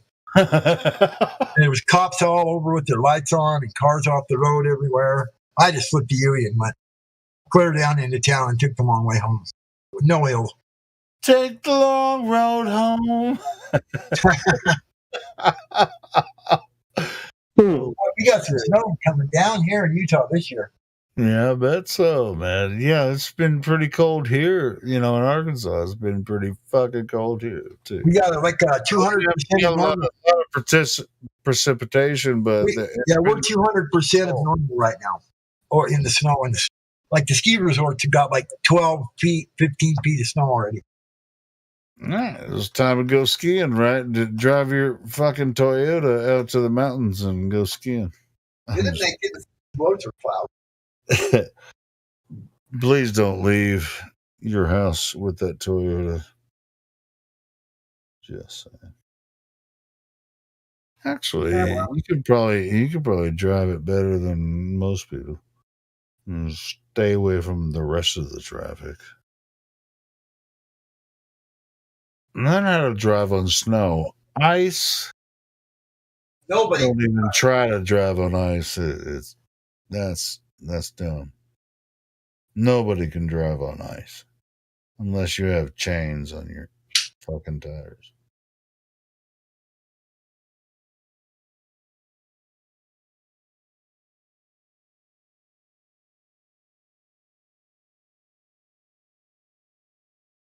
Glad you're back home, God rockin'.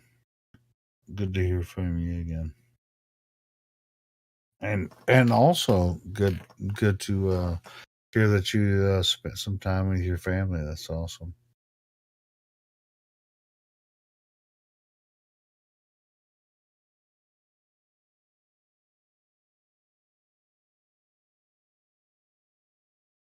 Does lightning make it snow more like that or something, Helio? You said something about a lightning snowstorm. You seen one before or something? I have seen lightning before a snowstorm, but it as far as I know, it's kind of rare. I mean, you're gonna have to Google that shit. I don't really know. All I know is when it did that, it made some mighty big flakes. They were huge. Yeah, it's kind of like it's some sort of electric effect. It's a rare kind of thing. Yeah. But, yeah. Which is, because usually lightning happens well, without saying, since I live in Arkansas, because there's always the cold front and the warm front meeting each other, and higher in the atmosphere, it causes electric discharge, and that's what causes the lightning and tornadoes and all that kind of shit. But like when it's that cold, it's very We rare. actually had. It's very rare to see lightning in a snowstorm, but it does happen. Yeah, did tonight. We have tornadoes here every once in a while. I've had a couple. Dude, I remember like maybe 10 years ago, wasn't there this big ass tornado that hit fucking Salt Lake City? Yeah, it was. I was there. I was working on the conference center at the time. Went right over the top of me, right over the top of the conference center. Oh, you were working at the time? Yeah. A lot of people were. There were all these people on the scaffolding outside, putting the marble on the outside. And the scaffolding was like 10 stories high up scaffolding. And there was it looked like once the tornado went by, everybody dove in the windows. Nobody got hurt. All these workers dove in the windows when it came. And it ripped you know what a tower crane is? Big tower's got a crane on top of it. It ripped that top tower crane off the crane and set it on the building. Everybody jumped in the windows, and all the scaffolding on the side of the building looked like someone grabbed it, like some giants grabbed it, and just wadded it all up in the room. Within just a few seconds, right? Yeah. Yep. Quack. Yeah, I remember that tornado, man, because I I live in tornado country, but it's rare for something like that to happen in Salt Lake City. Yeah, it killed 2 people across the street from where I was working. Wow. They had some expo thing going on where they have those tents outside, I don't know, in some parking lot. And I guess the glass blew out of one of the windows, and the glass pelted them and killed 2 people. That same tornado went right over the top of me. It was just right across the street that happened. Damn. It's pretty bad, that part of it. Nobody wants to see anybody get killed. But anyway, when it went over the top of the building, I was in the back of the building hanging onto this stack of sheetrock. It got all dark and black, and I had to close my eyes, and shit was blowing everywhere. Was that the only tornado you ever saw in Utah? No, I've had some other ones. One went right by my house here, too. Yeah. Anyway, it went over the building, and then it started to quit blowing and started to get light again because it was pitch black, dark in the middle of that tornado. It was so full of shit. It was like nighttime for 20 seconds or something, And it went over the top of the building, and then it was across. I went out the back door, and I seen it. It was right across the street going over the top of these houses, and big brown funnel full of all kinds of shit. Just branches and trees and shit flying all over. And it was growling, dude. The tornado was making this. Yeah, it sounds like a freaking train or a. Yeah, it was weird, man. It's making this growling noise as it went across the top of the house. Yeah, it was crazy, dude. And then one went right by my house, too, right? Like about 50 feet in front of my house, ripped the pine tree out. And it tipped over on his car that this dude just barely jumped out of, and it bounced the car onto his foot, and they had to have the cops come, and the fire people had to get the jaws of life and all this other shit to lift the car off the ground to get his foot out from underneath the tire. Because when the tree hit the car, it made his Pathfinder bounce, and he was hanging onto the fender well for dear life outside the car, and it bounced and landed on its foot when the tree hit it. And then the tree was laying on the car, and they couldn't lift it. And they had to have fire. It took him about an hour and a half to get his foot out from underneath that tire. He lost a few toes and shit. I think for the most part, in Arkansas, we don't have a lot of deaths from tornadoes because when we get the warnings, everybody heads for shelter. Hunker down because that shit's fucking serious. Yeah. We know it. When they say it's going to hit, that shit's going to hit. I know. I've seen a lot of pictures of you guys, like places back there in that area. Tornado Alley. Yeah. It really plays havoc on them trailer parks, don't it? Well, I mean, trailer parks are part of it, but yeah, it's just like when it's gonna hit, it's gonna hit. It's just like even if it don't, you're better off just getting out of the fucking way. Yeah. Yeah, tornado tornadoes back there get a lot bigger though. I mean, they get like a half a mile at the base sometimes. Big bastards. Dude, even in Kansas and Oklahoma, they get a mile at the base. Oh, okay. Yeah, that's big. That's freaking. That's a monster there. Can't hide from that shit. Holy, yeah. Don't people have like these little things in the ground they go hunker down in, like a little like a little door they pull up and jump down in this hole by their house, next to their house? Some people, anyway. I mean, it's like Oklahoma and Kansas are right next door to Arkansas, but yeah, what happens in the plains over there, it's just it's sad, man. It's just like some of the shit that really happens to them. It doesn't happen often with a big tornado like that, like F5, like a mile wide freaking tornado. But when it does happen, it just takes out entire neighborhoods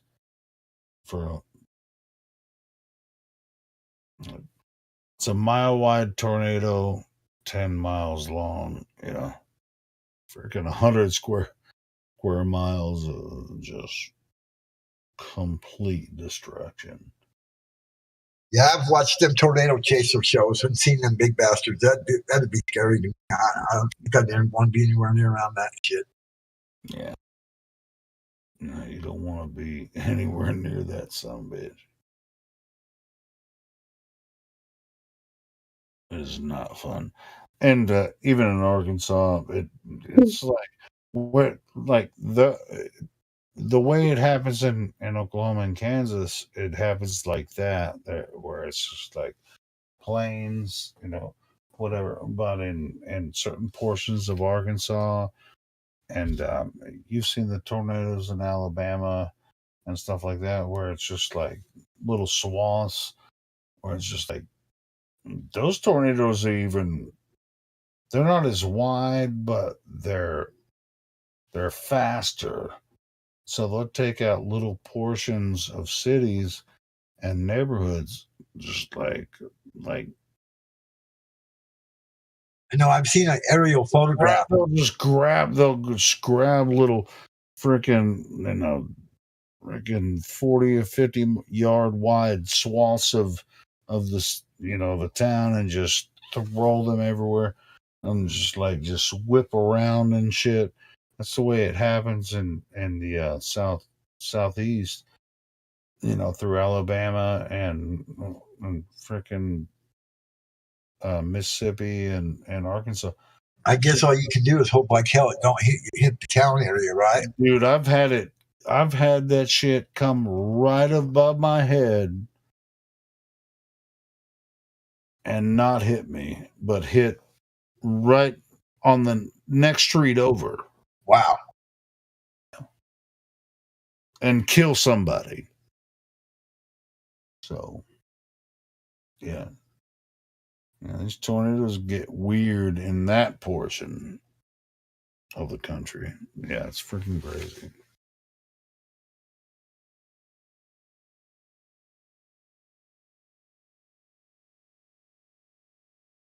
Those tornado chasers are kind of crazy fuckers. They got them trucks they build. They got all that metal plates. Especially if you're trying to do it like where I'm at.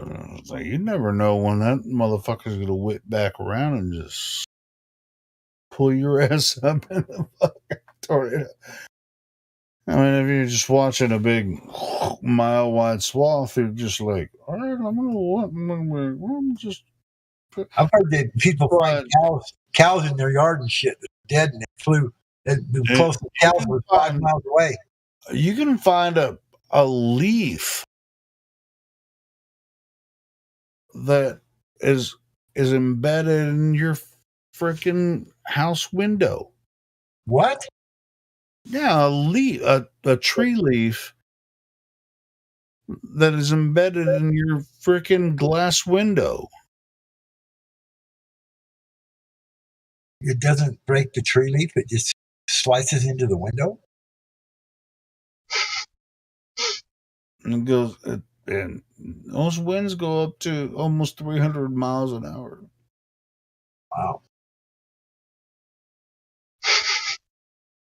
That sounds like a leaf story to me. Hey, you can take it for what it is. Look. Oh, I believe you, Halo. I've heard stuff like that before. I've never heard of a tree leaf, but I've heard of like a piece of straw. I've heard that was like hit like a pine tree or something that was stuck in it like an arrow. And that's similar to what I'm saying. But Yeah. I've seen pictures of a leaf embedded in a window. It didn't shatter the window. It's just embedded in the freaking glass of the window. But because in my opinion, when it comes to these tornadoes, they're not just wind. It's electromagnetic forces too. So, Yeah, isn't there like lightning and stuff inside those tornadoes sometimes too? I mean, it's like there's a, yeah. So I mean, because we know a leaf can't penetrate a window, right? Well, it did, right? So you can't say it can't. Well, it can't in physical reality, but if there are some electromagnetic forces that make the window changes, blah, blah, blah. I mean, this is some shit I've talked about. This is some shit I think about because I've actually, well, I haven't seen it in reality, but I've, during or aftermath. Well, I've been close to the aftermath and too close. And but this particular phenomenon about the leaf penetrating a window, but being stuck in there, that shit happens, bro. It went right through and even inside it, like some of it was through the window and poking inside the house, or what are you saying? Yeah, it's sticky. The leaf is in the glass. Didn't break the window. Just sticking inside the window, man. Wow, that doesn't even make sense, does it? So there's some That's some supernatural shit there, bro. Yeah, it's supernatural shit. But anyway, that's some supernatural shit there. Wow. That's just one example. There's a lot more shit. When it comes to tornadoes, man, it's not just wind whipping around at 300 fucking miles an hour. No. Who's laughing? Jenny? I'm scanning through the memes channel and I saw this. Yeah. You're making me laugh just listening to you. You're crying. This is great. Like, what the fuck? Were you going to share? What are you watching, for fuck's sake? I just posted in live stream voice text. All right. Yeah, that's what I thought. There's something wrong with you. Those guys are making fun of me for.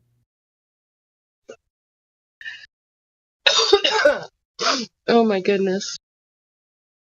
I do this on purpose sometimes for everybody to make fun of me. Dude, did you look? Yeah, where's all the coffee? Oh, I haven't looked yet, but I do actually say some of this stuff because these motherfuckers haven't been in a tornado, and so go look at voice text. Make me a cup of coffee off your neck, buddy. Is that something you think that's so funny because you can see yourself making that for your husband, Kenny? Coffee? No. Oh. The color. The what? The color. Isn't it made of coffee filters? I guess. I don't use coffee filters. What? I don't use when I make coffee, I used to use a French press, but then I upgraded to what's called a Bialetti mocha pot. It's the closest you can get to an espresso machine without, it's a pretty cool contraption. It's 3 parts to it. The bottom has a pressure valve where you put the water, and then you set a funnel cone kind of on top of that holds the coffee, and then you screw on the pitcher part where the water goes through the coffee and then comes up and out. It's pretty amazing. It's steam. It's steam that goes to the coffee in that, right? Well, I mean, you put it on the stove to heat it. Yeah. And so when the water heats. Cappuccino maker where it's just like you just put it and the steam goes to the cup. So, right. Too. Well, not, yeah. But this coffee is awesome. It's super strong. I made a cup of coffee in my sister's Keurig last night, and I lifted up my cup. I'm like, what the fuck? Why can I see through my coffee? Like, Oh my God. I want some thick coffee. I don't want no. Oh, it's like. Did you say why can I see or why can't I see? Why can I see through the coffee? Fuck that shit. Yeah, I know. Espresso. I mean, you want that shit. Yeah, I want to. When I drink my coffee, I want to go. Damn, that's strong. Where you have to put cream in the coffee. It's so strong. I only drink. I can drink espresso. regular coffee. I drink black. Yeah. I can do a cappuccino if it's made right, but for the most part, I'll just drink straight espresso or black coffee. So you take a shot of espresso, no sugar, no cream, just triple espresso. Ooh. I have to have at least sugar. I can do without the cream, but I gotta have sugar in there. Stand sugar in coffee. Oh. Only a dash of milk sometimes for a cappuccino. I gotta have some. I don't even want to fucking touch it. Oh my gosh, please don't use milk. Use like heavy cream or at least half and half. Oof. But I guess if you like milk, then go with that. But milk or cream. I mean, it's the same thing. They're both made from the same thing. But for the most part, I just want to taste the coffee. I don't give a shit about the other shit. I just like the coffee. I'll just drink a espresso straight. But I don't mind a cappuccino every once in a while or a latte. But don't put any freaking sugar in it.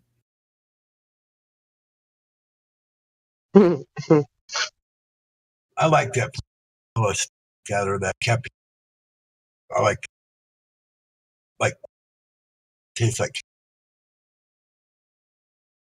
Breaking up hot rocking. You breaking up hot rocking? Oh. You say you like the cappuccino or the Yeah. Yeah, I like I'll go to Starbucks and I'll order a triple cappuccino, which they'll steam the milk and then just like give me a triple shot. Freaking get your $10 bill, and then I'll drink that, man. I like it. I like the just some steamed milk on top of the cappuccino, top of the triple espresso. Boom. Yeah, that's called broth. they froth it with steam. Yeah. Well, but I mean, don't put any sugar in that shit. No. I used to have an espresso machine years ago, like coffee connoisseur, and I would buy all these different kind of beans, froth the milk with the steam and all that shit. Put the coffee in the little cup and blow steam through it. Make this real powerful ass shit, and just a little It's a little bit of work. It's a little bit of work. Yeah, I used to do that, but it's too much work. Hey, what was your handle? Hey, Flat Earth dude here with Simon Jonesy. And that says and he has the satellite. He has the satellite proof that he built the satellites, and they're in space. And you guys need to give it up, okay? No, we don't have to give it up. He's going to have to tell us who he knows and how he knows them, and how they put these satellites on top of these rockets and then dumped them off into space. There's this. What it is, they go up there and there's this claw that's on top of the firmament, and and then it goes on a track there, just like those gondolas that Disneyland used to do. But according to orbital mechanics, they just throw these rockets up there, and then they just open up once they reach a certain level of Earth. Then they just what this guy open the top of the rocket, and then the satellite goes, and it does what it does after that. Do they have jets on the rocket that keep it? No, that's not what he said. No. They turn it on, and the thing just splashes down. You know the truth now.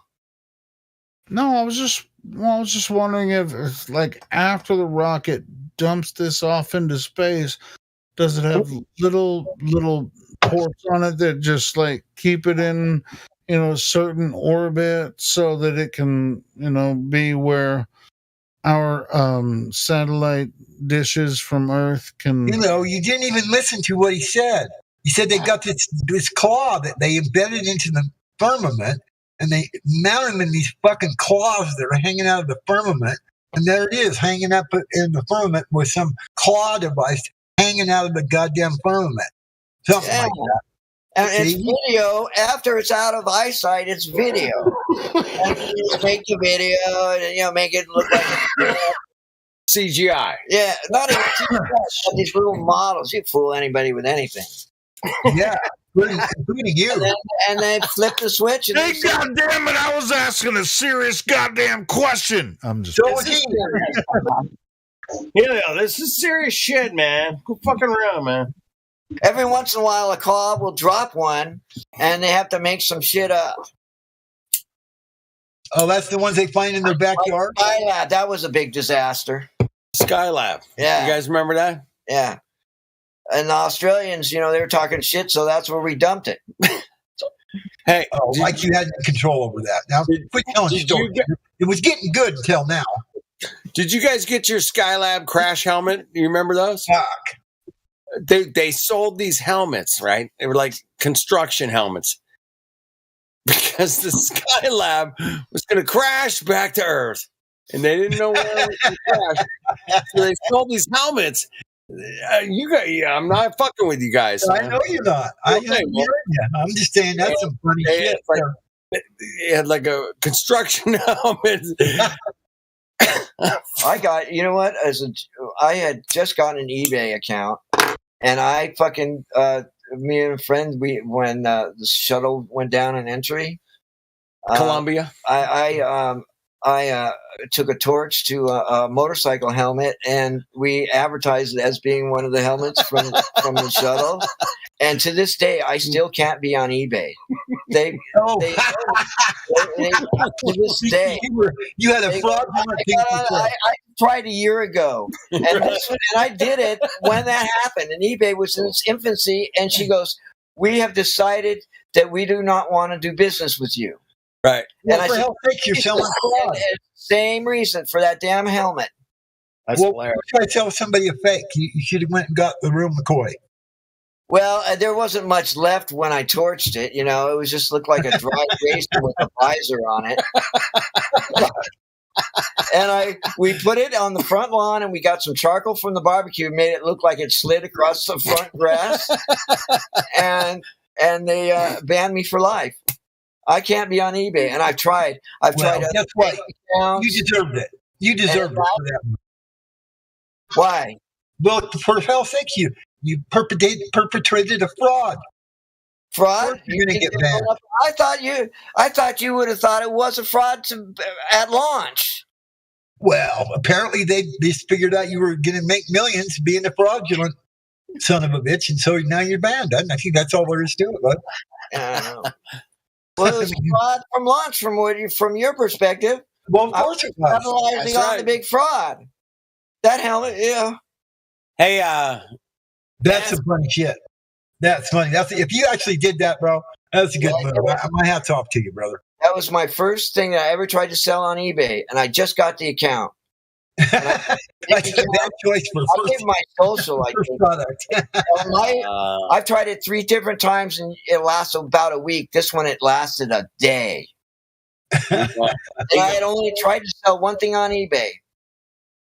And it was a fucking crash helmet from the sky. It was one of the astronauts from what was it, STS? I forget which one it was that burned up on a re-entry. 70. We were so fucked up. I was up for 3 days when I did that shit.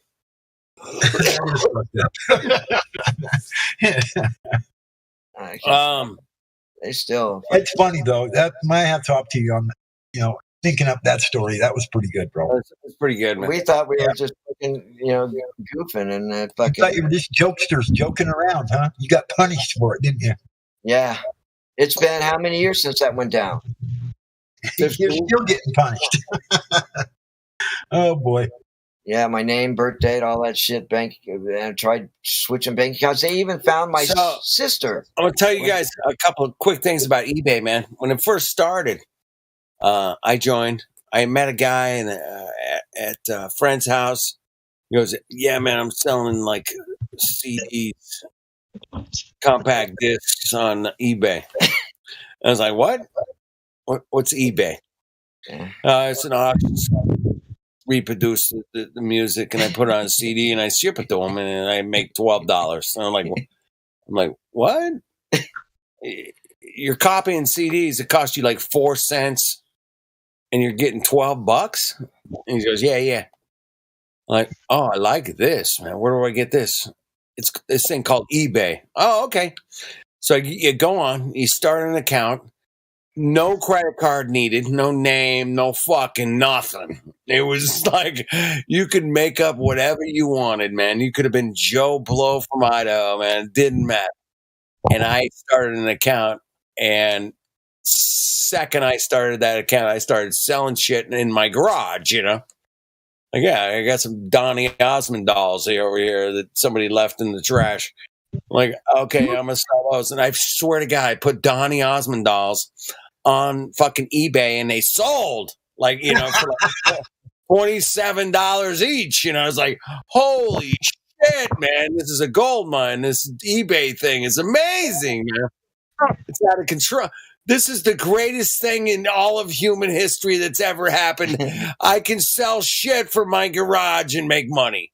Fuck yeah. I love this, man. This is awesome.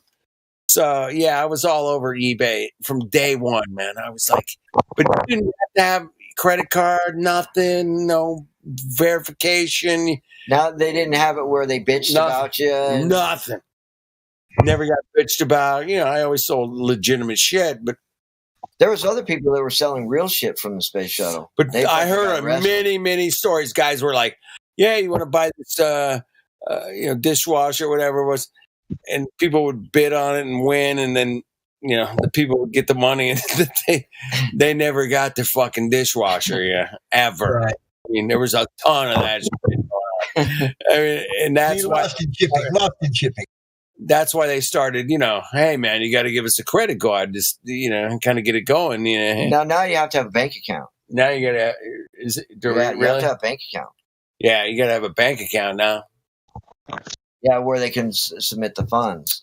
But the early days of eBay were like the early days of the internet, and it was a wild, wild west, man. It was going off.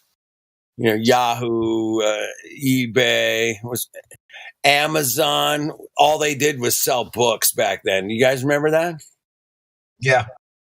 When I got out of prison in 93, there was this dude named Randy Van Diederen. He told me there's this new company, there's this new thing called Google. He says, I'm buying in, and he says, it's going to make millions and all this shit. I went to this little thing at his house, and he tried selling it on me. And like a dumbass, I didn't buy into Google. Fuck. It was right on the ground floor, too. I could have got that shit so Jenny! Did you say something? My phone. I can use my phone. I don't know where your phone is. Jenny. Yeah. Try. Jenny. What?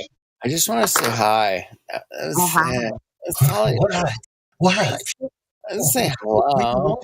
What do you want? So bad. I know. Hey, I hope you guys had fun hanging out with my satellite friend, Simon Jonesy. Yeah, I found that pretty interesting story. Yeah, that's pretty cool. No, he literally got rocking. I'm not lying to you, man. He did work for a company that built like satellites and sent them to space. Yeah. And which he proved to all of us how compartmentalized the organization is. Totally compartmentalized. It's just like a communication guy that hooked up their internet and shit and made their computers work or whatever. But yeah. But he contends that signals bounce off the ionosphere. Right, yeah. Now, well. Should have him look into Marconi. Yeah. I love Marconi. Yeah. So hopefully your friend is open-minded enough to do some looking into things. I used to have a satellite dish in my backyard. It was like a 10-foot dish. And I had this video cipher machine that had 17 satellites locked into it. And this guy gave me a black market chip that got all the satellites in for free. And I would we were talking about that. And it would like stop on that satellite, stop on that one. Anyway, it lasted for about 4 or 5 years, and then they caught on to it all. But I mean, I don't know what it was aiming at in the sky. I'm not saying it was satellites, but all I know is I got that shit free, and I got a lot of it for. It was expensive to buy the equipment, but after that, it was paid and it was over. I got that shit for years for free. Everything on the air, I got free. Dude.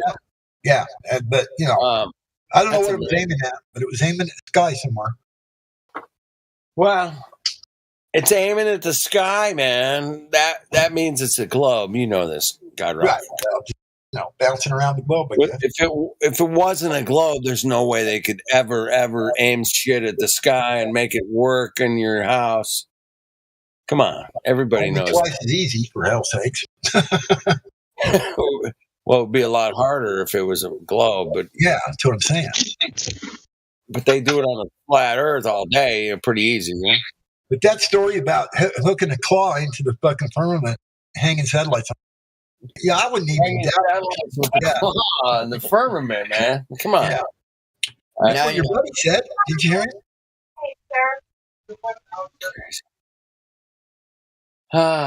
Put a redhead, like the bolt you anchor to the concrete, like a redhead anchor bolt. Go up to the firmament, put an anchor bolt in, and then hang a cable off of it and hang whatever the fuck you want on it. Yeah, lag bolt. Hang Marie Osmond on it. I don't care. I like those lag bolts. Yeah.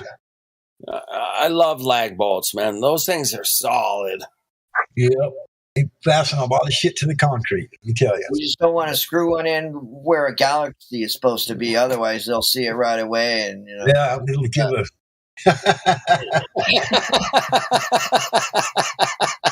I got you, bro. Thanks for the hint. You got to get on here, man. You got it. I'm going to invite Jonesy up into the up into the Discord here, man. He's funny, man. Now you know the truth. Now that you guys know the truth, you know. But we can have a professional satellite guy up in here. You know, that'd be cool. You know what I'm saying? We've had a few other ones come in here, no doubt about it. Oh, yeah. And over the years, and literally, guys are like, dude, I'm in charge of tracking the satellites. I'm in charge of launching the balloons. I'm in charge of making sure that the data on your computer lines up with whatever we want it to. That's it. That's my job. Compartmentalization. You like that term? I bet you do. Yeah, I bet you do. That leaves a whole bunch of everybody who knows nothing. Got to keep them separated. Gets the budget higher and higher. Get the budget higher and higher. You got to keep them separated. Hey, how much did they spend on space last year or this year? Does anybody got a number? I do. Anybody? Take a guess. How much money was spent on space? By whom? The entire world spent money on space this year. Let me think about that. That's got to be. Anybody got a number on that one this year, 2022? The space budget worldwide was for the United States? The whole world space. China, Japan, Europe, Australia, Indonesia, India, wherever. Yeah. Give me a budget number for 2022 for the 1.2 trillion. You're close. You're close. I'm going to give you the right. I think you're close. Yeah, that's pretty close, I guess. I don't know. I'm going to go 1.2 trill. And that over half of that is CGI. Half of that's CGI. Yeah. Did you guys catch that? They were Dude, muted. They were muted and laughing at the same time. Amazing. What's the real number? What's the real number? Yeah. It's $128 million a day worldwide. A day. What does that compute for a year? $128 million a day times 365. Times 365. Anybody got a number on that? I don't, where's my phone? Oh shit! Here we go. If I'm right with the 1.2 trillion guesstimation, you guys all owe me $1. All right, let's add it up, man. All right, I got a calculator here. 128 times 365. What's my margin of accuracy? Do I have to hit it right on the nose? I think it's 46 billion. No, that's it. It's $46 billion a year, I think. You said it was 120. $128 million a day. Oh, 128 million a day. Right. Yeah, and that's I got probably billions. 46 billion. It's a lot of money, man. I mean, the entire fucking Apollo space program was 10 billion. Okay. We're 46 billion now. Okay. So there is a number there to be considered. Did you include SpaceX on that too now? SpaceX, anybody going to space, yeah, all of it. It's 128 million a day. Mm-hmm. Where did you pull that number from? Do you remember the guy in here? Lately, he's been going by the name Waterworld. Yeah, that's Jim. Jim 777. Yeah. Him and I, we went and. Wait a minute. What was the total? 46 billion a year for space. Well, last year. Oh wait. Worldwide. Not just America. I'm talking worldwide. It was actually well, close to 51. Okay. Yeah, we're close. All right. Well, that was 2013. Oh, shit. Hell, take Biden's in office. Oh, fuck. Yeah, fuck. No. But they saved a lot of money since SpaceX came around. Yeah, Elon, he's the budgeter. Yeah. The space budget man. Teamed up with Lucasfilm. Contract with George Lucas. I hope you guys appreciate me bringing on a comedian tonight. Yeah, for sure. Also, keep in mind that that's the budget they're telling us. That's what they're telling us. Yes, that's the numbers they're telling us. Correct. Excuse me, Professor, but you shouldn't be using you shouldn't be using this platform or this Discord server. You shouldn't use this platform or Discord server to talk about anything but flat Earth, not make jokes. It's not funny. It shouldn't be comedy. Okay, I want measurements. It's making me laugh, it's making me uncomfortable. You guys got to take this more seriously, okay? Seriously. Okay. Come on. You know why space budget's gone up is because they've got these amateur guys building their own rockets and they're poking holes in the firmament, right? So they got to go patch that shit up. Patch Adams? No, we're gonna patch the firmament, man. Come on, Yeah. Saints. You got a bunch of people out there making their own rockets in Texas and shit like that. They can fire that shit up like it's going out of style. It's never going to go. As long as MTV cans out the Moon Man Award every year. Johnny's sending a rocket up. These guys have a rocket and they go, we're going to make it in space. We're going to make it in space. And then all of a sudden you see it just go thunk. Yeah, we've seen that one. Get a bunch of guys up there, and that's a lot of scaffolding, man. Yeah. Patch that shit up. That's the Tower of Babel patching that shit up. Right. I really hope you guys enjoyed the comedic hours, but it has been great to hang out with Simon Jonesy. In the future, some little kid is going to make his own firmament here, right there, and take it to class one day. Check that rocket out. That's a NASA astronaut right there holding the rocket. It's called a dick pic because his name's Dick Gordon. Oh, really? Yeah. Shot his wad all at one time? Yeah. Look at his face, dude. My name So is sexual. Bob Braun. I'm friends with Walt Disney. Dick He Gordon. bought that from the Estes Rocket Company. It's Werner von Braun, man. You know about it. No, that's not him. That's him, man. No, Come on, it ain't. 100%. Hi, Jenny. Hello. Not the guy. Didn't he fry in the capsule there? Werner von Braun, right? Dick pic? No, that's not him. No, that's Dick Gordon. Oh, that's his real Yeah.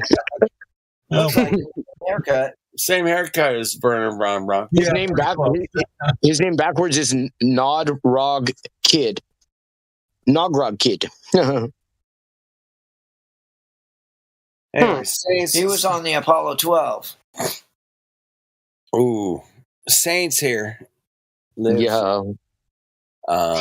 close to Santa Barbara. There. You want to see a picture of the Black Swan at night? Here.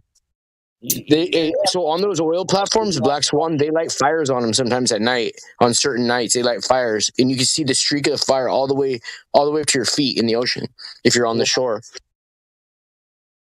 That proves their curvature. It proves curvature right there. So I'm presenting presenting evidence of curvature at night. I've been waiting so long for this. Thank you, man. Yeah, you're welcome. So it's over. Pack up. The show's over. You guys can go home now. That's not just lighting fire, Saints. That's blowing off all the noxious fumes that they're. I have to go to bed. It's still fire, though. Right? Yeah, I know. Yeah. They do that quite often. Yes, Just YouTube. At Nighttime 5,000 feet, you can see 1,524 miles. What? Yep. You can see San Francisco at 5,000 feet. Oh, Toby, why you gotta pull the carpet out from underneath my feet. That's what I do. The thing is, you guys, every time you guys just say something like that, when I'm showing proof of curvature, you're killing it for my seminar. I'm doing a seminar self-help group for a bunch of Globers. Dude, I make really good money doing it. And I give them little proofs that it's a globe like that. I mean, you're just making my job harder, Toby. You gonna have merch? Yeah. Totally, yeah. We're just gonna have merch, you know what I mean?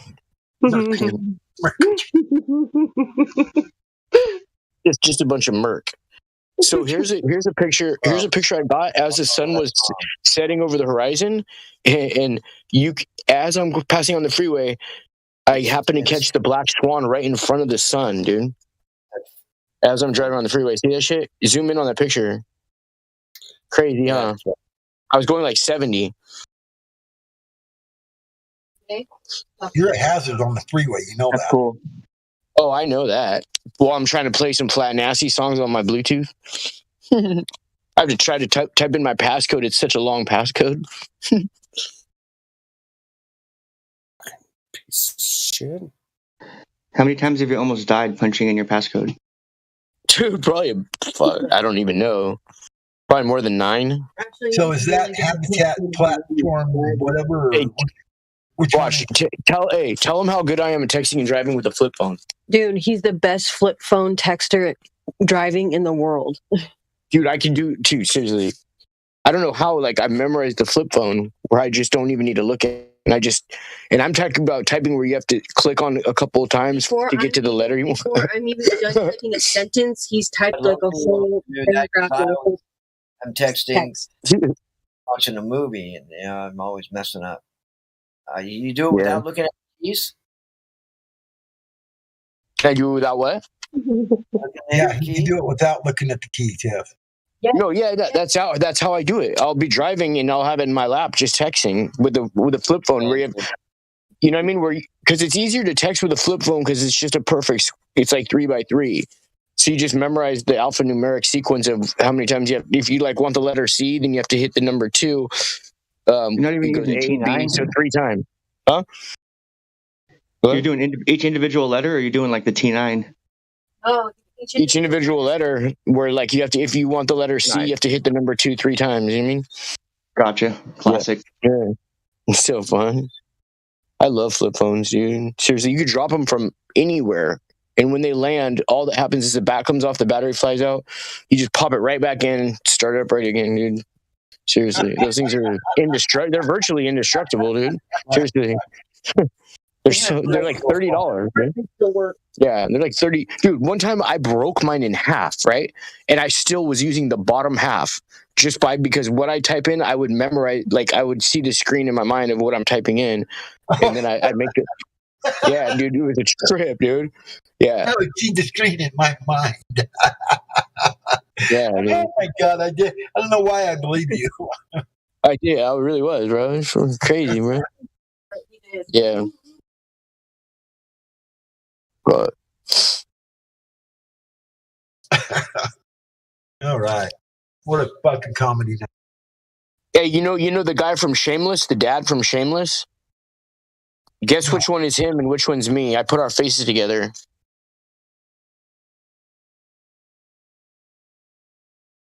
Flatterday Shameless. We look alike, kind of, huh? I think I'm better looking, but.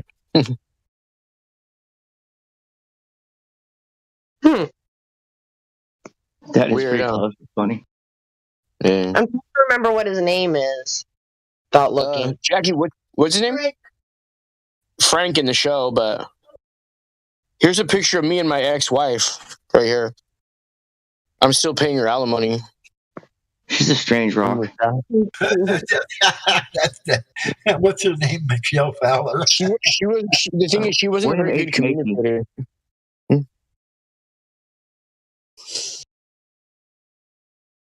How many complicated rock babies did you guys make? Right. Have you guys some pebbles?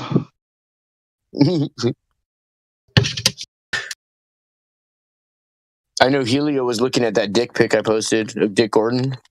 Helio said his name's William H. Macy. Yeah, that's right. That's right. Oh, there we go. William H. Macy. Yeah. His name's Flatterday William H. Saints. Have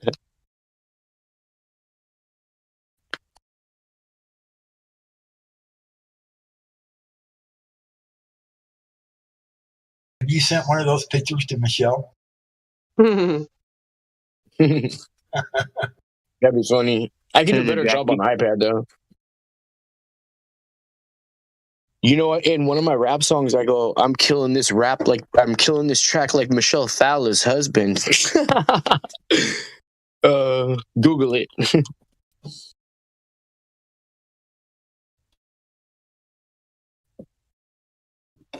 So, hey, you guys heard about Ellen DeGeneres? So, her last two girlfriends that she's in relationship with have died in a car accident, and her girlfriend's name right now is Portia. So I'm thinking maybe her next one's name is going to be Lex. She murked her DJ too. Speculating. That's right. Just like a good Ellen DeGeneres should, you know what I mean? I wouldn't expect anything less from her. You know? Ellen with that little red string on her wrist, huh?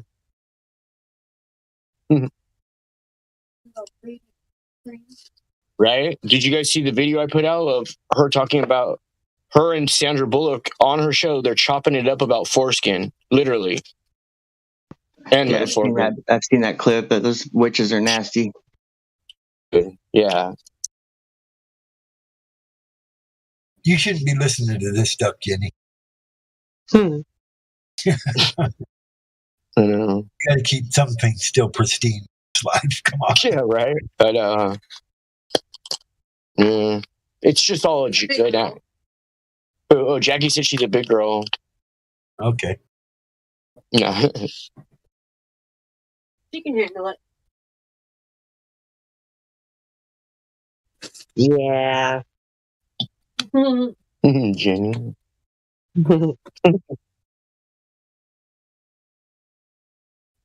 Jenny's always been very cool and respectful.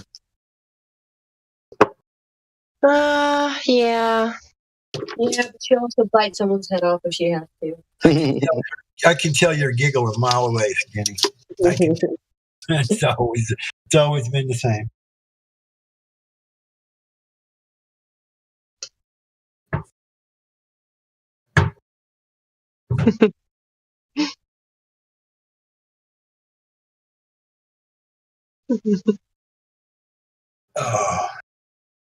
Hey, check this out.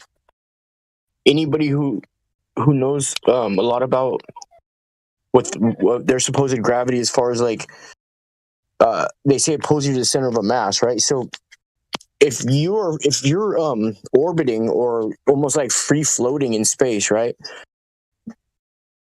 But the closer you get to Earth, shouldn't the closer you get to Earth suck you in even more?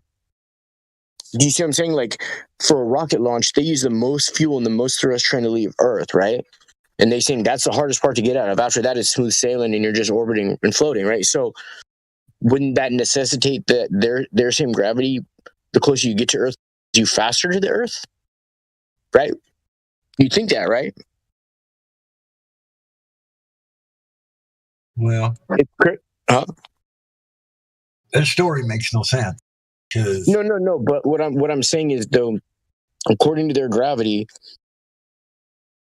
the closer you get to Earth, the more it would pull you. That's why the rocket has to thrust so much to get away from Earth, but it can orbit it, out in outer space or whatever, right?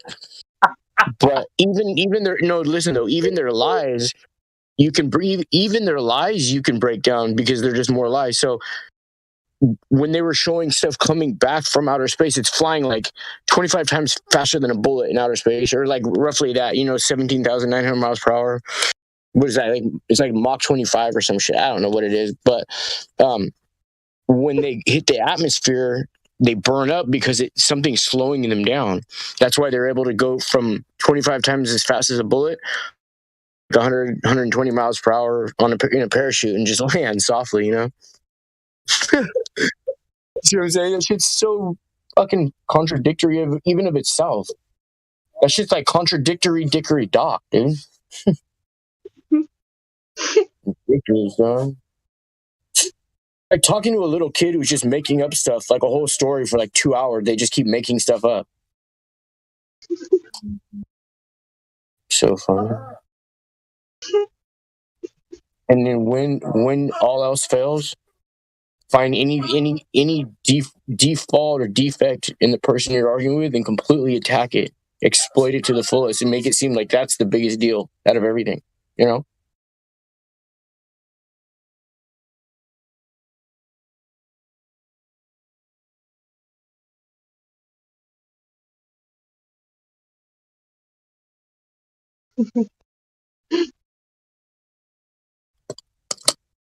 You hear these puppies right here?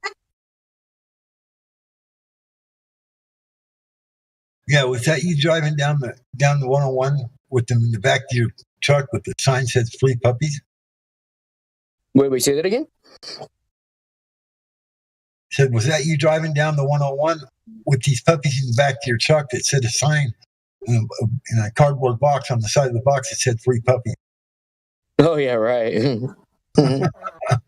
I seen a truck like that in the Walmart parking lot yesterday. Big box in the back of the truck said free puppies. Come look. When my dogs start barking, I tell them hush puppies.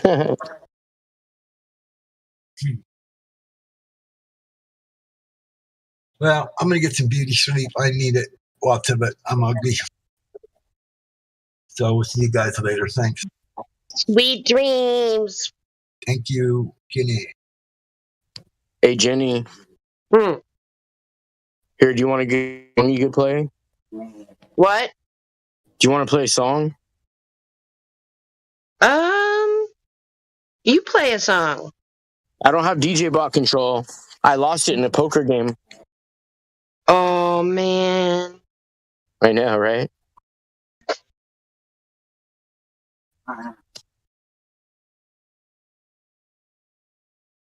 Hopefully I can remember. Oh, it's been a while since you did it, huh? I think I can remember.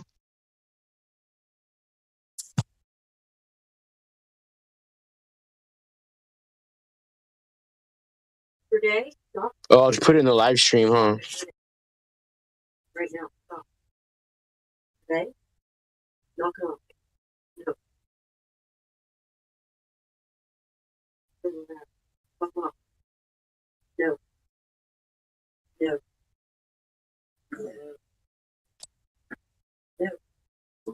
No. No. William H. Macy.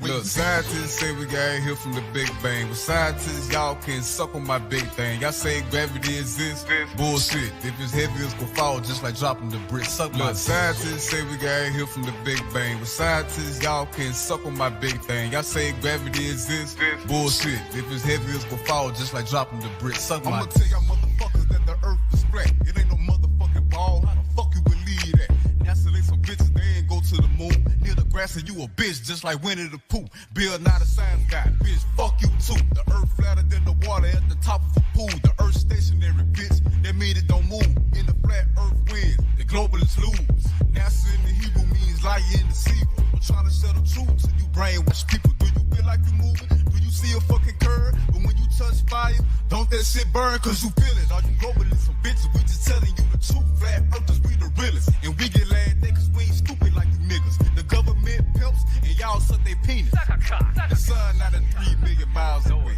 Get the fuck out of here. I see that bitch every day. It's inside the fucking firmament the way it's in the Bible. You hate me, I don't give a fuck. You my rival. Rainbows prove it's a dome, bitch. Sundogs prove it's a dome, bitch. The sun and the moon in the dome, bitch. In this water, a motherfucking dome, bitch. Look, scientists say we got here from the Big Bang. But scientists, y'all can suck on my big thing. Y'all say gravity exists? Bullshit. If it's heavy, it's gonna fall just like dropping the brick. Look, scientists say we got here from the Big Bang. But scientists, y'all can suck on my big thing. Y'all say gravity exists?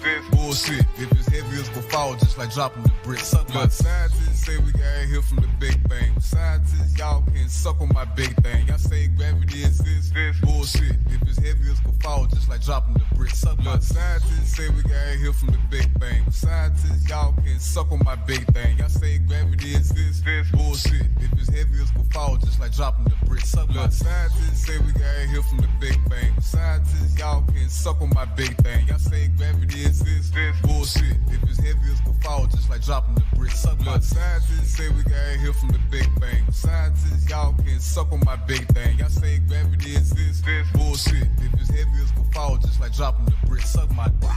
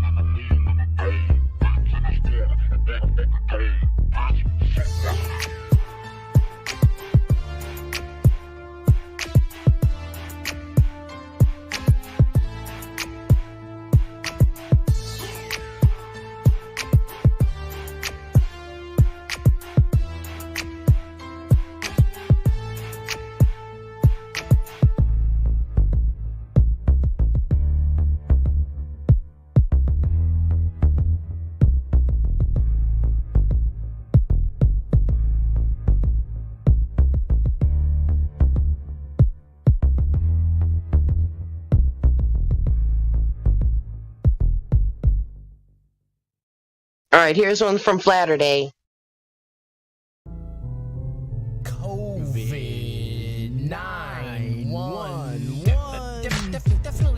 Definitely COVID. Definitely. 9/11. September 19. 322,911 million cases. Definitely COVID. Divide and conquer through video conference. I got COVID-19 while I was out flat smacking. I think I picked it up from a napkin. Walking around barefoot just like a madman. I'm just trying to stay grounded. Goddamn, man. I went from going in stores and people asking, "Excuse me, sir, would you like a mask on?" To all out, balls out, harassing. Put the mask on or get your ass gone. Man, I'm just trying to buy Jackie some tampons. No, I'm not even allowed back in Vaughn's, or should I call it Werner Braun's. These soup Nazis take it to a whole new level, which means curb, yo, speak of the devil. I got COVID-19 while I was eating some Jello. Speaking of Jello, shots out to Bill. Yo, speaking of shots, I ain't got mine still, cause it was never mine to begin with, so why would I get it? Cause all your friends did. If all your friends went and jumped off a cliff, yo, I go with them like 100%. That's why I like 100% of the time. I like sipping my Corona with lime on 9/11 like 19 times. So for all you skeptics that say it's a lie, I got COVID-19 and I almost died. My aim was not to bring shame to this flat earth game, but I just made the curve level. My new name is Flat Nasty. My brain was never this insane until my cranium came from Lithuania. My new name is Flat Nasty. I'm the illest effie rapper to ever hold the mic. I had AIDS once and got COVID twice. I blessed the rains and got Ebola thrice. I'm so precise and yet so indecisive. I'm like a little kid with a light switch, hitting those switches like all night long. I'm off more often than I am on. Yo, how you like your coffee? Yo, I like it strong, like the presence of Cody Kaufman's mom. Or the lack thereof. Watching his funeral, I had to laugh it up, just like I do with that Luna Lander stuff. I'm so outlandish, man, I'm cracking up. Like underground almonds, I'm fracking nuts. But I'll never chop it up as a loss. Like getting caught stealing pants at Ross. Like the Patriots last season with Randy Moss. Like that 300-mile line that can't be crossed. So the next time they tell you, just go to the edge, tell them get on the knees and give you a blow to the head. Now leave me alone. I got COVID, I'm dead. My aim was not to bring shame to this flat earth game, but I just made the curve level. My new name is Flat Nasty. My brain was never this insane until my cranium came from Lithuania. My new name is Flat Nasty. My aim was not to bring shame to this flat earth game, but I just made the curve level. My new name is Flat Nasty. My brain was never this insane until my cranium came from Lithuania. My new name is Flat Nasty. Flat Earth Saints, you are a worthless human being. You have no value. All of your talk, just a bell, clanging bell with no value.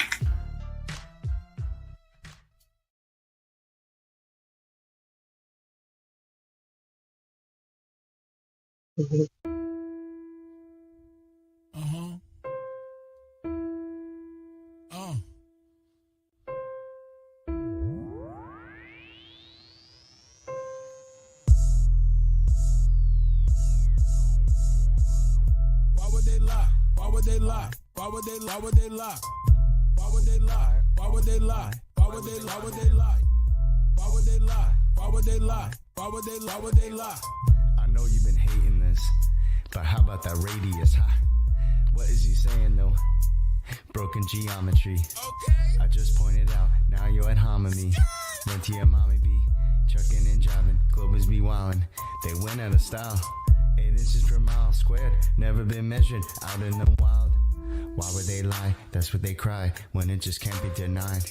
Defending the government, slave till you die. You ain't got no reply. That stuff is flat. Who told you that? Like I can't trust my eyes? There ain't no curvature, and the swan is black. But nice try. Why would they lie? Why would they lie? Why would they lie? Why would they lie?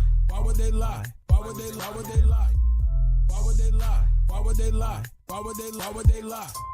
Once you go flat, matter of fact, you never go back. You never go back. Why would they lie? Why would they lie? Why would you ask such a question? Coming here crying to ask why they're lying? Dude, may I make a suggestion?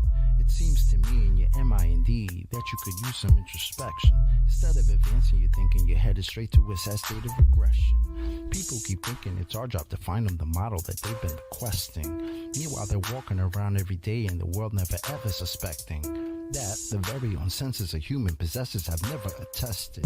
Something that's absolutely and completely reversed to the world manifested. How can you think that a person like me could take someone like you even serious? Why would they lie? Why would they lie? Bro, are you fucking delirious? How can we even engage in a true conversation if we can't surpass this? I'm gonna need you and your little fundy friends to pull their heads out their asses. Why would they lie? Are you fucking high? You really gotta be kidding me. The world that you've known, all on its own, has been nice and flat since the beginning, see? No 8 inch per mile square, that's why y'all scared to have this become mainstream. So as a result, we transform into nightmares, waking folks from the daydream. So proceed to ask why they are lying without verifying your story. And at the end of the day, maybe all I can say is that y'all fucking bore me. Why would they lie? Can't even deny. You're sounding just like a baby. Maybe a hero is all that you need. Maybe else somebody save me. Global abortion, all applauded. Cheers, big heads, small, enormous. From cradle to grave shall be like tortoise. NASA tower lies every day is exhausted. Nothing more boring than the stream they recorded. Yeah, that looks real, is that a joker talking? Composite mind nuts is not a bore you foreskin. Ignoring, distorting the facts with their stories. Entering your mind irrespective of warrant. To say levels curve we expect from a zealot. Spherical excess, now we don't want it. Delusional puppet digesting the stomach. Without any warning, hick on the shoremen. Are you a moron and not that important? Similar to Karen, always reporting. Endorsing the fraud and effects without cause. Manifest force from a pseudo source. Reversing the curse of what you've been taught. They've been rehearsed in the dirt, but they still fall short. Imaginary planetary like coincide with space warp. Astronauts monetary paid for. Submerging the water while they claim that they orb. It's a circus show, clown circle in the globe. Why would they lie? Obvious the creator. If the glove don't fit and the earth don't turn, that's a whole lot of that they have to learn with the horizon swan. We eliminate the curve. All our eyes are on only what we can observe. Global lies are wrong while they're hiding flatter. Keep my spies like on hide for the research. You rely upon priest and pirate like a bird. With your lying glove, preach religion like a church. How should they die? How should they die? Why would they lie? Why would they lie? Why would they lie? Why would they try? I got the math and science on my side. I'm running circles, it's easy as pie. Your reification is all falsified. The education is all just a lie. No need to replace it. All I need is you to face it. All I got is time and you just waste it. This is a gift staring you in the faces. Where you gonna get the truth from if not from us? Then who you dum-dum? Made the bed of your demise and chose to sleep to count the sheep since 9 to 1-1. Never been a fighter, fact of life, a choice of wrong and right that I would never run from. State the truth, defend the youth and stop the coup. It's just a job that got to get done. Why would they lie? Why would they lie? Why would they lie? Santa was real, the fairy was real. Why mama lie? My brother died, healthcare was bad. Why mama cried? The system is broke, your son is woke. I'm setting this shit on fire. Why would they lie? Why would they lie? Why would they lie? Why would they lie? Why would they lie? Why would they lie? Why would they lie? Why would they lie? Why would they lie? Why would they lie? Why would they lie? Why would they lie? Why would they not? The plot and derive by watching the sky and they know it's a clock. They picking both sides and listen with lies. The people pretend that they pick who they got. The people divide and then they disguise and now they devising a plot. You ask why they lying from behind closed eyelids. You disguising an iris that's lifeless. You're denialist, but this lie is why you're a nihilist. Guess you're lying for the pride then. They enticing the brightest to get deprived in contrived confinement. Lie about what the meaning of life is. Get a degree in a 9-to-5 shift. Only way that you'll survive this. What's that mean? They have to bribe them. Yeah, it's tragic. Their only tactic when the model under attack is asking where a map is. If they lied about the earth, what you even asking? Weaving past them, leaving blasting. Everything you believe is backwards. Occult belief is practice. That's what they achieve in masses. Yeah, it matters. You believe what matches. Massive incoherent magnets have a weak attraction. That's electrostatics. They always invert it backwards. Wonder what's the verdict, pastors? Religious zealots preaching, talking past us. Sent a blitz right up the middle. Who can block the fastest? Falsify the radius. You cannot walk right past it. Yeah, they truly think they got the masses, but God's got the backing, so they can't stop what happens. Why would they lie? Why would they lie? Why would they lie? Why would they lie? Why would they lie? Why would they lie? Why would they lie? Why would they lie? Why would they lie? Why would they lie? Why would they lie? Why would they lie? Oh gee. Why would they lie? I'll tell you why. They don't want to see you survive. They don't want to see you get live. Love on your queen till you have you some kids and provide. They don't want to see you revive. Take an L, then come back harder than ever besides. Packing that hammer on side. I cannot help it, bro. Second Amendment on mine. They won't label you a felon. That way you can't get your hands on protection. That way they come in and fake an election. If they want Caesar assets, you can't stop or arrest them. That way the hood is simply a reflection of the design that they predestined. If you don't like it, they pop off your top like your last name was Kennedy in Dallas, Texas. All right, here you go, Flatterday. Your new song.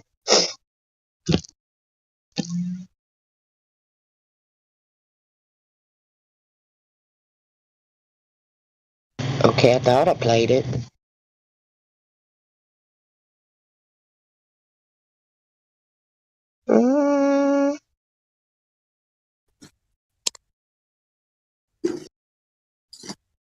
You'll like this one better. Okay, the bot is not wanting to cooperate.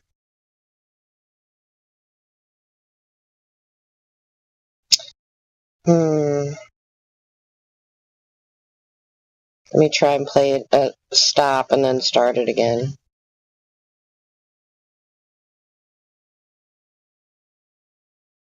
Okay.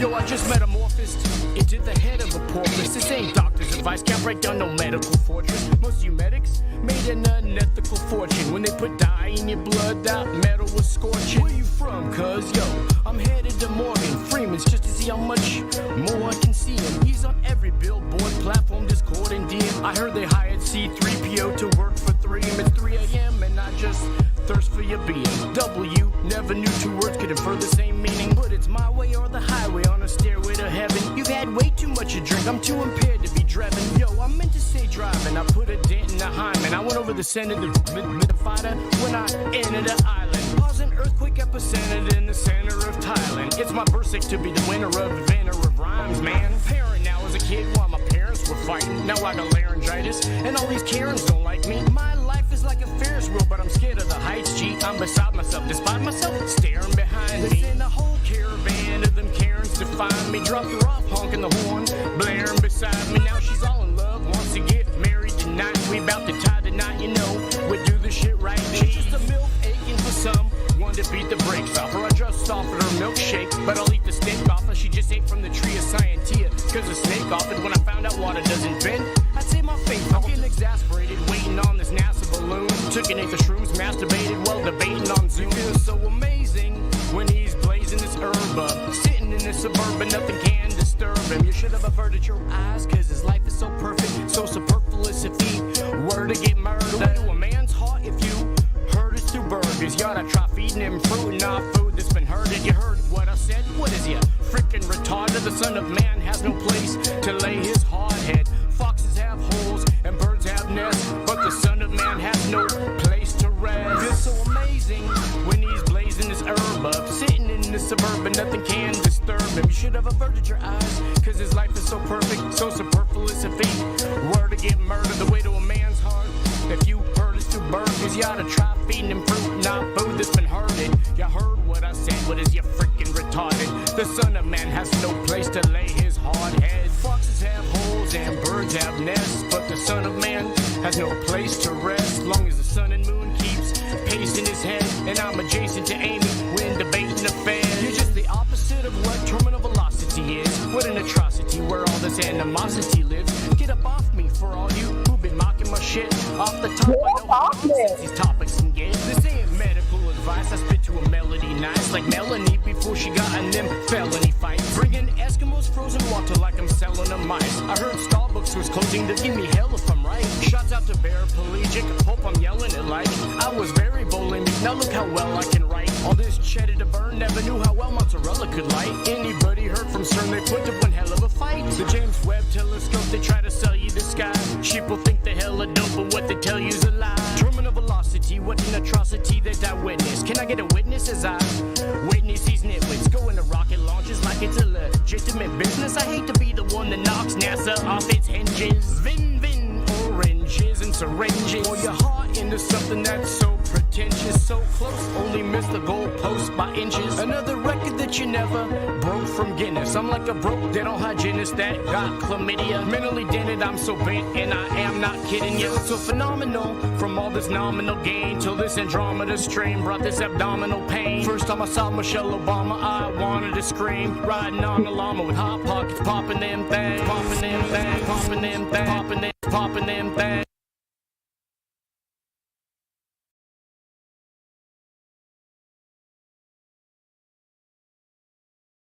All right, I was liking it.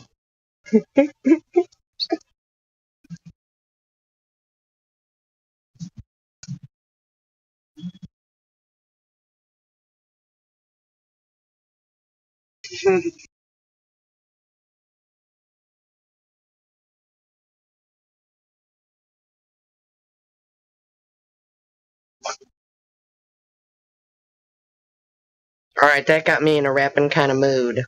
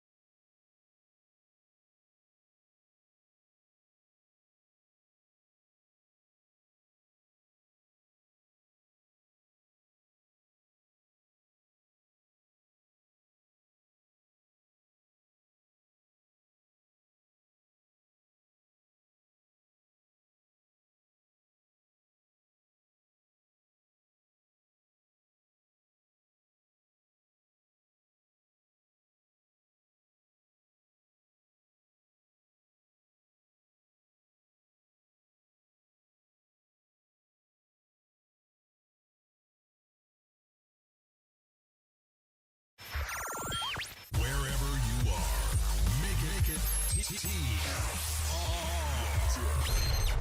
Frequency Radio.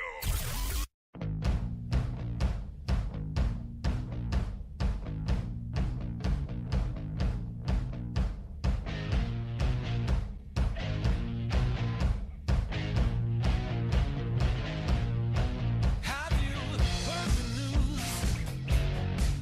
Bad things come in twos. But I never knew about the little things. Every single day, things get in my way. Someone has to pay for the little things. And I'm through with the stories and I'm sick of my shoes and walking in the talking, it's got nothing to do with the final solution. It's a box full of tricks and I'm through with the pairs when there's nothing to fix.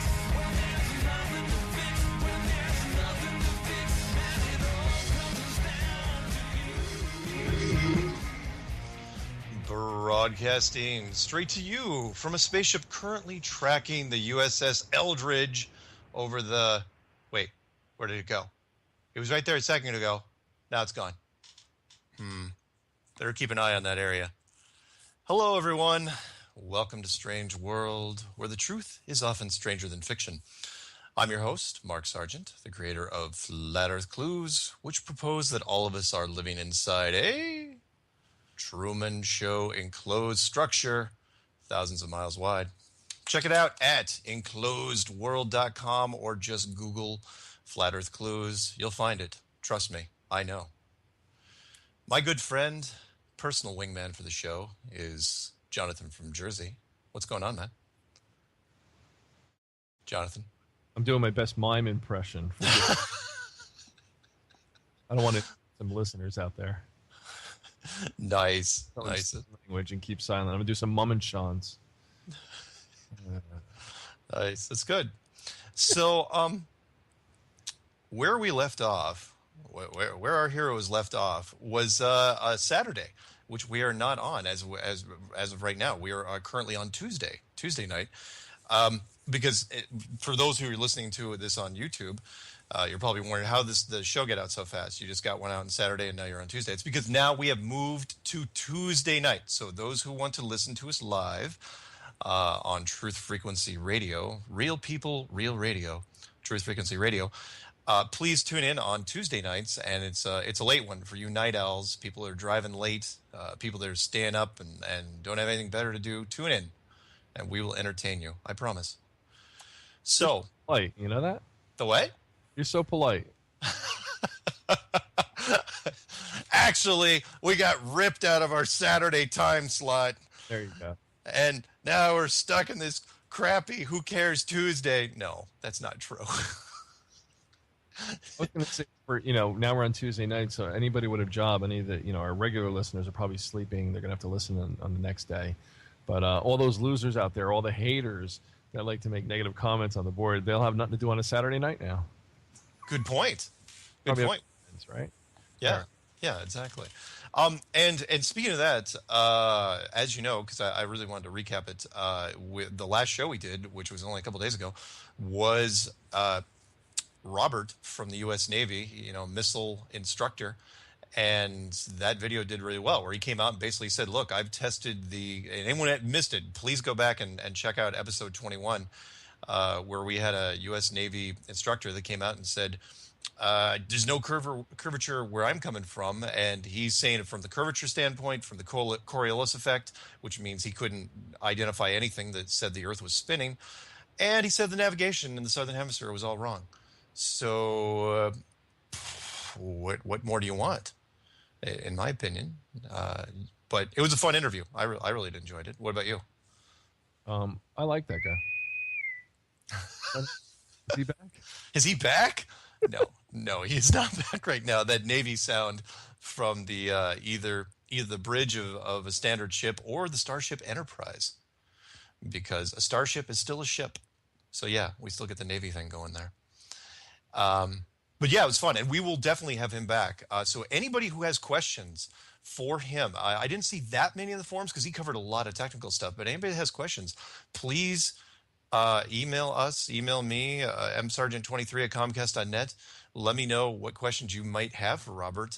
Anything else? Because there was one that came up, and he was kind of talking about the satellites and the GPS system. But I think he kind of addressed it. I don't think if they access any other satellites, and if the military did access other satellites, I don't know if he could tell us anyway. But it didn't sound from what he was saying that they access satellites at all. No. And we spoke afterwards. We spoke for a good hour. Yeah. And he thanked us again. He said, the reason I came on your show is because of your format, the way you guys are, you're more laid back and you're open and yeah. Good point, by the way, because, sometimes we get, hit a little bit, although I would have thought that somebody would have come after me for introing the show with Johnny Quest. And nobody did. They were all, wow, Johnny Quest.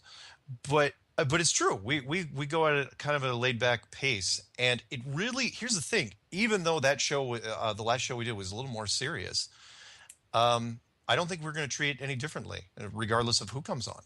Really, why would we? That's the format. That's why he came on in the first place.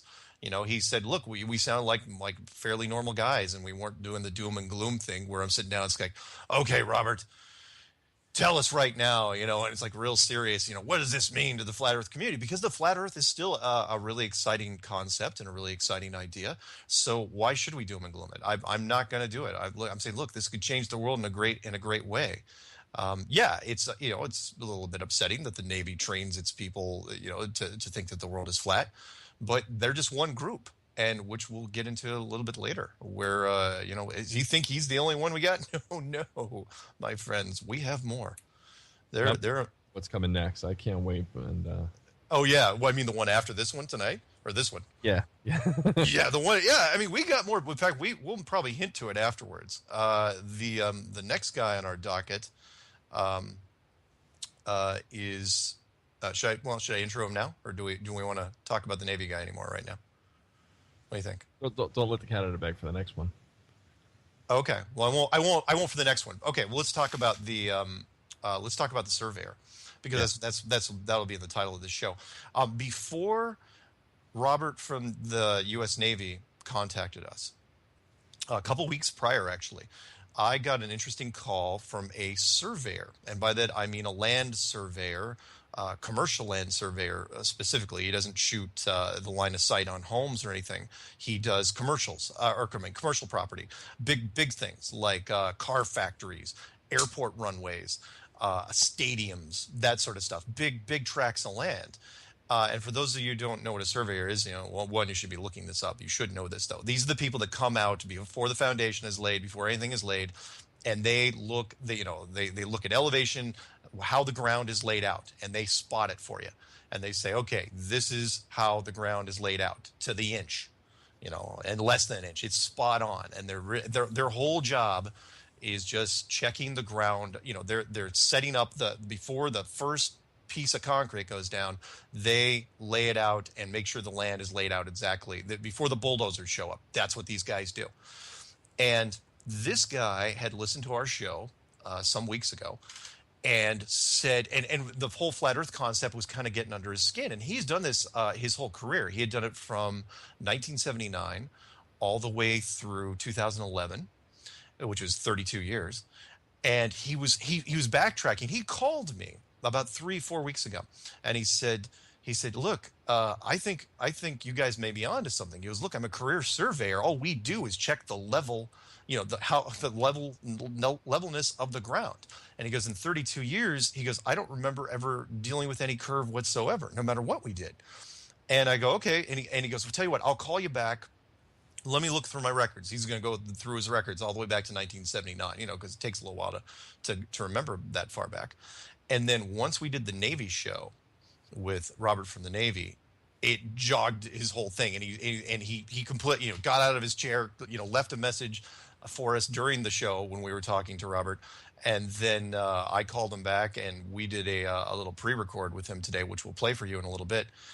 And I even did a pre-show with him where he was going, yeah, absolutely. He's basically going to say when he comes out here that he did his entire career in the Midwest, started in Indiana, and he did big tracts, big tracts of land. And he's basically saying, look, the whole industry of being a commercial surveyor, everything is based on a plane. It's based on a flat model.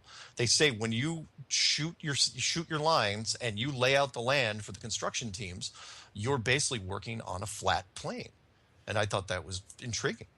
So that's where it's so funny because it's like it's so simple. You think somebody else would have like tripped upon this years and years and years ago.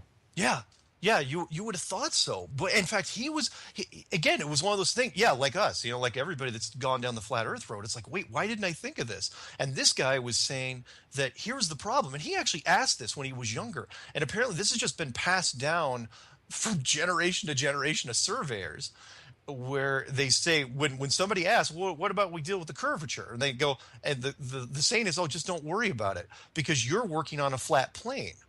Right? The project you're working on is a flat plane. Well, the problem is everybody is working on a flat plane. So, and you'll understand when we get into this, this little interview I do with this guy runs, 35, 40 minutes. But you'll understand, and if anyone has any questions, please ask me later. But what they're saying is every surveyor that goes out builds his model like the ground is perfectly flat. Like you're working on a flat chessboard. But the problem is that you're working on your chessboard and you have to interlock with somebody else that's working on another project next to you, and he's working on a flat chessboard.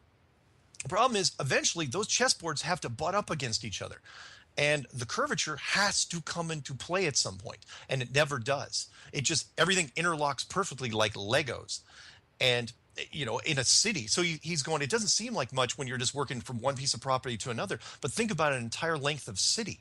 A city from beginning to end. You can't tell me there's no curve from there's not going to be a conflict from one end of the city to the other end of the city. There's going to be feet of curve that nobody takes into account. They don't even talk about it. So I know, kind of getting ahead of myself. So isn't that how like 13th and a half floors get built and things like that? Just well, no, that was his point. He's going, look, there should be mistakes. If it's curved, what he was saying is, if it's curved, there should be mistakes everywhere. Exactly. Because eventually people are going to have, even accidentally, there should be mistakes because people are going to run into issues. Basically, so let's say here's the mistake I'm talking about. So I have my chessboard, right, that I'm building. It's perfectly flat because that's what the model I'm building is. And the guy next to me is building a flat chessboard. The problem is if we actually had to take into account the curvature of the Earth, somebody eventually is going to forget the formula. They're not going to plug in the curvature formula. So he's going to butt up against my chessboard, and it's not going to work at all. I'm going to say, oh, did you check your curvature? Did you? And we're going to go back and forth. That argument never, ever happens. You're going to appreciate this then. You ready? Yeah. Before you told me you were going to speak to the surveyor. Yeah. I wound up a couple days ago putting a picture of the circular chessboard from the Millennium Falcon on your video. Are you serious? I told everybody, here's a hint. I didn't even know you were going to interview this surveyor. Really? Well, do you want me to? I wish I had reverb on my side because I'd say you're doing it again. And it's late. So please say that. They think I'm just full of crap, Yeah. Well, yeah, I just thought of the chessboard just now, and I could have said my giant square plastic mouse pad or something else, but a chessboard makes much more sense. But I'll give you the other analogy because I didn't say this on air with him, which was it's like people are still not getting it. It's like, okay, a surveyor builds his thing on a sphere. It's like trying to cover a basketball with wheat thins. Those little brittle square things. Yeah, you can cover it. Let's say you just glue and you glued the wheat thins all around the basketball. Yeah, you can cover it, but the squares don't line up perfectly because they can't because they're squares and you're working on a sphere. What he's saying is that everything works. You wonder why all our cities turn out great and everything's built just fine?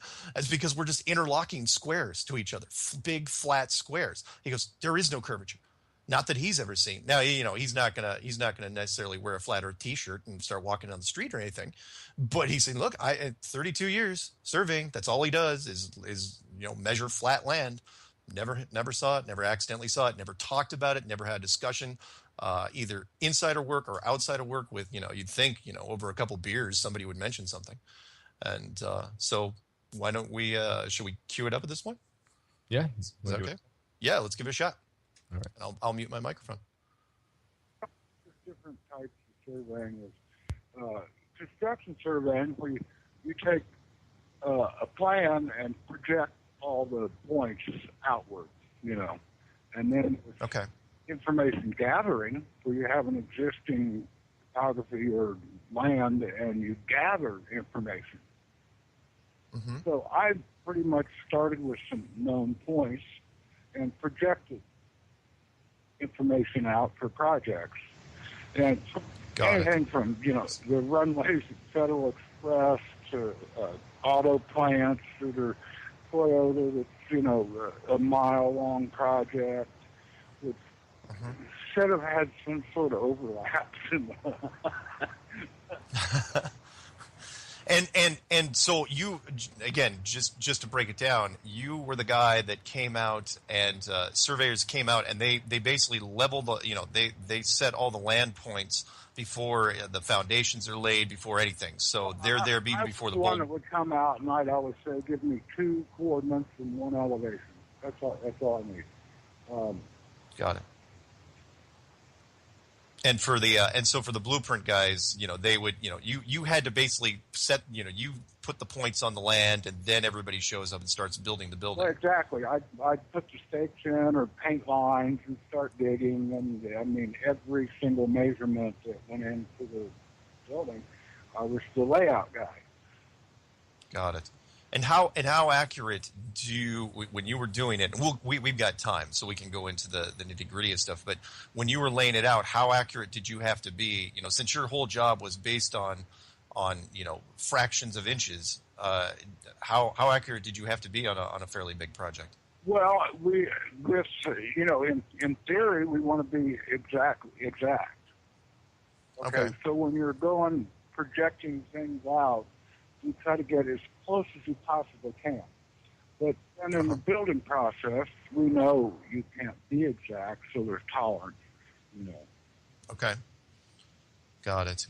But the tolerances still are fairly tight. I mean, it's not exactly. And with concrete matching up and capping a wall, I mean, it could be an inch off or something. But your marks, my layout marks should have been absolutely correct everywhere. I mean, got it. And the variance comes in the actual building. So they wanted me to be exact every time. Okay. So you were a surveyor in the United States from 1979 until you retired in 11. Well, 30 years. Yeah. So 2009, roughly. Well, 11. Oh, 2011. So 32 years. Uh-huh. Got it. So you're surveying, United States, and you specialized in large construction surveying, not houses or anything like that. Manufacturing plants, sports stadiums, Eli Lilly projects, big turbines, big buildings, Toyota, mile-long car plant, Federal Express, the tarmacs at the airport. I mean, wow.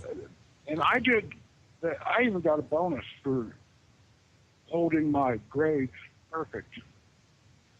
Nice. Even better. Upgrade versus to finish grade, to meet specs for minimums and not go over on concrete volumes.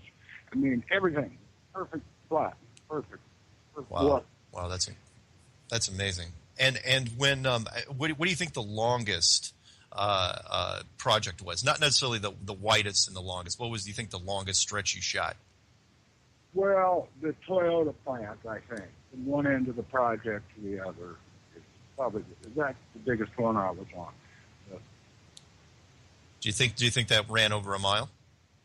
Yes, and the airport also, but I had my little area, Okay, got it.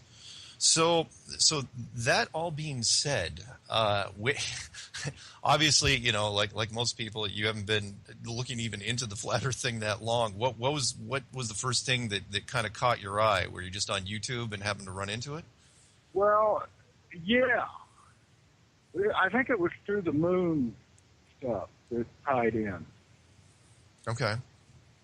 And then when you saw it, what started making you think about what you were doing as a career surveyor? What kind of made you start scratching your head? Well, parallax and the water thing, and I've always and no mistakes in my back. I mean, I never had any major mistakes because it would have been a daily joke.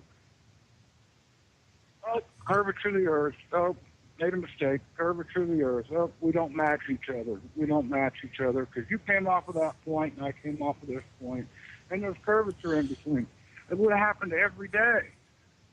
Got it. So let's kind of delve into that a little bit because you and I were talking about this off air, which was when it comes to point. So like you're working on a project and somebody else is working on another part of the project.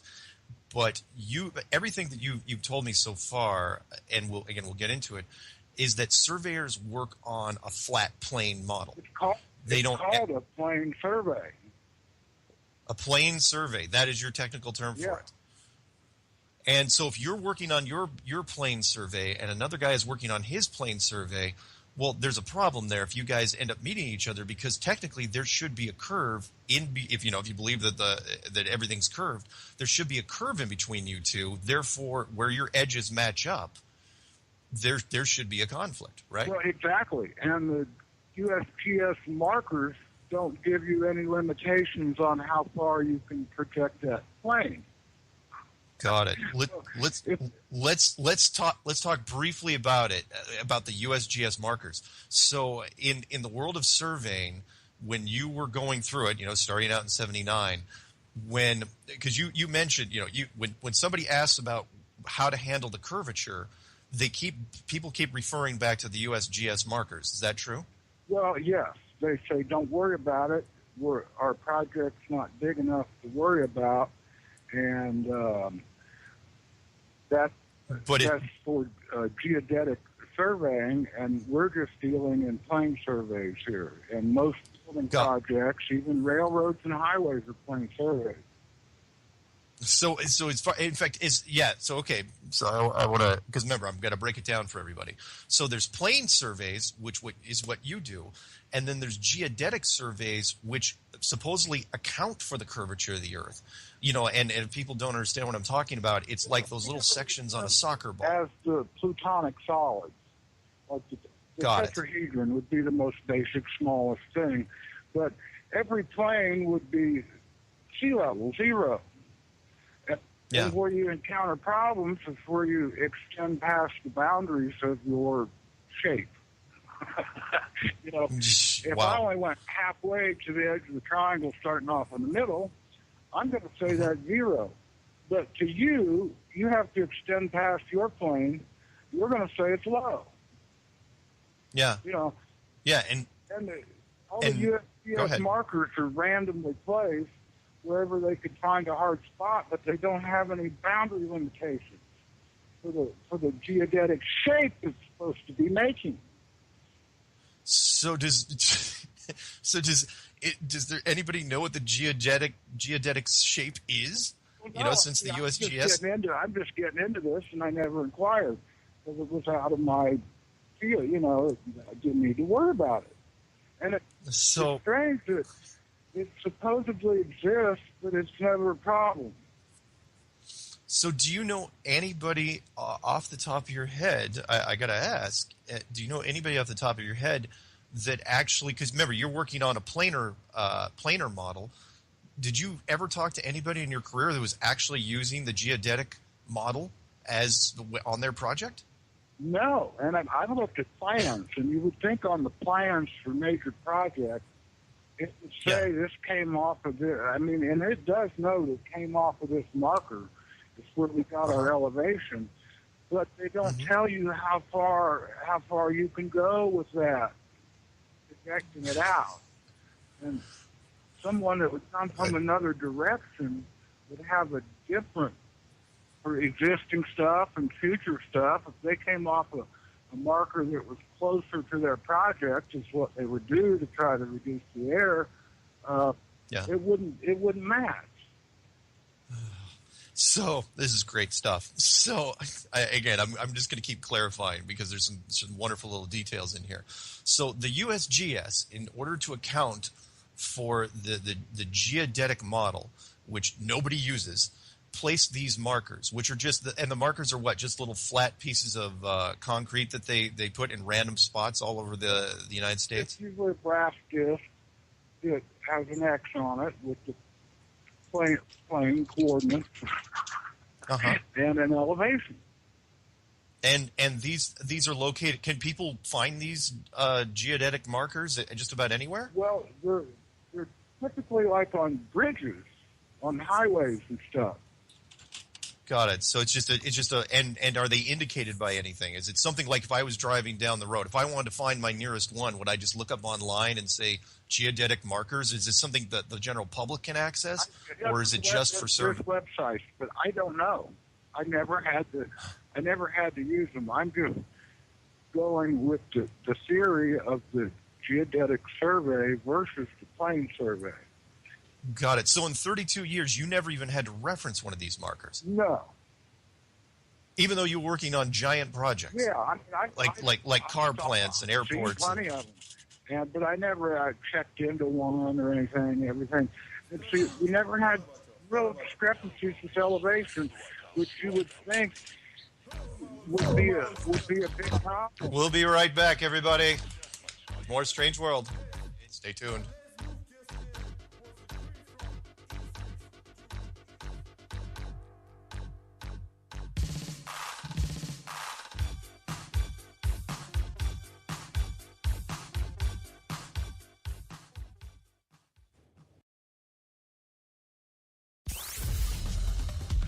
Freaky Friday with the Woo Crew. Fridays on Truth Frequency Radio.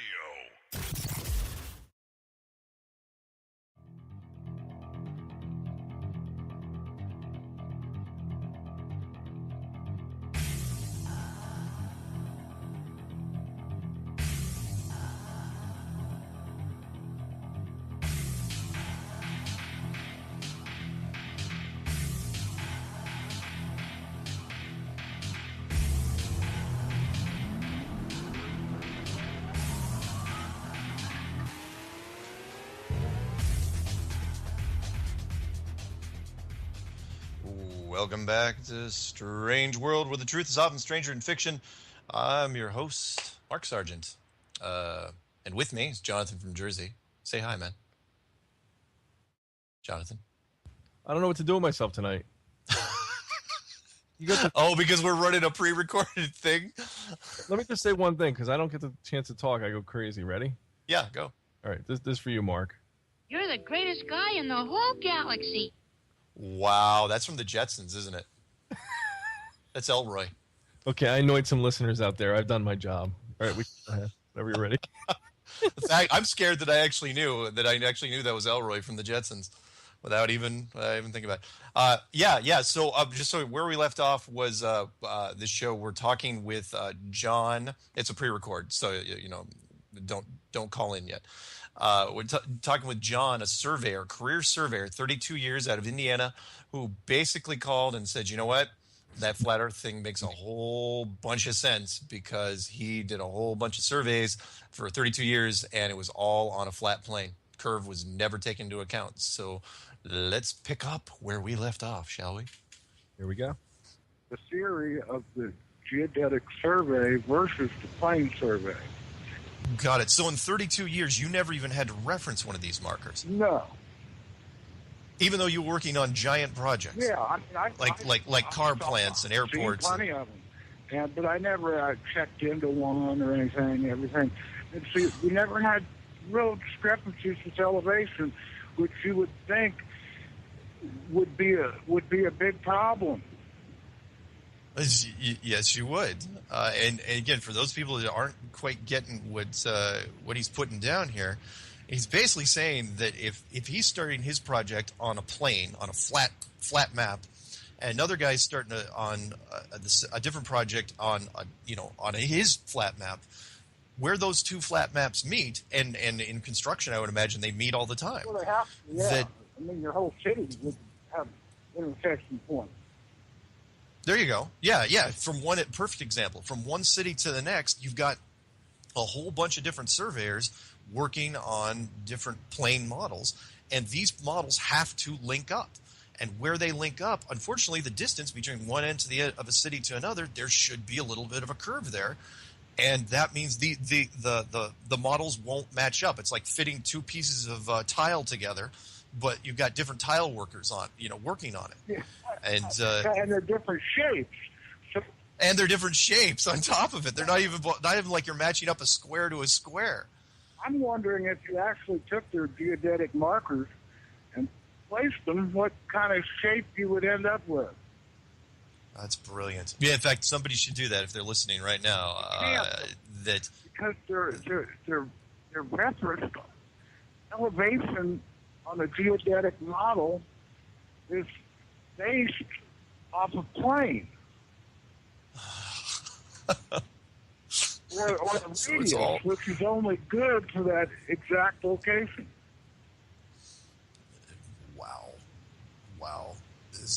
Okay, so the markers, and for the people that haven't referenced the clues and they're just listening to this for the first time, what's interesting about this is the markers were actually put down by the USGS, which is the United States Geological Survey, which happens to be the creators of the azimuthal equidistant map, which happens to be a plane map.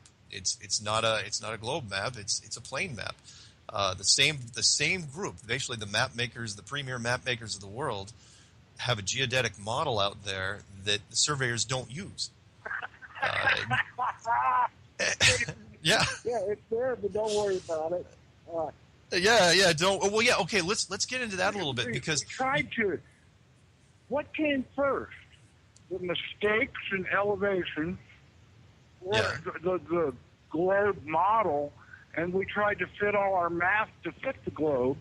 It appears like it's straight, but you're actually looking crooked because of refraction and gravity.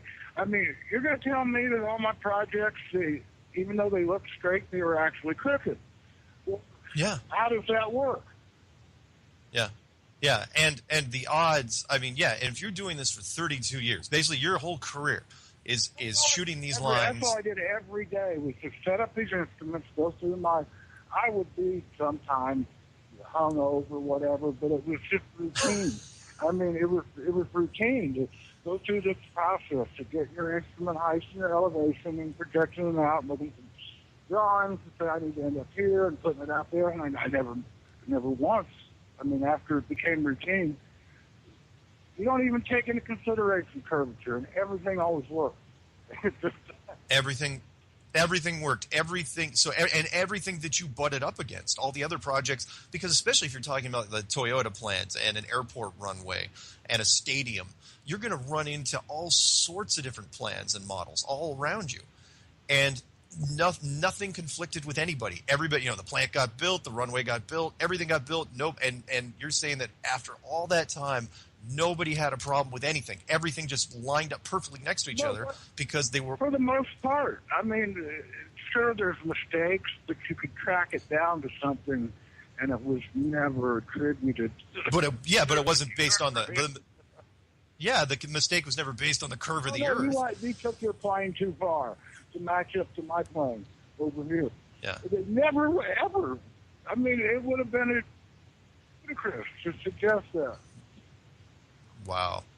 And there was something else that you mentioned to me yesterday, which was when you asked about it, when you asked about it when you were at one point in your career, even the book, you said the book said pretty much the boiled down version was the book said the instructional book on surveying said don't worry about it. Can you kind of expand on that? Well, because of the type of survey we deal with and the way it's done, you assume everything around you is on the same plane that you're on. But in reality, every point wherever you're at Yeah. has its own. I mean, a point has no dimensions. Yeah. It's not a plane. Yeah. In order to work around a circle, there's an infinite number of points. Yeah. So depending on how close together they are, or how far apart they are, you can't take a tangent line from one of those points and end up at another point. Got it. So you're as soon as you start working your plane survey, in theory, everything you do projecting out from your starting point's wrong.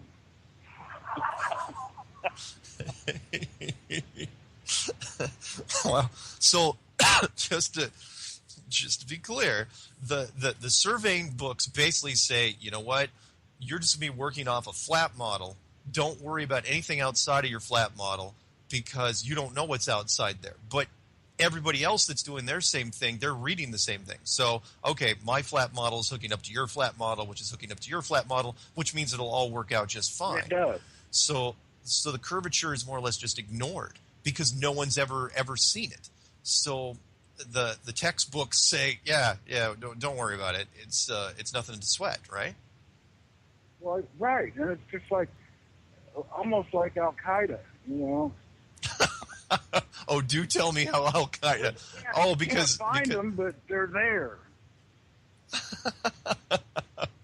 Nice. That's an interesting comparison. I like that. It's like gravity, too. I mean, it's there. You can't see it, but we have no other explanation, so we're going to go with this one, even though it doesn't make sense.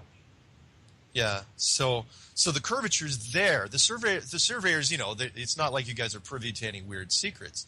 The surveyors are told, we know there's a curvature to the Earth. We're just not going to work with it, though, professionally. I know.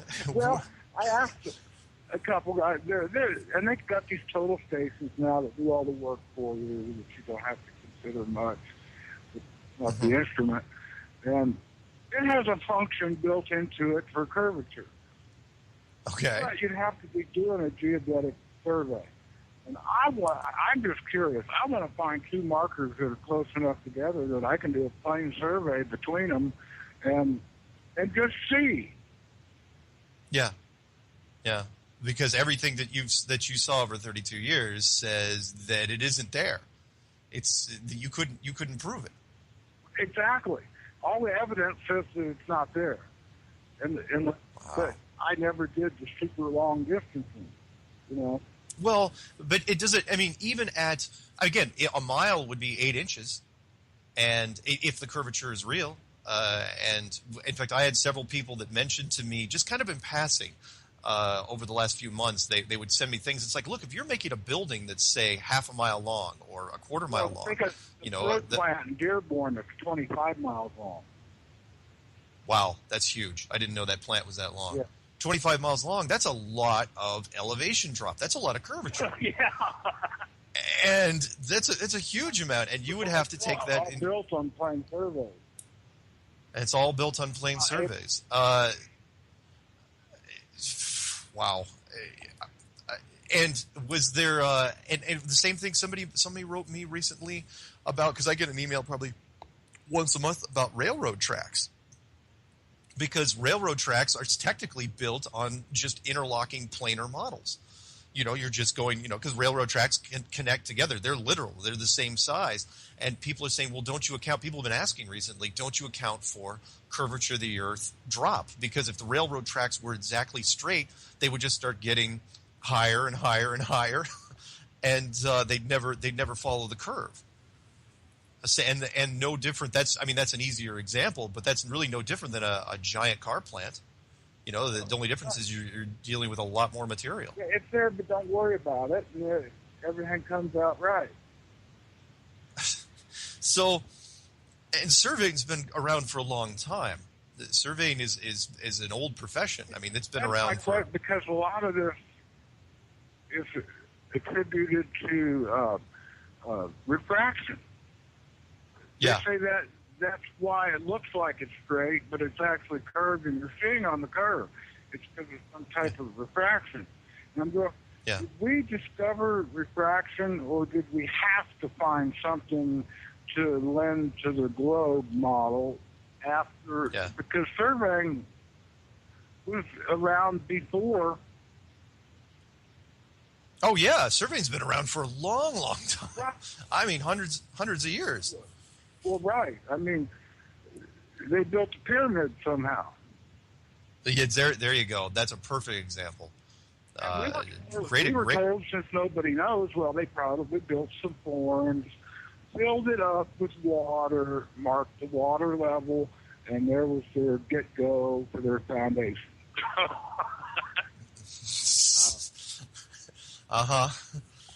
Yeah, that makes perfect sense. That water seeks its own level. Yeah, water does seek its own level, which is why, again, the obvious the bubble levels on every level. Actually, that's surveying, and I made this little logo in college that was a plumb bob hanging over water. Okay. Those two physical constants that never change. It's like the law. Yeah. It's like physics, one of the physical laws. Water seeks its own level, and you dangle something from the string, it follows a plumb path perpendicular to water level. Now, interesting. I'm curious. You did a lot of research with airplanes. Yeah. As you would extend your altitude, like 15 miles high at 30,000 feet, whatever, your distance would be much greater than the ground distance. Ah. Interesting. If you were on a flat plane, it would be exact. So on the long distance flights, how do they determine mileage? And the real telltale would be, how do they cost in dollars? Yeah, good point, which is why the AE map, and I keep hearing more and more examples of it. I heard it from that Navy guy just the other day, and that is when you get to the southern hemisphere on a plane map, the distances become exaggerated, and you have to account for that. I don't know if you heard his example when he was talking about it, that even when they were down almost towards the southern part of South America, they would still turn the fleet back and pump and take them through the Panama Canal for no apparent reason, even though it should. I heard him say that.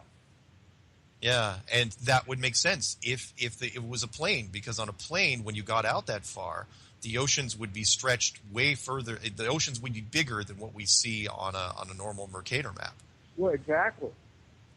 Yeah, and so again, why would you turn the fleet around when you were, pushing, getting towards Chile, off the coast of Chile? It's like, oh yeah, we're gonna take the Panama Canal. So what are you talking about? We're right here. All we have to do is turn the corner, and it's like, no, somebody at the higher levels knows this stuff. But in the surveying world, that's not necessarily the case. It's just that things are just passed down, and nobody takes notice of it, because you're working on your project, and you've got your friends working on their projects. And when they connect, they work. Nobody questions it because it works. It's like, oh yeah, well, everything looks good. Let's just keep doing what we're doing.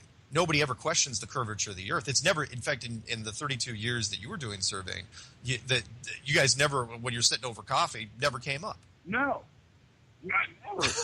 I mean,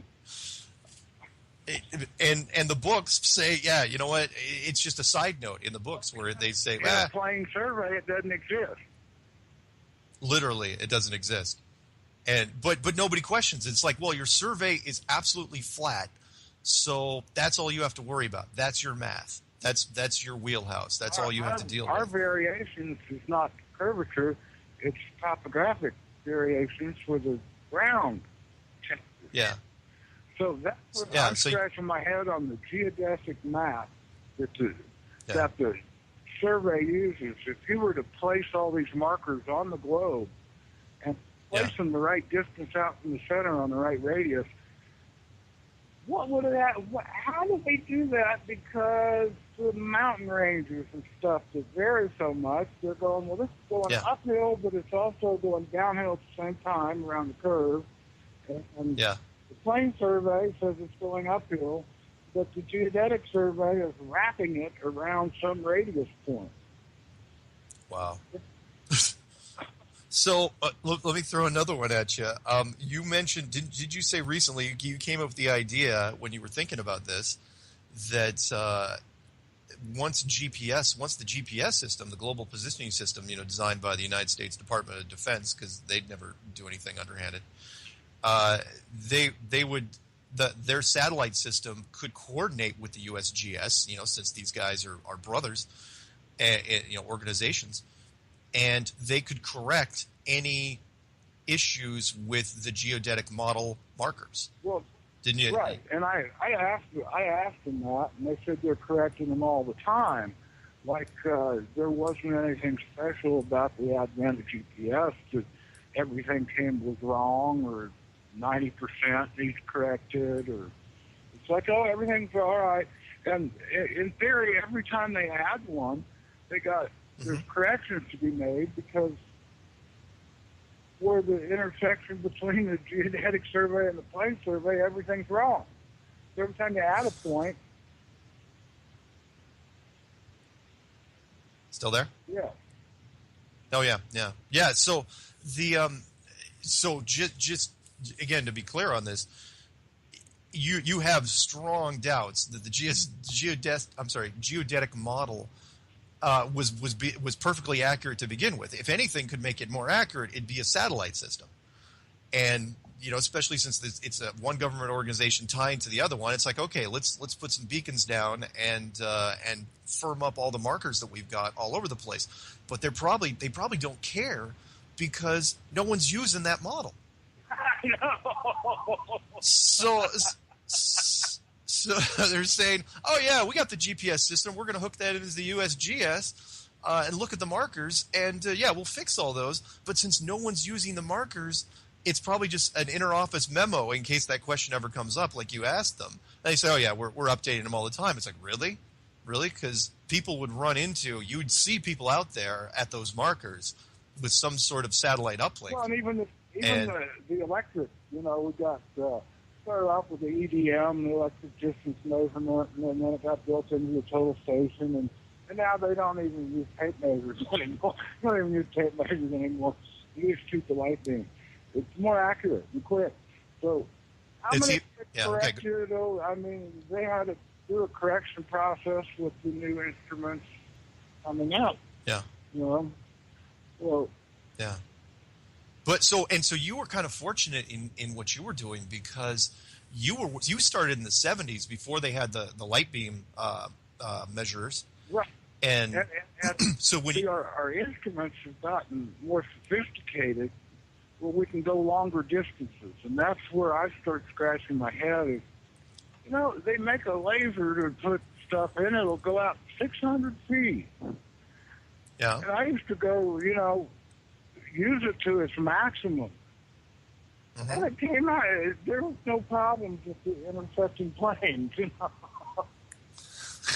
So laser to laser, you would think that if one laser point to another laser point, it being that accurate, you would think that one planar model would butt up against another planar model. It just wouldn't fit. It's the short version of this, folks, if you haven't figured out what we're talking about here, is that it's like a giant jigsaw puzzle when you're talking about surveyors, when you're building towns or factories or whatever, and the puzzle pieces are odd sizes, they're supposedly odd elevations, and they have to take into account the curvature of the Earth. But they all end up working fine. We all live in cities that are built, the streets are run just fine, the plants work, the stadiums work, the airports work, but it should not be that easy. If there's curvature of the Earth, there should always be a conflict. And even by accident, there should be a conflict. If somebody, I'll give you a perfect example, and correct me if I'm wrong here, where let's say a surveyor, let's say the world is a globe, somebody forgets to take into account the curvature, and he shoots his plane, and the other guy takes his curvature in, he shoots his in, accidentally, they should have a problem right there. Exactly. But in 32 years of you shooting planes and butting up against every sort of plane you could imagine, from 1979 up until 2011, you never had a problem with anyone that had, you never got to a point where you guys were sitting around going, well, this doesn't match up because you forgot to take into account the Earth is round. Never once did that come up. or in conversations about anything. Or even another project within the company, or other companies, other people in the field, in the same city. I never heard of it. I was about to say, if you worked with, and what part of the country did you mostly work in, or were you all over? Well, Indianapolis area.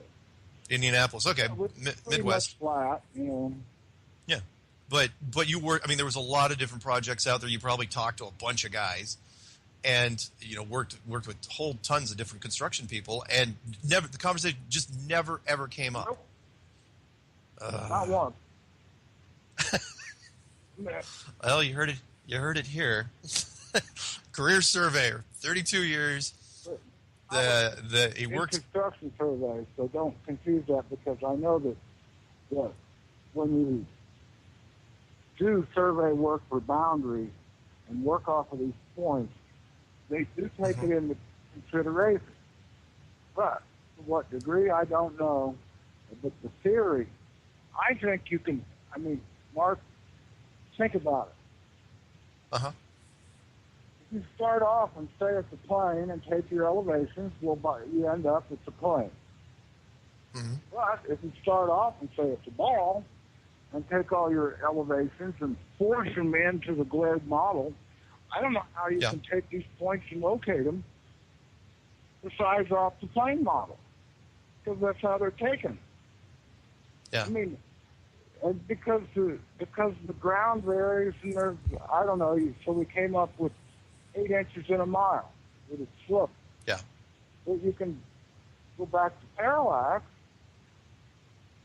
and the 6-mile stretch of water that doesn't have any slope to it. Yeah, and that 8 inches a mile. Liars can figure, but figures don't lie. I mean, they're trying to force the globe into this system of coordinates.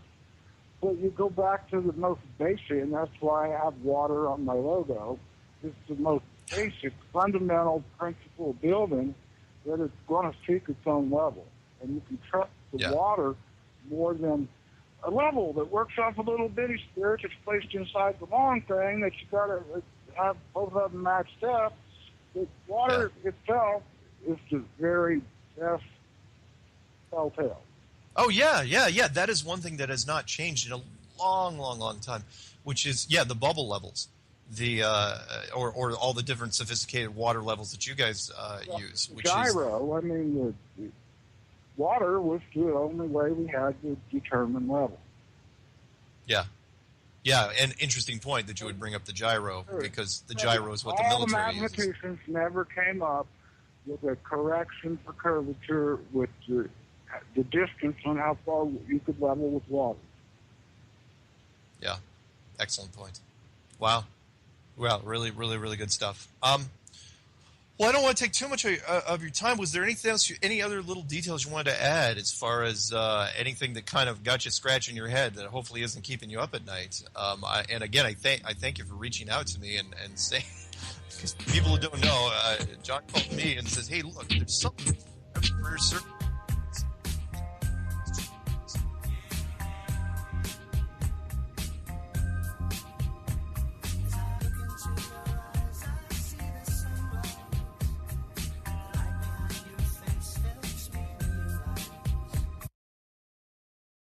You are now tuned into the Truth Frequency. We are TFR. Truth Frequency Radio.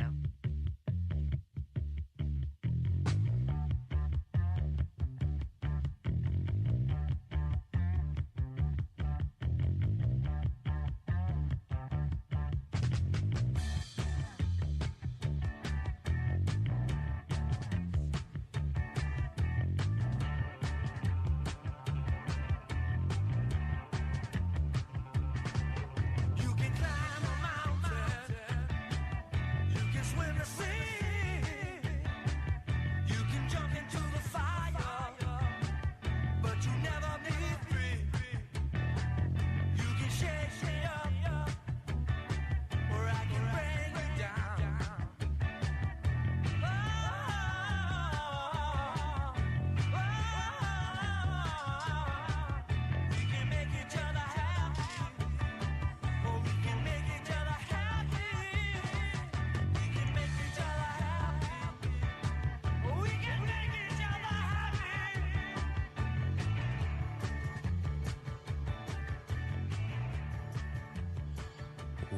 Welcome back to Strange World.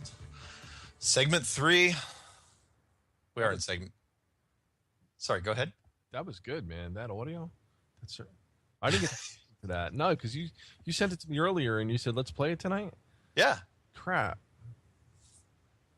You liked it? I can listen to it after the show. Yeah, I got to go back and listen, man. Yeah, it's real interesting, and we'll talk about it in we'll run it down in a second. But I'd like to thank you for helping me change up my music, because a lot of people are saying, yeah, the video game music's okay, but you really should pick some cool track. That was a good one. The one that we just came in with. Yeah, it sounds familiar, but I can't place it. You're lying to me. You know exactly what that track is. You've heard it a bunch of times. It was played most notably on Goodfellas. Oh, when God. Ray Liotta was running away from the helicopter. You're right.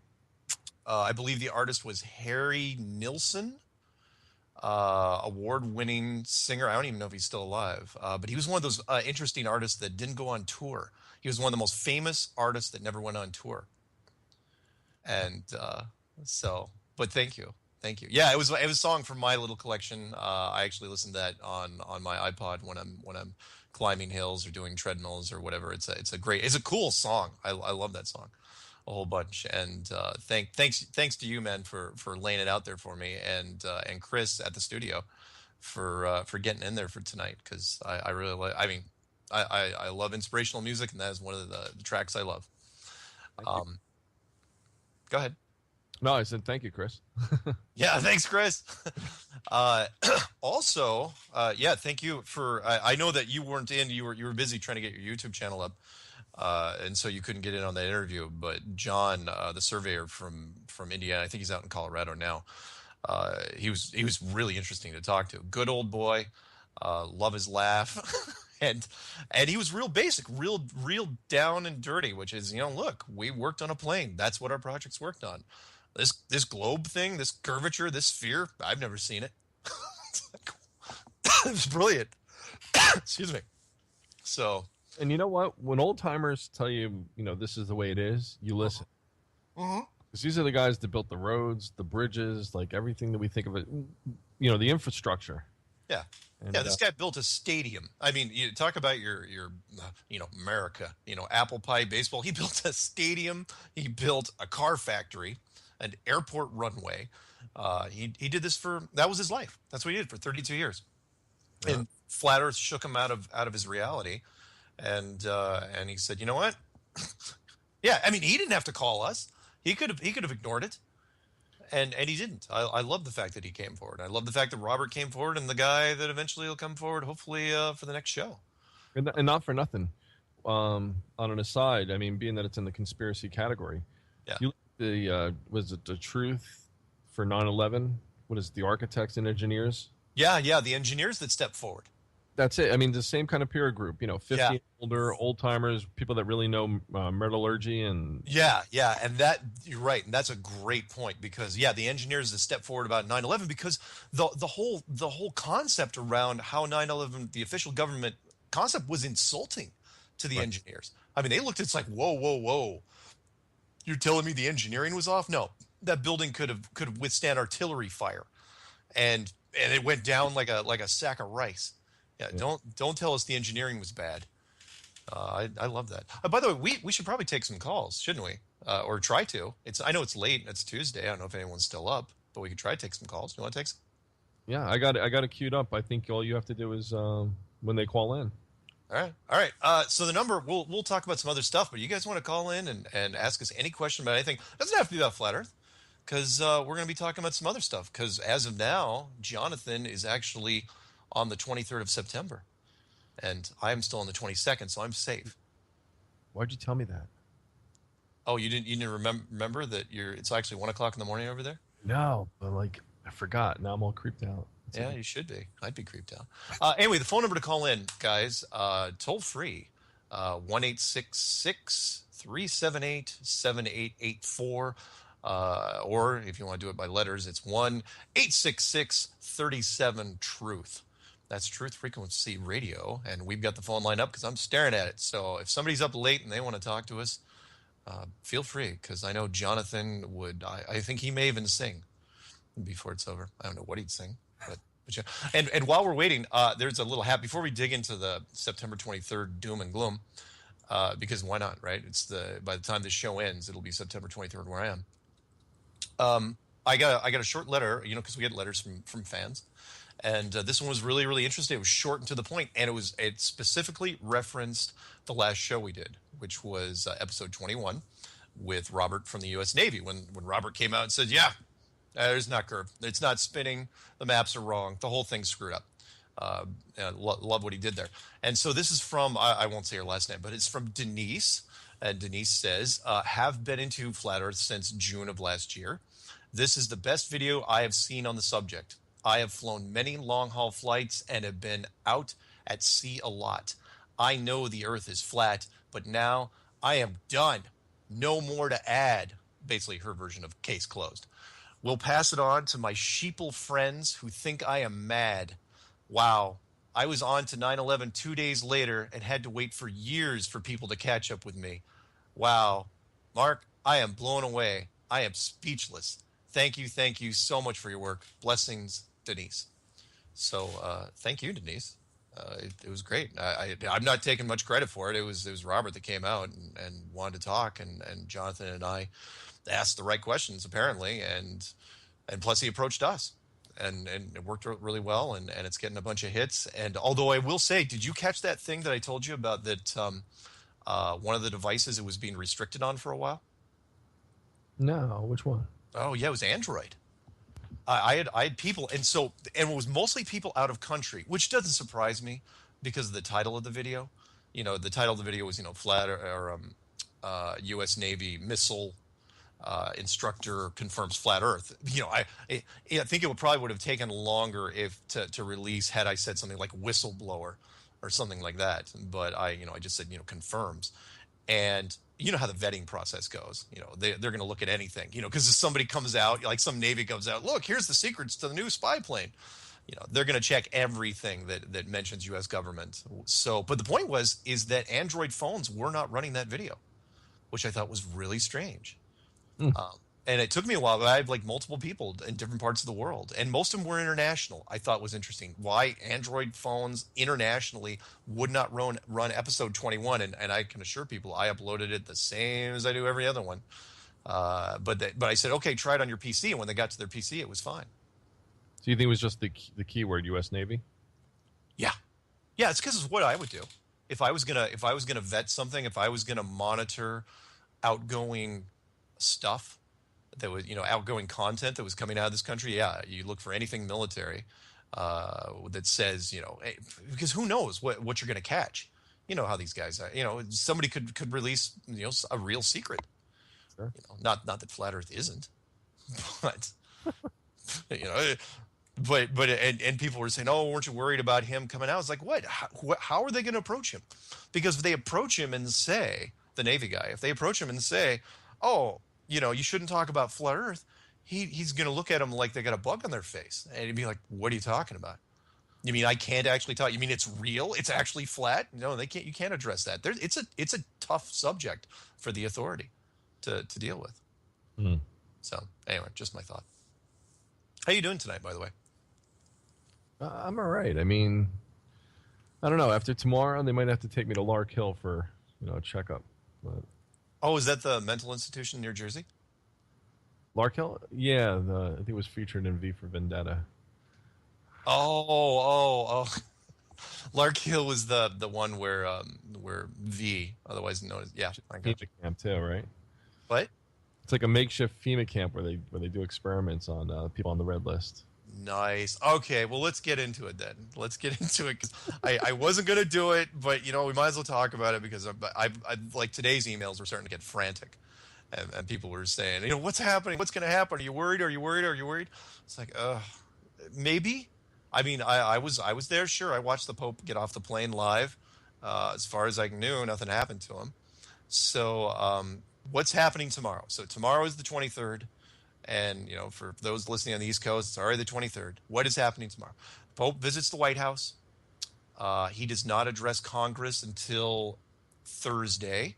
So he's going to be addressing Congress Thursday. I think he's just doing meet and greets tomorrow. Tonight, he's probably resting, listening to the show, that sort of thing. And then the Chinese leader, the Chinese president, is actually in Seattle. He's actually right down the road from where I am. That's, talk about weird. The Chinese president's in Seattle about 30 minutes away from me. So that's kind of interesting. He's going to be, and I think he's going to head off to Washington, D.C. in the next day or so. So I think he'll be there on Friday. And then the Pope makes some sort of speech in New York on Friday. Mm-hmm. So, yeah. And then of course, there's a supposed meteorite that may hit tomorrow.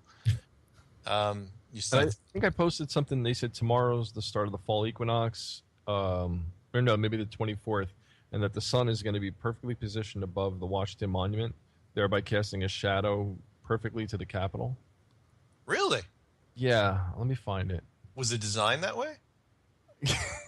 I don't know what, I haven't confirmed any of this. I haven't researched it. I'm just.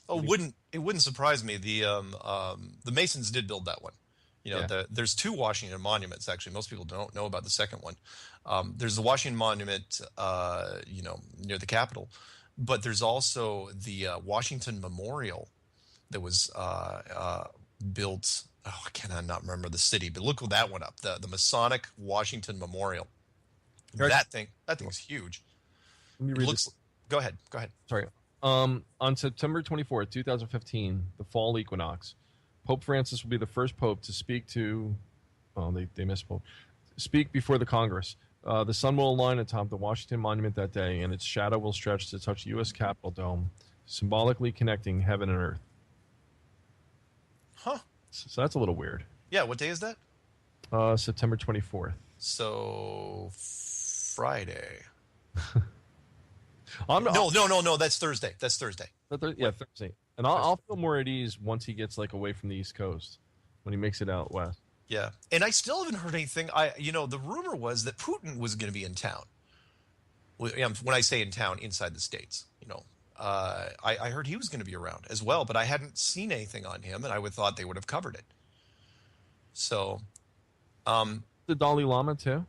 Well, the Dalai Lama is coming to Colorado, but that's actually I don't think he's not in right now, okay. And I don't think that would have been much of a. Compared to the others. I mean, the big 3, that would have been interesting. Having the Pope, Putin, and the Chinese president. That would have been interesting. So, and then, of course, all the other fun stuff. CERN is supposedly firing up on Thursday as well. Oh, wait. Same time that monument thing's happening. Creepy. Yeah, that would be something. But if you... Go ahead. 6 days. The what? Something about 266 days. It says 266th Pope visits the White House on the 266th day of the year, which is 266 days from conception to birth. Is that right? Wow. Okay. Now I'm getting a little worried. And I mean, yeah, I like numerology as much as the next guy, but wow, that's some pretty interesting stuff. Huh. Hey, what is it? What are the odds of that? Probably not good. Yeah.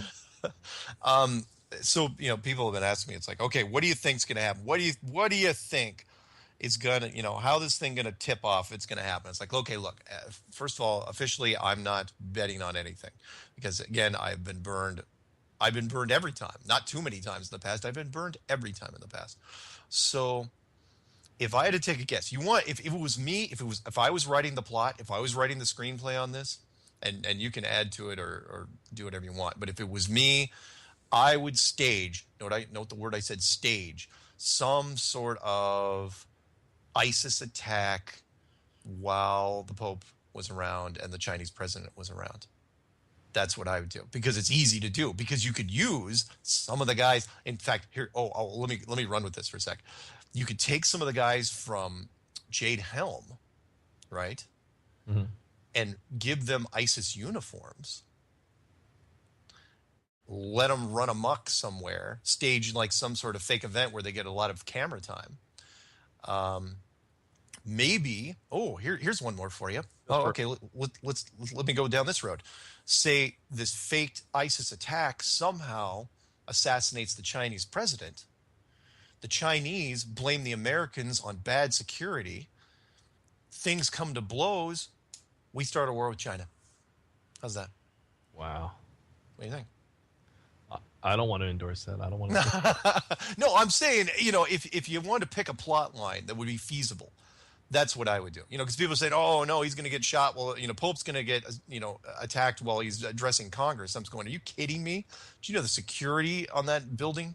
It'd be insane. If you're going to do anything with the Pope, it'd be in New York, I would think. Opinions expressed by Mark Sargent are not opinions shared by Jonathan the Wing. I'm just saying, people ask. And it's like, look, I'm just saying, if you want a plot line that makes sense, that's you go down one of those two paths. But you have to. The point is, you've got to start with some sort of staged, and I say staged because it would not be a real terrorist attack. Because I don't believe, and I've said this on air, I don't believe that ISIS is a true terrorist organization. I think they're backed by an alphabet group, one of ours, probably. You disagree? Do you have any opinion on the 23rd? I know you don't want your opinion is you don't want to give it energy. Because the energy may manifest something. No, because I've been looking at like conspiracy sites for the past couple of weeks, and there's a lot of fear surrounding it. Yeah. It's like if there were more like good outcomes, if people were looking forward to something beautiful to happen, then it'd be great. But all I'm seeing is negativity. It's true. And Melissa said, she goes, "What if they announce there's a flat Earth?" I said, "Well, then we're vindicated." I said, "My son will tell his mom, see, Dad was right." Okay. Let me go the other one. Let me go the flat Earth route, because it does tie. I still think it ties into this. You and I have discussed this many times. Like, why is this topic even being allowed to? If you want to use the word manifest, that's one thing. Why is it being allowed to be openly discussed with little or no resistance? Why are there no panels? Why are no astrophysicists coming out to counter anything? Why is this? There's no magic bullet to knock this thing down. Why is Virgin and the Maze Runner out in the movies right now? Oh, thank you for bringing that up. Thank you, by the way. I forgot. I'm not going to dig up my email because if I do, Windows 10 will crash. The fan that wrote me to mention the Divergent, the third in the trilogy. Do you have that email in front of you? No, I can look. Where basically what they said was the trailer just gives it all away. They weren't even hiding it. Where the trailer said, in the second movie, the world world was destroyed, world was changed, the world was torn down, and then the third movie, they will go beyond the wall. How does that? What is that about? What was the other one? Maze Runner. Yeah, I didn't. You had to tell me. I didn't even know the second Maze Runner was out. Yeah. Which the Maze Runner second one, they go beyond the wall. I mean, it's the same visual. Yeah. You can't just make a perfect flat Earth with a dome. That would be too obvious. Yeah, I mean, if you could you put any more predictive program? I mean, this is the most blatant predictive program I've seen. I mean, you actually just say it in the trailer. Oh yeah, you're going to go beyond the wall. Oh yeah, this movie's going to go beyond the wall too. What? And when's the Divergent one coming out? Not till a few months. I don't think. 2016. Yeah, it'll be a summer flick. Yeah, it's too easy. So yeah, but okay. So you know what's worse though? Not so much the people that are keeping us in here. What? Right? Like, I mean, guards run a prison, but they don't really run the prison. They don't make the laws that imprison people, falsely or otherwise. Yeah. Just doing their job, right? Yeah.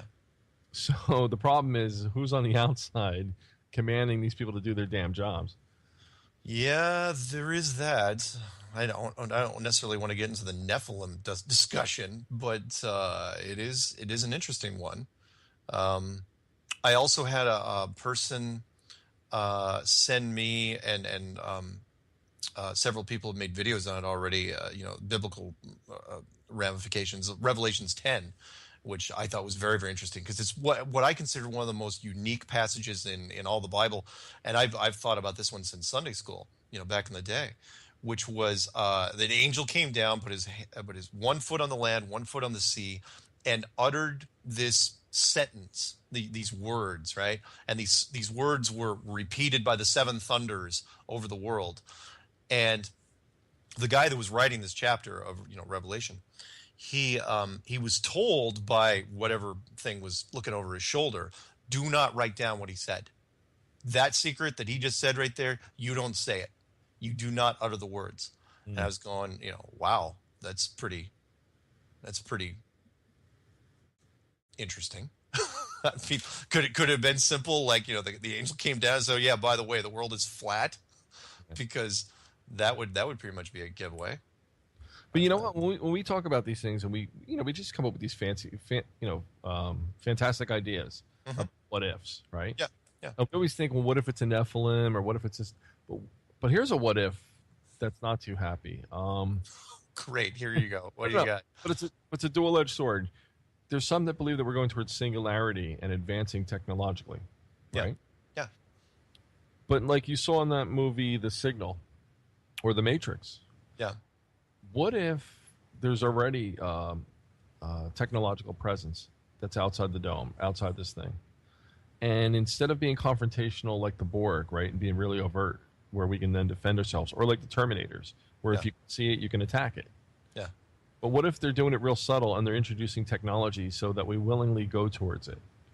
Phones, nano, and all this other stuff. Oh, sure. Eventually embrace it, and then.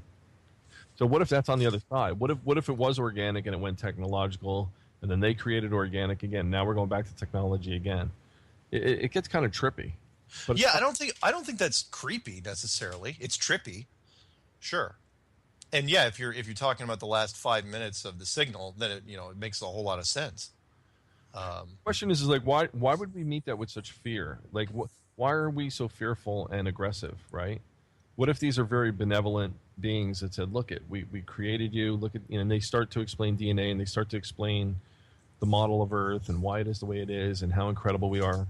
And then all of a sudden, like we seem to think that when we have these, like if we become technology advanced, that we'll somehow lose something in ourselves. Yeah. I was just going to say that.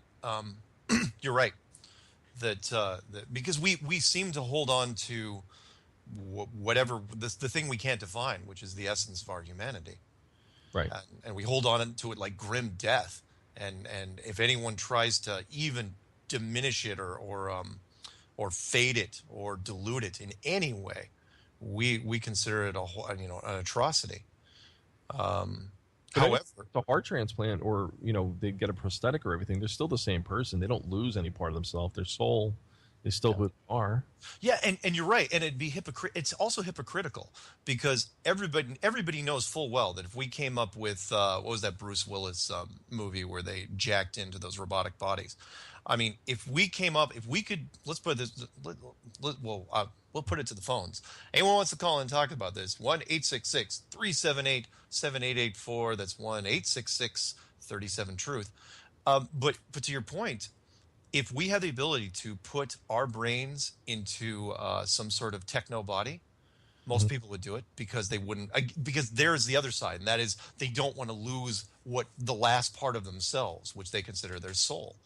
And so, yeah, they'd put themselves in a machine body in 2 seconds if they had the money, if they had the means to do it.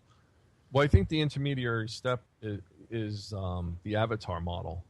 Yeah, because it seems like there's a lot of resistance by people saying, "Oh, I don't want to be a robot person." They think they're going to become an android or something. They're going to lose. Again, where does the soul go, and how does it transpose or move into a robotic body? But the avatar seems to be the mix of both tech and organic.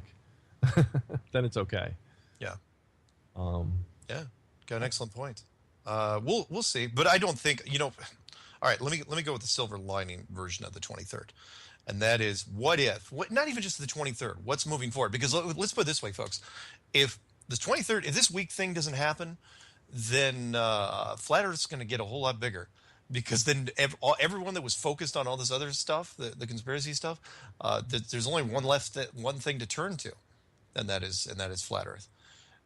Because the doom and gloom evaporates, and then what do you got? In that case, does Flat Earth become a tool for the authority at large? Maybe.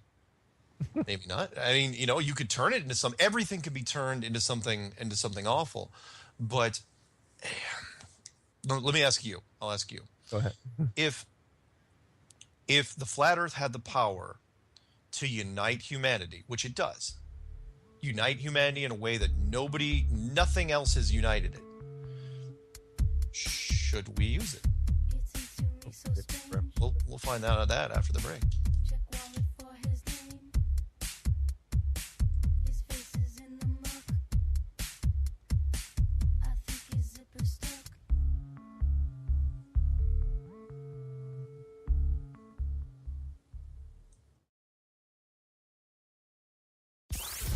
The Rundown live with Mike and Kristen, Monday through Thursday on Truth Frequency Radio.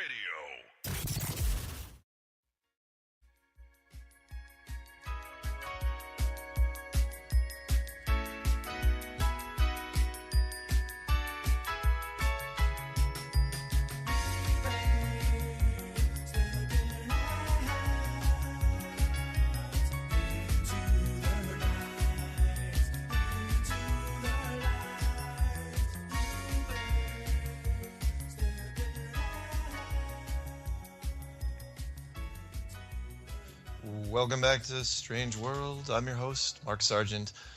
With me is Jonathan from Jersey, and that was Joe Jackson, Stepping Out, one of my favorite early and one of the original MTV videos. I remember watching that a long time ago.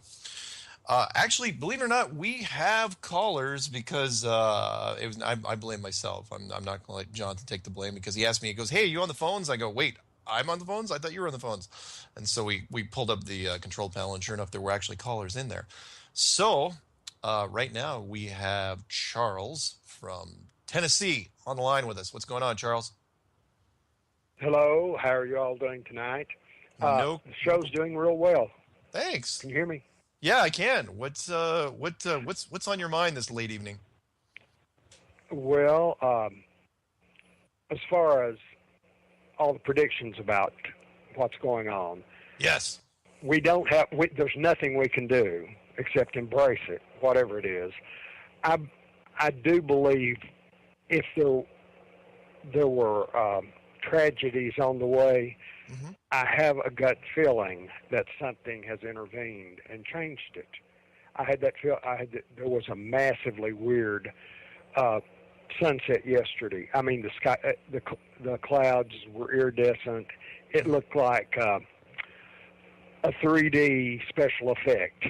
Colors were not quite normal. Everything, and it was one of those panoramic. It was on not just at the sun side, the opposite side. Yeah. And an effect I talked to you about in the past was real predominant too. When the sun got right to the horizon on the west, the east side lit up. The mountains on the east they just looked like flamethrowers were on them. And then this sense of peace came over me. I think that the true highest power of the universe might smack down some people, but for the most part, I think the meek will inherit the earth. I think that's so well ingrained in the Bible that I think they're going to quit screwing with us. I don't think they're going to have the power. And when you amass the power of the world together, which I think Prince Charles is supposed to be in America this week too. It's everybody. I think, and if all this crap was going to happen to America, like an asteroid, and they knew it was going to happen, do you think they would be in America, in Washington, D.C., at sea level? No, they wouldn't. Excellent point. You're right. You had some mixed messages there. Jonathan, you had something? Would get out to Denver to higher ground and then underground. yeah, there is that. But Charles may have a point here, and that is, you know what? I liked your first part, which said, you know what? Whatever comes, it's going to come. But you think we may have a reprieve on the way because maybe we've earned it, maybe we haven't. But we'll have to see. Interesting. I like that. Remember your Bible where Lot was told, "Go find one decent man, and I will save the city." I think there are decent people in America, and I think decency in the face of all the crap that's been thrown at us is really rearing its head. I think people have nailed down and they've started throwing all the shackles off. And it's happened to me. It's happened to almost everybody I know. And it really started with the flat Earth thing. Yeah. Hello. That just, we talked in the past. I said that was one of those things where hello. I saw it. I immediately started Can we talk in these observations I'd had can my we whole life. talk? I said, Please. this can't be right. This, I knew it. Please, I can we talk? I didn't question it. Yeah. It was just one of those answers. So for you, the flat Earth was kind of an answer, and you didn't race against it much at all. I didn't brace it. Hey. What is happening?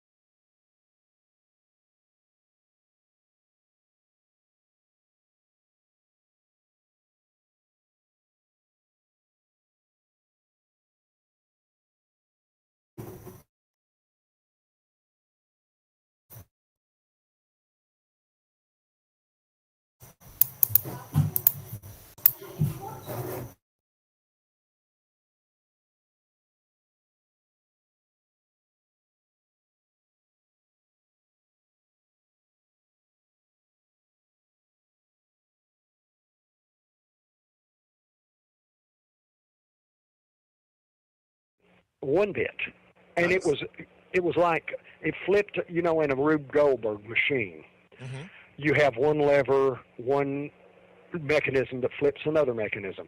It started the mechanisms flipping, and then whip, whip, whip, whip, whip. This thing fell away. This thing fell away. This thing came to me. Peace in this area came, or this anxiety, or this lack of functioning, because when when all the basis of your reality is not, you're observing things, and your gut and your soul realizes, hey, this isn't the way we've been told. That right there sets up a big conflict. Yeah. An inner conflict. And as people, just the flat earthers dropping the conflict, I don't think we should be to the point we have to tell everybody. Yeah. It's one of those things, your real witness to anything is your example. If you got your act together, they say, why? You just say, I realize we're not spinning in space with everything going to knock us out of balance. Got it. I think it rationality is the foundation. And this is rational. Fantastic. Hey, Charles, I hate to do this to you, but we have another caller that's waiting, but I thank you very much for reaching out. Please, we're going to do more call-in shows, and I'd love to talk to you again. Okay. And I want y'all to do one thing: list your bumper music. It's really, really great if you could list it on your YouTube thing, because there's 2 or 3 songs, especially your lead-in song for the show. Oh, okay. That is fabulous. Well, and then that. Be good, and may much insight come your way. Okay, thank you very much. Jonathan, your show's great. Jonathan's show's great, too. Bye. Okay, bye-bye. See ya. All right. That was Charles from Tennessee. Nice to talk to him. And yes, I will definitely try to list the bumper music if it isn't already listed, because of matched content, which YouTube is so great at doing. So there you have it. But he was really positive. I like that. Yeah. There you go. You don't have to go, which is part of what our show is about. You don't have to doom and gloom this whole thing. I know it's a little easier for me to say because I've got enough stuff prepped up that I can survive a year. But even without that, I would still be looking at this like, look, whatever's going to happen is going to happen. And for me, it's kind of a long overdue thing anyway, because I believe in Act 3. For those people that don't know, it's like, look, I believe in any movie or book or screenplay, the big ending of the show, the big finale. What's it going to be? Spin the roulette wheel and tell me what it is, because I've been looking for it. All participants are now unmuted. All Are you not working your phone machine right? Do we have another? Did that person that was calling in, did they stay on? It said 2 other callers, but then they dropped off. So I don't know. Okay. Let me throw the number out there. We have an open slot. If anyone wants to call in, 866-378-7884 or 866-37-TRUTH. That's the Truth Frequency Radio hotline. Talk straight to Mark and Jonathan on this late evening, which is now the 23rd of September. We're now in it. Does that mean anything's going to happen? Your opinions. Take your pick. What you going to go on this? Thinking run through the streets with your hands in the air, screaming, 50s movie style, or are you going to stand outside and just look up and grimace, say, "Yeah, bring it. What you got?" That's what I'm going to do. Seriously, something happens. Honestly, I wasn't kidding when people say, I get an email I think every week about Nibiru, for example. Even though that ship came and went a long time ago. And I said, look, if that thing shows up, if it rears its ugly head in the sky, I'm seriously going to just walk outside and go, really? Really? That's what you got? Because it's a little late to the party. When I hear Nibiru, I think of that movie, Melancholia. Yeah. Which we talked about on our movie, End of the World movie show, part 1 or part 2. Melancholia with Kirsten Dunst, Kiefer Sutherland, Alexander Skarsgård, and some other people. And that movie ended. Was that Lars von Trier? Yeah, that was Lars von Trier. He that was about as he didn't pull any punches at the end of that thing. I thought it was brilliant, though. It was just it was perfect. Yeah, and that scene on the golf course at her own wedding made sense. You know what I'm talking about? There, where she had the affair with that guy? Yeah, you can't really call it an affair. It was kind of like she knew what was coming, and it's like, what does it matter? Yeah, what does it matter? Why am I getting married in the first place? Yeah, you could tell the first part of the movie didn't really make sense until you saw the second part. Most people say, the first part of the movie was boring, but it's like, no, psychologically, she kind of had a sixth sense, and she was already spinning around. And in a really, really dark place, way before the thing showed up. And I thought they handled the whole planet thing pretty well. And it was funny because everybody around her was like, snap out of it. Like she was known for being that way, and they just wrote it off to being bipolar. Yeah, which, like super weird. And I thought there was a kind of a reverse foreshadowing when her mother gave that toast at the wedding. Yeah, I thought maybe her mother was afflicted like that, and that she had the same abilities. Yeah. Yeah, I mean Lars von Trier, he's one of those directors which actors just, if they know he's got a new project, they just contact him immediately. Right. He's an interesting, and the cinematography was beautiful. That some of those super slow-mo scenes that they did in the beginning, that's how he started the movie, with those weird super slow-mo scenes. And it's like, wow, it's just gorgeous to watch. So yeah, neat. I hope it doesn't turn into Melancholia though. I think that would be a kind of a anticlimactic thing. I was more like the Death Star, like. Well, that would be really interesting because if the moon all of a sudden killed its cloak, the moon crater cloak, and all of a sudden we realized it was a giant spaceship. Oh, that'd be classic. But it would be instantaneous, and it would be less, scary and traumatizing. Because Melancholia, you knew it was coming as it got closer. Yeah, and so many people would get the Star Wars reference. Is that would be the running joke? It's like, oh yeah, it's the Death Star. In fact, that's immediately what it would be called. There wouldn't be any other name for it. They wouldn't say spaceship. They wouldn't say UFO. They wouldn't say Nephilim. In fact, that's probably the reason it won't be the moon, because people would immediately make the Star Wars reference, and then George Lucas would get the trademark on the moon. But you know what, though? In an ironic way, it would be the most fairest thing to do. What?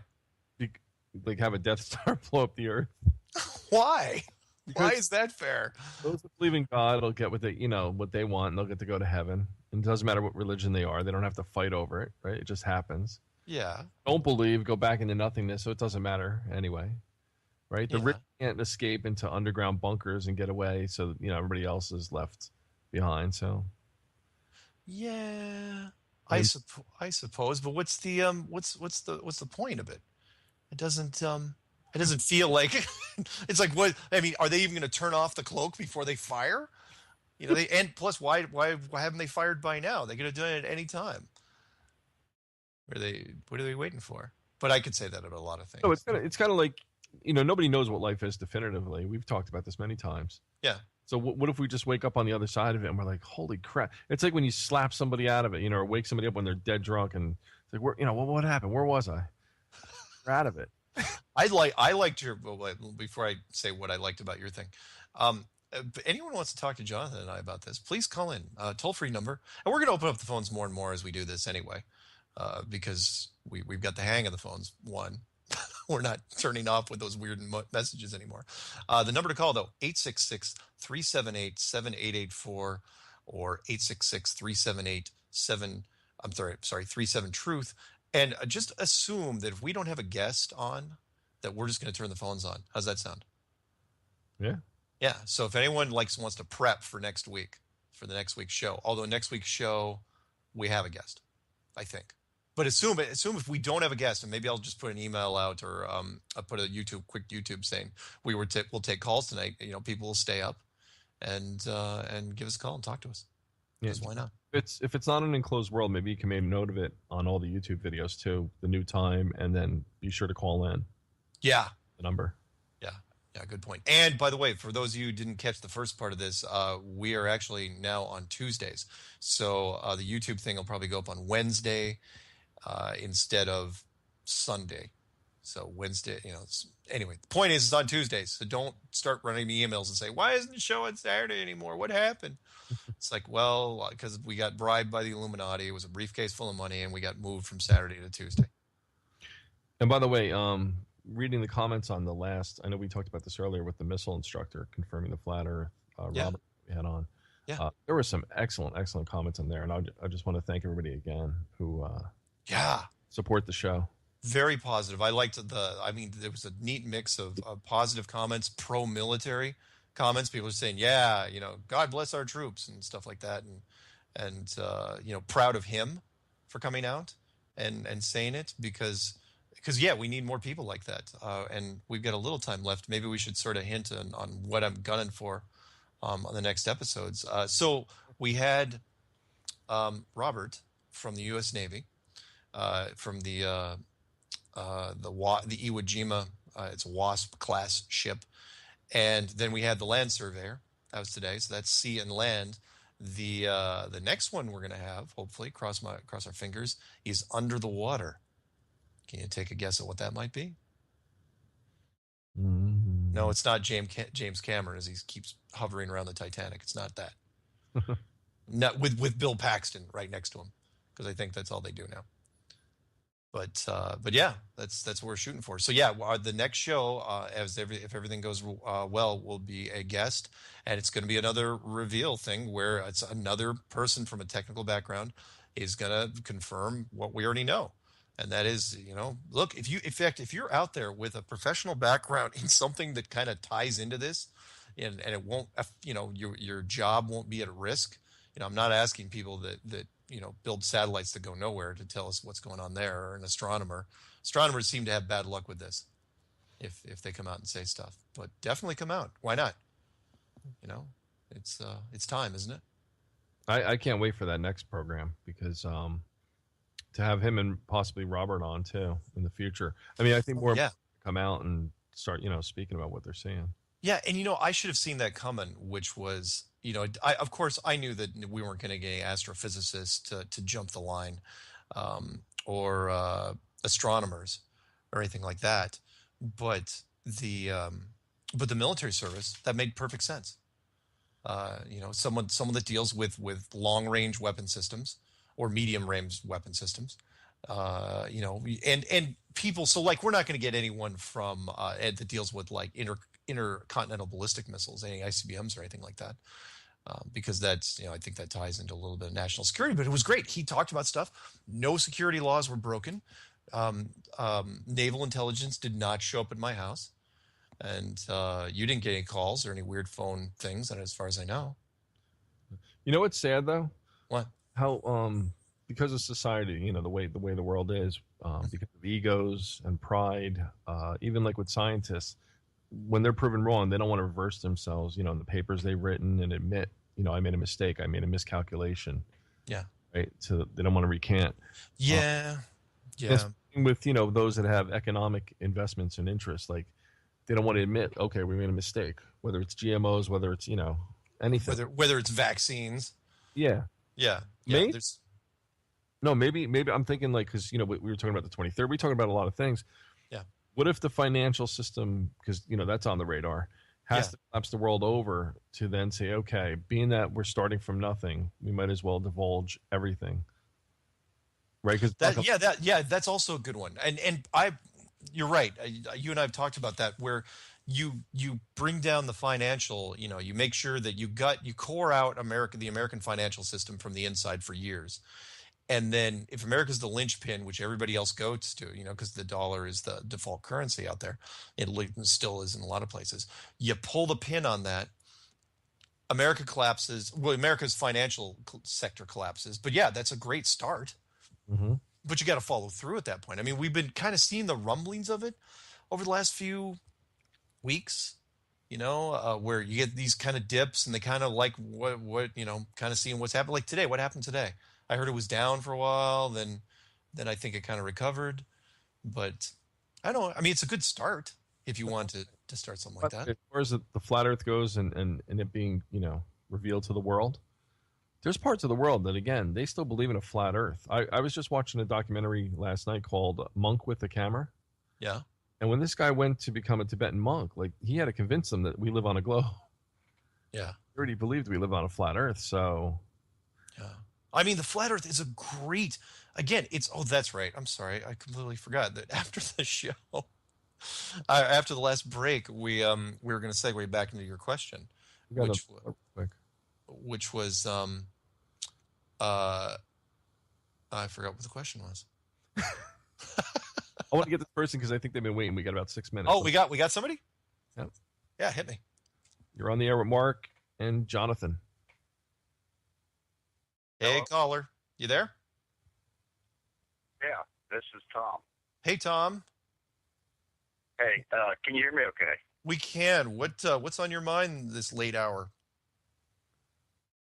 I was just checking you guys out, and it's got Chris and Cherie's picture up there, so I thought it was them at first, but I listened, and you didn't sound like a girl, so I've heard her many times, and I recognize your voices. I just can't remember which show you're from, and when you started talking about melancholy, I decided to stick with it. Check it out, and you encourage people to call, so here I am. Right on. Where are you calling from? I'm calling from Baltimore. Right on. Maryland. Cool. I understand there's another Baltimore somewhere in the Midwest, but this is the Maryland one. Baltimore City. That's all right. Yeah, this show is actually Strange World, and I don't know if Chris and Cherie are actually listening right now, but their show is usually on Saturdays, unless they do more. Okay, you're the cowboy, right? No. We're the Tuesday's probably screwing you up. Normally, we're doing we do a Strange World show on Saturday nights, and we just. I thought your logo, your picture was a guy in a cowboy. Oh hat. It's not a cowboy hat. It's kind of like an Indiana Jones hat, but yeah, that's me. Okay. Yep. You're right. Yeah. Yep. No, it's okay because some people have mentioned that it kind of looks like a cowboy hat. We got a real shocker for you. What? Not only do you, good picture. Oh, thanks. It was flat. Oh yeah. By the way, Did you kind of know what the premise was behind the show, that the Earth isn't actually round, but it's actually flat? Well, it's funny. I've heard.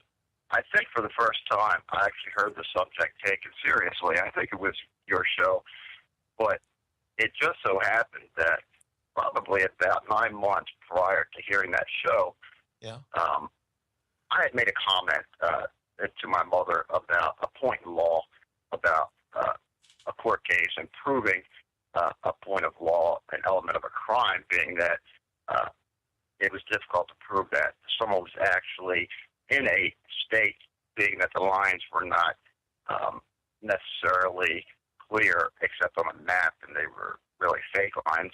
And it actually is an element of a crime. Somehow we got on the subject of things taken for granted. And I said, how do you even know the Earth is not flat, like they say it is? Because in all actuality, everything's relative. If you look at Einstein's theory, the closer, or depending on your position to something else, it could actually be completely different depending on someone else's closeness to something else. Sure. And I said, for instance, the floor in the kitchen here is pretty clean, but it could be viewed as dirty depending on if you got closer and really examined it with a microscope, or if you stepped far away and examined it with another type of viewing device. I said that by the same measure, I use every day in my retirement, I do a lot of construction, and I use levels and rulers, and everything relative to what I do is flat. I depend on that, and so does everybody else who does anything requiring a certain type of precision. And I said, maybe if you get out to a certain distance, yeah, absolutely, maybe it is round, but we're depending on two people that work for the government who's time and time again been proven to dispense a lot of lies. Again, in a court of law, one lie and a jury can disregard everything else. I don't know why we trust really anything that we hear from strangers from the government. Hey, we had this conversation. Did you happen to hear the? It's interesting you mentioned working with construction, and we're running out of time here, so I have to make this quick. But did you happen to hear the first part of the show where the surveyor came on and said that look, everything he does is flat? I didn't. No. I only listened for about maybe 10 minutes, 15 minutes. Oh, that's okay. No worries. Hey, I hate to do this to you, but we got to wrap up the show here. But thank you much for reaching out. If you're up, again the next Tuesday, reach out to us again, okay? And by the way, Mark, real quick, I think he dropped off. If you're standing on the side of the road, you're looking straight across the street, right? Mm-hmm. And somebody comes racing by you doing 50 miles an hour, it's going to seem like, whoa, they just raced by you.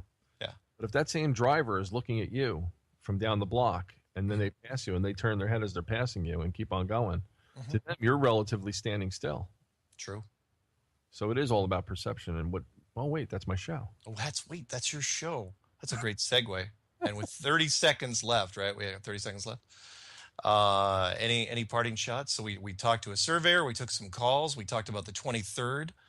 And I got else? the soundboard working tonight. And you got the soundboard working. You got the phones working. Telling you, may not be doomsday yet. We may have some gas left in this tank. See, there's a reason Mark keeps me around after all. What do you know about that? Anyway, guys, thanks very much for tuning in. Talk to you next time. Thanks.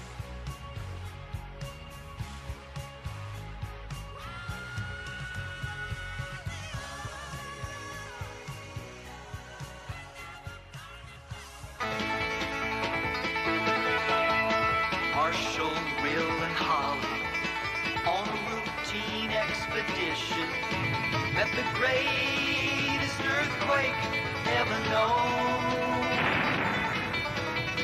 High on the rapids, they struck their tiny raft, plunged them down 1,000 feet below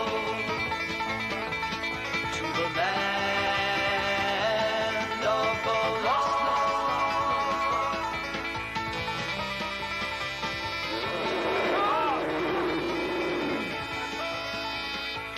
Come on, get out of here. Come on. Come on, Holly, let's go.